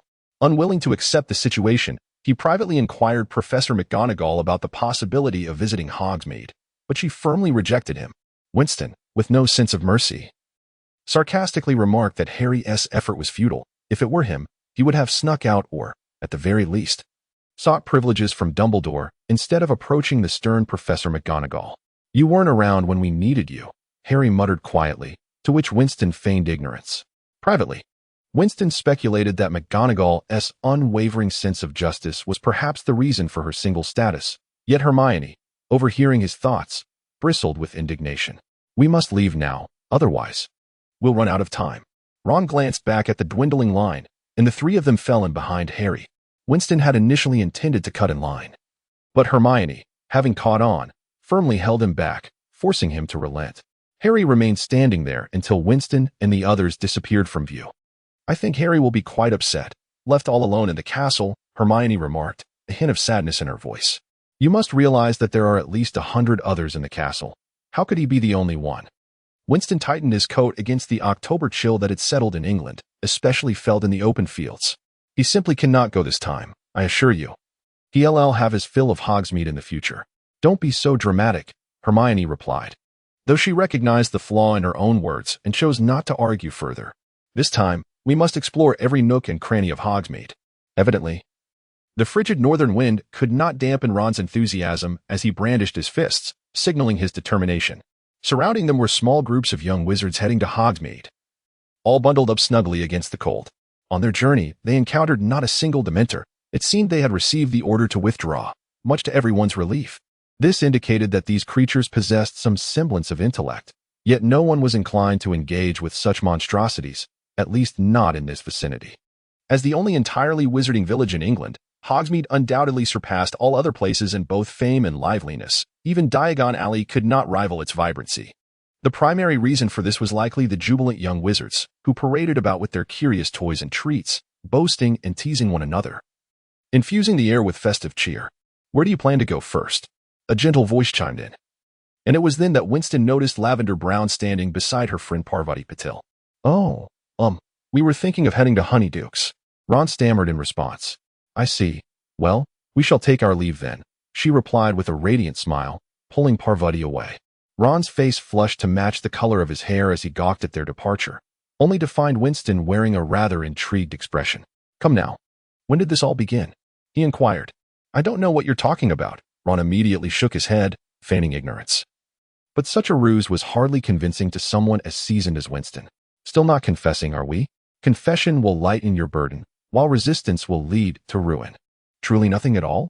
Speak up, or you're doomed." Winston stepped forward, yet the still-dazed Ron abruptly turned and sprinted ahead, leaving Hermione momentarily stunned. "I think we should let them be, don't you?" Winston suggested, observing Ron running towards Brown. Hermione nodded, still appearing somewhat perplexed, seemingly unaware of when Ron and Brown began their association. The two meandered about, engaging in discussion while occasionally dodging the pranks of familiar faces. They visited Honeydukes, the magical equipment shop, Zonko's joke shop, and indulged in butterbeer. After sampling it, Winston concluded that the butterbeer was rather unpalatable. wondering why it was so popular in the wizarding world, perhaps due to its singular brand. Once they were alone, Hermione's serious demeanor dissipated, and she appeared quite cheerful. Winston had often wished for Hermione to remove her prominent front teeth, but upon reflection, he decided against it. After all, with Hermione's intelligence, she would surely devise a solution if she desired one. If she chose to keep them, so be it. When they encountered Ron again, he was trailing behind Brown. Grinning foolishly, Winston shook his head, realizing that their friend Ron lacked any knowledge of interacting with the opposite sex. Parvati, upon spotting them, whispered something to Brown, who then playfully nudged Ron towards them. Ron stood there, awkwardly glancing at his two friends, frozen in place. Fortunately, his boisterous nature soon returned to normal, and Winston privately marveled at his remarkable audacity. With nothing else to engage them, and Ron muttering about needing to visit Harry, the trio returned to Hogwarts early. After inquiring with Colin, they found Harry feigning study in the library and dumped a pile of snacks onto the table. "What a splendid gift!" Harry exclaimed, tearing open a chocolate wrapper to take a bite. Ron then filled Harry in on their escapades in Hogsmeade, cleverly substituting Winston and Hermione for Lavender and Parvati, while Hermione merely rolled her eyes in silence. Upon Ron finishing his account, Harry remarked, "I have something to share with you as well." He recounted the incident involving Snape handing a goblet to Lupin, prompting Winston to immediately inquire, was the potion contained in a special vessel? Did it emit steam? What was the potion's color, its aroma, and Lupin's expression upon drinking it? What was the dosage he consumed? Please clarify all these details. Well, Harry hesitated, attempting to recall the events as best he could, feeling embarrassed as he awaited Winston's judgment. Details he had overlooked. Indeterminate, Winston concluded, as they regarded him with eager anticipation. Your account is far too vague. They were not overly disappointed. If Winston could deduce the purpose of the potion from such scant clues, it would have been quite surprising. With the Halloween feast approaching, they made their way to the Great Hall, which was adorned with pumpkin lanterns and streamers, revealing a far more sumptuous spread than usual. Winston glanced at the elderly silver-haired man seated at the head table. Why does the food continue to grow more extravagant? Is it not at your expense? I was not finished speaking before you dashed off, he retorted, and without waiting for Hermione's response, he slammed a hefty book onto her table, causing it to jolt. I believe this book will be beneficial. You can peruse it in your spare time. I've already registered it. Just return it in a week. Oh, very well, Hermione replied, glancing at the book titled Your Enemies, Animagi. She flipped through a few pages, discovering it detailed how a person could transform into an animal. She recalled Professor McGonagall transforming into a cat in a previous class. This was likely advanced material, not subject to examination. She wondered why Winston had given her this book, but as she looked up to ask, she found him already engrossed in his own tasks, leaving her to depart with the book in hand. Winston had always been occupied. For him, classes were largely superfluous. With Harry and Ron seeking to evade their studies, the number of textbooks beyond the core classes was minimal. Thus, he typically brought library books to class. For a long time, he pondered why he even attended these lessons. Was it to gain knowledge? He had already completed 7 years of curriculum. Was it to forge friendships? That seemed insincere. Was it to secure a good job in the future? Telling others he was a 7-year graduate mattered little. He was not in want of money. Was it at Dumbledore's behest? That was laughable. Countless individuals had not completed their education. And even if they did, attending Hogwarts was not a necessity for living in the magical world. The underlying reason was an intrinsic feeling that he belonged here, awaiting some event. He despised such ambiguity, akin to how a detective would detest a case with scant clues. So he remained, perhaps waiting for nothing at all, or perhaps for something to transpire tomorrow. Yet, since he was here, he needed to adhere to the school's regulations, thus he continued attending classes, despite the overwhelming urge to nap during each session. As usual, Winston settled into the back row, retrieving his books from his bag and laying them across the desk. Hermione and Ron sat beside him, while Harry seemed to be off to Quidditch practice, just as the bell rang. Fortunately, Professor Lupin was generally lenient and unlikely to deduct points. The classroom door swung open, and a cloud of darkness swept in. Snape had arrived. His shadowy gaze scanned the classroom, causing the murmurs regarding Professor Lupin's absence to cease abruptly. Eventually, his eyes settled upon the books sprawled across the table before Winston. Wisely, Winston closed the book and stowed it away in his backpack. Snape, his expression impassive, declared, I will be conducting today's defense against the dark arts lesson. No one dared to utter a word or respond. Harry arrived late, a mere 10 minutes into the class, and predictably lost 10 points. The atmosphere was devoid of any substantial engagement. All students wore expressions of discontent. Yet Snape was not the type to alter his demeanor due to the displeasure reflected in their faces. Thus, he wielded his authority to assign a 2-foot essay, slowly departing amidst the collective lamentations of his students. As the class bell rang, Winston exited the classroom alone, unnoticed by his peers. When Hermione and the others thought of him, they found he had vanished. Employing an invisibility charm in the shadows, he traversed the dimly lit surroundings, where the night wind whispered through the grass and trees. Walking in such darkness was a torment, and only after covering a considerable distance did he produce a small flashlight, shrouding its lens with cloth to obscure its glow from prying eyes. He detected a foul odor in the air and proceeded in a determined direction, unaware of the large black dog observing him silently from 100 meters away. Even in the night, the despairing presence of the dog was palpable, accompanied by the rhythmic gliding of Dementors. At this point, Winston extinguished his flashlight. The castle grounds were extensive, with Dementors occasionally drifting by in groups of 2 or 3. When they passed once more, Winston drew his wand and uttered, "Expecto Patronum." Unlike most who conjured a mist or guardian creature, brilliant chains of white light emerged from the tip of Winston's wand, swiftly ensnaring the approaching Dementors. The oppressive atmosphere dissipated as he hastily retrieved a bag inscribed with intricate runes, drawing the captured creatures within.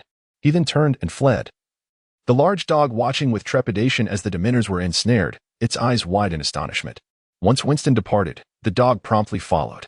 Even in his sprint, Winston maintained a steady pace, mindful that exhaustion would spell disaster. Only upon reaching the borders of Hogwarts did he allow himself a sigh of relief, drawing his wand and casting, Stupefy.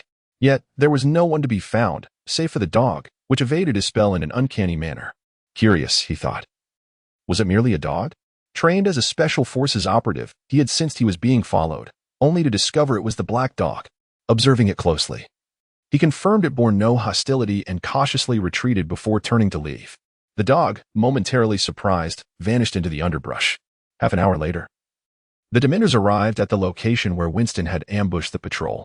A soundless roar echoed in the distance as they traced an invisible path to Hogwarts boundaries, lingering for a time before one detached from the group. Hours later, a multitude of Dementors descended upon the site, pausing momentarily before surging into the territory they were usually forbidden to enter. At that moment, ominous clouds gathered, fierce winds howled, and torrential rain fell unrelentingly. It was well past midnight, and this day marked Harry's Quidditch match. The morning deluge seemed to dampen Harry's spirits. Whenever the decisive moment approached, he found it hard to eat. Scanning the surroundings, he noticed Winston was absent and inquired of Ron, who urged him to eat more. "Have any of you seen Winston?" "Not at all," Ron replied, dropping breadcrumbs into his soup. "I haven't seen him since last night. I wonder where he went. Did he go to bed?" "Is that so? I heard him mention an experiment and said we shouldn't disturb him." Hermione joined them, plopping down beside Harry. "Harry, pass me a piece of your sandwich." "Thank you." Harry slid the entire plate toward her. "Why did he tell you and not us?" Ron grumbled, his mouth full of bread. "That's because when he spoke to me, you two had already gone to bed," Hermione retorted, unfazed. Their banter had become a daily occurrence, and silence would feel unusual. Harry was not overly concerned about Winston. While he was indeed curious about Winston's solitary experiment, the impending Quidditch match took precedence. If they failed this time, the championship would slip from their grasp. Although they had won the House Cup in previous years, various circumstances had thwarted their chances at Quidditch glory. This year was Wood's final year at school and the last opportunity to witness the Quidditch trophy. Despite Wood's strictness, he was an excellent captain, treating everyone equally. Harry quietly resolved to seize the golden snitch and secure victory. After some time, the players, having lost their appetite, gathered at the Quidditch pitch. Due to the unique nature of Quidditch, there were typically no classes during matches, resulting in a large audience. Harry glanced back at his two friends. "Winston will surely come to cheer you on," Hermione assured him. The teams began to take the field, and the match commenced. Unbeknownst to Winston, he was the subject of their discussion. He found himself in an ordinary classroom, save for a bag emanating an occasional malevolent aura. This bag, encased in an exquisitely crafted chain, emitted a faint white light, casting a radiant glow upon the door. This thin veil of light severed the classroom's connection to the outside world, rendering it imperceptible even to a passing ghost, oblivious to the activities within. Winston was meticulously using his wand to sever a Dementor. Dementors, being formless and hollow, wore cloaks that concealed their ethereal nature. Winston pondered why these spirits could often traverse through solid objects yet occasionally materialize, akin to the poltergeist peeves or the ghostly figures that changed attire. However, these were not his focus. He was engrossed in his research on Horcruxes. Though the Hogwarts library was vast, finding pertinent information among countless tomes proved an arduous task. During aimless searches, discovering a few useful lines after days of effort felt like finding a needle in a haystack, a truly excruciating ordeal. Winston had not discovered the precise method for crafting a Horcrux, yet certain elements provided him with significant inspiration. He drew forth a wand with his left hand, conjuring chains to ensnare a Dementor, then brandished the additional wand he had obtained, unleashing a surge of black light. This seemingly inconspicuous radiance, as it coursed through the Dementor's form, emitted inaudible sound waves, which reverberated around the classroom before being absorbed by the light upon the door. The wand served merely as a conduit. It mattered not whose wand was employed, as long as one's hand remained firmly grasping it. Should one relinquish their hold, the spell would falter. Cautiously, Winston placed the severed fragment of soul onto a prepared necklace, which shimmered brilliantly under magical flames. The soul fragment passed seamlessly through the necklace, and he promptly directed his focus towards the point of fusion, murmuring incantations. After a protracted moment, a soft pop signaled the fragment's disappearance without a trace. He sighed, releasing another burst of black light to sever the remaining portion. This time, the creature did not have the opportunity to utter a sound before it vanished entirely. Wiping the sweat from his brow, Winston recognized the creature's weakened state, as its soul had already been divided multiple times. The magic of soul severance was exceedingly esoteric and held little practical utility in combat. For corporeal beings and animals, its efficacy was woefully inadequate. One might well achieve swifter results with a brick than with such a spell. Moreover, the preparation was excessively time-consuming, coupled with elevated demands on magical prowess and skill. In essence, it was only effective when a person or ghost was incapacitated, akin to the conditions required for crafting a Horcrux. Even so, Winston found himself beleaguered by the fatigue of magical depletion and physical exhaustion. He took a moment to rest, then retrieved the final Dementor, summoning another flash of black light. This necklace had been procured from Nocturne Alley prior to his schooling. He had donned a thick cloak, obscuring himself entirely. While it was common for individuals to conceal their identities in that shadowy locale, few ventured out clad so heavily in the sweltering heat of August. After drawing attention to himself, he hastily purchased a few small items, including the necklace, which he coveted for its latent magical properties. Genuine magical adornments suitable for crafting Horcruxes were indeed rare. This time, he sliced through the center, disregarding the Dementor's struggles as he directed the descending fragment toward the necklace. Closing his eyes, he recited the incantation. Perhaps the weight of the soul was sufficient, for it began to merge with the necklace, which slowly dimmed from its initial brilliance. Once the soul had fully integrated, the necklace appeared as an unremarkable trinket from a muggle market. Sighing with relief, Winston unhesitatingly cast his wand once more, obliterating the ailing Dementor. Sitting in contemplation, he meticulously examined the necklace. After several inspections, he concluded it was a failure, lacking the properties necessary for reviving a soul. It had transformed into a potent dark magical artifact. Pointing at the necklace, he uttered, "Shatter." A flash of light diminished its color, yet it bore no signs of fracture, indicating it might withstand the effects of curses. He pondered, placing it in his pocket. For now, he needed to ascertain that it lacked the malevolent qualities of a Dementor's kiss before daring to wear it, uncertain if adorning it would render him susceptible to its enchantments. Listening intently, he confirmed the absence of ghosts, people, or portraits in the corridor before unsteadily pushing open the door and stepping outside. Glancing at his wristwatch, he noted the lateness of the hour. Was today not the day of Harry's Quidditch match? He decided against attending. Yawning, Winston made his way toward the Gryffindor common room. He was roused from slumber by Ron's shaking. Upon opening his eyes and seeing Ron's expression, his immediate reaction was one of alarm. Ron, visibly distressed, spoke without waiting for Winston to inquire. "Winston, hurry. Something's gone wrong. Dementors have flooded the school, and Harry has fallen from the sky." Without time for further thought, Winston, still groggy, hastily donned his shoes and dashed out. The hospital floor was caked in mud, and Madame Pomfrey was impatiently mopping it up. Only after confirming Winston bore no mud did she allow him to pass. Harry lay still on the bed, staring blankly at the ceiling, enveloped in a profound silence. Beside him lay fragments resembling broken broomsticks, and he appeared deeply affected, oblivious to the onlookers outside his window. Mr. Ryan, I believe we need to discuss certain matters. Dumbledore's voice resonated from the hallway's end, his blue eyes holding an invisible flame, his tone unwavering. Winston sighed. This time, he had truly overstepped. The two retreated to a small corner room, presumably where Madame Pomfrey took her shifts. Two chairs stood ready. Dumbledore settled into one. Can you elucidate your actions? He inquired. The Dementors informed me they were down a few companions, which is why they entered the school. The only one capable of capturing them here would be you. Would it not? Yes, it was I who captured them, Winston replied, seated across from him. I am to attempt the creation of a Horcrux, necessitating certain materials. I care not what experiments you conduct, be they white or dark magic, but your actions nearly led to Harry's demise. Had I not happened to be in the stands today, who knows what might have transpired? Perhaps there would have been more than one casualty. Dumbledore's voice rose, laced with sternness. No, you are mistaken. The only one truly harmed was Harry. I believe his suffering stemmed from the protective love of his parents at the moment of their deaths. As for the others, a cold smirk played on Winston's lips. Dementors would never employ their kiss without permission, unless they sought obliteration. Following this incident, the parents of all the students will undoubtedly hold Fudge accountable for unleashing Dementors upon the school. Under pressure, he may well withdraw them. That is not the crux of the matter.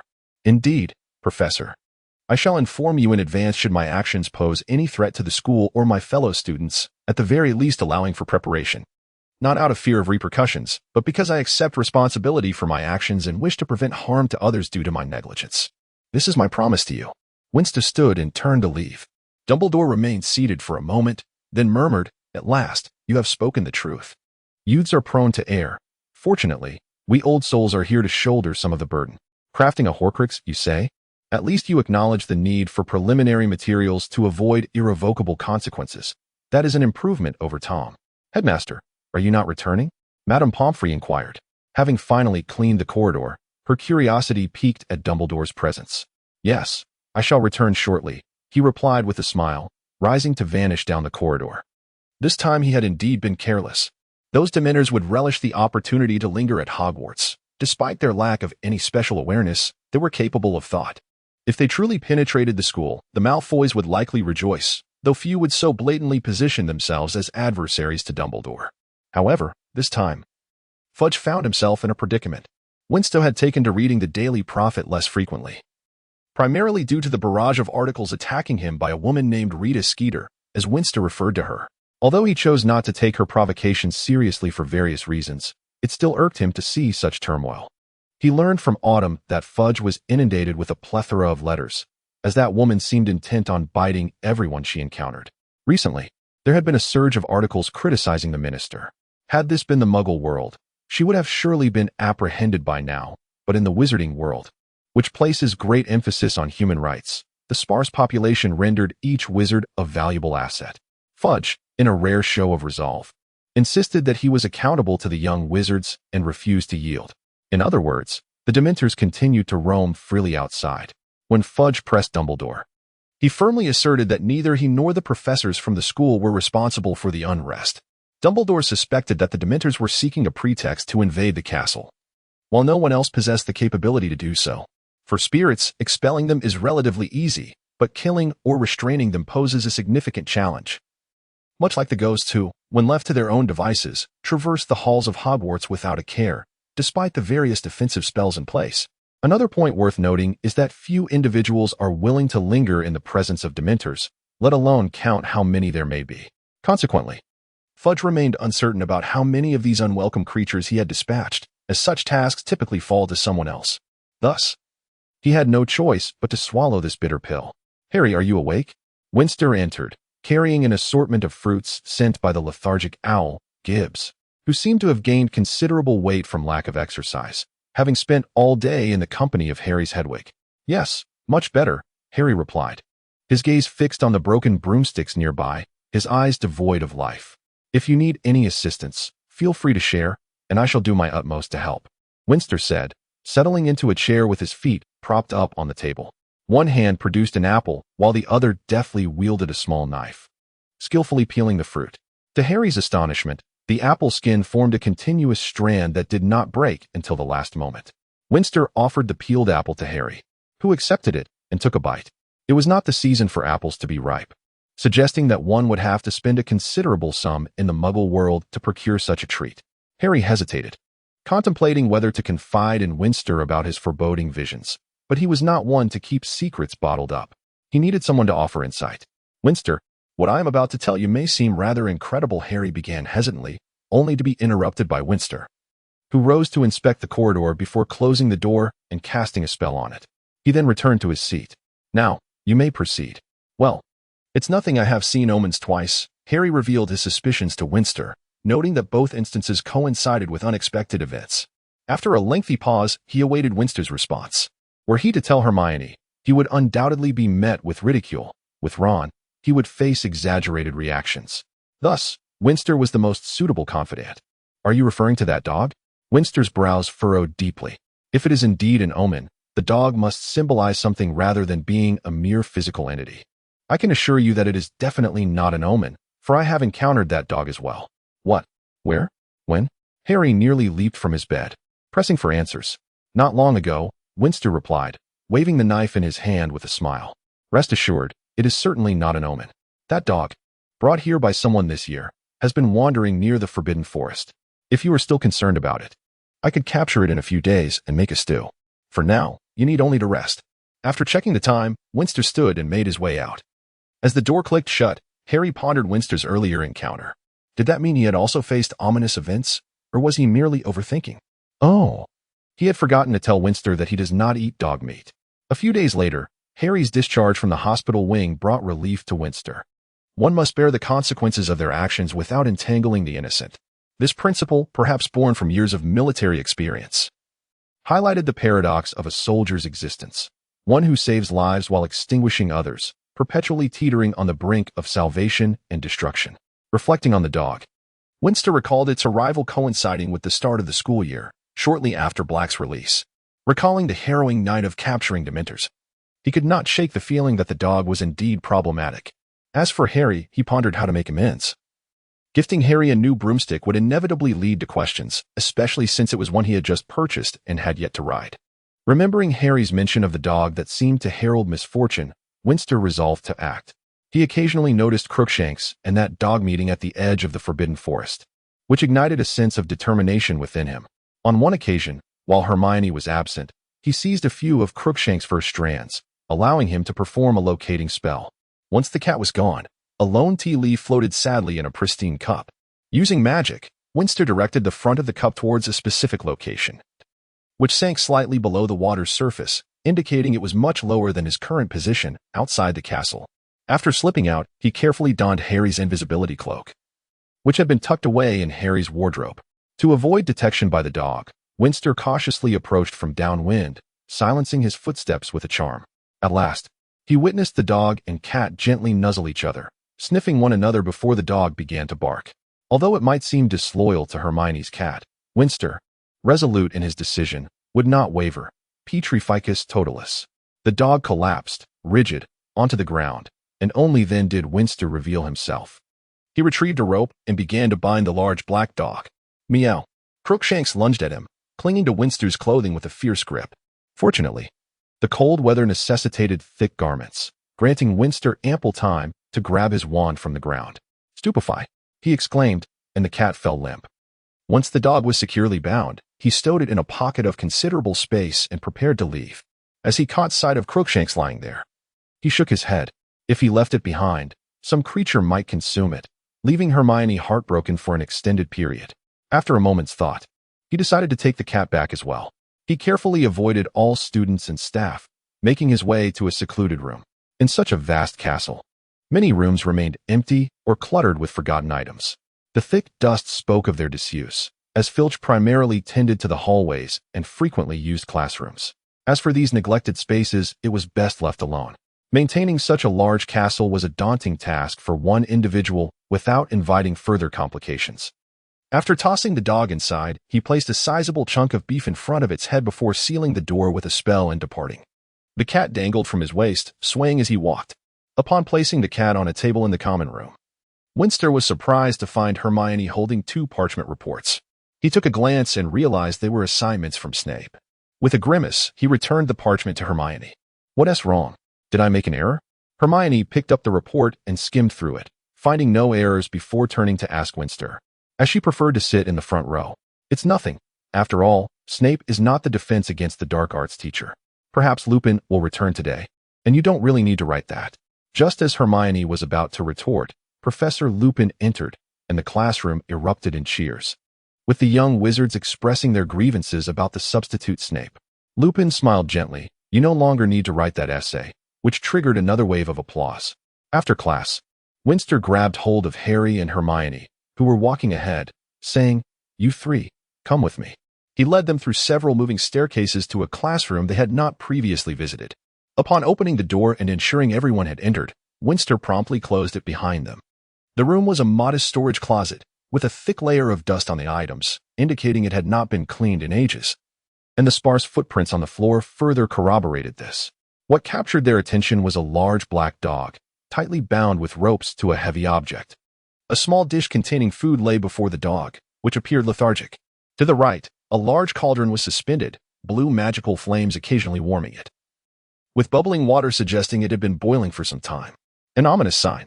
Ron exclaimed, his mouth agape. It's just a dog, Ron.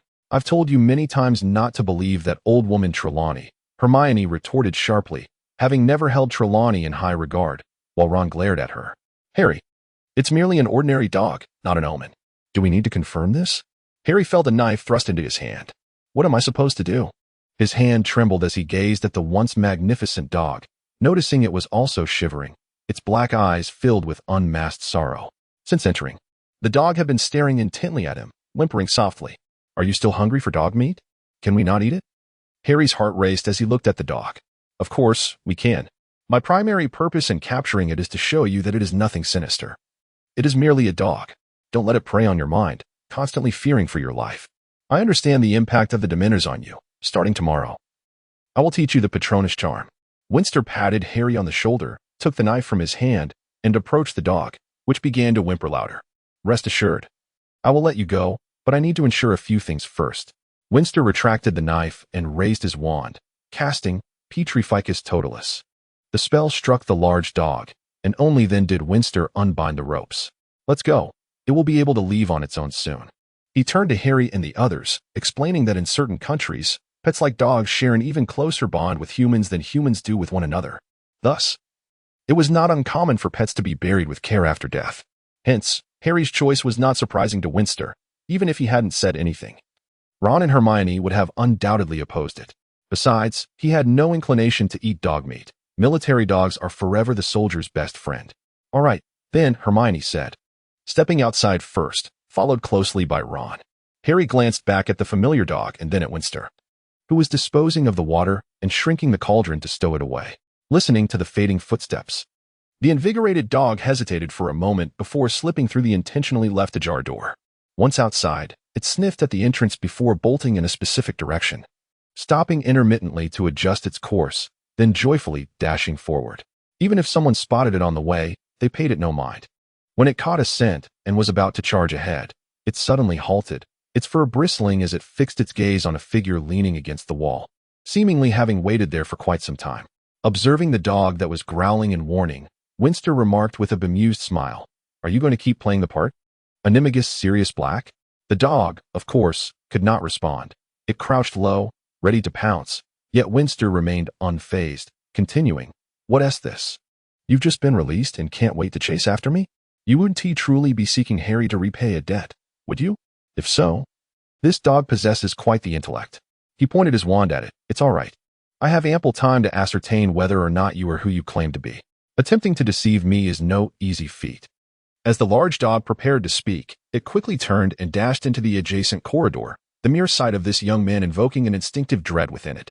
Winston's meticulous nature left no room for error.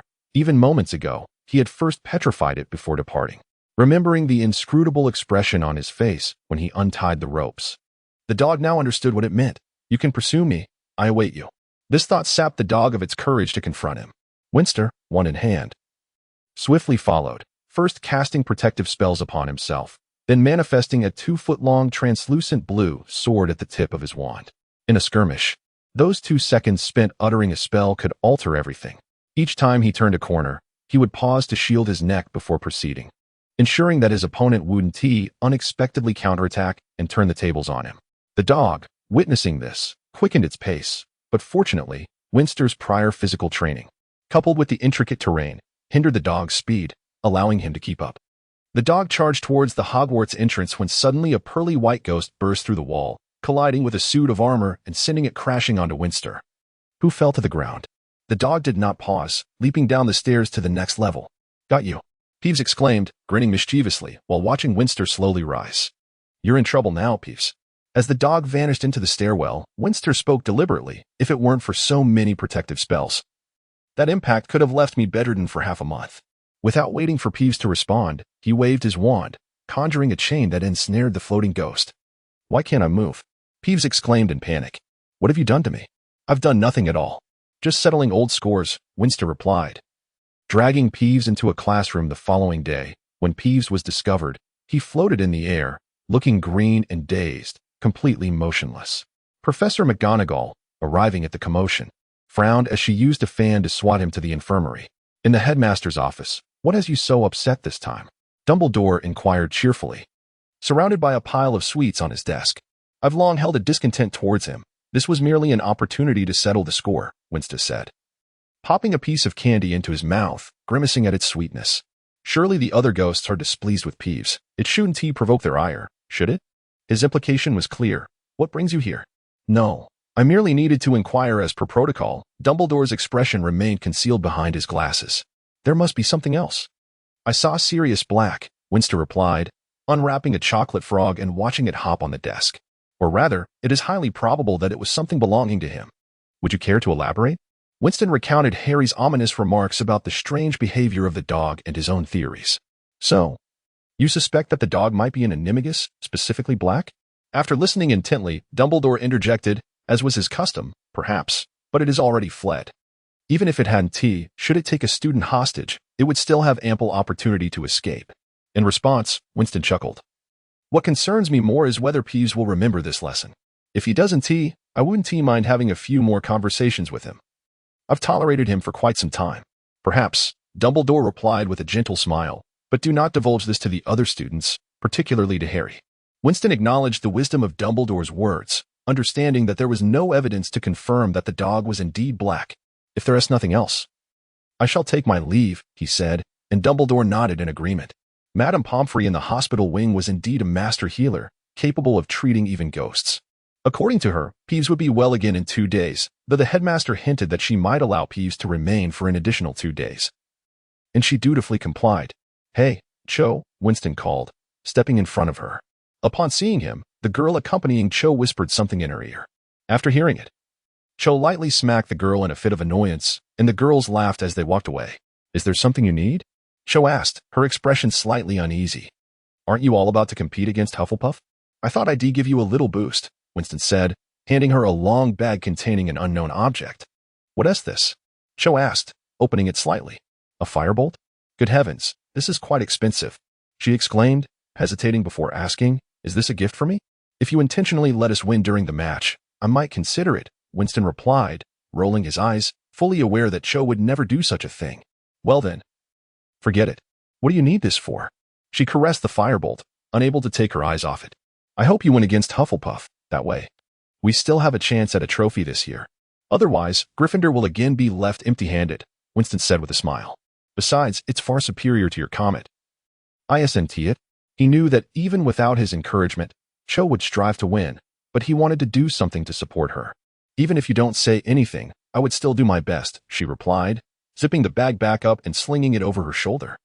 "I'll borrow it for a few days. I'm eager to try this new broom." Of course, Winston agreed, watching her leave with excitement before he smiled and departed as well. A few days later, Ravenclaw triumphed over Hufflepuff in the Quidditch match. Winston had begun to make preliminary attempts at crafting Horcruxes, although the likelihood of failure loomed large. As for the necklace infused with a fragment of a Dementor's soul, initial assessments revealed no adverse effects. He anonymously sold it to Boggins, who was known for acquiring dark artifacts in Nocturne Alley, and Boggins praised it highly, ultimately purchasing it at a premium price.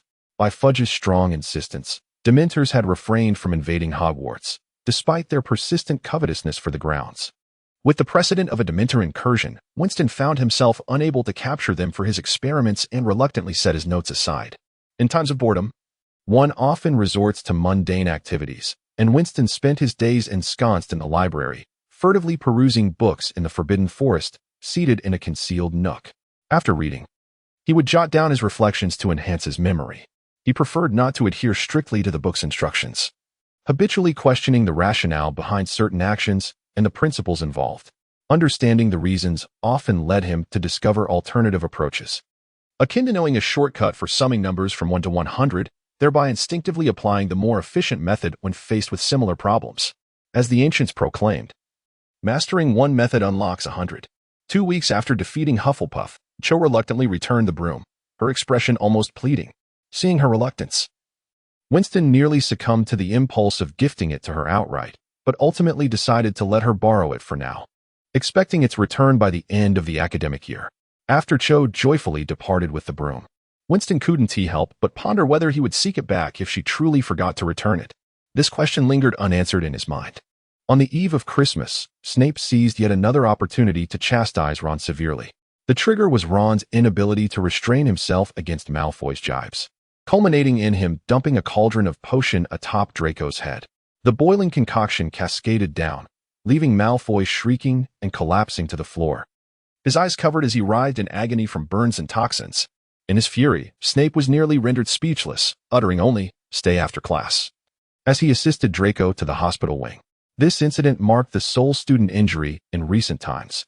With his head hung low, Ron's first words upon return were, "I thought I was done for." Fortunately, despite Snape's disdain for certain students like Harry, the Western educational system staunchly prohibits teacher abuse and corporal punishment, a consensus that stands in stark contrast to certain Eastern institutions. Even in his ire, Snape maintained equality in his teaching, never withholding knowledge. Which is why other professors privately held no biases against him. His favoritism towards Slytherin was merely a matter of looking out for his own. "Being the head of that house, he made you stay for detention?" Hermione inquired. "He assigned me a month of toilet scrubbing, no magic allowed," Ron replied, visibly vexed, slumping over his desk in defeat. The three exchanged glances. "Don't worry, he won't supervise you the entire time in the restroom. You can use magic when he is not around," Winston suggested. "But the moment I go, he'll confiscate my wand," Ron countered, still appearing dejected. Winston had contemplated offering his wand but realized that Ron wouldn't have the time to clean his hands before using it, so he refrained. "Perhaps we could send him something provocative for Christmas, like a scathing card?" Winston proposed, but Hermione immediately protested. "Winston, that would clearly be unwise," he quickly amended, noticing the attention of nearby students. If Snape caught wind of it, he might deduce who had sent him those letters 2 years prior. "If you do that, you'll be the prime suspect and will surely face consequences." "Am I not already in enough trouble?" Ron retorted. "Perhaps there's even more to come," Winston replied. Ron straightened up, confused, following Winston's gaze to see a bespectacled figure striding through the sparse crowd, Percy Weasley. Winston tugged at Harry and Hermione's sleeves. "It's best we don't get involved in their sibling quarrels." They nodded and moved their assignments aside, while Winston waved his wand, creating a barrier to muffle the ongoing argument. After flipping through a few pages of a book, Ron plopped down beside them, still fuming. "I can't stand him anymore. Blaming me for causing trouble in Snape's class. You truly ought to exercise caution. Severus Snape is a man who harbors grudges with great ease. Moreover, Winston has added that Draco's father, Malfoy, has sent a letter of accusation to the Ministry of Magic, claiming that you have injured his child and demanding an explanation from Mr. Weasley." The world fell silent as Ron rested his head on his hand, lost in thought. Harry paused in his homework, hesitating to speak, his expression betraying a sense of guilt. However, to voice any admonition at that moment would seem insincere. So he ultimately refrained from mentioning it again and instead asked, "Winston, could I borrow your firebolt? We should train, but I do not have a broom. It's broken. And the comet model at school is rather subpar, all right. But we don't need to train today, do we? How about tomorrow?" Winston replied as Harry finished his fragmented sentence. "That sounds good. Ron and I can try out this newest broom then," Harry said, casting a glance at Ron, who had long wished to try it but had never mustered the courage to ask. He hoped to lift Ron's spirits, and indeed. Ron's mood brightened upon hearing this. "That's wonderful. Let us finish our homework first. Harry, pass me yours so I can copy it." Harry cleared his throat, a bit apprehensive. "What's wrong?" Ron inquired. Harry cautiously pointed towards Hermione, who sat nearby with a serious expression. Ron panicked, hastily covering the homework he had just retrieved. Hermione, when did you arrive? I didn't notice I've been here all along. It's you who didn't see me, Hermione replied tersely. I have a few matters to attend to, she added. The broom had been borrowed by Autumn, and Harry needed it for tomorrow. He had to come up with a plan. Winston stood and made his way to the school's Orphanage, deciding to purchase a new broom. As for the one borrowed by Autumn, he would give it to Ron once she returned it. After all, they had developed a decent rapport over the years. Although he had inadvertently neglected to give Ron any noteworthy birthday gifts, it struck him as improper. In any case, the Weasley family had always been kind to him. Sending gifts during the holidays, a drop of kindness should be repaid with a fountain of gratitude, even if he didn't reciprocate with a fountain's worth. A basin would suffice, wouldn't it? Upon entering the Orphanage, a pungent odor assaulted his senses, indicating that it had not been cleaned in some time. As Winston carefully navigated around the droppings on the floor, he noticed a timid owl huddled in the corner, gazing at him. He recognized it as the owl that had delivered a letter to him before school began, recalling how frightened it had been at the time. Approaching slowly, he was relieved that it did not flee this time. He took out a pouch filled with galleons and offered it to the owl. After a moment's hesitation, it extended its left leg. With a smile, Winston lifted it and placed it on the windowsill. This time, it did not struggle. Carefully, he tied the pouch and the note for purchasing the firebolt to its leg, then thought better of it and removed the note to add, "Please have the owl deliver the firebolt. This one cannot bear too much weight." He secured it again and set it free, watching it fly away as he quickly covered his nose and departed. The following day brought a rare bout of fine weather since November. In the morning, Winston received a pouch delivered by 4 owls. After returning to the dormitory, Harry and Ron eagerly took the broom and rushed off to try it out, not returning until evening. I feel increasingly like a caretaker, Winston thought. Hearing their animated discussions from afar, he paused his note-taking, stretching his aching arms. Hermione smiled knowingly, saying, "At times, it can indeed be quite childish." "As if you're so much older," Winston remarked, packing away his notebook filled with experimental records and thoughts as he looked at Harry and Ron rushing towards him. "You're both here, Winston. The firebolt is absolutely splendid." As they sat down, they pushed aside a stack of books to place the firebolt on the table, while Seamus and others excitedly pointed at it and spoke animatedly. Ron appeared thoroughly delighted. "Is that so? If you think it's that wonderful, I might just give it to you," Winston replied nonchalantly. Give it to me?" Ron stammered in disbelief, his excitement rendering him almost speechless. Hermione lowered her propped chin, and Harry seemed equally astonished, gazing at the world's finest broom with admiration. He felt happy for Ron, who had no broom of his own, not even a second-hand one. As for Harry, he had inherited a small fortune and could, if he wished, purchase a new broom. Yet he preferred to continue using his trusty Nimbus 2000, which had accompanied him for nearly 3 years. Ron listened intently, fearing it might all be a jest, which would leave him deeply disappointed. "Yes, that will be your birthday gift for next year, if you truly desire it," Winston asserted confidently, pointing to the firebolt. Ron jubilantly tossed the broom into the air and caught it, exclaiming, "Harry, I'll lend it to you during your matches." He cracked a smile. In the evening, Ron's incessant laughter echoed through the dormitory, preventing everyone from falling asleep. Eventually, Winston, recalling the use of a silencing charm, cast it upon everyone. The consequence was that all were late the following day, yet the affable Lupin graciously refrained from deducting points. "I sometimes think it wise to learn from Fred and George, for they are perpetually devising ways to employ magic to alter trivialities, unlike me, who regards magic merely as a tool rather than a way of life. Tools may be replaced, but life cannot. Thus, I often forget that I am still a wizard, neglecting the fact that magic could resolve my dilemmas."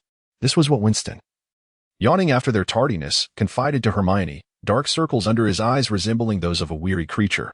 Hermione merely responded, "I used to disbelieve in the existence of dark circles from late nights. Now, I am convinced." "What troubles you?" Winston inquired of Harry, who had just entered, his eyes vacant.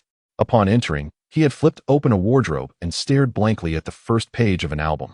If memory served, Harry possessed but one album. Winston paused his actions and approached. Indeed, it was a collection of photographs of the Potter family, gifted to him by Hagrid 2 years prior. Harry's parents, clad in Hogwarts robes, stood in front of a quaint and charming house. Lily Potter cradled baby Harry, her smile radiant, while James Potter stood behind, waving proudly at the photographer. The sparkle in James's eyes revealed him to be a courageous Gryffindor. Regrettably, these photographs were merely developed through a special process. Unlike magical portraits that retain a semblance of the subject's memories and essence, in other words, the images were lifeless. Tears streamed down Harry's face, splattering onto the photograph, causing the figures within it to shy away as Harry wept. He remained oblivious to their retreat, clutching the album tightly and sobbing. Winston's hand reached out but then withdrew. He lingered for a moment before departing, ushering a yellow cat away as he exited. What was happening? Upon returning to the dormitory, Harry wept uncontrollably over the album Hagrid had given him. Winston intercepted Ron and Hermione, who were pacing anxiously. They hesitated to speak. The common room was not an ideal venue for discussion, so they called Winston outside to recount the events. Are you implying that Harry is aware of the circumstances surrounding his parents' demise? Yet I previously mentioned Sirius Black to him. He should have been prepared for this and not reacted so strongly. After hearing the full story, Winston furrowed his brow. Surely you did not reveal that Black betrayed Harry's parents, only mentioning that Black seeks to kill Harry to avenge Voldemort, or that he may be connected to their deaths. Hermione refrained from questioning Winston about how he acquired this knowledge or when he informed Harry. Intelligent individuals typically do not ask superfluous questions. Ah, poor Harry. When I return, you two must remain with him. I hope he does not do something foolish, like seeking out Black for a duel alone. That would be truly reckless. I shall stay by his side, Ron pledged, thumping his chest in assurance. The trio returned to the common room, and at Hermione's suggestion, Ron entered the dormitory to comfort Harry, as they often spent the most time together. Upon his return, Ron declared, "It's all right now," easing their concerns. Youth may be a time of turmoil, yet it is also a period of remarkable adaptability. I must take my leave. See you next year. Winston waved goodbye to the three as he boarded the train. Outside, numerous wizards gathered to bid farewell. After stowing his belongings, Winston turned to the crowd and spotted Malfoy swaggering toward Harry, flanked by two companions, his face marred with bruises likely from Ron's potion. Hopefully, this time he would exhibit some wisdom, Winston thought, shaking his head. What are you looking at? A familiar voice chimed. It was Cho Chang, who stood and blinked her large eyes at the window, seeing nothing in particular. Upon entering, she had sensed others' presence but had not had time to observe their attire or appearance before bringing her luggage inside. It was then that Winston noticed a girl beside her with a cascade of golden curls, who stifled a giggle. "Hello, Marietta Edgecombe," Winston greeted, extending his right hand. "Rare of you to remember my name," Marietta replied, shaking his hand briefly before retracting it. Truth be told, Winston was unsure if he truly recognized her.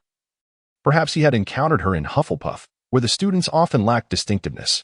"How could I forget someone as lovely as you?" he responded, his smile brightening the atmosphere. "Especially since you were friends with Cho." This made Cho beam, while Marietta retorted, "You could have omitted that last part." They both laughed. Winston, youthful and charming, exuded an air of calmness and sophistication, with his own perspectives on various matters. Soon, the barriers between the three dissolved, and every inquiry he posed was met with enthusiastic responses, even regarding the differing professors and classes among their year. From them, Winston gleaned much about Ravenclaw's history and other unknown facts. The journey seemed brief, and they bid farewell once the train came to a halt. After parting ways, Winston surveyed the surroundings and made his way to a stationary red car. The windows were tinted black, obscuring the interior. He gently tapped on the glass, and as it lowered, a somewhat exasperated face emerged. "I've switched cars. How did you recognize me so quickly? You bought a car with my money, and you still wish to act innocent? Come down and help me load my luggage into the trunk." "Fine." The front door swung open, revealing a glamorous woman clad in sunglasses and a stylish short skirt. She tossed the luggage into the trunk and resumed her seat behind the wheel, asking Winston, who occupied the passenger seat, "Where to now?" "Home. Hold on tight. I drive fast." The red car glided around the corner and vanished from sight. "Welcome home, boss." Abby, having parked, jumped out before Winston and opened the door with a radiant smile, bowing graciously in invitation. Winston, filled with a sense of unease, stepped inside. Something felt amiss. When had Abby, who was notoriously lazy and had an air of superiority, started behaving in such a manner? As Abby closed the door behind Winston, she dashed into the kitchen. Moments later, she returned, presenting a steaming cup of tea before him, saying earnestly, "Boss, tea." "Sit down." Winston pulled Abby, who was about to fetch a fruit platter, to his side. "Have you gotten yourself into trouble that requires my assistance? Did the supermarket go bankrupt? Speak quickly. Your demeanor is making me anxious." Glancing at Winston's serious expression, Abby muttered under her breath, "Such a dull fellow." She playfully shoved him aside and plopped onto the sofa, removing her shoes to reveal her pristine feet, placing them on the table and swinging them lightly. "It's nothing. You're too easily startled. Don't you recognize who I am? How could I possibly go bankrupt? Is that so? Then enlighten me on how you expanded your business." She pushed Abby's foot down, but in response, Abby placed her foot on Winston's leg and refused to move. Winston had no choice but to ignore her actions and continue speaking. Although the game was profitable, it was essentially a mere imitation of others' works from a previous life. Once the memories of the game faded away, the income would inevitably cease. Even though Winston had developed many classic games from his past life and had signed a profit-sharing agreement with Jack, who would naturally continue to supply according to market demand. What would happen afterward? One must have a stable income, otherwise, money would dwindle away without generating more. Opening a supermarket was one option, while other possibilities included starting a restaurant, a hotel, a courier service, or a clothing store, businesses that were closely tied to daily life. As for ventures like horse racing, they required a solid backing, so that was out of the question.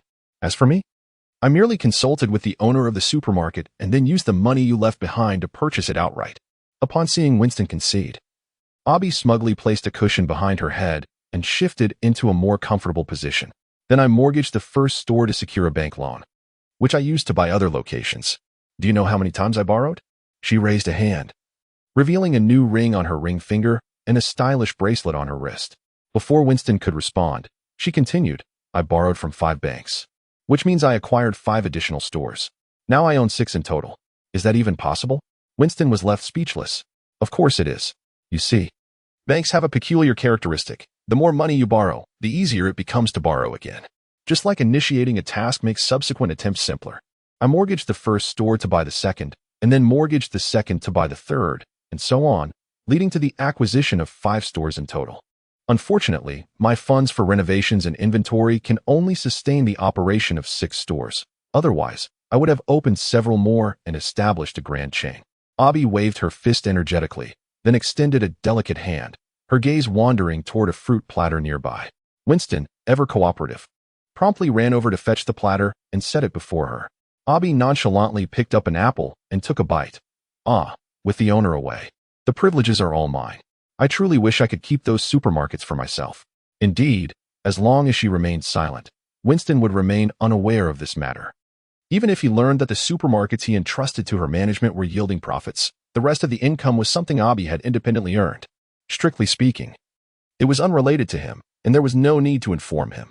However, since she mentioned it, those would naturally still be considered as assets. What reward do you desire? With merit comes the necessity for reward. There is no doubt about that. Abby's eyes sparkled with excitement as she pondered what she might want. Ultimately saying, nothing at the moment. I will let you know when I think of something. By the way, how long will it take to pay off the loans? And didn't you say you were out of money? Then where did you get your car, ring, and pocket watch? Noting Abby's dissatisfied expression, Winston wisely shifted the topic, as these were his questions too. Purchasing the stores was quite expensive, and coupled with operational costs, it would take several years to pay off the loans. As for the new car, I bought it with a personal loan. She emphasized the word personal. I sold my old car to cover the down payment, and now I must pay the bank a sum each month. Based on the salary you provided, it will be years before I can fully repay it. When Abby mentioned this, she seemed to lose all her energy, slumping onto the sofa. As for the pocket watch and ring, I must have something to signify my wealth. Otherwise, who would lend to me? Indeed, that is certain. Who would grant a significant loan to someone who appears impoverished? Well, seeing as you have done well, I shall grant you a raise. Winston nodded. How much? If it's too little, then don't bother. Abby spoke nonsensically with a carefree demeanor. Yet she was quietly gauging his reaction, as the agreed salary seemed a bit low compared to the current circumstances. In the future, I'll give you a portion of my income, all right? I want at least half. A delicate hand with outstretched fingers swayed in front of him. Fine, I agree. Winston readily conceded, viewing this as a partnership where he provided the funds while Abby contributed her labor in managing the business. Generally, such arrangements are quite common. That's more like it. Abby took a hearty bite of her apple, then snapped back to reality, lightly kicking Winston. What are you still doing here? Go make dinner. Fine, I'll go. Winston reluctantly stood up and walked toward the kitchen. Now that's more like it. Abby gleefully swayed back and forth. After dinner, Winston suggested they visit the stores, feeling somewhat skeptical about Abby's claims. He believed it prudent to see the situation with his own eyes. Abby readily agreed.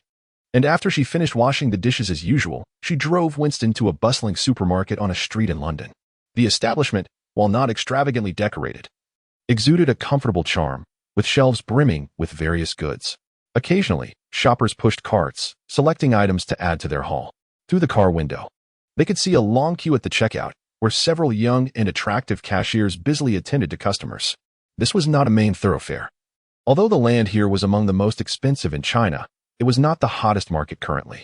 Nevertheless, being in London, as Abby stated, it was clear that the supermarket's business was thriving enough to repay the investment in a few years. What do you think? Abby inquired with a knowing glance.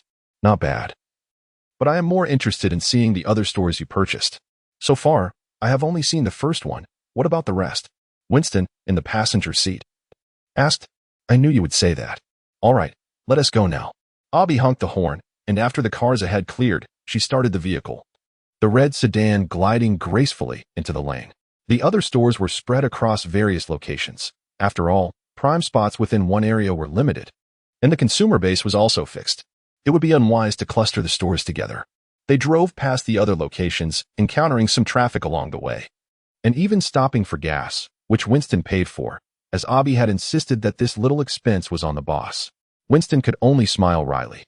The other sites had their merits and drawbacks. Due to the exorbitant prices in the city center, most of the stores were located near the city and in suburban areas. Yet the consumer base was still substantial. As for the city center, land there was worth its weight in gold, and acquiring it would likely mean a lifetime of debt repayment. Finally, Abby handed over the certificate of ownership for the store registered in Winston's name. He took it, scrutinizing it briefly before exclaiming, "There are truly too few capable women like you.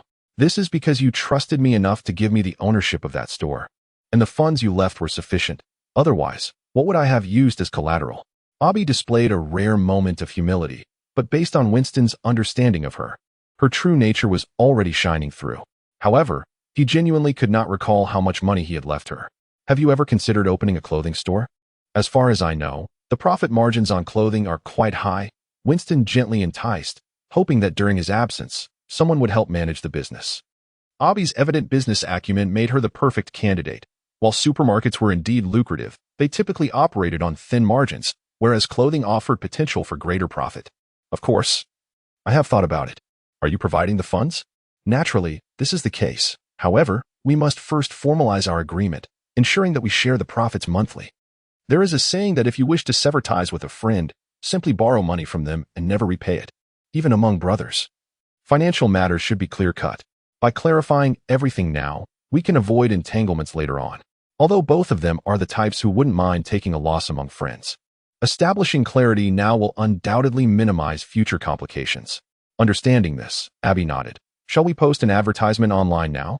Let's take a look around first, identify the best locations, and then narrow down our search area. This way, we can avoid the hassle of visiting multiple places when we receive rental information, suggested Winston. I know where we should go. Abby suddenly turned in a different direction, causing Winston to nearly collide with the car window. I think you should fasten your seatbelt, Abby said, pointing to the strap beside him with an impassive expression.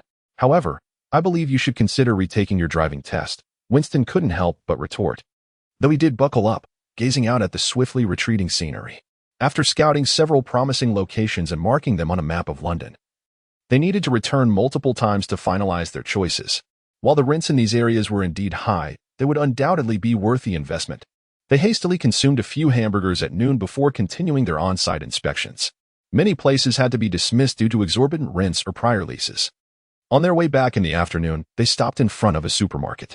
Abby marched inside energetically, smiling and waving at the employees who greeted her, before unabashedly filling a basket with an abundance of vegetables and fruits.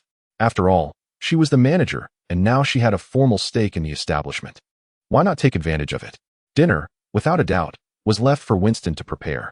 Sighing, he reluctantly returned to the kitchen, realizing that cooking for two wasn't particularly difficult. But after living a life where meals were always prepared for him at school, he felt somewhat out of place. Winston, I've always been curious about where you attend school. I've tried calling you but could never get through.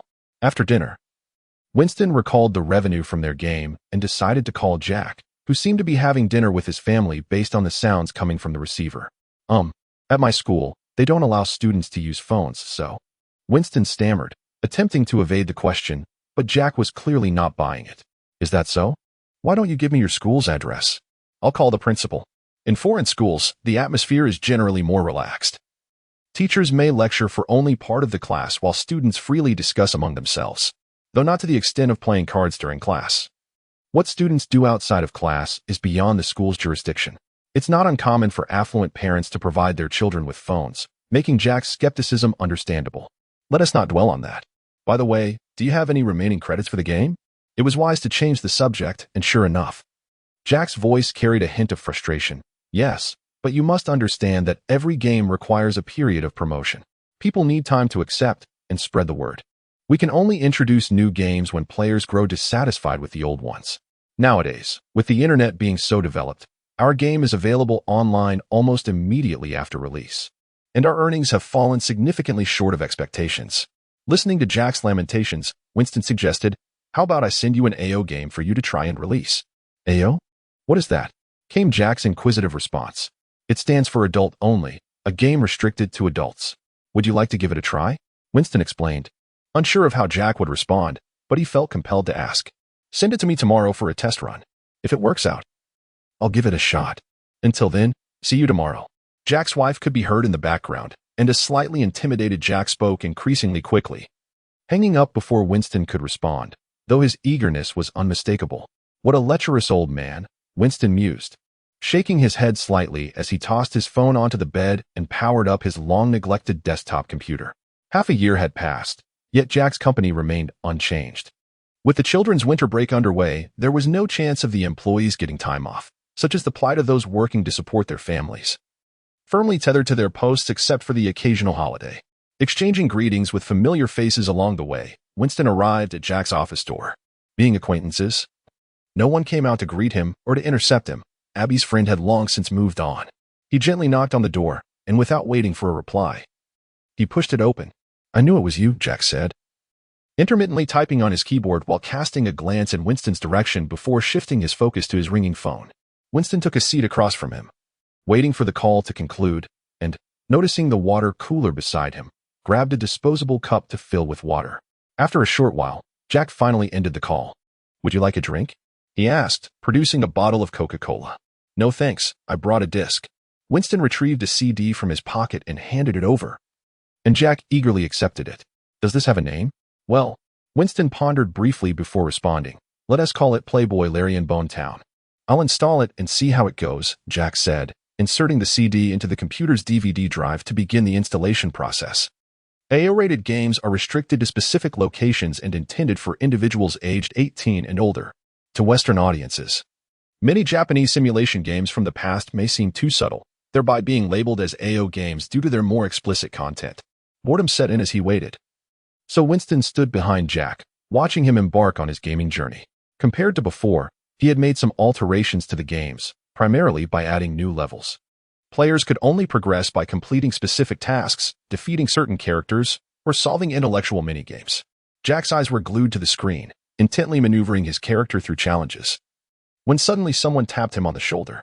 Irritated, he turned to glare at Winston, whose expression clearly conveyed a message. I'm busy, don't disturb me. However, Winston was undeterred. He extended his hand, holding a few tissues he had just retrieved from beneath Jack's desk, curious about why they had been tucked away. Here, wipe your nosebleed. What? Jack then noticed the droplets of blood on his pristine white shirt, and the situation was only worsening. Shit, he exclaimed, grabbing the tissues to stanch the flow. And without a second thought, he dashed towards the restroom, oblivious to the curious gazes of his colleagues, the sound of running water echoing behind him. Seriously. It's just a game. Is a nosebleed really necessary? When Jack emerged once more, he had resumed his former appearance. Impeccably dressed, yet unfortunately marred by a few drops of pink stains on his front. If not thoroughly washed, these bloodstains would prove difficult to remove. Noticing Winston's disdainful expression, Jack felt an unusual flush of embarrassment. Clearing his throat, he reverted to his polished demeanor, stating, Your game is quite impressive, but I suspect there will be age and regional restrictions imposed, so temper your expectations. Not to worry, just remember to share the profits with me when the time comes. I need funds to open a shop. Winston was not surprised by this revelation. After all, even the smallest morsel is still a morsel, and in this case, it was considerably more substantial than mere scraps. Well, you should see results before your winter break, so rest assured. Until then. With a shrug, Winston bid farewell. The location for the fashion store had yet to be determined, and there was still much to be done, including renovations, hiring staff, appropriate marketing, solidifying supply chains, and establishing necessary connections. If direct contact with manufacturers could be secured, it would save a great deal of money. Numerous tasks remained. But he need not worry about the game's sales. He could simply await the influx of revenue. By the way, playing too much is detrimental to your health. Just as he was about to leave, Winston felt compelled to add this caution. He genuinely worried about Jack's frail constitution collapsing under the strain, but upon arriving home, he realized his concerns were in vain. Winston, I encountered a woman at the bar in the ballroom, but I can't communicate with her, and there's no prompt. How can I engage with her? Winston, I met a hot girl at the front of the ship, but the mini-games on her are too challenging. Any tips? Every so often, Jack could not resist calling for gaming strategies. At first, Winston patiently explained, but eventually, under Abby's perplexed gaze, he lost his composure. When he answered the phone again, he cut Jack off before he could finish, saying, Why not try it yourself? You don't pay for calls, while I do. If there is nothing else, please refrain from calling. With a decisive click, he hung up and resumed discussing potential locations with Abby. Do you have to pay for calls too? I had no idea. Abby's beautiful eyes sparkled with amusement. You'd be surprised how much you don't know. Winston rolled his eyes and began to examine the map before him. After determining the location, he needed to contact the owner to negotiate rental terms and prices. Once those were settled, he would hire workers for renovations, and then he and Abby would disseminate job postings, primarily online and in the newspaper. They also plastered numerous flyers on nearby telephone poles and walls. When Winston affixed the advertisements, he felt a surge of anxiety. Relieved that he hadn't encountered any municipal authorities concerned with urban beautification, though it seemed such figures were non-existent in England. During the interviews for staff alongside Abby, numerous surprises arose. Some mistook him for a child laborer applying for a position, yet being a teenager, he was not underestimated. Instead, people marveled at his initiative to help alleviate his family's burden. Others assumed he was Abby's relative. Winston merely smiled in acknowledgement. Focus solely on the candidate's qualifications and their potential to generate income, dismissing everything else. In consideration of attracting customers and the store's positive image, like many establishments, they hired several female attendants. Employees were quite curious about their youthful proprietor, and after a prolonged period of hard work, the grand opening approached. In the days leading up to it, Winston would often find himself surrounded by a few inquisitive individuals, and Abby would promptly intervene, dismissing them. After several instances, she bluntly declared that her presence sufficed, and seeing that matters were progressing smoothly, Winston entrusted her with the operations.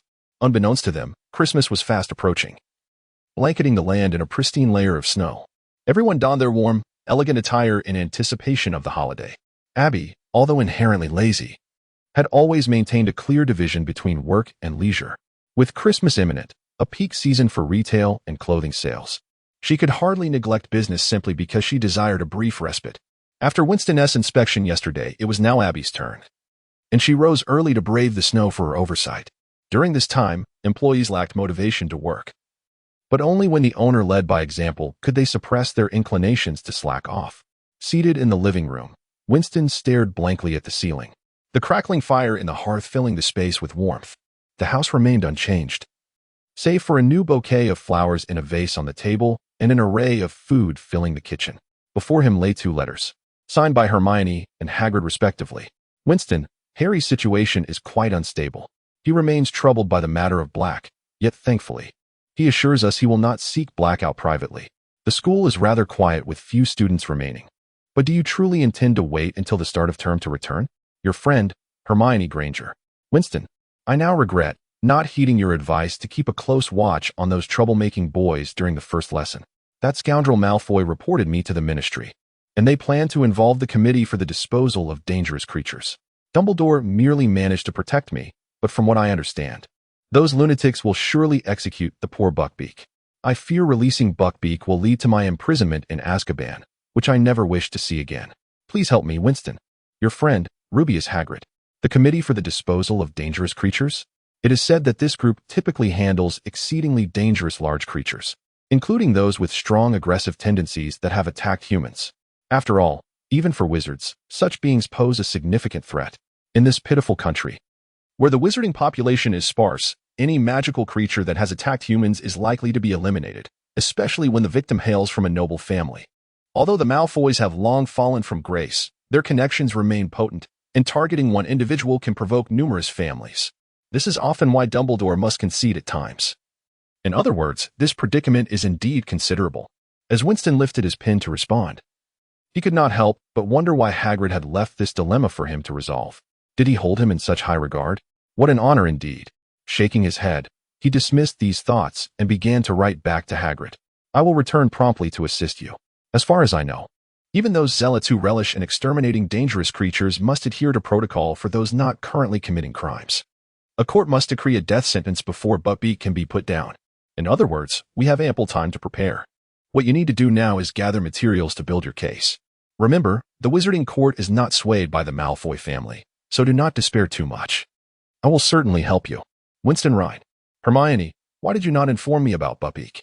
If you had, Harry could redirect his focus away from Black and cease worrying about that issue for the time being. Therefore, during this period, do not mention him. I should arrive before the term resumes. If anything arises, send an owl to contact me. Your dear friend, Winston Ryan, you ought to consider shedding some weight. Winston cast a disapproving glance at Gibbs, who was caged, and merely uttered a couple of soft calls before falling silent. Ignoring it, Winston tied a letter to its right leg and tossed it into the air before the bed. Startled, Gibbs flapped its wings and managed to take flight just before hitting the ground. Infuriated, it was about to return to confront its owner, but was met with a closed window. Deliver the letter, and you shall be rewarded with food. Otherwise, you may remain outside to brave the winter, Winston remarked, a smirk of amusement crossing his face as he watched the resigned Gibbs fly off into the distance. In the Hogwarts dining hall, the sparse attendance of wizards remaining for Christmas rendered the space remarkably spacious. As they dined, the sound of flapping wings grew closer. Hermione nudged Harry with her elbow and exclaimed, Winston has replied. Where? Harry inquired, setting aside a tome on the sentencing of ferocious creatures for their attacks on humans. Upon spotting Gibbs leisurely approaching, it landed, extending its leg with the letter and rudely dipping its beak into Ron's cup for some milk. Harry carefully unfolded the letter and began to read aloud, drawing the attention of Ron and Hermione, who set aside their meals to listen intently. After finishing, Ron said to Hermione, I told you we should have briefed him beforehand about Buckbeak. His intelligence would surely provide a solution, saving us from sifting through countless pages of books. He gazed despondently at the towering stack of texts they were poring over, a task that greatly displeased him as he yearned to practice on the firebolt outside. But you cannot rely on him for everything. Besides, he mentioned he wouldn't return early. He likely has many matters to attend to. Even in his absence, we will manage just fine, Hermione replied, biting her lower lip, slightly agitated, though the elegant script from the letter lingered in her thoughts. What should we write in response? Harry handed the paper to Hermione, recognizing it as the stationery often used by muggles for love letters, adorned with a colorful background, sturdy and visually appealing. He recalled an instance when Dudley had wanted to purchase it, only to be denied by Uncle Vernon, leading to an entire night of his tantrums. We need not reply at all, Hermione decided, tucking away the letter and returning to her half-read materials, adopting an earnest demeanor, although her focus seemed to drift elsewhere. Harry and Ron exchanged glances. Ron shook his head gently while Harry nodded and gestured toward the pile of books. With a deep sigh, Ron resignedly opened a book, not realizing he had turned it upside down. Christmas, without a doubt, resembles the Chinese New Year. That morning, Winston and Abby unexpectedly received a gift from a small boy and girl from the neighborhood. Upon opening it, they discovered it contained citrus fruits grown by the neighbors. In joy, they decided to reciprocate with a jar of honey, and Winston penned a note. May your lives be as sweet as honey. Abby also handed them a few small toys she had used long ago before they left. Typically, Christmas Day is a holiday, and in the afternoon, the two of them visited various shops to inform the employees of the closure. They departed only after the jubilant staff locked up and counted their cash.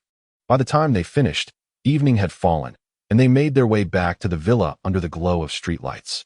Being a boss, it turned out, was quite exhausting. Once inside, Abby tossed off her shoes and collapsed onto the sofa, remaining still. I understand now. You've truly had a tough time in my absence. I shall prepare dinner at once, Winston remarked, casting her a sidelong glance as he entered the kitchen. She had been managing all the chores alone while he was away. Yet now, With their combined efforts, the workload was halved, and she still complained of fatigue, seemingly for her own amusement. Abby lay there, staring at his back, lost in her thoughts, before finally saying, "Winston, I miss my parents." To save time. The meal had already been prepared and was merely being kept warm when Winston froze momentarily, then smiled. "If you wish to see them, we can visit Mr. Howick after dinner. It's not too far." He brought out dish after dish of warm food. Since her falling out with Mr. Howick, Abby had not returned to see her parents, even though they had since reconciled. To be precise, Abby had not gone back. She could have spent Christmas with her family instead of with Winston, who was, in essence, alone. "Are you suggesting that you want me to accompany you to visit them?" she asked, touched by the rare sentiment. Filled with longing, Abby could hardly finish her meal, prompting Winston to accompany her in driving to Mr. Howick's residence. Along the way, they passed children building snowmen, while others sang and danced around a Christmas tree adorned with colorful lights and ribbons, occasionally tugging on the sleeves of someone dressed as Santa Claus, who would pull small gifts from his pockets amidst their cheers. As the red car rolled toward the other side of London, Abby unfastened her seatbelt and dashed out as soon as it stopped. The house was illuminated, yet it lacked the joyous laughter typically found in homes. Only the faint, monotonous sounds of the television filled the silent night, creating a somewhat desolate atmosphere. She stood at the door, hand raised, but hesitated to ring the bell.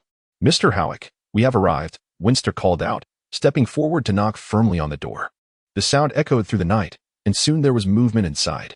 The scraping of a chair on the floor could be heard, followed by rapid footsteps approaching. The door swung open to reveal Mrs. Howick, panting as she gazed at her daughter. "Mom," they embraced tightly. At that moment, Mr. Howick appeared from within, saying, "What do you plan to do?" standing at the door. "Come in and sit down." Although the old gentleman retained his stern demeanor, his eyes betrayed his delight. They settled around the table, where a variety show played on the television. Mrs. Howick, wiping her eyes, entered the kitchen to prepare pastries and tea. Mr. Howick turned off the television, focusing on his daughter sitting obediently across from him. After a long silence, he simply asked, "How have you been lately, Dad?" They embraced once more, and noticing Abby's muffled sobs, Winston stepped into the kitchen to assist in tidying up the pastries. Soon, the table was laden with a turkey and several trays of pastries, the large turkey being the evening's main course, though the Howicks had not touched it. Patiently awaiting their daughter's return, the Howicks inquired about Abby's recent life, and upon hearing that all was well, they finally relaxed.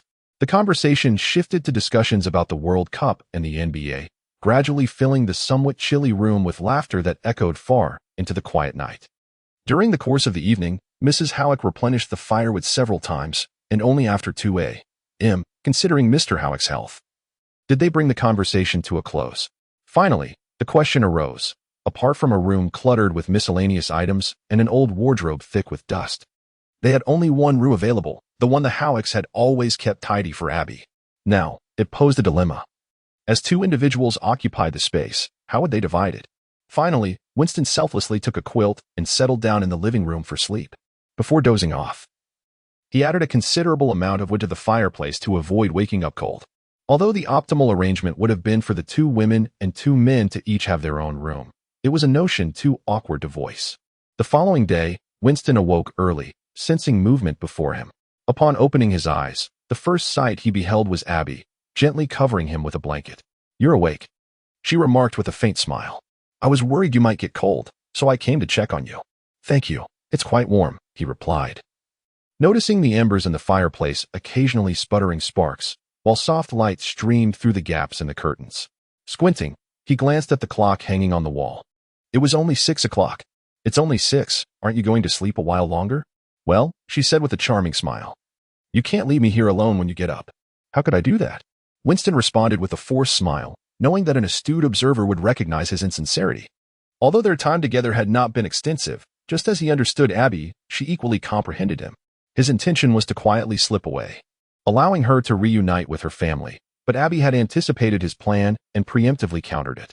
"You're not allowed to leave," Abby stated with firm conviction before yawning and stepping away. Once she had departed, Winston rose and drew back the thick curtains. The soft light, accentuated by the surrounding snow, illuminated the outside world. Lying in bed, he watched the snowflakes drift gracefully outside. Even the slightest breeze would send them swirling into little vortices before they settled gently on the ground. Before long, the house across the street sprang to life. After the door swung open, several children with dark skin rushed out, playfully engaging in a snowball fight, while a few quieter girls busied themselves constructing an abstract snowman. Once completed, they skipped back inside only to return with brooms and carrots, adorning their snowy creation.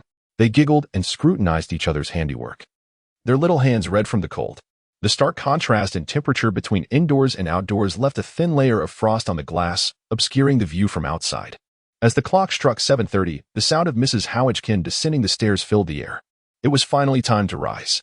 Winston propped himself up, folding the quilt. Lounging about was rather dull. When one becomes accustomed to a high-frequency and efficient lifestyle, the notion of idly sleeping for hours becomes intolerable. "You're awake? I'm preparing breakfast, Mrs. Howitchkin said kindly, her gaze reminiscent of Mrs. Weasley when she sees Harry. "Yes, may I help?" Winston stood, aware that he was not in his own home and needed the owner's consent to act, lest he cause displeasure. "No need. You might as well watch television." She gently declined. For a mother and hostess, it was a more traditional British courtesy to prepare food for her daughter and guests. After a short while, breakfast was ready, and the four of them again gathered around the dining table. During the meal, Abby mentioned that she would return home afterward, which surprised Winston as Mr. and Mrs. Howitchkin did not urge her to stay, instead continually offering more food onto their plates. "By the way, your school must have quite a few beautiful girls?" Abby asked, her driving steady as they passed shops beginning to open. Employees were sweeping away the snow from their doorsteps, and people hurriedly walked by on either side of the street. At that moment, Abby turned to Winston, who was admiring the snowy scenery. "Yes, there are some. Why do you ask?" he replied, glancing at her while she focused ahead, as if making casual conversation. "Have you ever thought about finding a girlfriend?" "No, not really," he answered, refraining from mentioning that he felt too young for such matters. In his home country, many at his age were already seeking partners, and in England, where many young parents existed, there were certainly others his age who had children. "By the way, you donated a substantial sum to your school. I just don't understand why you insisted on becoming a governor, especially since, as you said, that school does not generate income for you."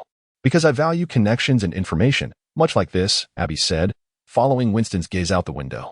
There, two owls were circling high above, tailing them. Winston recognized them as the owls designated for Hogwarts and the Ministry of Magic.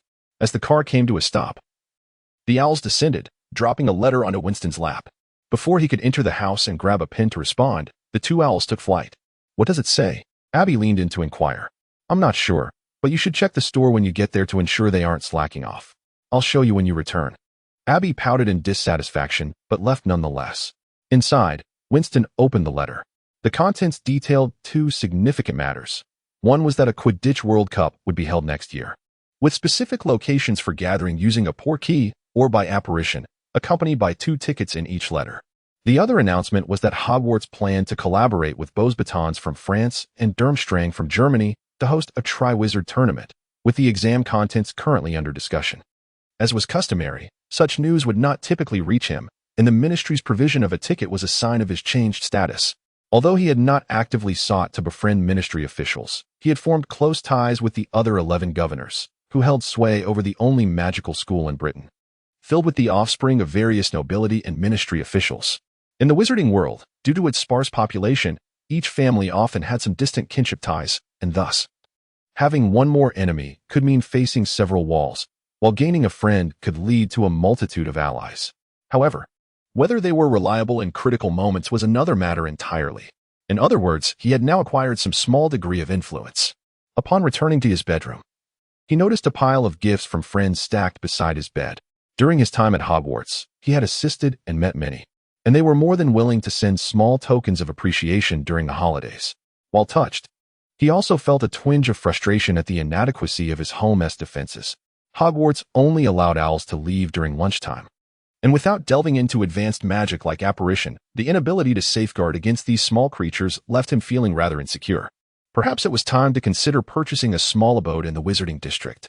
The room was meticulously organized, a habit of his that made finding things easier. He noted that Gibbs had returned, nestled with eyes half closed in its open cage, while a letter lay abandoned on the table beside it. The corner of the envelope bore Hermione's handwriting. "Winston, Merry Christmas. I initially hesitated to disturb you today, but Harry received a gift, a firebolt." Hermione's words were punctuated by several pauses, leaving small ink blobs on the paper, indicating her uncertainty while writing.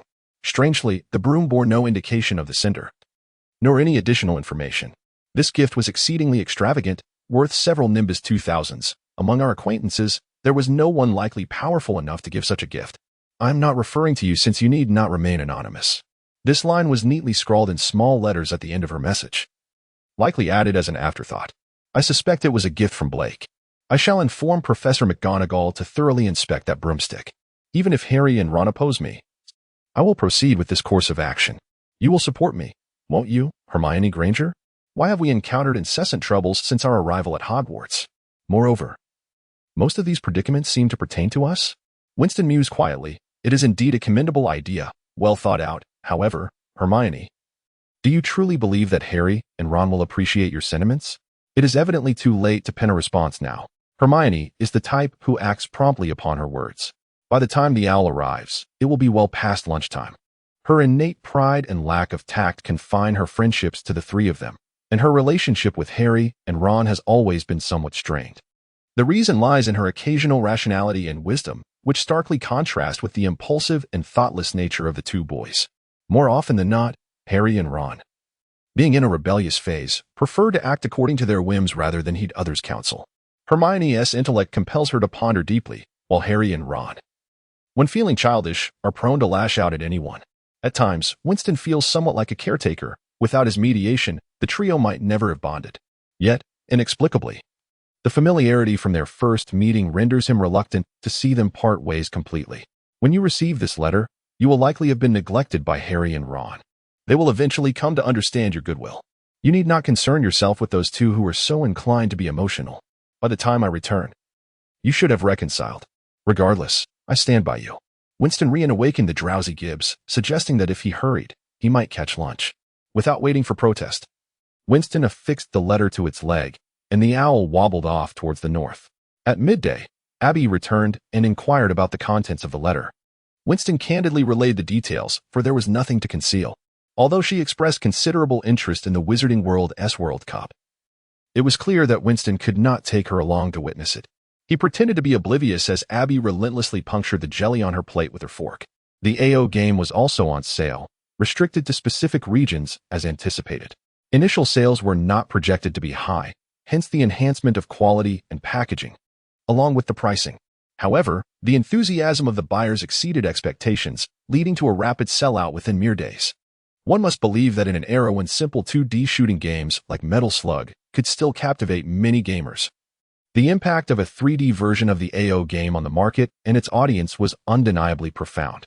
Naturally, many were more concerned with the intricacies of developing such 3D games, as this technology was undoubtedly at the forefront of the current online realm. Ultimately, the dividends temporarily alleviated Winston's financial woes. Even without immediate expenses, possessing funds undoubtedly instills a sense of confidence, does it not? During this period, Winston again visited the remaining 11 board members, establishing connections with some ancient families. The proud heritage and wealth of many families were their esteemed assets. Without wealth, their pride was often diminished, for after all, ancient history cannot be consumed. For any family wishing to endure, interaction with the outside world is essential. Be it with other families or emerging elites, they would never engage in conflict lightly, nor would they shy away from it. In summary, they were eager to make new acquaintances and maintain amicable relations, be it with the old or newly appointed ministers of the Ministry of Magic or new board members. After all, the wizards produced here uphold the entire wizarding society of Britain, regardless of whether they are held in high regard or not. Winston requires a bridge to connect with others. He harbors no desire for world domination. Beyond that ambition, he merely wishes for others to refrain from provoking him. One must remember that during his previous life as a soldier, the new recruits were the most susceptible to bullying. When he first enlisted, he was made to wash the clothes of the veterans for an entire year. Ironically, once he became a veteran, he too bullied the new recruits. Such is the unwritten rule. Just as Hagrid possesses no influence, had it not been for Dumbledore's protection, he would have been dispatched to Azkaban.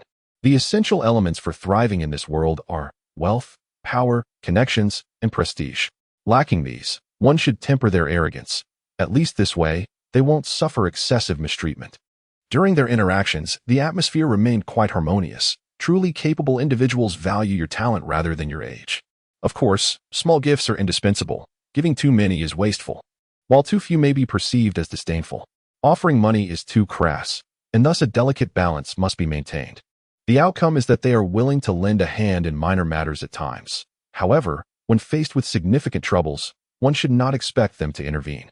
The remainder of the winter break passed uneventfully. One day, upon returning home, Abby discovered a mobile phone and a note pressed beneath it. The holiday has ended. I have left. The food I've prepared is in the fridge. When I am not around, remember to cook as I taught you. Do not subsist solely on those nutritionally void breads. Winston Ryan. She tucked the phone away and opened the fridge, which was brimming with her favorite foods. What a troublesome individual. Dining alone is rather dull. I might as well eat at the office. Abby chuckled softly, shouldering her bag and departing the house. Hermione. Why are you all alone? Winston inquired as he descended from the train, spotting a bored Hermione waiting nearby. The two were practicing Quidditch. Using the firebolt he gifted to Ron, Hermione smiled faintly, accepting the small bag Winston offered her left hand and trailing closely behind him. Is that so? He chose not to comment further. Regardless of who was right or wrong, they would inevitably reconcile after some time. Speaking ill of others behind their backs is a sign of pettiness. At Hogwarts, girls may enter the boys' dormitory, but boys are strictly prohibited from entering the girls' quarters. Thus, Hermione directly carried the small bag to the dormitory. Seamus lay on his bed, a muggle comic sprawled beside him. He occasionally chuckled as he flipped through the pages. Upon hearing footsteps, he turned to see Winston and Hermione enter. Noticing Hermione's presence, Seamus donned his shoes and exited. Winking at Winston with a cheeky grin before closing the door behind him, Winston opened his trunk, retrieving a bottle of drink and offering it to Hermione, who sat at the edge of the bed, visibly thinner than before. Are you currently occupied with Hagrid's case? Yes, we have sifted through a plethora of records. Most of the dangerous creatures have been sentenced to death, and we spent the entire holiday seeking a viable defense, though we found little of use. Hermione accepted the drink, but did not open it. I believe you should put this matter aside. You have a more pressing concern to attend to. Winston sat beside her, an earnest expression upon his face. What could be of such importance? Hermione asked, slightly puzzled, her brown hair cascading over her shoulder. If not for that prominent gap between her front teeth, she would indeed be quite the beauty. It is that you need to gain a few pounds. You are on the verge of resembling a stick.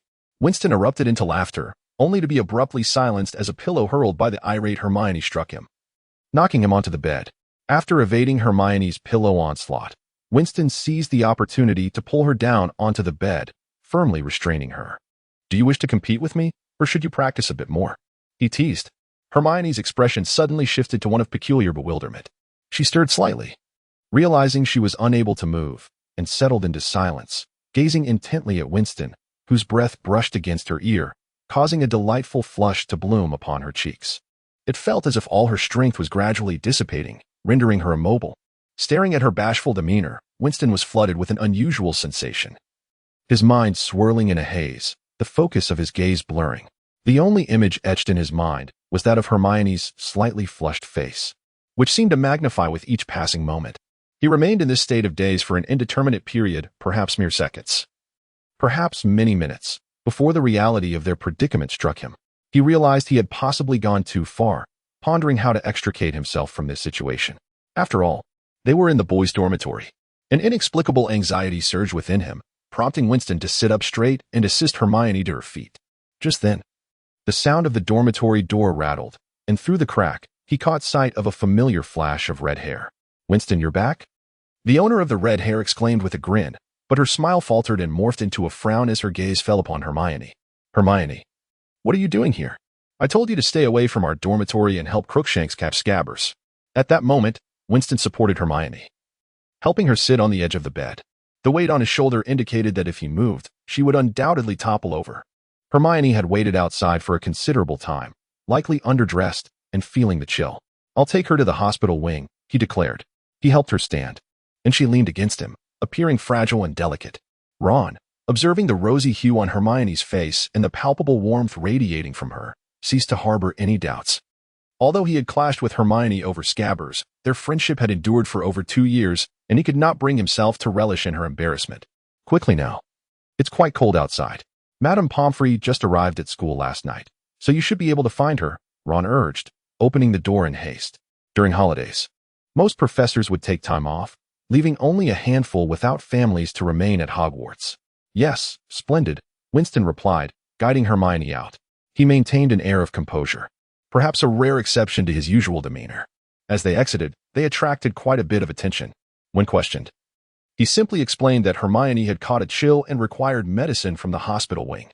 Given Hermione's less-than-ideal relationships with her dorm mates, no one suspected his intentions.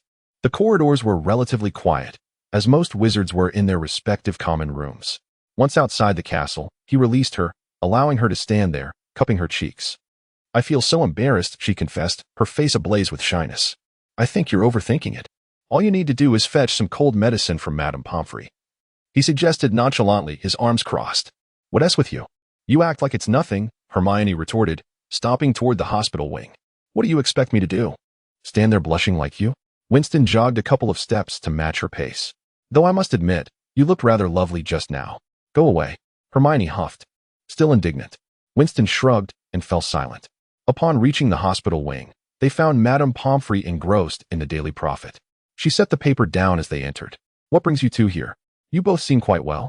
"Oh dear, she's a bit under the weather and came to see if there's any medicine," Winston replied, clutching his side where Hermione had jabbed him. "Is that so? Let me take a look," Madame Pomfrey said, rising and gently grasping the reluctant Hermione's arm. She placed her hand on Hermione's forehead, assessing her condition before concluding, "She's fine. No cold, just appearing rather weak. She needs to replenish her nutrients. Have you been overexerting yourself lately?" A little," Hermione mumbled, fiddling with the hem of her shirt. Madame Pomfrey appeared to sense something, glancing at Winston before making her way to the potions cabinet. Winston, with keen ears, caught her muttering about the youth of today being reckless and neglecting their health, feeling as though he was caught in a misunderstanding. Several minutes later, Winston and Hermione returned to the castle. Before they parted ways, he couldn't resist asking, "Hermione, are you still using that pocket watch? It's really not good for your health. You should." "It's fine.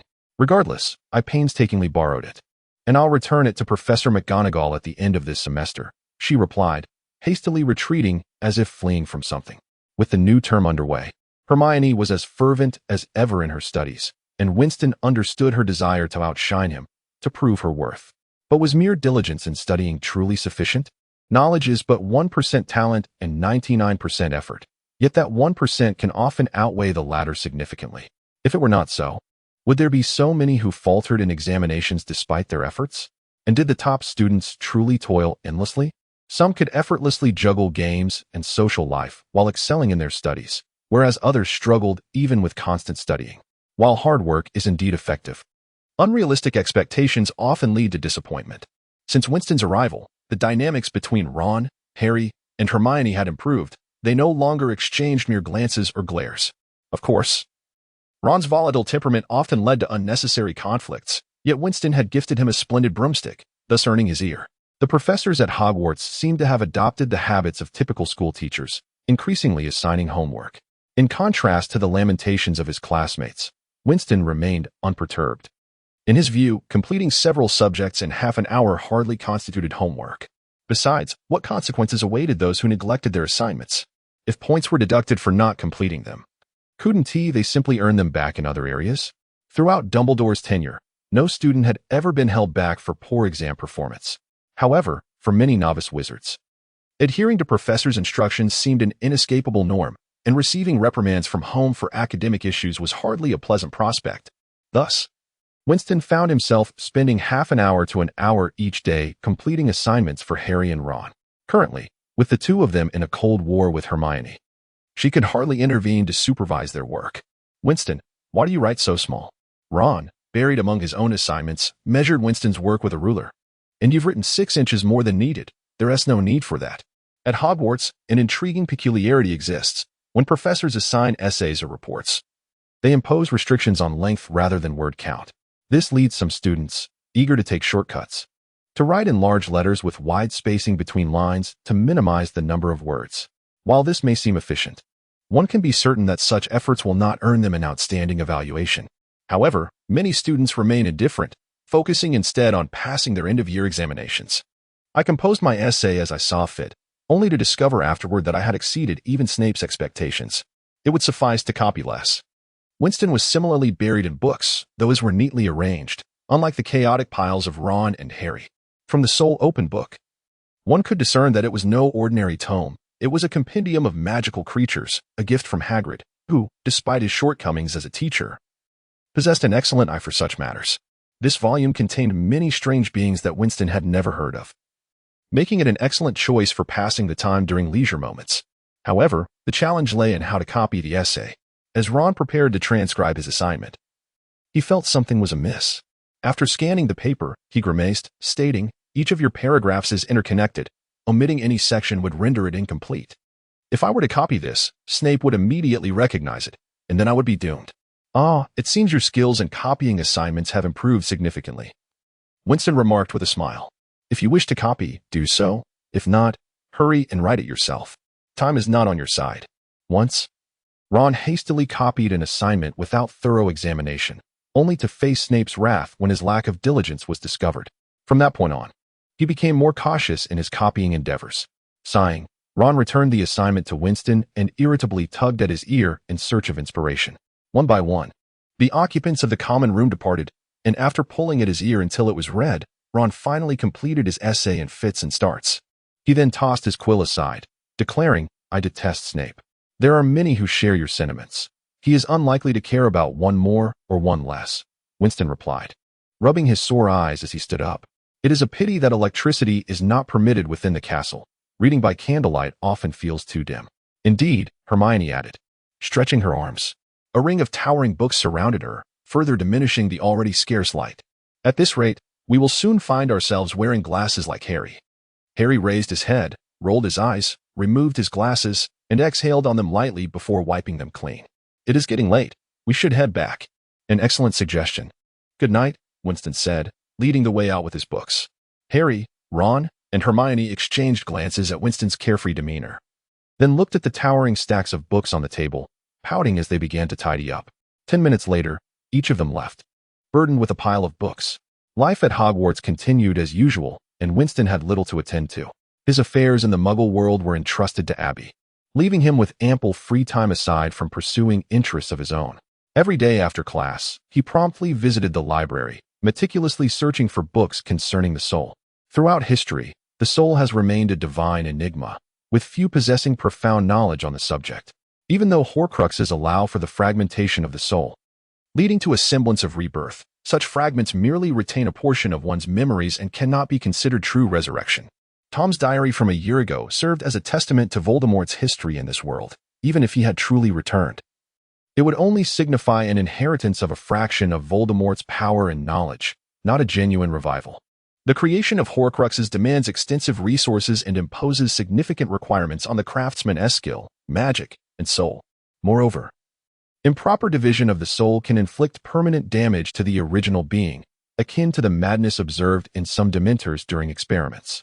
These limitations deterred Winston from expending considerable effort on soul division merely to facilitate a rebirth of an entity that was not truly himself. Fortunately, he had gleaned some inspiration from the elixir of immortality gifted to him by Dumbledore. In his first year, Winston thwarted Voldemort's attempt to steal the Philosopher's Stone, fully aware that this was likely orchestrated by Dumbledore. After the stone's destruction, Dumbledore bestowed upon Winston a vial of the elixir. Typically, potions within the magical realm can only hinder physical aging, failing to prevent mental decline. While ordinary potions may promote physical health, they do not reverse the deterioration of the mind, potentially resulting in an individual possessing a youthful physique yet suffering from dementia. The elixir's capabilities are indeed formidable. Its mere existence allowed Nicholas Flamel to maintain a lucid mind for centuries. Thus, equipped with an extensive theoretical foundation, he began experimenting with the analysis of its ingredients. Ultimately, the results were meager. If a half-baked wizard could unravel its secrets, there would have been no need to destroy the Philosopher's Stone in the first place. He discovered that conventional methods were inadequate for its creation. After consumption, a chilling sensation would swirl in his mind, invigorating his body. While some aspects of his consciousness appeared to awaken, at least he realized that certain potions could influence the soul, prompting him to ponder whether understanding this process might lead to insights into the nature of the soul itself. If one could grasp the essence of the soul, could they not also facilitate a seamless transition between bodies? With a single thread, one might untangle a chaotic mass of yarn. Presently, Winston felt a glimmer of hope. Intoxicated by the pursuit of knowledge within the forbidden section, Perhaps the very thing he sought lay hidden within the pages of a dusty tome or in a particular line of text. Frequently, Madame Pants would instinctively shoo away students approaching the restricted area, her notorious temper well known. In gratitude, Winston had proposed to double her bonus, which Dumbledore, after a brief deliberation, agreed to, as it was not his own purse that would be affected. The arduous, tireless efforts had rendered Winston's eyes a deep shade of blue, as he attended classes each day, bearing the burden of dark circles. His relentless dedication alarmed even Hermione, who had urged him to take heed of his well-being numerous times. However, once Winston set his mind to something, he was resolute in ignoring such counsel. After class, he would venture alone to the library. And a significant part of his reason for remaining at Hogwarts was the treasure trove of knowledge within the wizarding world. Over the course of millennia, familial legacies had often been interrupted, with ancestral homes frequently changing hands, compounded by the sale of heirlooms. Consequently, the books passed down through families were scarce and often incomplete, with few treasures remaining. The notion of borrowing such items was out of the question. As he diligently transcribed notes from a book, occasionally jotting down flashes of inspiration, Winston felt a sudden weight on his shoulder, followed by the sound of a familiar voice softly weeping. "What is the matter? How can you write like this?" Winston paused, placing his quill into the ink pot as he inquired. Ron lamented, "Crookshanks ate my scabbers, and we had a falling out." Hermione added tearfully, "It's more out of anger than sadness. Before you continue to weep, please recount the details for me." Winston assisted Hermione into a nearby chair, while Mrs. Pants approached with a feather duster, only to retreat upon noticing Winston's presence. When Ron returned to the dormitory, he discovered that Scabbers was missing, with a pool of blood and a few tufts of Crookshanks' fur left behind. He stubbornly insisted that Crookshanks must have devoured Scabbers. Hermione, typically the epitome of rationality, calmed down after expressing her emotions and succinctly recounted the events that had transpired. "I have always been curious as to why your cat has shown such an interest in Ron's mouse, but now that the mouse has been consumed, there is no way to investigate further. However, Ron should soon be with you." Winston attempted to close his notebook, forcing himself to remain alert as he addressed Hermione. But she interrupted him. "Do you also believe that Crookshanks ate that mouse? At least, at present, he bears the greatest suspicion, does he not?" Winston's eyelids began to droop uncontrollably as fatigue washed over him, and he stifled a heavy yawn. "Or do you truly need to witness Crookshanks devouring Scabbers before you can believe it?" "Yet, he would rather feast on spiders than mice," Hermione retorted. "Indeed." The peculiar cat had an equally peculiar palate, preferring oddities over the traditional fare of mice. Up to this point, Winston had no idea what Crookshanks favored or detested. After all, why should a cat's taste concern him? Perhaps it was not merely a mouse? Or perhaps it was a particularly unique mouse. "I'm so tired, Hermione.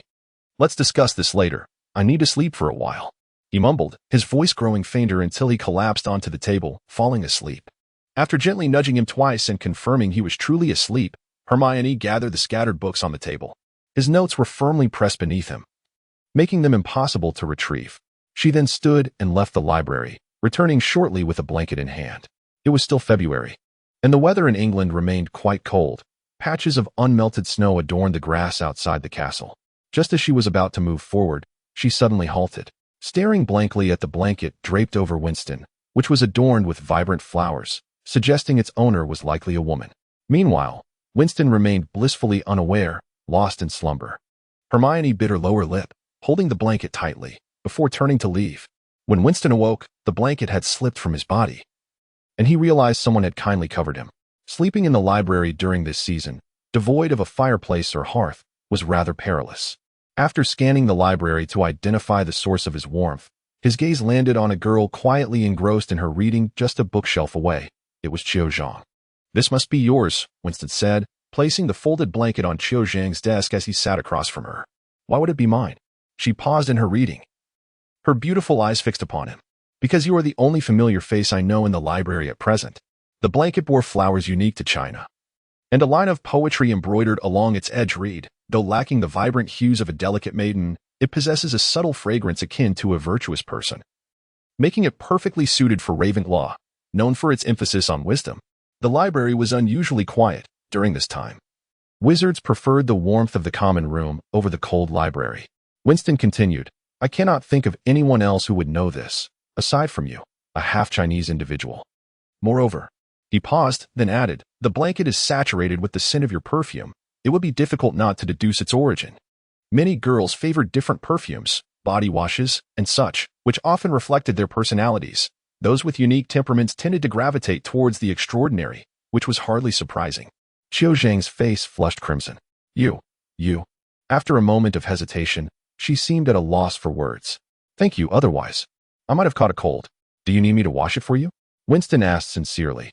Often, men needed to be a bit bolder, lest the two of them engage in an awkward staring contest.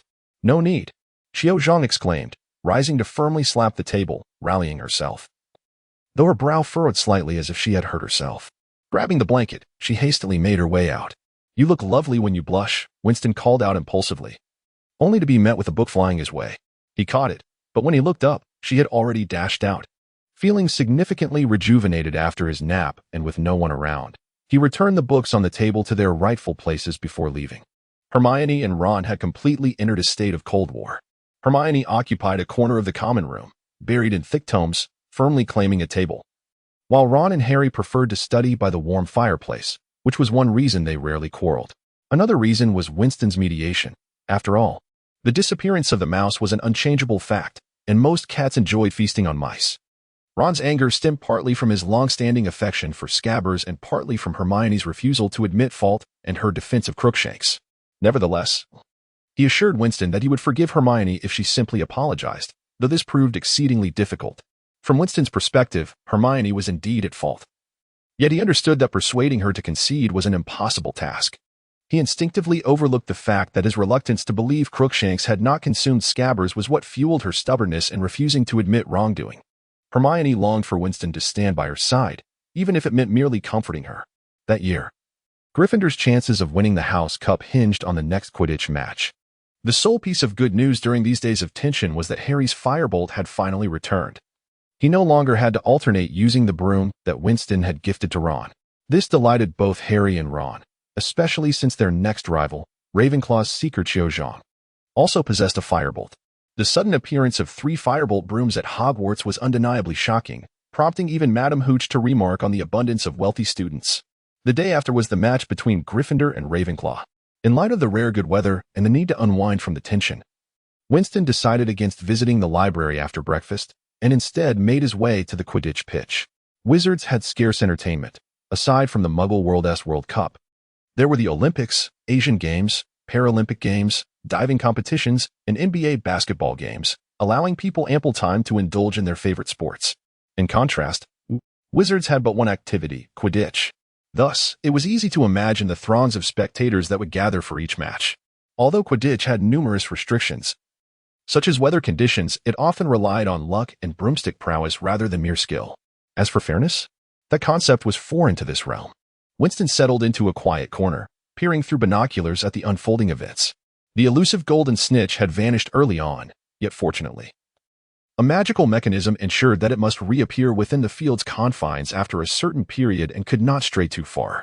Otherwise, if it were to fly off somewhere inexplicable, how would one ever retrieve it? The crowd erupted with fervor for Harry and Qiu Zhang's firebolt, the resounding cheers echoing in the air. Yet, only those armed with telescopes could truly discern the action within the arena. This, however, did not dampen the spirits of the spectators, who stood waving flags in support of their favorite teams. Has the excitement arrived?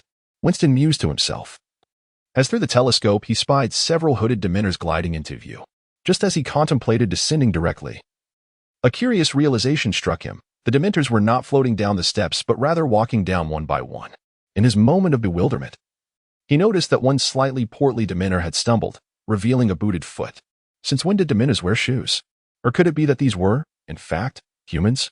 After some contemplation, he remained seated, sensing a white-haired elder across the way had also shifted his gaze in that direction. For now, the safety of the students present was not his concern. At that moment, Harry, amidst a cacophony of cheers, seized the golden snitch, only to be surrounded by the jubilant Gryffindor team.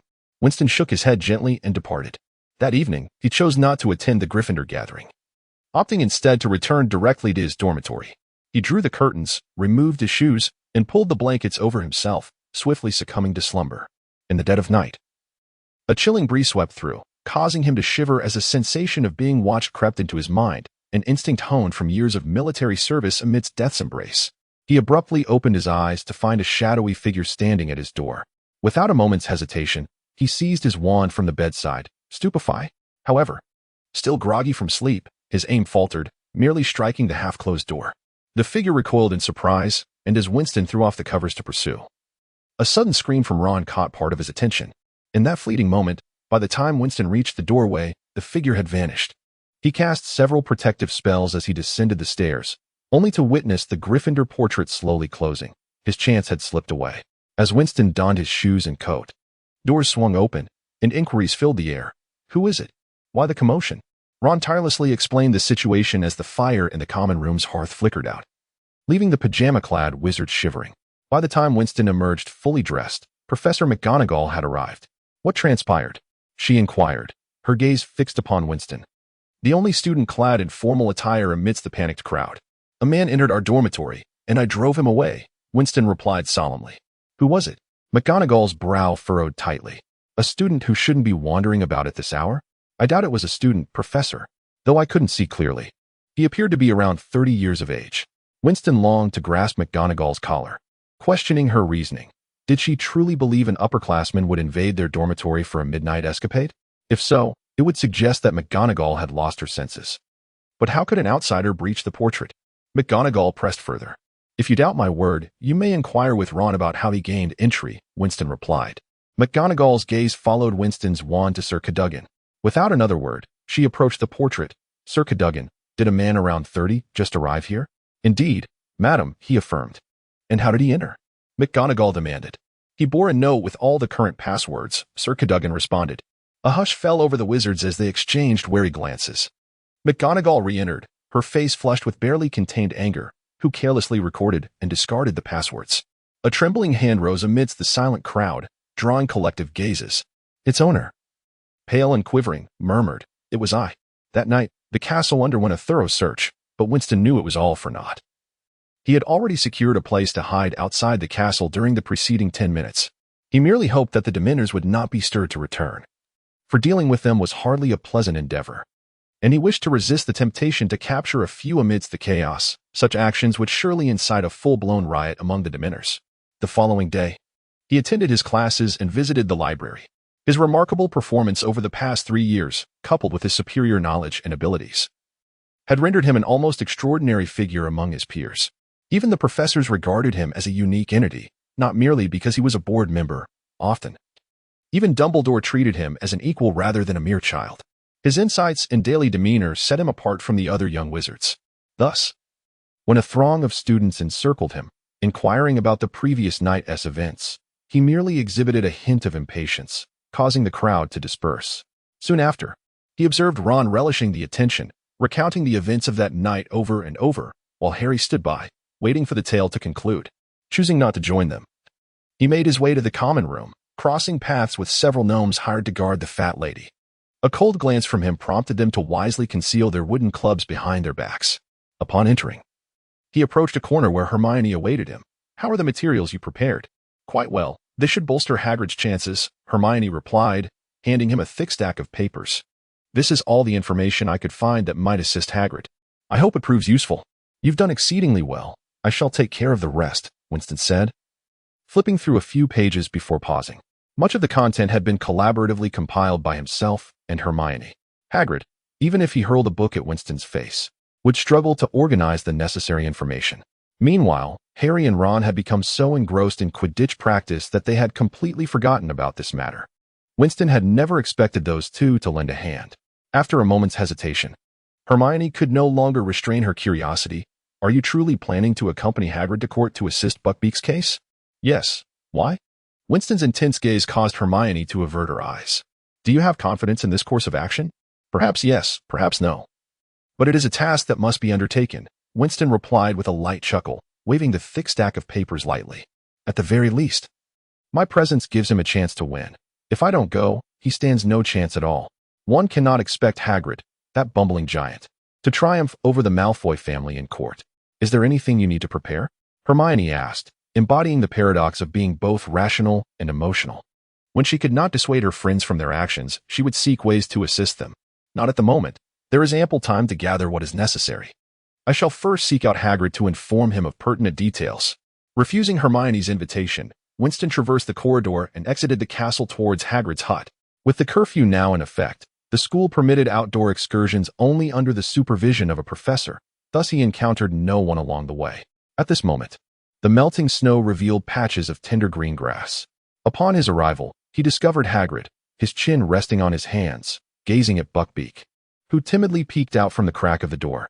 Noticing Winston's footsteps, Hagrid turned and said, "You've come, Winston.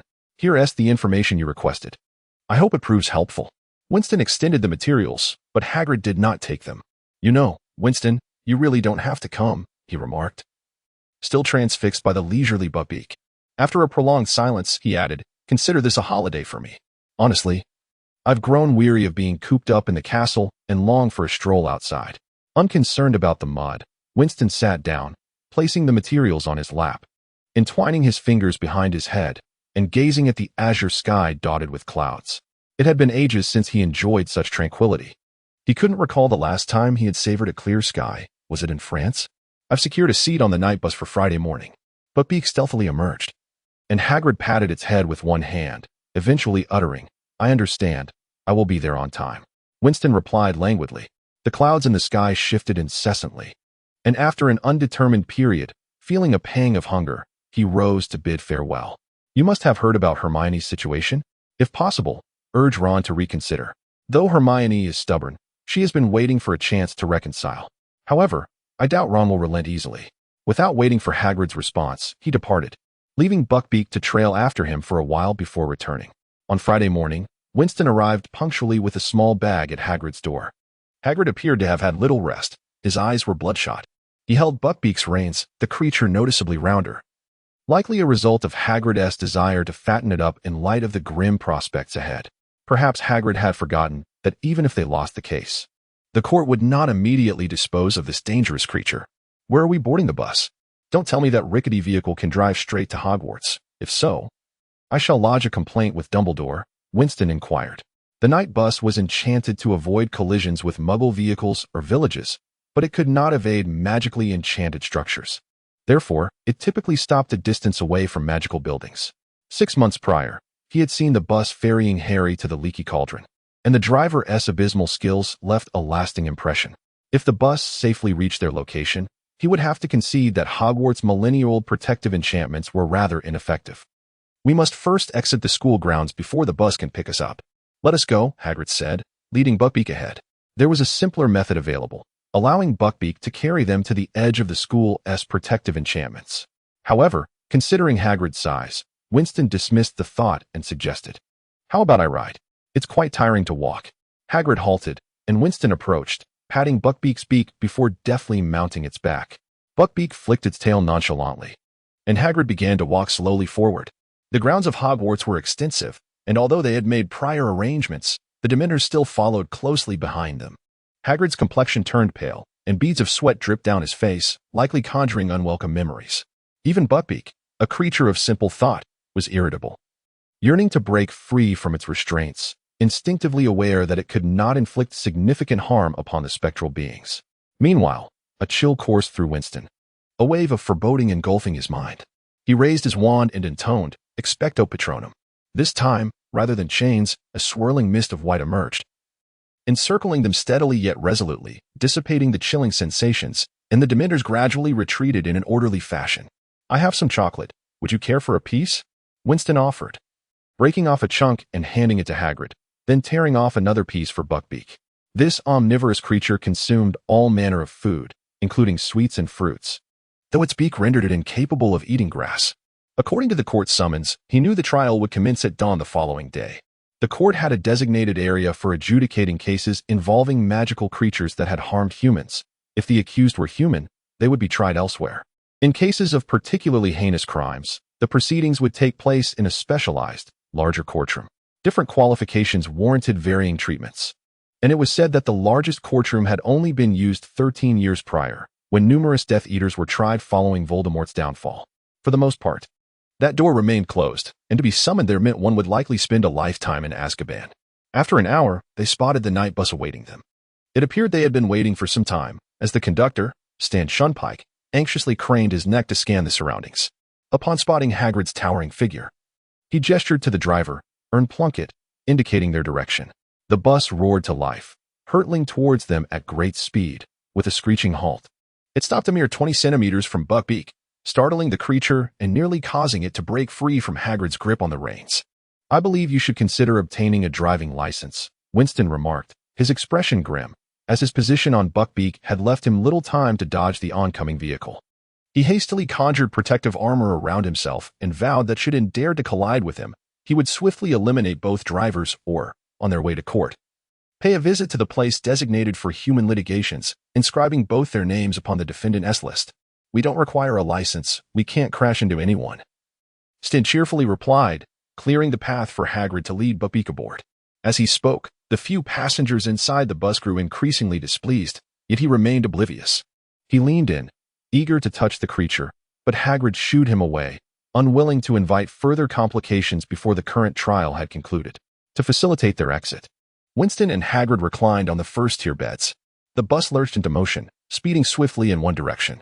After several failed attempts to stroke Buckbeak, Stan approached enthusiastically, promoting, "Would you like some food?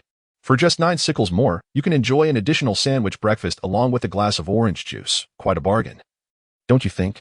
I'll take 3. Winston reached into his bag, took out some money, counted it, and handed it to Stan, who happily accepted the money and hurried to the front of the vehicle to prepare the food. In a short while, he returned with 3 portions of food. After accepting 1 portion, Winston gestured for him to pass the remaining 2 to Hagrid. As they savored their breakfast, Winston pondered how to proceed with his plans. Prior to this, he had greeted those he knew. Although it wouldn't exactly turn the situation upside down, it could prove significantly beneficial when the circumstances were tense.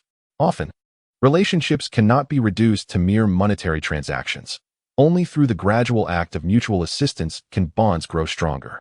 Otherwise, when the time comes for substantial help, the likelihood of being rebuffed increases, and having accepted money naturally obliges one to act in return, for such funds are not given freely.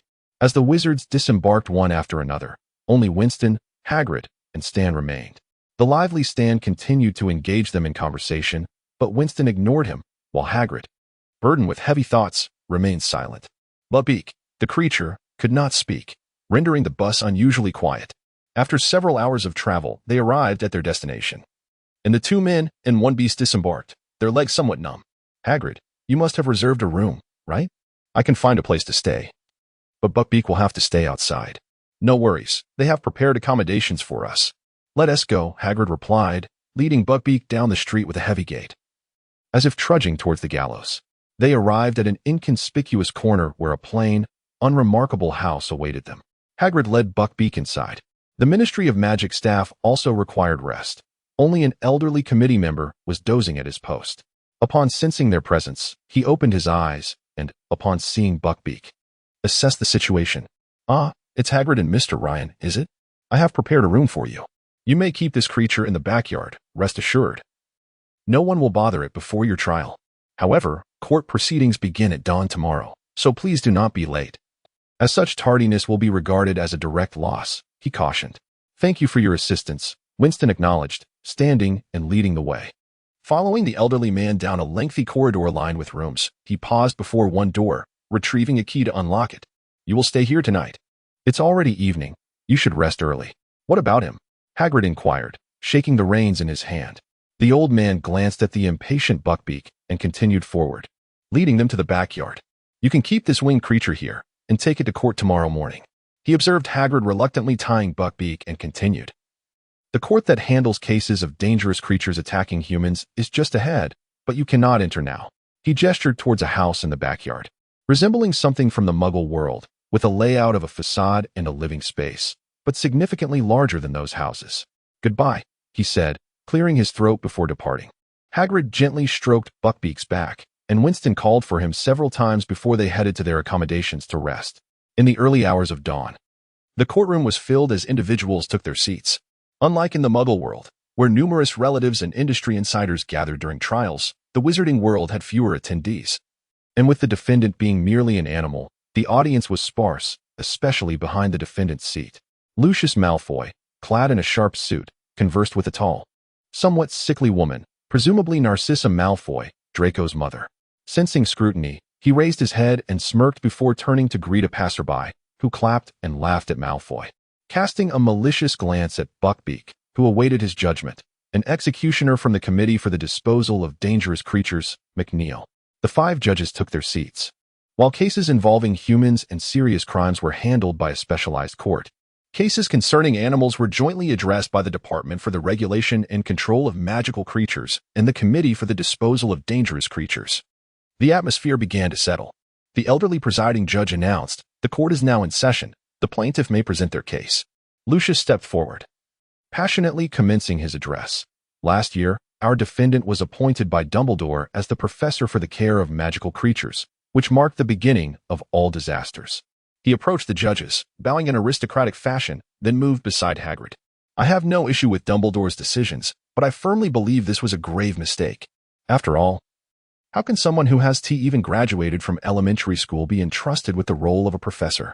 Setting aside his ability to teach, he is undeniably someone who disregards the safety of young wizards, showing no concern for their lives. On the very first class, he introduced a group of exceedingly dangerous creatures to these vulnerable wizards. Ignoring Hagrid's furious glare, he strolled confidently in the center of the courtroom, presenting himself as though on stage rather than in a trial. Yet, one must concede that he was indeed a skilled orator. Without even delving into the core of his argument, he had already placed Hagrid in a disadvantageous position and indirectly implicated Dumbledore's decision as erroneous, stirring doubts among the audience. It was evident that those who dared to oppose the old fox were no easy opponents. Lucius continued his monologue, elaborating on points that could have been conveyed in a few hundred words over the course of several minutes, never straying from his narrative. From his performance, Winston finally grasped the notion of speech as an art form. Narcissa Malfoy began to sob into her hands, her tears affecting the judges, who started to confer amongst themselves. Witnessing this, Lucius wore a subtle smile before returning to his seat. "In the end, my innocent child was severely injured by that beast and had to remain hospitalized for 3 months. Esteemed judges, I have concluded my statement. Now, it is time for the defendant's representative to speak," the presiding judge announced. "You lie. That little brat Draco provoked Buckbeak and got himself injured. He was only in the hospital wing for 3 days. Hagrid exclaimed, unable to contain his indignation after Winston had previously instructed him to adhere to courtroom decorum. As he stood to speak, Lucius interjected coldly, "Hagrid, please mind your language. You are insulting a gentleman, a noble. I tell you, you have been deceived." The entire class witnessed his provocation, and only then did Buckbeak retaliate. Hagrid persisted, addressing the judges loudly, but they merely exchanged glances and frowned. Lucius opened his mouth to speak again, but Winston's rising form silenced him. Winston gently patted Hagrid's shoulder, signaling him to remain calm. Lucius, however, made no mention that Draco had initiated the conflict. Instead, he focused solely on Draco's severe injuries and his prolonged hospitalization. He offered to provide a medical certificate for 3 months if needed, and even suggested he could call upon Professor Snape, the head of Slytherin, as a witness to confirm that Malfoy had indeed taken an extended leave of absence. Thus, arguing over the timeline seemed futile. The more pressing matter was something else. Firstly, we are prepared to extend our apologies to Mr. Draco and cover his medical expenses. Winston's declaration startled both parties, prompting him to restrain Hagrid once more to prevent an outburst. He whispered urgently to Hagrid, "Leave everything to me." "So, you are admitting guilt?" Lucius's surprise flickered momentarily before he pressed further, while Executioner McNeil grinned menacingly at Buckbeak, who, unaware of the proceedings, nervously flapped its wings. "Admitting guilt? No. I merely state that Mr. Draco was indeed injured. This is beyond dispute. However, we must approach this case with caution." Winston moved to Lucius's side across the courtroom. "We need an objective understanding of the situation, rather than relying solely on Mr. Lucius's testimony. After all, everyone has taken time out of their busy schedules to seek a satisfactory resolution, not to draw conclusions based merely on one person's account, correct? If a vehicle strikes and kills someone who has run a red light, who bears the responsibility? Regardless of the circumstances, that individual has lost their life, placing the onus on the driver, who may merely suffer financial loss while the other has lost their life. This principle holds true in the wizarding world as well. It is a realm that highly values human rights. If one takes another's life, they face lifelong imprisonment in Azkaban. If this is the case for a human, how much more so for a creature devoid of rights? Thus, one must first acknowledge their fault. If no life has been lost, there remains considerable room for negotiation.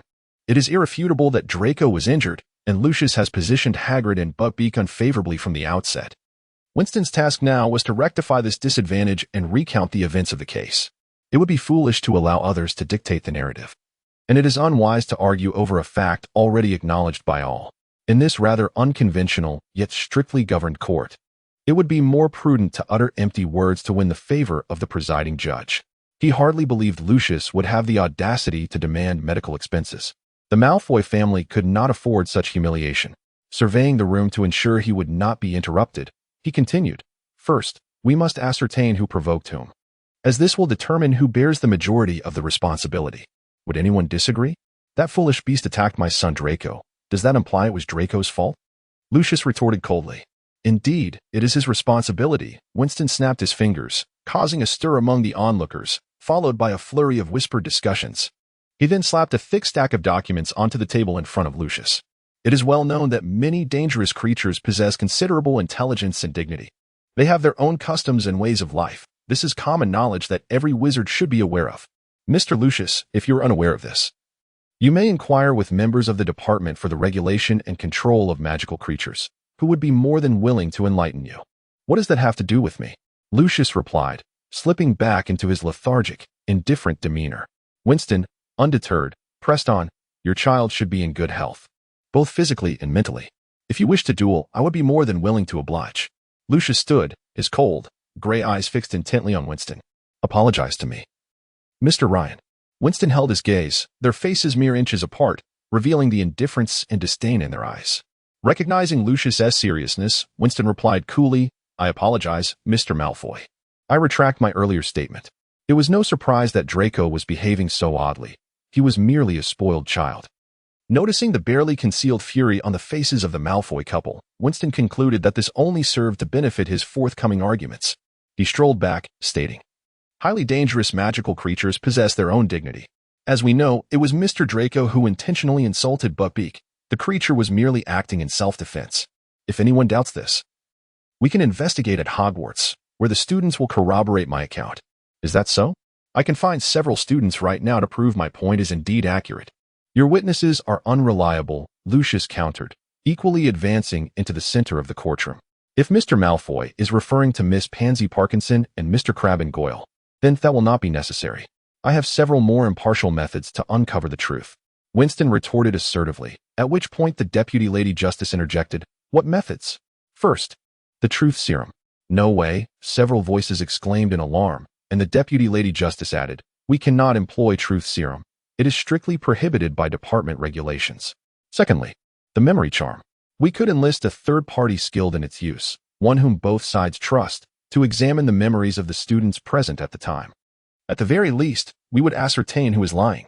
The first suggestion was promptly dismissed, as Winston did not expect them to truly utilize truth serum. It had long been banned, but merely proposing it was enough to rattle them. The likelihood of the second method being accepted was considerably higher. "And the third?" Lucius inquired, his keen instincts as a former scout picking up on a hint of unease. Winston smiled. "The third method is the pensieve, which would allow us to extract the memories of those present and observe them. I trust that all of you possess the capacity to discern truth from falsehood. This is the third method, and I genuinely do not believe you would alter everyone's memories. Even if you did, traces would remain." Lucius remained silent this time, directing his gaze towards a few individuals in the audience. Winston noticed one committee member whispering to another before gently shaking their head at Malfoy. When Lucius turned back, he still wore a calm expression. "Yet it harmed my child." "Yes, indeed. Therefore, we are willing to cover a portion of the medical expenses. You may present the bill to us later." He continued, returning to the earlier topic. "If a snake lies peacefully and a person deliberately steps on it, resulting in a bite, who is at fault? The individual knowingly stepped on the snake, fully aware of the potential consequences. Ladies and gentlemen, the snake was merely defending itself. It is innocent, is it not?" A clamor erupted in the courtroom, but Winston paid little heed to Lucius's expression. As long as the judges did not feign ignorance, he felt confident in his chances of winning. Naturally, not all judges would align with Lucius. Out of the corner of his eye, he caught a nearly imperceptible nod from the interjecting lady judge in his direction. "You have connections. Why should I not?" However, maintaining his earnest demeanor without a hint of a smile, he continued, "I do not intend to insult. I have just confirmed with Mr. Lucius that Draco is in excellent physical and mental health. Therefore, he cannot claim ignorance of Buckbeak's potential danger, nor can he blame others for inciting him. However, as we know, it was he who first insulted this creature. Why, then, should we hold a creature, merely defending its dignity and not proactively attacking others, accountable? He needed to prevent Lucius from shifting the blame onto a third party, as that would complicate matters further. The whispers in the courtroom grew louder, with several judges exchanging their opinions. The matter at hand is whether Buckbeak acted out of provocation or if Draco instigated the encounter. This distinction is not particularly complex to ascertain, provided there are individuals willing to investigate, underscoring the adage that connections facilitate action. Winston settled back into his seat, awaiting the judgment of the presiding judge. As a nobleman, he refrained from wasting time on trivialities. With the case now clear, excessive words seemed superfluous. He and Narcissa Malfoy awaited the judge's pronouncement, while Hagrid similarly prepared for the next round of this intricate game. Half an hour later, a visibly excited Hagrid led Buckbeak out of the place he was loath to revisit, following Winston. As dawn began to break, they were trailed by a disgruntled Narcissa Malfoy and Lucius Malfoy, who wore a smile as he bade farewell to the committee for the disposal of dangerous creatures. The judges would depart through their designated exit. Once outside, a palpable sense of understanding passed between Winston and Lucius, their gazes meeting briefly. Winston nodded slightly and proceeded with Hagrid toward the corridor leading to their quarters, while Lucius and his entourage took a different route to exit. The verdict aligned with Winston's expectations. During the proceedings, the presiding judge had instructed the female deputy to use the fireplace to confirm certain information with Hogwarts, the outcome of which was predictable. Throughout, Lucius Malfoy maintained an air of calm, perhaps aware that with Winston's involvement, the objective of eliminating the beast had become increasingly unattainable. The interconnectedness of families in the magical world rendered the actions of a mere teenager, the youngest board member in Hogwarts history, remarkably transparent, particularly regarding Winston's interactions with numerous families through his position. Winston's primary motive was to give Draco a sense of vindication and to irritate Dumbledore, as Dumbledore's adversary. One of Lucius's pastimes was to create minor disturbances for him. However, he was unlikely to expend considerable energy merely to deal with a creature. Such resources were better reserved for more pressing matters, such as when the Malfoy family faced a calamity. Ultimately, the judgment spared Buckbeak from the death penalty, assigning Hagrid the responsibility of overseeing him. Should Buckbeak attack again, Hagrid would share in the consequences. This resolution, reached after deliberation amongst several parties, was the best outcome for Hagrid, while Winston considered that should Hagrid release Buckbeak into the Forbidden Forest, any future incident would no longer implicate him. Lucius, too, recognized that executing Buckbeak had become improbable, and thus chose to redirect his energies elsewhere, leading to mutual agreement. Hagrid, how much money do you have now? Winston inquired from his bed, noticing that Hagrid had brought Buckbeak inside. The elderly attendant glanced over but said nothing, seemingly indifferent, as it was not his responsibility to clean up. Are you worried that scoundrel Malfoy will demand medical expenses? Hagrid replied, rubbing Buckbeak's back with a towel as the creature lay comfortably on the floor, eyes half closed. Don't worry, I've saved quite a bit over the years. It should suffice. But you needn't pay him immediately. You could say you will do so later, or that you need to verify the authenticity of the medical expenses, Winston suggested. He did not doubt Hagrid's substantial savings. After all, it had been over 50 years since Hagrid had been forced to graduate, and throughout that time, he had served as the keeper of keys and grounds at Hogwarts. Dumbledore would undoubtedly have paid him a salary. Since their acquaintance, Winston had never seen Hagrid in new clothes. He recalled how Hagrid had knitted sweaters for himself and tended to his own needs, living a largely self-sufficient existence. Therefore, it was reasonable to assume that over the years, he had accumulated a significant amount of savings, especially now that he was a professor. However, it seemed unnecessary to part with his funds for the Malfoy family. I'll follow your advice, Hagrid replied, his demeanor somewhat foolishly endearing. As dawn approached, venturing out with Buckbeak seemed impractical, with the night bus not nearby. Winston and Hagrid decided to remain until nightfall or the arrival of the bus. In the meantime, Hagrid fretted about the committee for the disposal of dangerous creatures potentially taking his beloved beast away, resolutely refusing to part with him. Ultimately, Winston ventured out alone to procure food for Hagrid. When they returned to Hogwarts that evening, Winston, appearing drowsy, rode the lively Buckbeak while Hagrid walked ahead. If he had been alone, Winston would have used apparition to reach the castle, but Hagrid's considerable size necessitated walking. Concerned that Hagrid might encounter Dementors, Winston felt compelled to accompany him, knowing the creatures responded only to strength, not commands. After a lengthy trek, they arrived at the castle's perimeter. Due to the recent breach by Sirius Black, a curfew had been instituted, locking the castle gates at night to prohibit entry or exit. The ancient magic infused in the gates was impenetrable, even to ghosts, while flying spells could provide a means of access.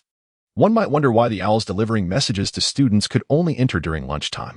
This was merely one of the castle's restrictions on flight. Typically inactive but capable of enforcement within the castle's interior, particularly in the Great Hall. Last time, Norbert had been whisked away from the heights of the castle, where numerous owls sought food at night. However, what if the restrictions were activated? The thought of a fatal fall would be a rare jest indeed. Eventually, Winston and Hagrid reached the small hut at the edge of the forbidden forest. Hagrid's enormous bed could comfortably accommodate 5 individuals. Just as Winston was about to sleep, he gestured towards Hagrid's figure, who was outside feeding Buckbeak, and reconsidered the notion of sharing the bed. Hagrid's size might easily crush him. Instead, he took a blanket and settled near the roaring fire in the hearth, wrapping himself tightly before succumbing to sleep. The next morning, Winston returned to the castle. But no sooner had he arrived than he was intercepted by Harry and Ron, with Hermione hesitating behind them, clutching a piece of parchment. Winston waved her over and took a seat at an empty table in the corner, inquiring, "What is it? What has transpired?" Hermione placed the note on the table, her expression one of uncontainable joy. "You won. Oh my goodness, this is fantastic." Winston glanced at the hastily scrawled handwriting of Hagrid and replied, "Indeed. Owls are far swifter than my own feet. However, I am more curious about the trouble you managed to get into during my absence." He observed Harry, who seemed somewhat withdrawn, as if burdened by an unpleasant experience, while Hermione ceased her fidgeting and tucked the note away into her pocket. "Not going to share?" he prompted. "Then allow me to guess. Is it related to Malfoy? Did you get into another brawl? Did Snape reprimand you?" "Not entirely, but close enough," Harry responded, a hint of anger and frustration in his voice. "Ron and I had a scuffle with Malfoy and his cronies in Hogsmeade after he discovered I had gone out." "Wait, did you wear the invisibility cloak?" Winston interrupted and directly asked for the main point. He was dressed, but had been pulled down, revealing just his head. Harry lowered his gaze, and his voice gradually diminished. "What did you do when you were discovered?" "I froze, and so did he. We locked eyes for a minute." "No, perhaps it was shorter." Harry's voice was so low that even Winston, seated opposite him, could hardly hear it, and he truly did not know what to say. "A minute of eye contact?" The mere thought sent a chill down my spine. "Then what happened?" Noticing Harry's silence, Ron interjected. Harry hurried back. Snape found him, and they ended up discussing Harry's father, which led to an argument between Harry and Snape.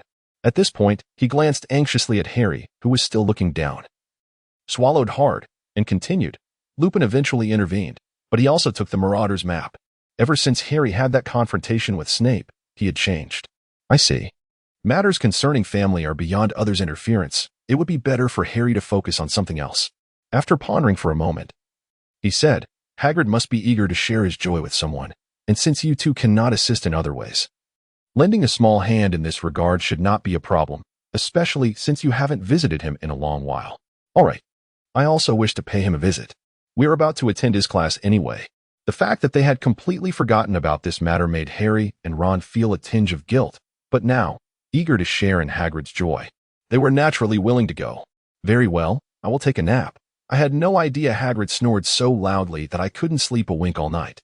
Winston, noticing this, bid farewell to the three. Hagrid had been worried about Buckbeak and had slept well. Once everything settled, he fell into a deeper sleep than anyone else, his snores echoing even outside, and Winston certainly did not believe a normal person could sleep through such thunderous snoring. Watching Winston's departing figure, Harry couldn't help but sigh. We are indeed far behind him. While we are still here fretting over third-year courses, he has already begun his journey outside. After contemplating for a long time, he could not find an appropriate adjective. Feeling powerless as he leaned over and placed the newspaper on the table, the youngest new board member in Hogwarts history versus the former board member. The photo depicted Winston and Hagrid exiting the courtroom, with Winston walking indifferently at the forefront, while Hagrid, visibly excited, held Buckbeak behind him. In the distance, one could faintly see Lucius Malfoy and his entourage, with the article credited to Rita Skeeter, who was known for writing negative reports about famous figures in the wizarding world to enhance her own notoriety.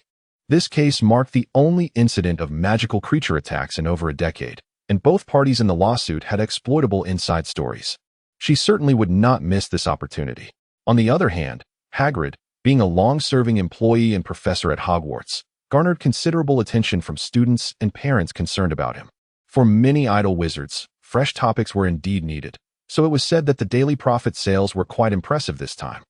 Rita Skeeter took the opportunity to criticize Lucius once more, and afterward, Winston's reputation and identity unexpectedly transcended those who were in the know. With his position as a board member leaving the students at school in astonishment, I believe we need not compare ourselves to him. How about we compare ourselves to Neville instead? Ron suggested. Ron. Hermione shot him a glare. Although the three had temporarily reconciled due to their shared concern over Hagrid. Her usual conversations with Ron had significantly diminished. Humph. A heavy snort coupled with a disdainful glance irked Hermione, prompting her to angrily rise and leave with a stack of books she had been studying. Haven't you already decided to make amends? Harry asked, puzzled. Especially after Hermione slapped Malfoy.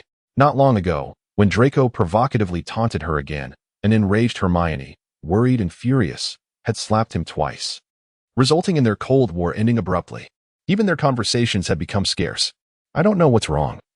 I just find myself at a loss for words when I see her like that, Ron explained, holding his head in frustration until Hermione disappeared around the corner. However, he soon perked up. Harry, it's the weekend. Shall we practice Quidditch? No, let us first check on Hagrid, shall we? All right, let us go together. Around noon, Harry and Ron, cloaked in invisibility, cautiously avoided students and professors on their way to the castle's entrance. Be careful, what's wrong? Harry, walking ahead, halted and, after ensuring no one was around, turned to Ron, who had just nudged him. Ron pointed outside. I just wanted to ask if that was Hermione's cat that just ran past. It might be, it might not be, but that's not our concern. Don't even think about avenging your rat. Harry admonished Ron. We are heading to see Hagrid. I didn't say I would cause trouble for that cat. I was just asking. Ron replied disgruntledly. Very well, let's continue. The two resumed their journey toward Hagrid's hut. Meanwhile, a yellow cat skillfully weaved through the grass, only coming to a stop deep within the forbidden forest. Not far ahead, a whomping willow was swinging its branches in the air. The cat, with keen instincts, glanced around to ensure no one was following before deftly dodging the willow's strikes and slipping into a concealed hole hidden by the underbrush. It halted, listening intently, fixating on the depths of the cave, and soon a large black dog came trotting towards it. The dog gradually paused, then its entire body began to transform. Its long fur and tail retracted into its body, and a transformation from within was taking place. Moments later, it morphed into a tall, thin man clad in tattered robes. He extended his hands toward the yellow cat, which leaped into his arms, comfortably closing its eyes. Still no sign of that rat. He gently asked the cat in his embrace. The large cat purred softly, and the man seemed to understand, listening intently until the cat's sounds ceased. He sighed and stroked its fur. Thank you for your hard work, Crookshanks. Crookshanks purred softly, and after a moment, the man cautiously inquired, How is Harry doing? Crookshanks' response came in a hurried tone, and upon hearing it, the man burst into laughter. You really dislike that fellow Ron Weasley, don't you? But he is Harry's friend. Perhaps next time, I shall teach him a small lesson. Crookshanks affectionately rubbed against his chest, and then leaped down, heading deeper into the cave, while the man followed slowly behind. You mentioned Harry went to visit Hagrid. Hagrid is indeed a good person, but I fear that if I appear before him, he might break my bones, for he must still resent me, as do they all. The man smiled bitterly, watching Crookshanks, who looked at him with concern, and said, I'm fine. It's just that I can't help but feel unsatisfied that the traitor still can't find me. Perhaps it is hidden outside the castle? He pondered for a moment before asking, Do you think I can reunite with Harry? This time, Crookshanks lingered for a long while. The man sighed. Do you also think it would be preferable to confront that traitor when he is present? Indeed, it would be best to do so in the absence of that boy, Winston. Otherwise, one might not even have the opportunity to speak privately with Harry before being overwhelmed. Rest assured, I have waited for more than a decade. I possess the requisite patience. Crookshanks meowed softly and walked inside, prompting the man to chuckle lightly as he followed suit. Afterward, when Winston heard Harry and Ron discussing their visit to Hagrid, he learned that Hagrid was in splendid condition, having prepared a plethora of rock cakes for Harry to deliver as gifts. Observing the gleeful expressions on Ron and Harry's faces, Winston's own countenance twitched. Hagrid's culinary skills left much to be desired. Aside from the initial impression that these cakes were filling, he harbored no fondness for them. Following an unfortunate encounter that left his teeth loose, he had to resort to researching remedies and concocting a potion to save his poor front teeth. I understand. Please convey my regards to him. Winston finally accepted the bag containing the rock cakes. One cannot outright refuse such a gesture, even if he intended to discard them. It must be done discreetly, especially in the presence of Ron, who had a tendency to gossip. After weighing the bag, he discerned it contained at least a dozen rock cakes. He set the bag aside and opened the door, stepping outside, only to pause and push the door open again. As a thought struck him, I believe you should prepare for class. Oh dear, I forgot today is Monday, Harry exclaimed, rushing to put on his socks, while Ron, momentarily stunned, hurriedly donned his attire, resulting in a flurry of chaos. With Winston's presence, Ron and Hermione no longer exchanged barbs, and Hagrid appeared significantly more cheerful. Finally ceasing the feeding of the flobberworms, 10-inch long, brown, toothless worms that thrived in damp ditches and had a particular fondness for lettuce. It was evident that no one wished to spend extended time with these creatures. After Winston's timely reminder, Hagrid took them on a brief excursion along the edge of the Forbidden Forest, which, despite lacking any real danger, sent the young wizards into fits of excitement. As for Draco and his entourage, they exhibited remarkable restraint whenever Winston was around. In truth, Winston had hoped Hagrid would arrange for a centaur to provide them with a lesson, as he was intrigued by their astrological prowess and prophetic insights. In his recollection, their predictions were often reliable. Though Professor Trelawney's abilities were commendable, he had yet to personally witness them. The only centaurs Hagrid was acquainted with were Ronan, Bane, and Megorian, who were generally reticent in their interactions with humans, ultimately leading him to abandon this idea. The following days unfolded in tranquility. Snape continued his relentless pursuit of trouble for Gryffindor students. Lupin appeared perpetually listless. McGonagall wore a long face, while Hagrid grew increasingly buoyant. Notably, Hermione and Professor Trelawney had a falling out during one class, and thereafter, Hermione never returned to the divination classroom.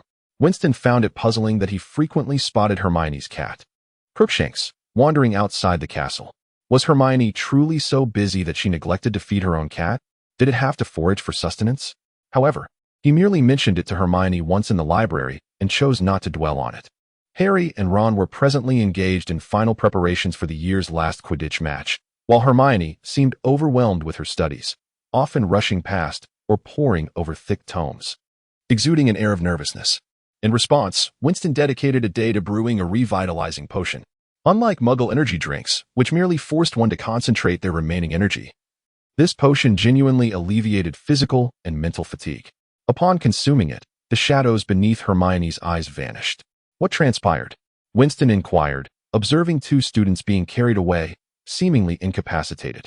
He turned to a younger student standing nearby, whose expression betrayed concern. The student, patting his chest, appeared quite shaken. There was a fight between Gryffindor and Slytherin students. Someone got hurt. One of those carried away was from Gryffindor, and the other from Slytherin. Is that so? This marked the third altercation in recent memory, likely spurred by Captain Wood's fervent desire for Gryffindor to secure the Quidditch Cup this year. Slytherin, motivated to thwart Wood's ambitions, was equally determined, and as the match approached, the tension escalated. Harry had already been tripped several times by Slytherin students while walking, prompting the rest of Gryffindor to rally alongside him to confront any Slytherin provocations. Thus, a brawl ensued. Were the professors not present to intervene? Why would they allow such tensions to escalate without restraint? Perhaps it is due to the possibility of Voldemort's return 2 years prior, and those on the other side might become his minions, prompting a deliberate neglect of intervention. Winston did not ponder this for long. The conflict was not his concern, and there would always be those eager to play the hero when necessary. The younger student, noticing a few upperclassmen from Slytherin lurking around the corner, was quick to pull on Winston's sleeve, indicating with a gesture that they should leave. Winston nodded in understanding and advised, "You should return to the common room. It isn't safe here." "What about you?" the younger student asked as he prepared to depart. "I have other matters to attend to." "Be careful. I sense those Slytherin students are dangerous." The younger student cast a furtive glance at the Slytherins before hastily declaring, "I'm off," and sprinting away. Once he was out of sight, Winston turned back to the Slytherin boys, who, realizing there was nothing to gain, retreated as well. On the day of the match, Hermione meticulously placed her wand within easy reach. After ensuring it was secure, she turned to Winston, who sat calmly, staring at the ceiling in contemplation. "You will attend, won't you?" "Indeed. This match will determine who claims the Quidditch Cup at year's end." I assure you, it will be fiercely competitive. However, I advise you to stow your wand. Given Wood's influence, both sides are on a precipice, ready to ignite. Should one person lose control during the match, blood will surely be shed, and if wands are drawn, reactions will be extreme. Winston cast a sidelong glance at Hermione's wand holster. Where there is danger, one must wield their wand, Hermione retorted, rolling her eyes as she picked up some pastries. Do you think I should bring some food for Harry and Ron? Take what you wish, though I suspect someone will assist Ron, Winston insinuated. Hermione glanced at Lavender Brown, who was engaged in conversation with Parvati. True enough, she conceded, placing half the food back and packing the other half. Do you think we will truly clash with Slytherin? Perhaps, but they certainly won't let matters spiral out of control. Hermione's gaze followed Winston's to the elderly figure with white hair seated at the staff table. Dumbledore will likely attend the match, won't he? If he is present, Slytherin will surely refrain from causing trouble. Yet, I believe he will not attend. Winston hesitated and added, even if I go, it will only be when they present the trophy. Hermione's eyes widened in surprise. Why? I'll explain when I have the time. Right now? We need to find a good spot at the competition venue. Wood stood up, and the Gryffindor team members followed him outside, while the Slytherin team walked alongside them. Unwilling to concede. Behind them, two students from the rival houses glared at each other, yet no one made a move. Professor McGonagall, the referee, soon approached. She had always been a source of mixed feelings for Gryffindor students, both loved and loathed. The weather was splendid, a perfect day for a match, and the players were still strategizing in the locker room. Winston and Hermione joined the throng heading to the stands. But the prime spots had already been claimed by students who had arrived early. Winston surveyed the surroundings and pulled Hermione into a corner. Hagrid, splendid. Thank goodness you saved some spots, otherwise we'd have to watch from the sky on our broomsticks. By the way, where's Ron? Hagrid shifted his massive frame. Making room for two. Quite intense, Winston remarked, watching the unfolding scene. The match had begun. Right from the start, the two teams' beaters collided. While Elia was distracted, Bull landed a hefty blow to her abdomen, causing her to clutch her stomach and double over. In retaliation, Fred swung his bat at Malfoy, but Malfoy deftly dodged. With tensions fully escalated, both sides let loose. Often, players were not merely dodging the quaffle but avoiding each other's beaters. A strike to the back of the head could put a player out of the game, and they all knew it was likely to happen. Those rascals! Hermione exclaimed. Standing with Hagrid, fists raised in excitement. In the stands, the crowd donned in red and green had risen, shouting angrily at each other. Even Professor McGonagall, overseeing the match from her elevated perch, seemed to have lost patience with Jordan's derisive remarks towards Slytherin, roaring at the green-clad players. The conflict between the two houses was intensifying, and if the match didn't conclude soon, it might spiral out of control.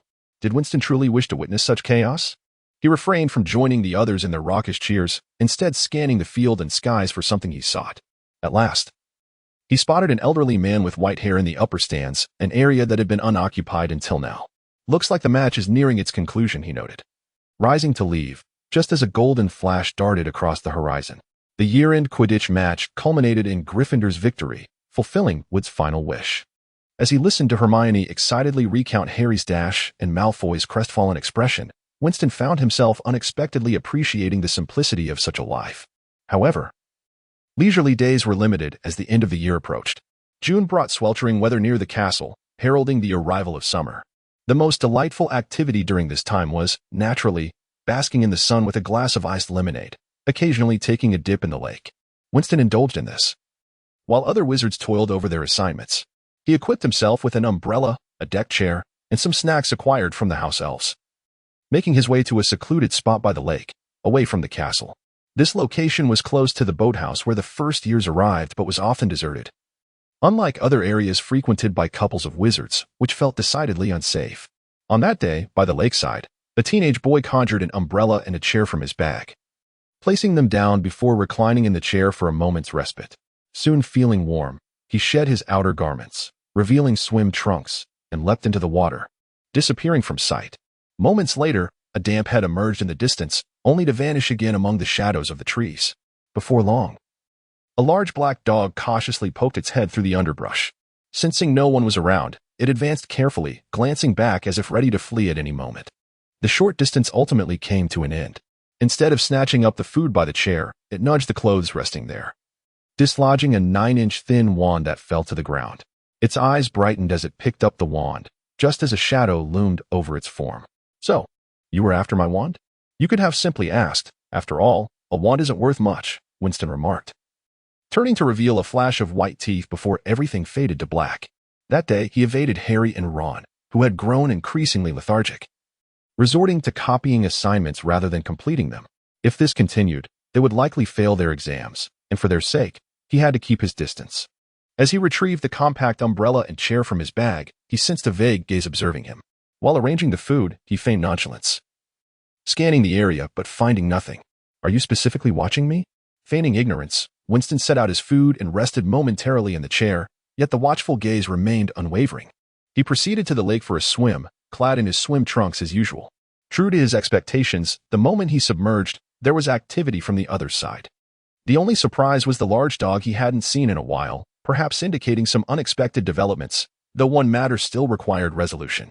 He kicked aside a leaping yellow cat, and with a shriek, it landed on the ground, attempting to flee back into the thicket only to find itself frozen in place.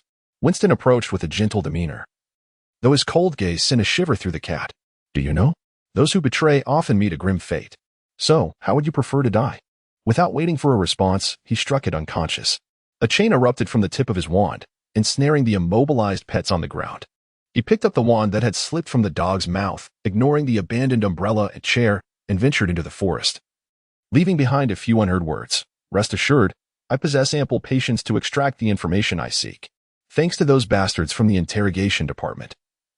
And a special thanks to Severus for providing me with the potion recipes.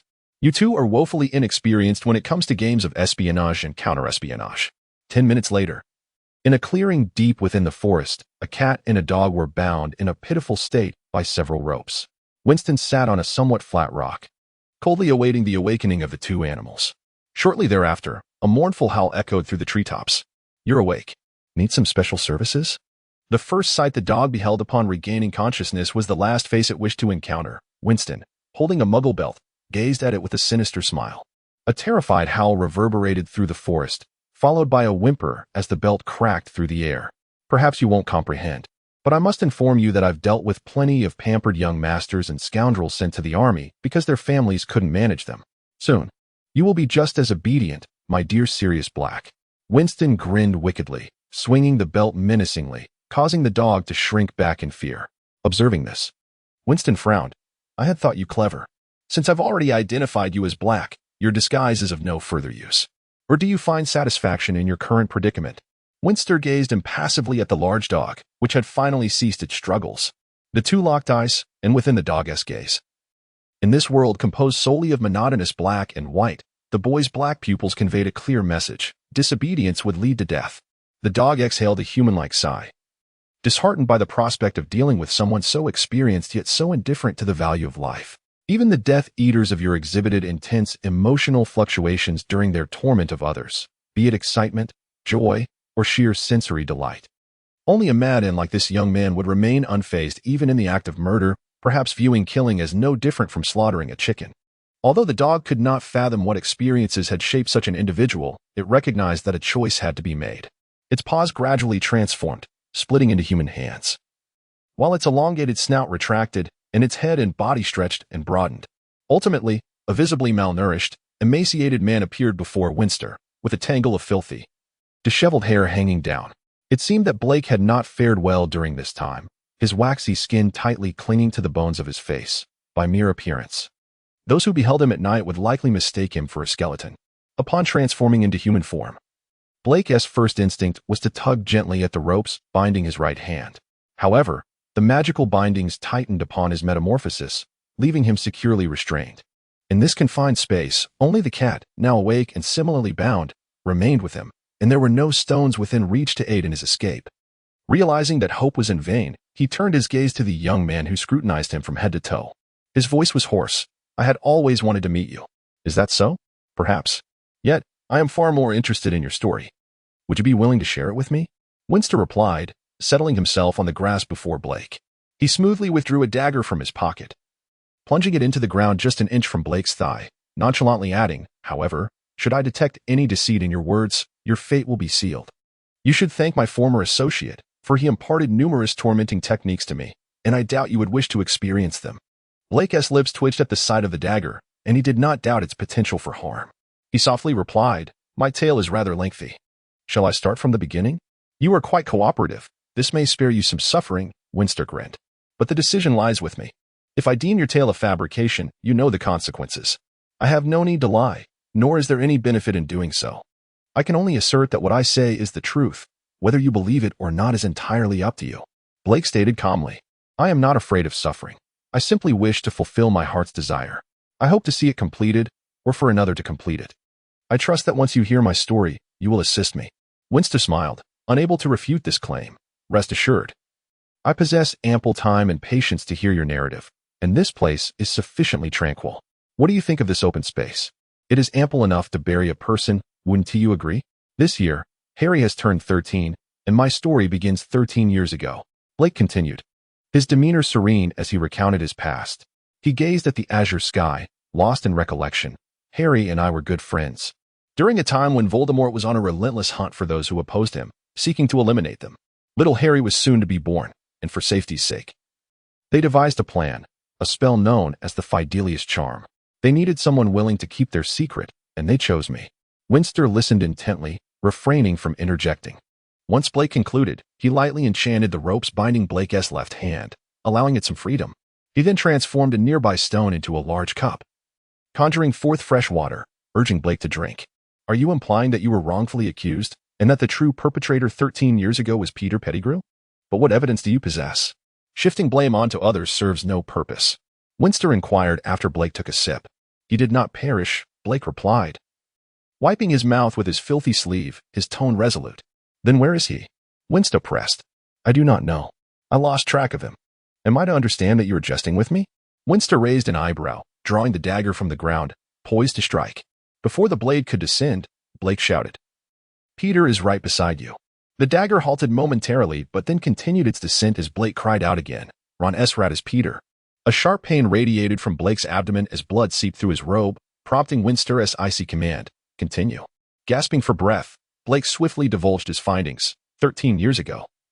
The most significant clue was that missing finger, but I know he pretended to die to escape. Your friend Ron Esrat is missing a finger too, is it not? That could merely be coincidence. I cannot accept your claims based solely on a fingerless rat. Continue. Winston retorted, though he had already withdrawn the dagger, which now bore traces of blood. But that rat has lived for over a decade, has it not? The average lifespan of a rat is a mere 5 years. Blake glanced at Crookshanks, who had been struggling since awakening. Peter is an animagus. His transformed animal form is a rat. This cat recognized that I am not a dog upon first meeting me, and it chose to trust me, aiding me in capturing him. So, it was always after Ron Esrat?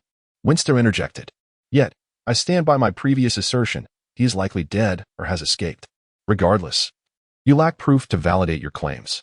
Wait, I have more to say, Blake urged. Speak. I am certain that the traitor has not left this castle, and I possess a means to locate him.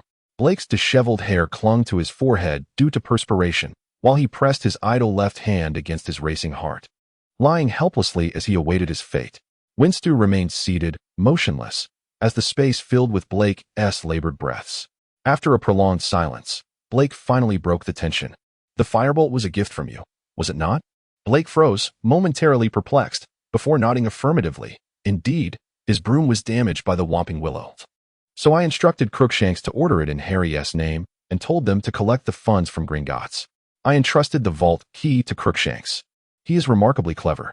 At this, Blake glanced at the yellowish cat, which had ceased its struggles and was now gazing at him with forlorn eyes. Unable to resist, he implored, could you release him?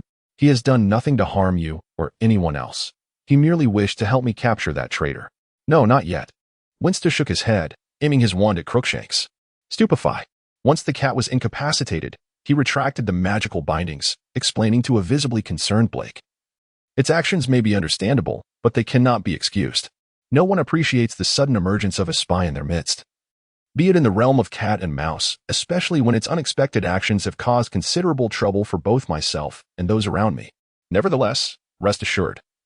It is a pet purchased by Hermione, and as the owner and one of the victims, I will always consult her before taking any action against it. At most, Hermione would merely intimidate it. It was evident that Black possessed a general understanding of Harry's acquaintances. Upon hearing my words, he exhaled deeply. Just then, a voice nearby tightened his nerves once more. "Now, let us discuss your affairs with Harry." Half an hour later, Winston, cradling Crookshanks, exited the forest. After tidying up the umbrella and chair he had left behind, he strode purposefully towards the castle. Moments later, a large black dog peeked out from the spot he had vacated, glancing around to ensure no one was present before it trotted away. Upon reaching the edge of the castle, it paused, anxiously observing the silhouette of someone who had just entered through the castle gates. Before casting a glance at the dimming sky and darting towards the forbidden forest, ultimately, Winston resolved to release Black. He could not ascertain the veracity of Black's claims and had no intention of testing whether an animagus could indeed elude the detection of Dementors. In contrast, the mouse was shrouded in numerous suspicions, yet one could not entirely dismiss the possibility of a rodent living for over a decade. As for the severed finger, it was hardly credible. With neither witness nor evidence to bolster Black's assertions, Winston pondered why he should place his trust in his words. An inexplicable feeling restrained him from immediately turning Black over to the Ministry of Magic. This peculiar sensation had surfaced intermittently since that prophetic dream and his encounter with the Boggett's transformation into the Red-Eyed Man, vexing him immensely.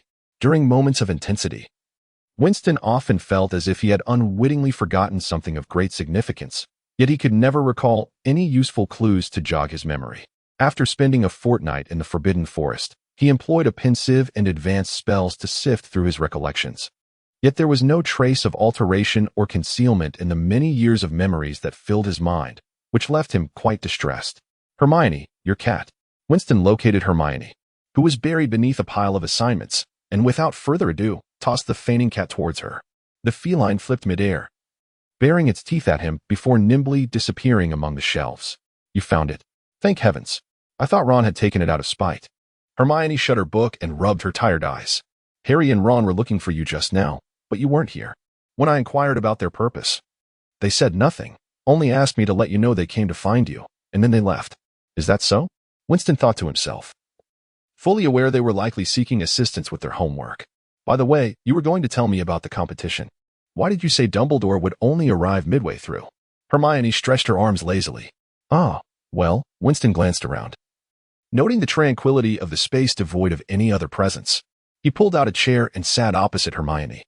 "You are aware that Dumbledore is heralded as the greatest wizard of his time, correct? Do you know how he earned that title?" "Well, I recall that he initially defeated the notorious German dark wizard, Gellert Grindelwald, and conducted numerous significant studies in the magical realm. Even decades ago, when Voldemort was at the height of his power, he dared not invade Hogwarts. What's wrong? Did I say something amiss?" Noticing Winston gesturing for her to pause, Hermione halted her discourse. "Firstly, it is likely true that he defeated Gellert Grindelwald, though there may be underlying factors. As for his studies, unless they had a profound impact on the magical world, they hardly qualify as greatness. And concerning Voldemort's hesitance to invade Hogwarts decades ago," Winston crossed his arms over his chest, smiling. "You are familiar with the Death Eaters, correct?" Seeing Hermione nod, Winston continued, "Then it becomes simpler.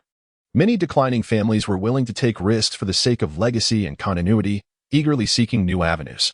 To my knowledge, at that time, the most exceptional student at Hogwarts, Riddle, seized this opportunity and successfully contacted numerous families willing to believe in and support him. However, he later became dangerous due to his obsession with creating Horcruxes, which drove him to madness." "Horcruxes?" Hermione's voice rose with curiosity. "What are those?" "Ah, we have digressed. Let us return to the matter at hand. The existence of Horcruxes should be shrouded in mystery. Explaining such matters is overly complicated," Winston said, unhesitatingly shifting the subject. "You must understand that Riddle was dissatisfied with the limited support from the aristocracy. Driven by some frenzy, he devised dark magic to control his followers. Subsequently, to counter his machinations or for other motives, Dumbledore clandestinely supported certain individuals in their resistance. He ultimately chose the most idealistic and impetuous wizards, students from Gryffindor. The conflict between the two factions was fierce and resulted in casualties on both sides.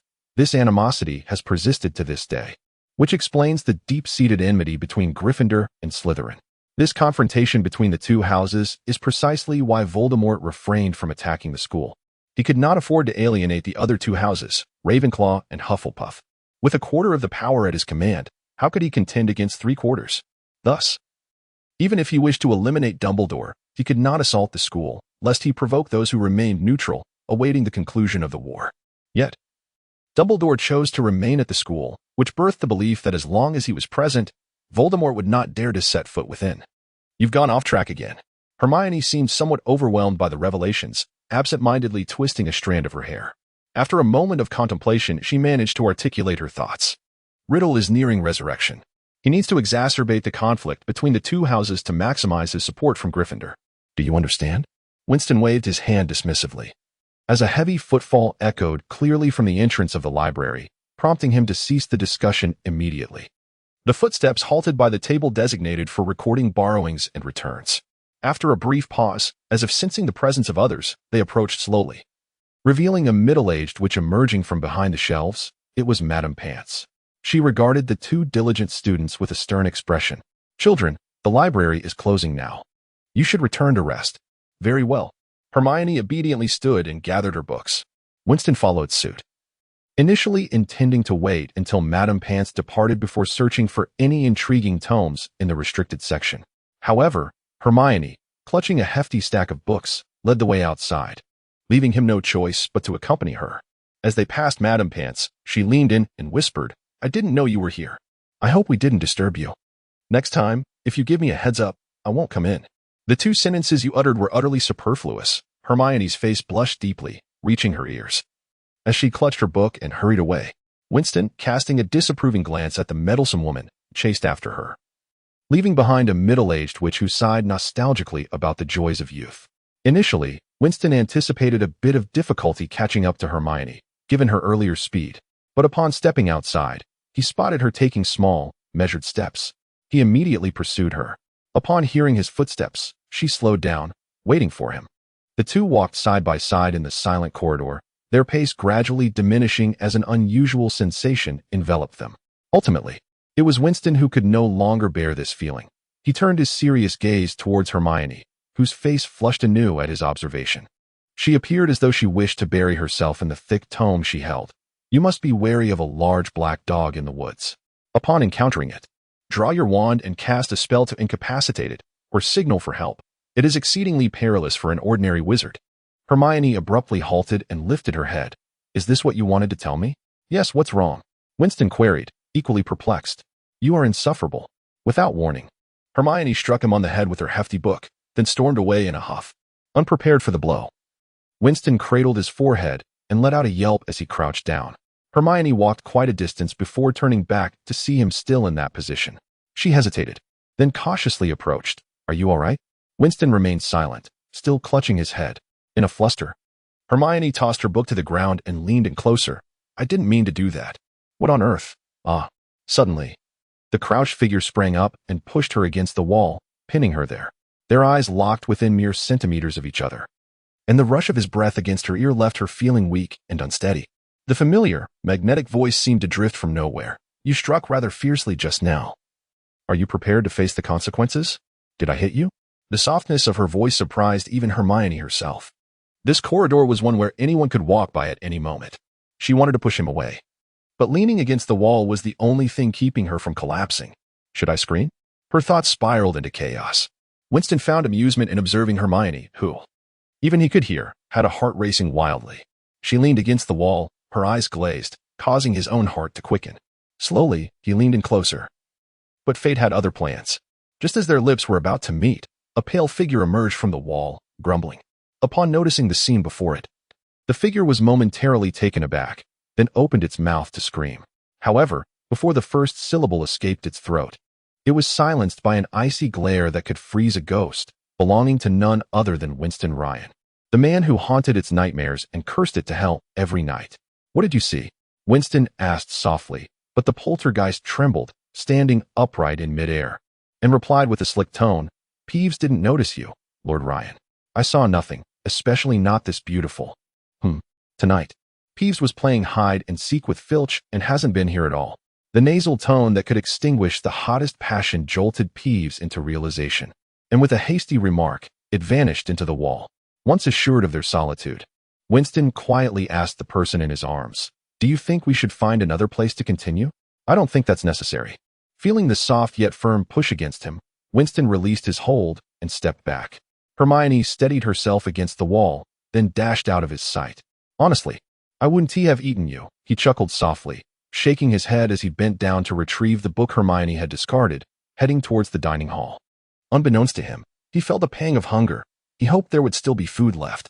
Yet, what could possibly deter a ghost from wandering about? That poltergeist truly needed to be dealt with. During dinner, Hermione was nowhere to be found. After the meal, in the common room, the moment Hermione caught sight of Winston, she would promptly turn and flee. Winston, under Harry's bewildered gaze, had to pass the book to Brown to deliver to Hermione. Later, when Harry asked if they had quarreled, Winston was equally perplexed. He could not fathom the situation, only feeling it was related to the events that transpired in the corridor. The exams approached swiftly, and the results would likely dictate how they were treated during the holiday. After the herbology exam, Harry and Ron lamented loudly about their impending doom, while Hermione continued to keep her distance from Winston, fearful of his presence. It was only during Professor Trelawney's divination exam that Winston returned to his dormitory to rest afterward, relishing the sound of the wake-up call from the troops, choosing to remain in bed and sleep in. Until Professor Trelawney, Harry gasped, pushing the door open. Just told me that tonight his servant will seek him out, and Voldemort will rise again. Elaborate for me, Winston replied, sitting up straight as Ron entered behind Harry. Harry cleared his throat and began recounting Trelawney's unusual reaction during the divination class, finishing with both he and Ron staring intently at Winston. Let him rise. But at least not just yet. Winston's reaction was surprisingly placid, leaving Harry feeling as if Winston valued a nap more than the news. How can you say that? Voldemort could be resurrected at any moment. We should inform Dumbledore and the Ministry of Magic, so they can alert the other wizards to prepare. Harry gestured animatedly, while Ron appeared hesitant and Winston cast a languid glance at them, asking, "You said it's only a possibility." "Very well, Harry, tell me, can you trust her words? How many will believe you if you speak of this? And how many would willingly accept it? Even if they do believe, who do you refer to as a servant? Where and when will he rise? What, are we to do nothing?" Harry's enthusiasm waned considerably. "So, please enlighten me on what actions we should take?" Winston retorted sharply. He understood that Harry and Ron wanted to play the hero, a mindset prevalent in the West, while China emphasizes collective action and staunchly opposes individualism. Winston disliked the notion of acting without knowledge. Some matters were best left to those in charge.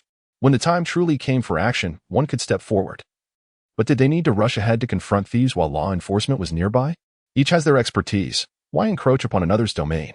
In reality, those who recklessly seek to prove their bravery often meet the direst fates. He only hoped that their experiences from the past 2 years would not lead them to believe that being a hero was an easy path to glory. By the way, you'd best prepare yourself. Fudge may come to see you. Seeing that they had fallen silent, Winston reclined once more.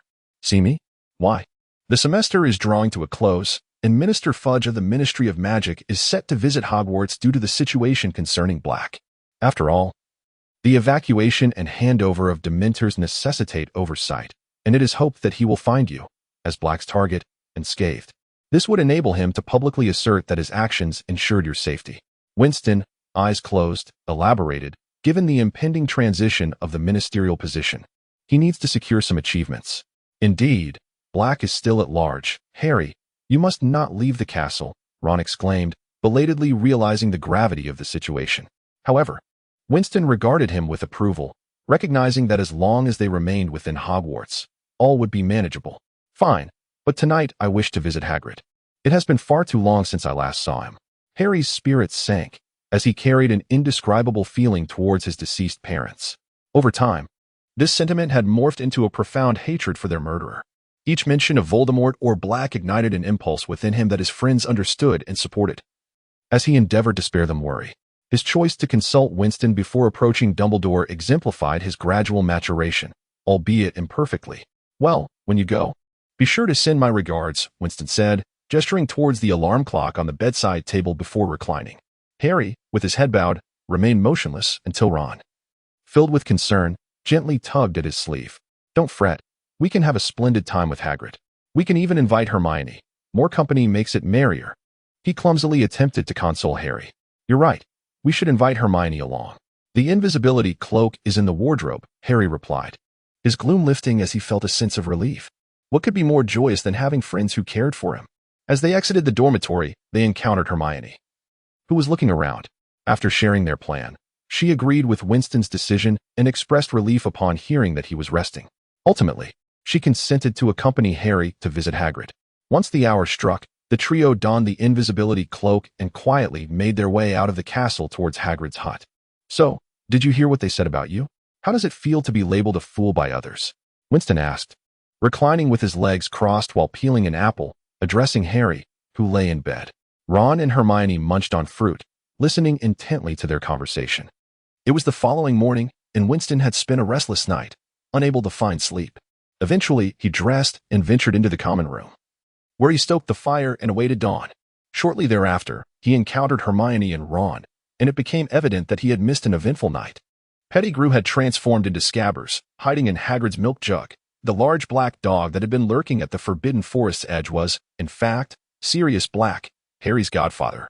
The fight involving the Whomping Willow, their exchanges, Snape's appearance, and Lupin's transformation into a werewolf, followed by their encounter with the swarm of Dementors. They had even utilized the Time Turner to rescue Black, with Harry saving his past self from the Dementors. "By the way, you previously warned me to be cautious of that large dog, indicating he was dangerous. Did you already know he was black?" Hermione asked in a rush. Her cheeks flushed adorably in the firelight. Winston, resting his chin on his hand while rhythmically tapping the table with his finger, conjured a feast with a flick of his wand. Ron, who had been hunger-stricken, exclaimed, "Fantastic! I've been starving," and promptly seized a piece of bread. After a moment of contemplation, Winston mused aloud. It's curious that Harry initially did not recognize that it was himself who came to his rescue, thinking it was his father. He cannot possibly be unaware of his father's death, nor could he fail to recognize himself. What was truly happening at that moment? Was it akin to the experiment I conducted 6 months ago, where history obscured his memories? The notion that Harry did not recognize his future self stirred something within Winston, akin to a veil obscuring the answers he sought, leaving him unsettled. After pondering fruitlessly, he recalled Hermione's words. By this time, Hermione and Ron had nearly finished the meal. Winston ceased his rhythmic tapping. "I indeed knew he was black, which is why I cautioned you to be wary of him. It was a most fortuitous occurrence." He recounted the events briefly, as both Ron and Hermione displayed expressions of regret. Many revelations come only when others share them. Without such communication, one might remain oblivious. That night, Winston bid farewell to the yawning pair and made his way to the hospital wing, only to be intercepted by Dumbledore. "Miss Granger has likely informed you of the situation. Harry requires rest, and he needs an alibi, lest he be suspected. In that case, I shall say this. If you continue down this path, Harry may very well meet his demise at your hands." Winston leaned against the wall, arms crossed, gazing out at the Dementors returning to their posts, the chill of the night seemingly intensified by their presence.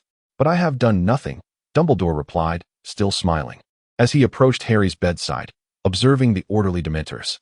"These creatures will depart tonight, though Fudge appears quite displeased. I have conveyed all that needed to be said. Yet you persist in feigning ignorance while watching Harry, that foolish boy, embark on perilous adventures. Given your relationship with James and the others, I find it hard to believe you are unaware of the secrets surrounding the Whomping Willow. Since you claim to have done nothing, then, dear headmaster, might you enlighten me on your activities this evening?" Winston turned to face him, but Dumbledore maintained his benign demeanor, gazing out at the now obscured view, remaining silent. The corridor fell silent, until, after a lengthy pause, he finally spoke. "Tonight, Tom's servant sought him out. Indeed, but at least for now, he shall not be resurrected." Winston cast a sidelong glance at the elder wizard. Riddle would certainly not attempt to directly inhabit a body, even disregarding the compatibility of the body and the soul. The mere influence of the body on his already chaotic thoughts would prove detrimental. Just as Winston found that upon arriving in this world, despite possessing decades of memories, his new form subtly influenced his thoughts and actions, rendering him childlike in certain behaviors. Those memories felt like extraneous additions, while to others, he appeared as a mature child. One's essence is invariably constrained by the vessel they inhabit. However, years later, the situation had improved significantly.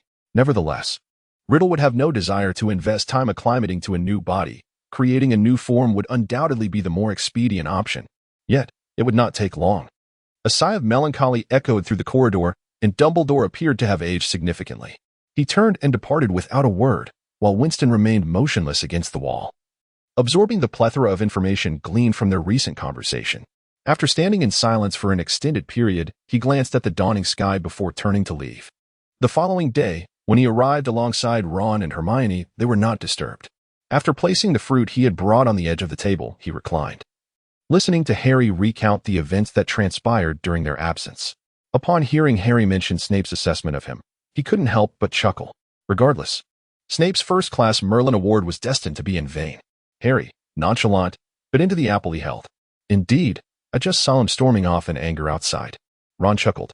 Ignorance is truly bliss, Winston thought bitterly. He couldn't shake the feeling that this seemingly tranquil wizarding world, which had enjoyed a respite of nearly 13 years, was on the brink of upheaval once more. Yet, why did this anticipation stir within him a blend of excitement and despondency? Harry and Ron remained indifferent to such intricacies. Fate was elusive and ever-changing. One could never ascertain whether altering history and destiny was simply part of fate's grand design. It could only be said that in this world, anything was possible. If one did not take action, no one could know whether it would truly come to pass. And the trajectory of this world's fate remained uncertain. Before long, their results were released. Even the herbology class, which Harry deemed most likely to yield a failing grade, resulted in a pass. Observing the paper that was nearly torn, Winston could well imagine Snape's reluctance in bestowing such a grade upon Harry, yet the headmaster wielded greater authority. Shortly after the results, the holiday commenced, and the antiquated train surrounding the academy buzzed with life as crowds jostled to board the train home. This summer, the Quidditch World Cup is happening. How about we go together? My dad managed to get some excellent tickets, Ron exclaimed excitedly. That sounds like a splendid idea, Harry replied. His spirits lifted. Yes, I will be there. How about you, Winston? Hermione pondered briefly before turning to him. I cannot guarantee my availability, but I will certainly attend the Quidditch World Cup. Winston smiled in response. Oh, splendid. We shall meet then. Ron felt a twinge of disappointment, but quickly became engrossed in a discussion with Harry about which team would emerge victorious. Winston reclined, a subtle smile gracing his lips, while Hermione cast a worried glance his way, sensing that he had become more mature. Shaking her head, she dismissed the absurd thought as the train station arrived. We shall see each other at the Quidditch World Cup. Winston waved goodbye and walked toward a carriage that was already waiting, which took off swiftly into the sky. What are you looking at? Hermione was jolted back to reality, noticing Mrs. Granger's hand waving in front of her. Nothing, Mother. The carriage had already departed, and Mr. Granger stood by the door, waiting. After her parents helped her load their luggage, Hermione took a seat in the back, silently contemplating. Until we meet again at the World Cup. The room was unremarkable, filled with the simplest of furnishings, devoid of any lavish decorations. On the desk by the window, a neat array of books was organized meticulously. A 14-year-old boy lay soundly asleep on the bed adjacent to the desk when, suddenly, the alarm clock on the table blared to life. A slender, pale hand emerged from the covers and pressed the snooze button, restoring tranquility to the room. The hand retreated back under the blankets, and the boy showed no signs of awakening. Minutes later, the alarm rang again, but this time, the boy accidentally knocked the clock off the desk, sending it rolling across the floor. After a brief pause, his hand withdrew once more, and he buried his head deeper into the pillow, waiting for the alarm to cease. After several more minutes, or perhaps after the alarm finally ended, the boy exhaled in relief, lowered his pillow, and attempted to rest anew. However, the alarm persistently resumed its clamor. After several attempts, the boy frowned and pointed a black stick toward the source of the incessant noise. With a resounding bang, silence enveloped the room. Half an hour later, Winston awoke with a resigned expression, gazing at the fragments of the alarm clock scattered on the floor. This marked the 5th clock he had broken. He could not fathom why he felt particularly drowsy this summer, finding it challenging to rouse himself. As he looked into the mirror, he sensed a subtle change within himself, though upon closer inspection, he could discern little apart from the disappearance of calluses on his hands. Perhaps his complexion had lightened a bit. From the second-floor window, he observed the expansive estate he had purchased, which he had fortified with various defensive spells. Compared to muggles, constructing a house was a simple endeavor for a wizard. Therefore, after ensuring the exterior was inconspicuous, he built several houses, including numerous basements suitable for experiments. He had spent half of his summer here, though the solitude was occasionally overwhelming, particularly during the quiet of night, when only his footsteps echoed through the halls. There was no longer a birdcage for Gibbs in the room. Gibbs now resided in a house he had purchased in London, cared for by Abby. On the desk lay a collection of letters from friends.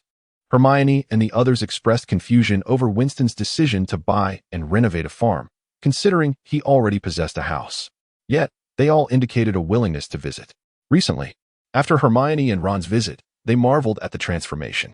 The estate had been divided into various areas with many intriguing features, such as the extensive bookshelf filled with copies of Hogwarts texts, an exhibition room showcasing a variety of broomsticks, and a feeding shelter in the backyard designed for large wild creatures, though at present it housed only a few towering thestrals.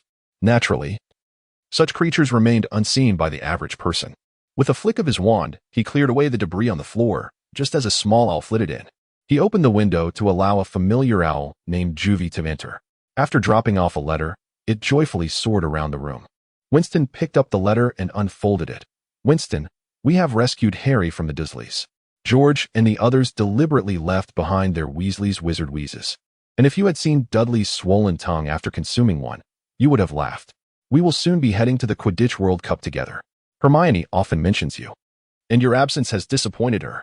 Your friend, Ron Weasley, staying at someone else's house proved to be quite inconvenient, and he had far too many responsibilities to indulge in leisure.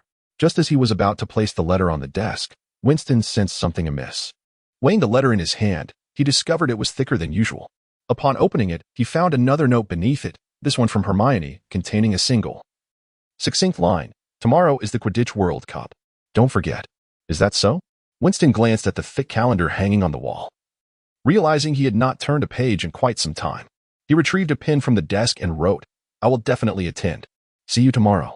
Tying the letter to the leg of the exuberant owl, which appeared as though it had consumed a stimulant, proved to be quite a laborious task. After the owl took flight, Winston donned his outer coat and descended the stairs. The connected buildings had employed a spatial expansion charm, making the lengthy corridor a considerable time sink. He gently patted the heads of the two large dogs left behind for decoration, the very dogs that Abby had insisted on gifting him after learning of his purchase of a farm, claiming they would help oversee the property. Unable to decline, he had acquiesced, though he believed their primary purpose was to intimidate Hermione's disobedient cat, Crookshanks. As he made his way outside the farmhouse, he vanished into thin air after traveling a mile from the residence. Overzealous defensive magic could prove to be a double-edged sword. Perhaps he should consider reducing the range of the anti-apparition enchantments? Winston mused, reflecting on the considerable time spent establishing formidable defenses for his abode. In his pursuit of security, he had overlooked convenience and comfort, inadvertently creating minor inconveniences. Sir, may I assist you? A voice interrupted Winston's reverie. He became aware that he stood before a muggle's cottage, where the forest warden was scrutinizing him cautiously. Who are you? You may call me Robert. Are you here for the gathering? The man hesitated before responding. Winston immediately recognized the signs of memory being altered multiple times in quick succession. Memory modification? It was then that Winston took stock of his surroundings, a desolate, fog-laden wilderness. The only structure in sight was a stone cottage, presumably the residence of Mr. Robert, while nearby stood hundreds of crooked and peculiar tents. In the distance, he spotted a massive tent, 2 stories tall, adorned with a chimney and a small fountain, where several wizards, clad in Scottish kilts, were bustling about, vociferously calling to one another. Naturally, this scene was not lost on Mr. Robert, whose confusion began to dissipate. If you don't mind, could you retrieve the tent my friend has stored here and inform me where we should set up camp tonight? If memory serves, we have already settled the payment. Yet, this was of little concern to him. Had he not noticed the ministry officials keeping a watchful gaze on this muggle? They had prepared for months for this international wizarding festival, and it was unlikely they would allow a muggle to derail their plans. Is this Mr. Ryan? Here is your tent, Robert finally realized, recalling the one individual who had directly sent both money and a tent. He rummaged through a box. Would you like a camping map? Yes, thank you. Winston accepted the brand new tent purchased by Abby and headed toward the location marked on the map. However, he soon noticed a wizard who had been watching him stealthily approach the muggle from behind, raising his wand, Obliviate. It appeared that there were indeed clever wizards among them.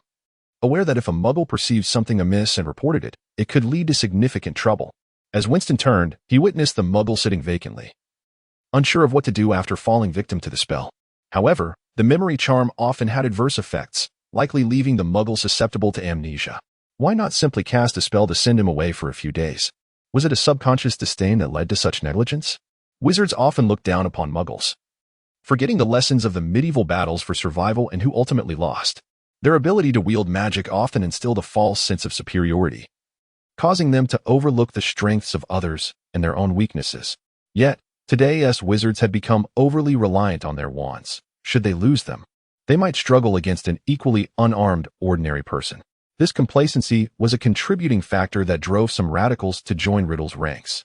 Gently brushing aside these far-reaching thoughts, Winston approached the camping area, prepared to set up his tent, but paused. For reasons unbeknownst to him, aside from physical changes, he found that whenever he contemplated a matter, a plethora of related knowledge would swiftly surface in his mind. Distracted from his task, he set down the hammer and wandered about when he heard someone calling his name from behind. Harry and Ron were waving enthusiastically, beckoning him over. "What brings you here?" As he approached, Mr. Weasley was energetically pounding a hammer into the ground, while Ron gleefully withdrew his hand from securing a steel peg. "It's so good to see you. Allow me to take over," Winston said, accepting the hammer from Mr. Weasley. "If you wouldn't mind, could you fetch some water? We will likely need it shortly." "Sure." Ron seemed eager to explore, leading Harry away with a bucket. "What should we do?" Mr. Weasley rubbed his hands together, brimming with enthusiasm, but Winston decisively declined his offer. "No, you may simply observe." With a professional demeanor, he swiftly erected a neatly arranged tent, a skill honed during previous wilderness training. While done, someone behind him remarked, "Now we should start a fire.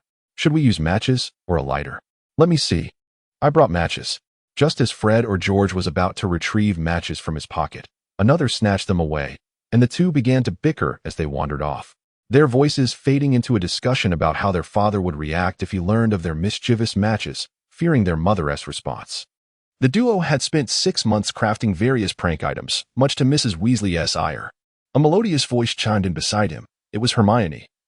Her expression a mix of irritation and an undeniable sparkle of joy in her eyes. "I thought you would arrive tomorrow.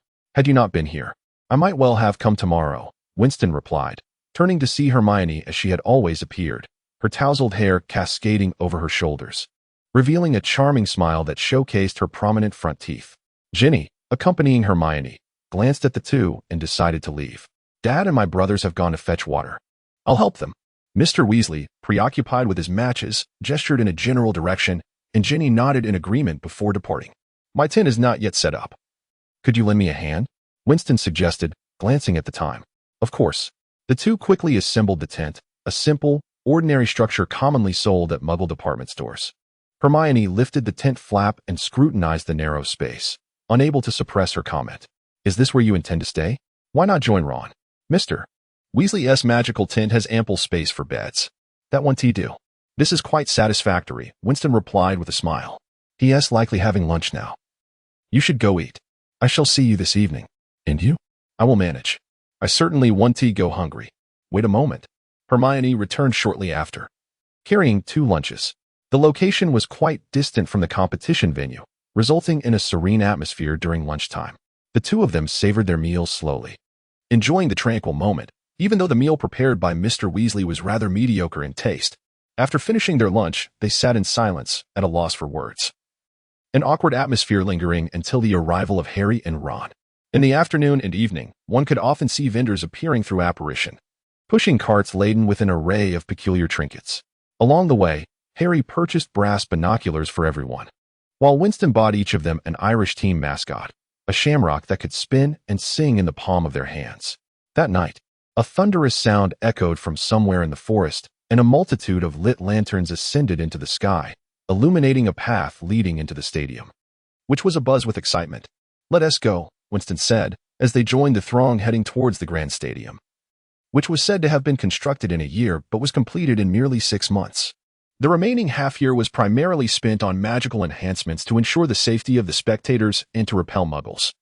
Yet it was no less impressive than any large sports arena.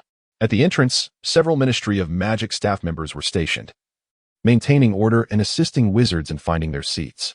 They expedited the entry process with 10 ticket checkpoints, allowing 1 person through for each ticket inspected. After passing through, they ascended a spiral staircase, stepping onto the plush carpet as they made their way to the top tier. Upon reaching the highest point, they found a small house elf seated there, covering her eyes and trembling in fear, while an empty seat remained beside her. "What's wrong, Winston?" Hermione inquired, noticing his sudden stillness. As she called out, others turned to look. "It's nothing," Winston replied with a faint smile, taking a seat beside her.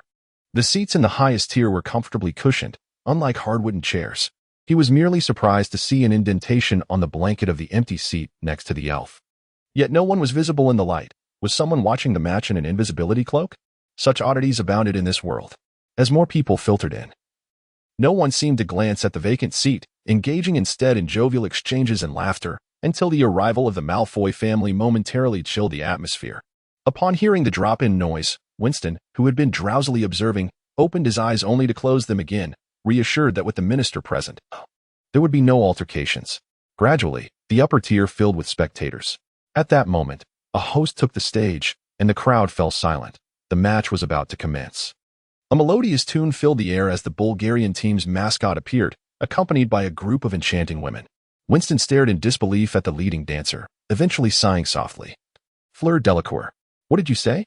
I didn't catch that, Hermione exclaimed, startled as she removed her binoculars to focus on the dancers. Winston smiled slightly, gesturing towards Harry, who was precariously close to falling off his seat. I said you ought to keep an eye on him, or he might tumble. Without pausing to inquire why he didn't intervene himself, Hermione shouted above the crowd, Harry, what are you doing? The music ended abruptly, and the group of dancers vanished as quickly as they had arrived, igniting a roar from the crowd. She pulled Harry back into his seat. Sit properly. The Irish team mascot is about to take the stage. Winston's gaze lingered on the spot where the dancers had exited, unaware that several coins had fallen at his feet, as hands below scrambled to collect the scattered gold. What, are you smitten with those dancers? Hermione's tone bore a hint of jealousy. No, I merely recognized someone. Winston quickly denied, though he could hear Hermione muttering her usual cliché s. He was about to respond when a cheer erupted, signaling the entrance of the players. The match unfolded at a high level, with the speed of play making it difficult to discern who passed the ball to whom or what moves were made. Midway through the game, Winston felt a movement behind him. He turned but found nothing amiss. The cacophony of the crowd dulled his hearing. Yet he noticed the seat next to the house elf beginning to sink slightly, realizing that someone in an invisibility cloak must be present. After scanning for anything amiss and finding none, he turned back. Yet throughout the remainder of the match, he felt an elusive gaze lingering on him. Ultimately, the match concluded with Ireland's victory. As the Irish team soared on their brooms, basking in the audience's adulation, Winston noticed the presence that had been watching him dissipate. The house elf then leapt from her seat and hurriedly exited, her right hand mimicking a pulling motion, as though she were dragging someone along with her. Satisfied that nothing else warranted his attention, he stood with the crowd, softly applauding. I think we ought to leave now. What do you all say? At least we should wait until we collect our winnings, Fred replied, his hands flushed with excitement, clearly in high spirits. According to him, he and George were set to win a substantial sum for their grand endeavors. Well, congratulations in advance. Winston raised an eyebrow, eliciting laughter from the group. By the time they returned to the campsite, it was quite late. Along the way, Winston dismissed the thought of visiting Fleur. After all, she was just an ordinary friend.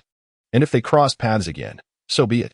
Once back in his modest tent, he contemplated his surroundings, securing a warning line before drifting off to sleep. However, he was soon roused by a cacophony outside. The first rule of camping is never to sleep too soundly, lest you awaken to find it's too late. Thus, when Winston was startled awake, his first instinct was to don protective armor. With his magical abilities, he could defend against all but the most lethal spells. Next, he checked the protective enchantments he had cast before sleeping, which indicated the proximity of any potential threats. Relieved to find both the magic and the tent intact, he discerned that the source of the commotion remained at a safe distance. He pushed aside the tent flap and stepped outside. A group of masked wizards stood together, roaring with laughter as they ignited nearby tents with their wands. Some terrified wizards were calling for their children, scattering in all directions. In the flickering firelight, shadowy figures struggled in the air above, shooting fireworks skyward in jubilant laughter. The air was thick with tension, anxious shouts echoing through the cold night. Everything was in disarray. Upon seeing his tent in the path of the approaching crowd, Winston waved his hand, and the tent was engulfed in a raging inferno. Although a tent may not be costly, he certainly did not wish for it to be destroyed by others. One after another, individuals rushed to the front, attempting to impede the masked figures, but their efforts were in vain. As these hooded figures raised their wands, the brave ones had no choice but to retreat and yield. Observing the advancing throng from a distance, Winston ambled towards the Weasley family's encampment. Upon arrival, he found only an empty tent. Standing tall, he surveyed the chaos around him, and after discerning the footprints on the ground, he ventured towards the uproar in the forest. The tranquil forest path was congested with anxious individuals awaiting news from the Ministry of Magic.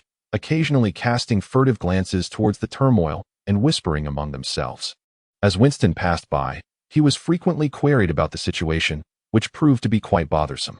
Navigating through the throngs of people became a significant challenge, prompting him to leave the narrow path and follow the indistinct trail within the woods.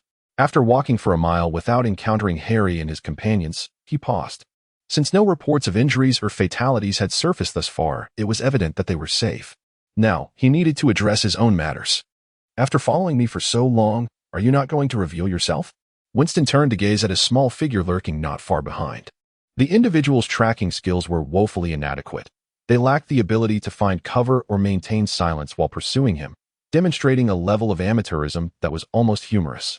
Had there been any malice, Winston would have hidden away and ambushed the follower instead of confronting them directly. The diminutive figure, startled by this sudden turn of events, froze momentarily before crouching down in an attempt to blend in. However, this was utterly unnecessary. Slowly rising, the shadow emerged from the darkness, timidly gazing at Winston with wide, astonished eyes. "Winston, brother." "Gabrielle?" Winston exclaimed in surprise, taking a couple of steps forward before halting as another thought crossed his mind. She still bore that familiar appearance that made one want to protect her. Her tousled hair, barely shoulder length, and her sparkling, teary azure eyes made her look particularly pitiful. Confirming her identity, Winston approached and crouched down to gently ruffle her hair. "What are you doing here? Where is your sister?" "I don't know," Gabrielle replied, her voice trembling. "After the chaos, Madame Maxime sent us here, but I got separated from my sister and the others. I can't find them. There are only strangers everywhere. I'm so scared." Tears welled in her large eyes, and her pristine clothing bore numerous scratches, indicating she had endured considerable distress. "Madame Maxime? Isn't she the headmistress of Beauxbatons Academy?" "So, you and Fleur are witches?"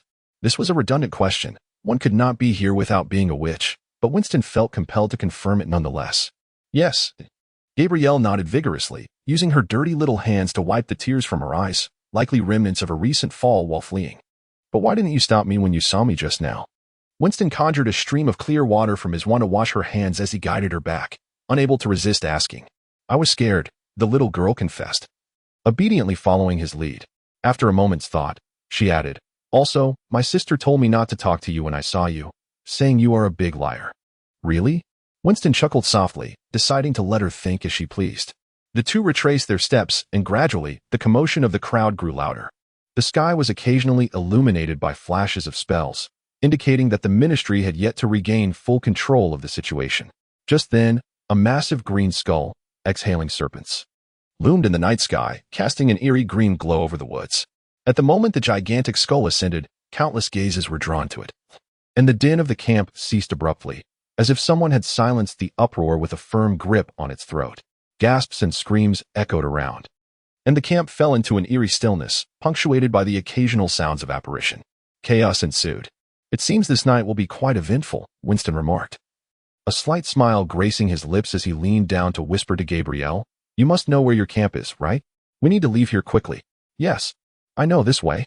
Gabrielle, displaying remarkable maturity, took Winston's hand and began to jog towards a certain direction. Winston cast one last glance at the dark mark, gripping his wand tightly as he focused on the frenzied crowd around him. They soon arrived at a uniquely styled encampment, where a tall, silver-haired beauty anxiously surveyed the bustling crowd. Behind her stood a giant woman, reminiscent of Hagrid, engaged in conversation. "Sister." Upon seeing her, Winston released Gabrielle's hand, and she dashed towards her sister like a runaway horse. Fleur, sensing the commotion, turned her gaze in their direction. The relief and joy on Gabrielle's face captivated her, as well as those surrounding them. In a heartbeat, she rushed over and embraced Gabrielle, while the towering woman exhaled in relief and approached as well. Gabrielle whispered something in her ear, and then both sisters turned to look at Winston, who had already disappeared. Assuming his presence was no longer required, Winston promptly disapparated away.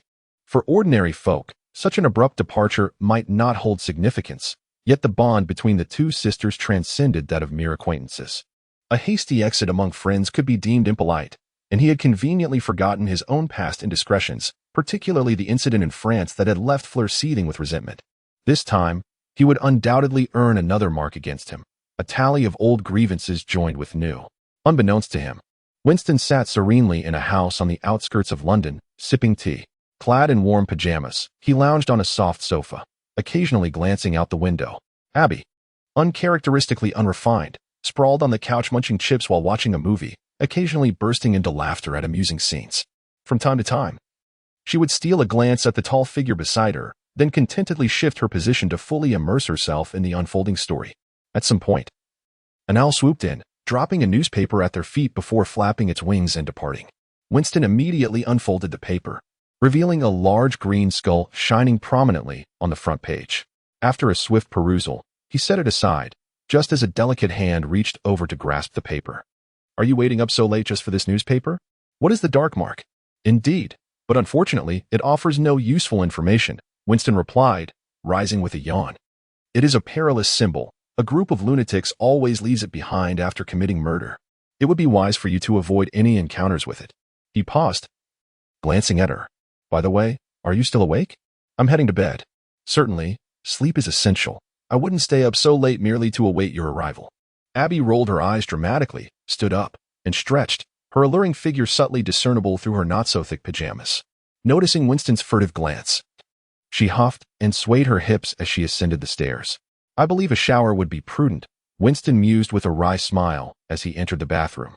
His next encounter with Harry and Hermione occurred on the school bus, where he had secured a seat at the rear while awaiting their arrival. It seemed that the events of the previous night had startled them, and Winston gleaned some information that was not readily available to the general populace. Should he inquire? He could uncover more details through various channels, yet the veracity of such information remained uncertain. Barty Crouch's house elf held Harry's wand, which had conjured the dark mark. From Harry's words, it was evident he too was unaware of when the wand had been lost, the most likely scenario being during their trip to the match. Winston's mind involuntarily drifted to the invisible figure who had approached them earlier. Surely, that individual had significant ties to Barty Crouch? Perhaps that spot had been reserved for the invisible man? Detective reasoning had never been a forte of Scout's, and since these matters did not require his concern, he quickly dismissed these thoughts and succumbed to a deep slumber, as he had become quite drowsy. When he awoke again, it was time to disembark. The torrential rain battered against the glass, causing the windows to rattle. A group of wizards reluctantly exited the warmth of the bus, instantly drenched as they stepped into the downpour, shivering as they joined the throng beside the carriage. How come you're not wet? Hermione exclaimed, astonished at Winston's dry attire. He gently tapped her clothing with his wand, and an inexplicable warmth enveloped her garments. Because I am a wizard. Hermione's face flushed crimson.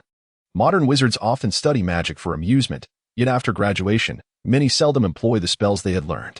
This was partially due to the fact that young wizards frequently devoted their time to attracting the opposite sex, treating magic as a mere subject rather than a way of life. The downside of this was that they often forgot to utilize magic in times of difficulty. Feeling helpless as ordinary individuals, on their journey, they managed to scare away a troublesome ghost and eventually arrived at the hall. After a series of inconsequential speeches, a new teacher was introduced, but little else of note transpired. Why aren't you eating? Planning to starve like Hermione in protest? Ron said, his mouth full of mashed potatoes, rendering his words somewhat incoherent. No, I will not engage in such futile gestures, Winston replied, redirecting his attention from the new teacher, Moody.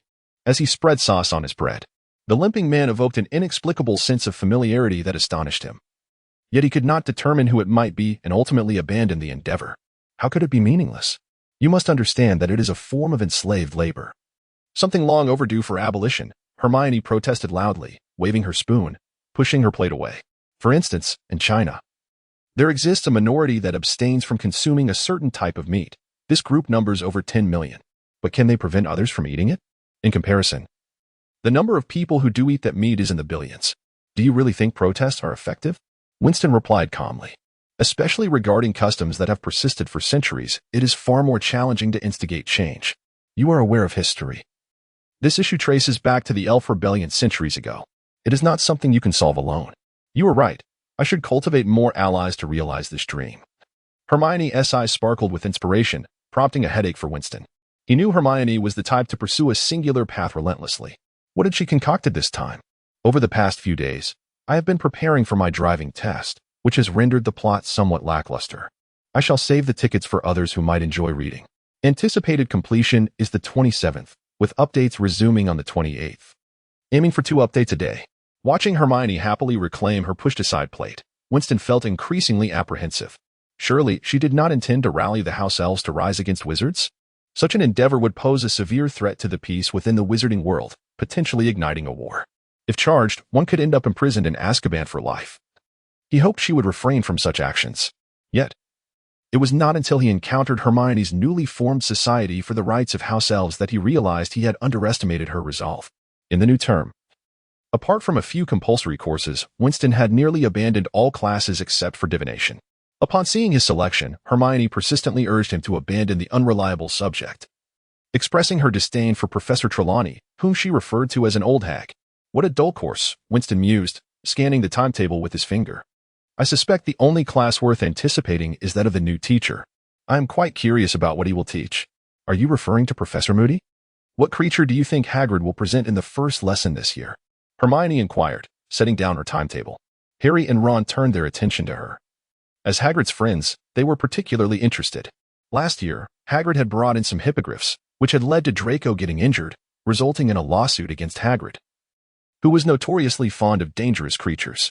However, based on Hagrid's taste, I suggest you temper your expectations, Winston replied nonchalantly, prompting a chorus of sighs from those around him. I simply hope it isn't something like a flobberworm. I detest those slimy creatures, Hermione lamented, cradling her head in despair, while Ron chuckled at her misfortune. He had a particular aversion to spiders, with their dark, hairy legs, yet otherwise, he held no strong dislikes. Yet the slime of a flobberworm can be used in potions. Neville interjected suddenly. Typically shy and reserved, he would never initiate conversation unless he felt comfortable around Winston. Even in their dormitory, he seldom spoke to Harry. And Seamus was practically invisible, only appearing during bedtime or class. Since his second year, Neville had displayed remarkable talent in herbology, often rivaling Winston-esque grades. Eventually, even Hermione had to concede that she could not surpass him in that subject. But you wouldn't want to spend an entire year tending to a bunch of creatures that only emit foul odors, would you? Winston casually tossed a piece of paper onto the table. A group of curious wizards immediately gathered around, their appetites swiftly diminishing upon seeing the contents. What on earth is this? It was an unprocessed photograph depicting a group of repulsive, slimy creatures haphazardly sprawled within a box. They appeared to be some form of insect. Neville scrutinized it closely and remarked, I've never seen anything like this before. Is it a new species? Congratulations. You are correct, Winston snapped his fingers. This is Hagrid's latest discovery, the blast-ended scrut, a creature that can suck blood and spit fire. This will be the focus of our first class in care of magical creatures this year. Seriously? A chorus of surprise and resignation erupted as the photograph circulated.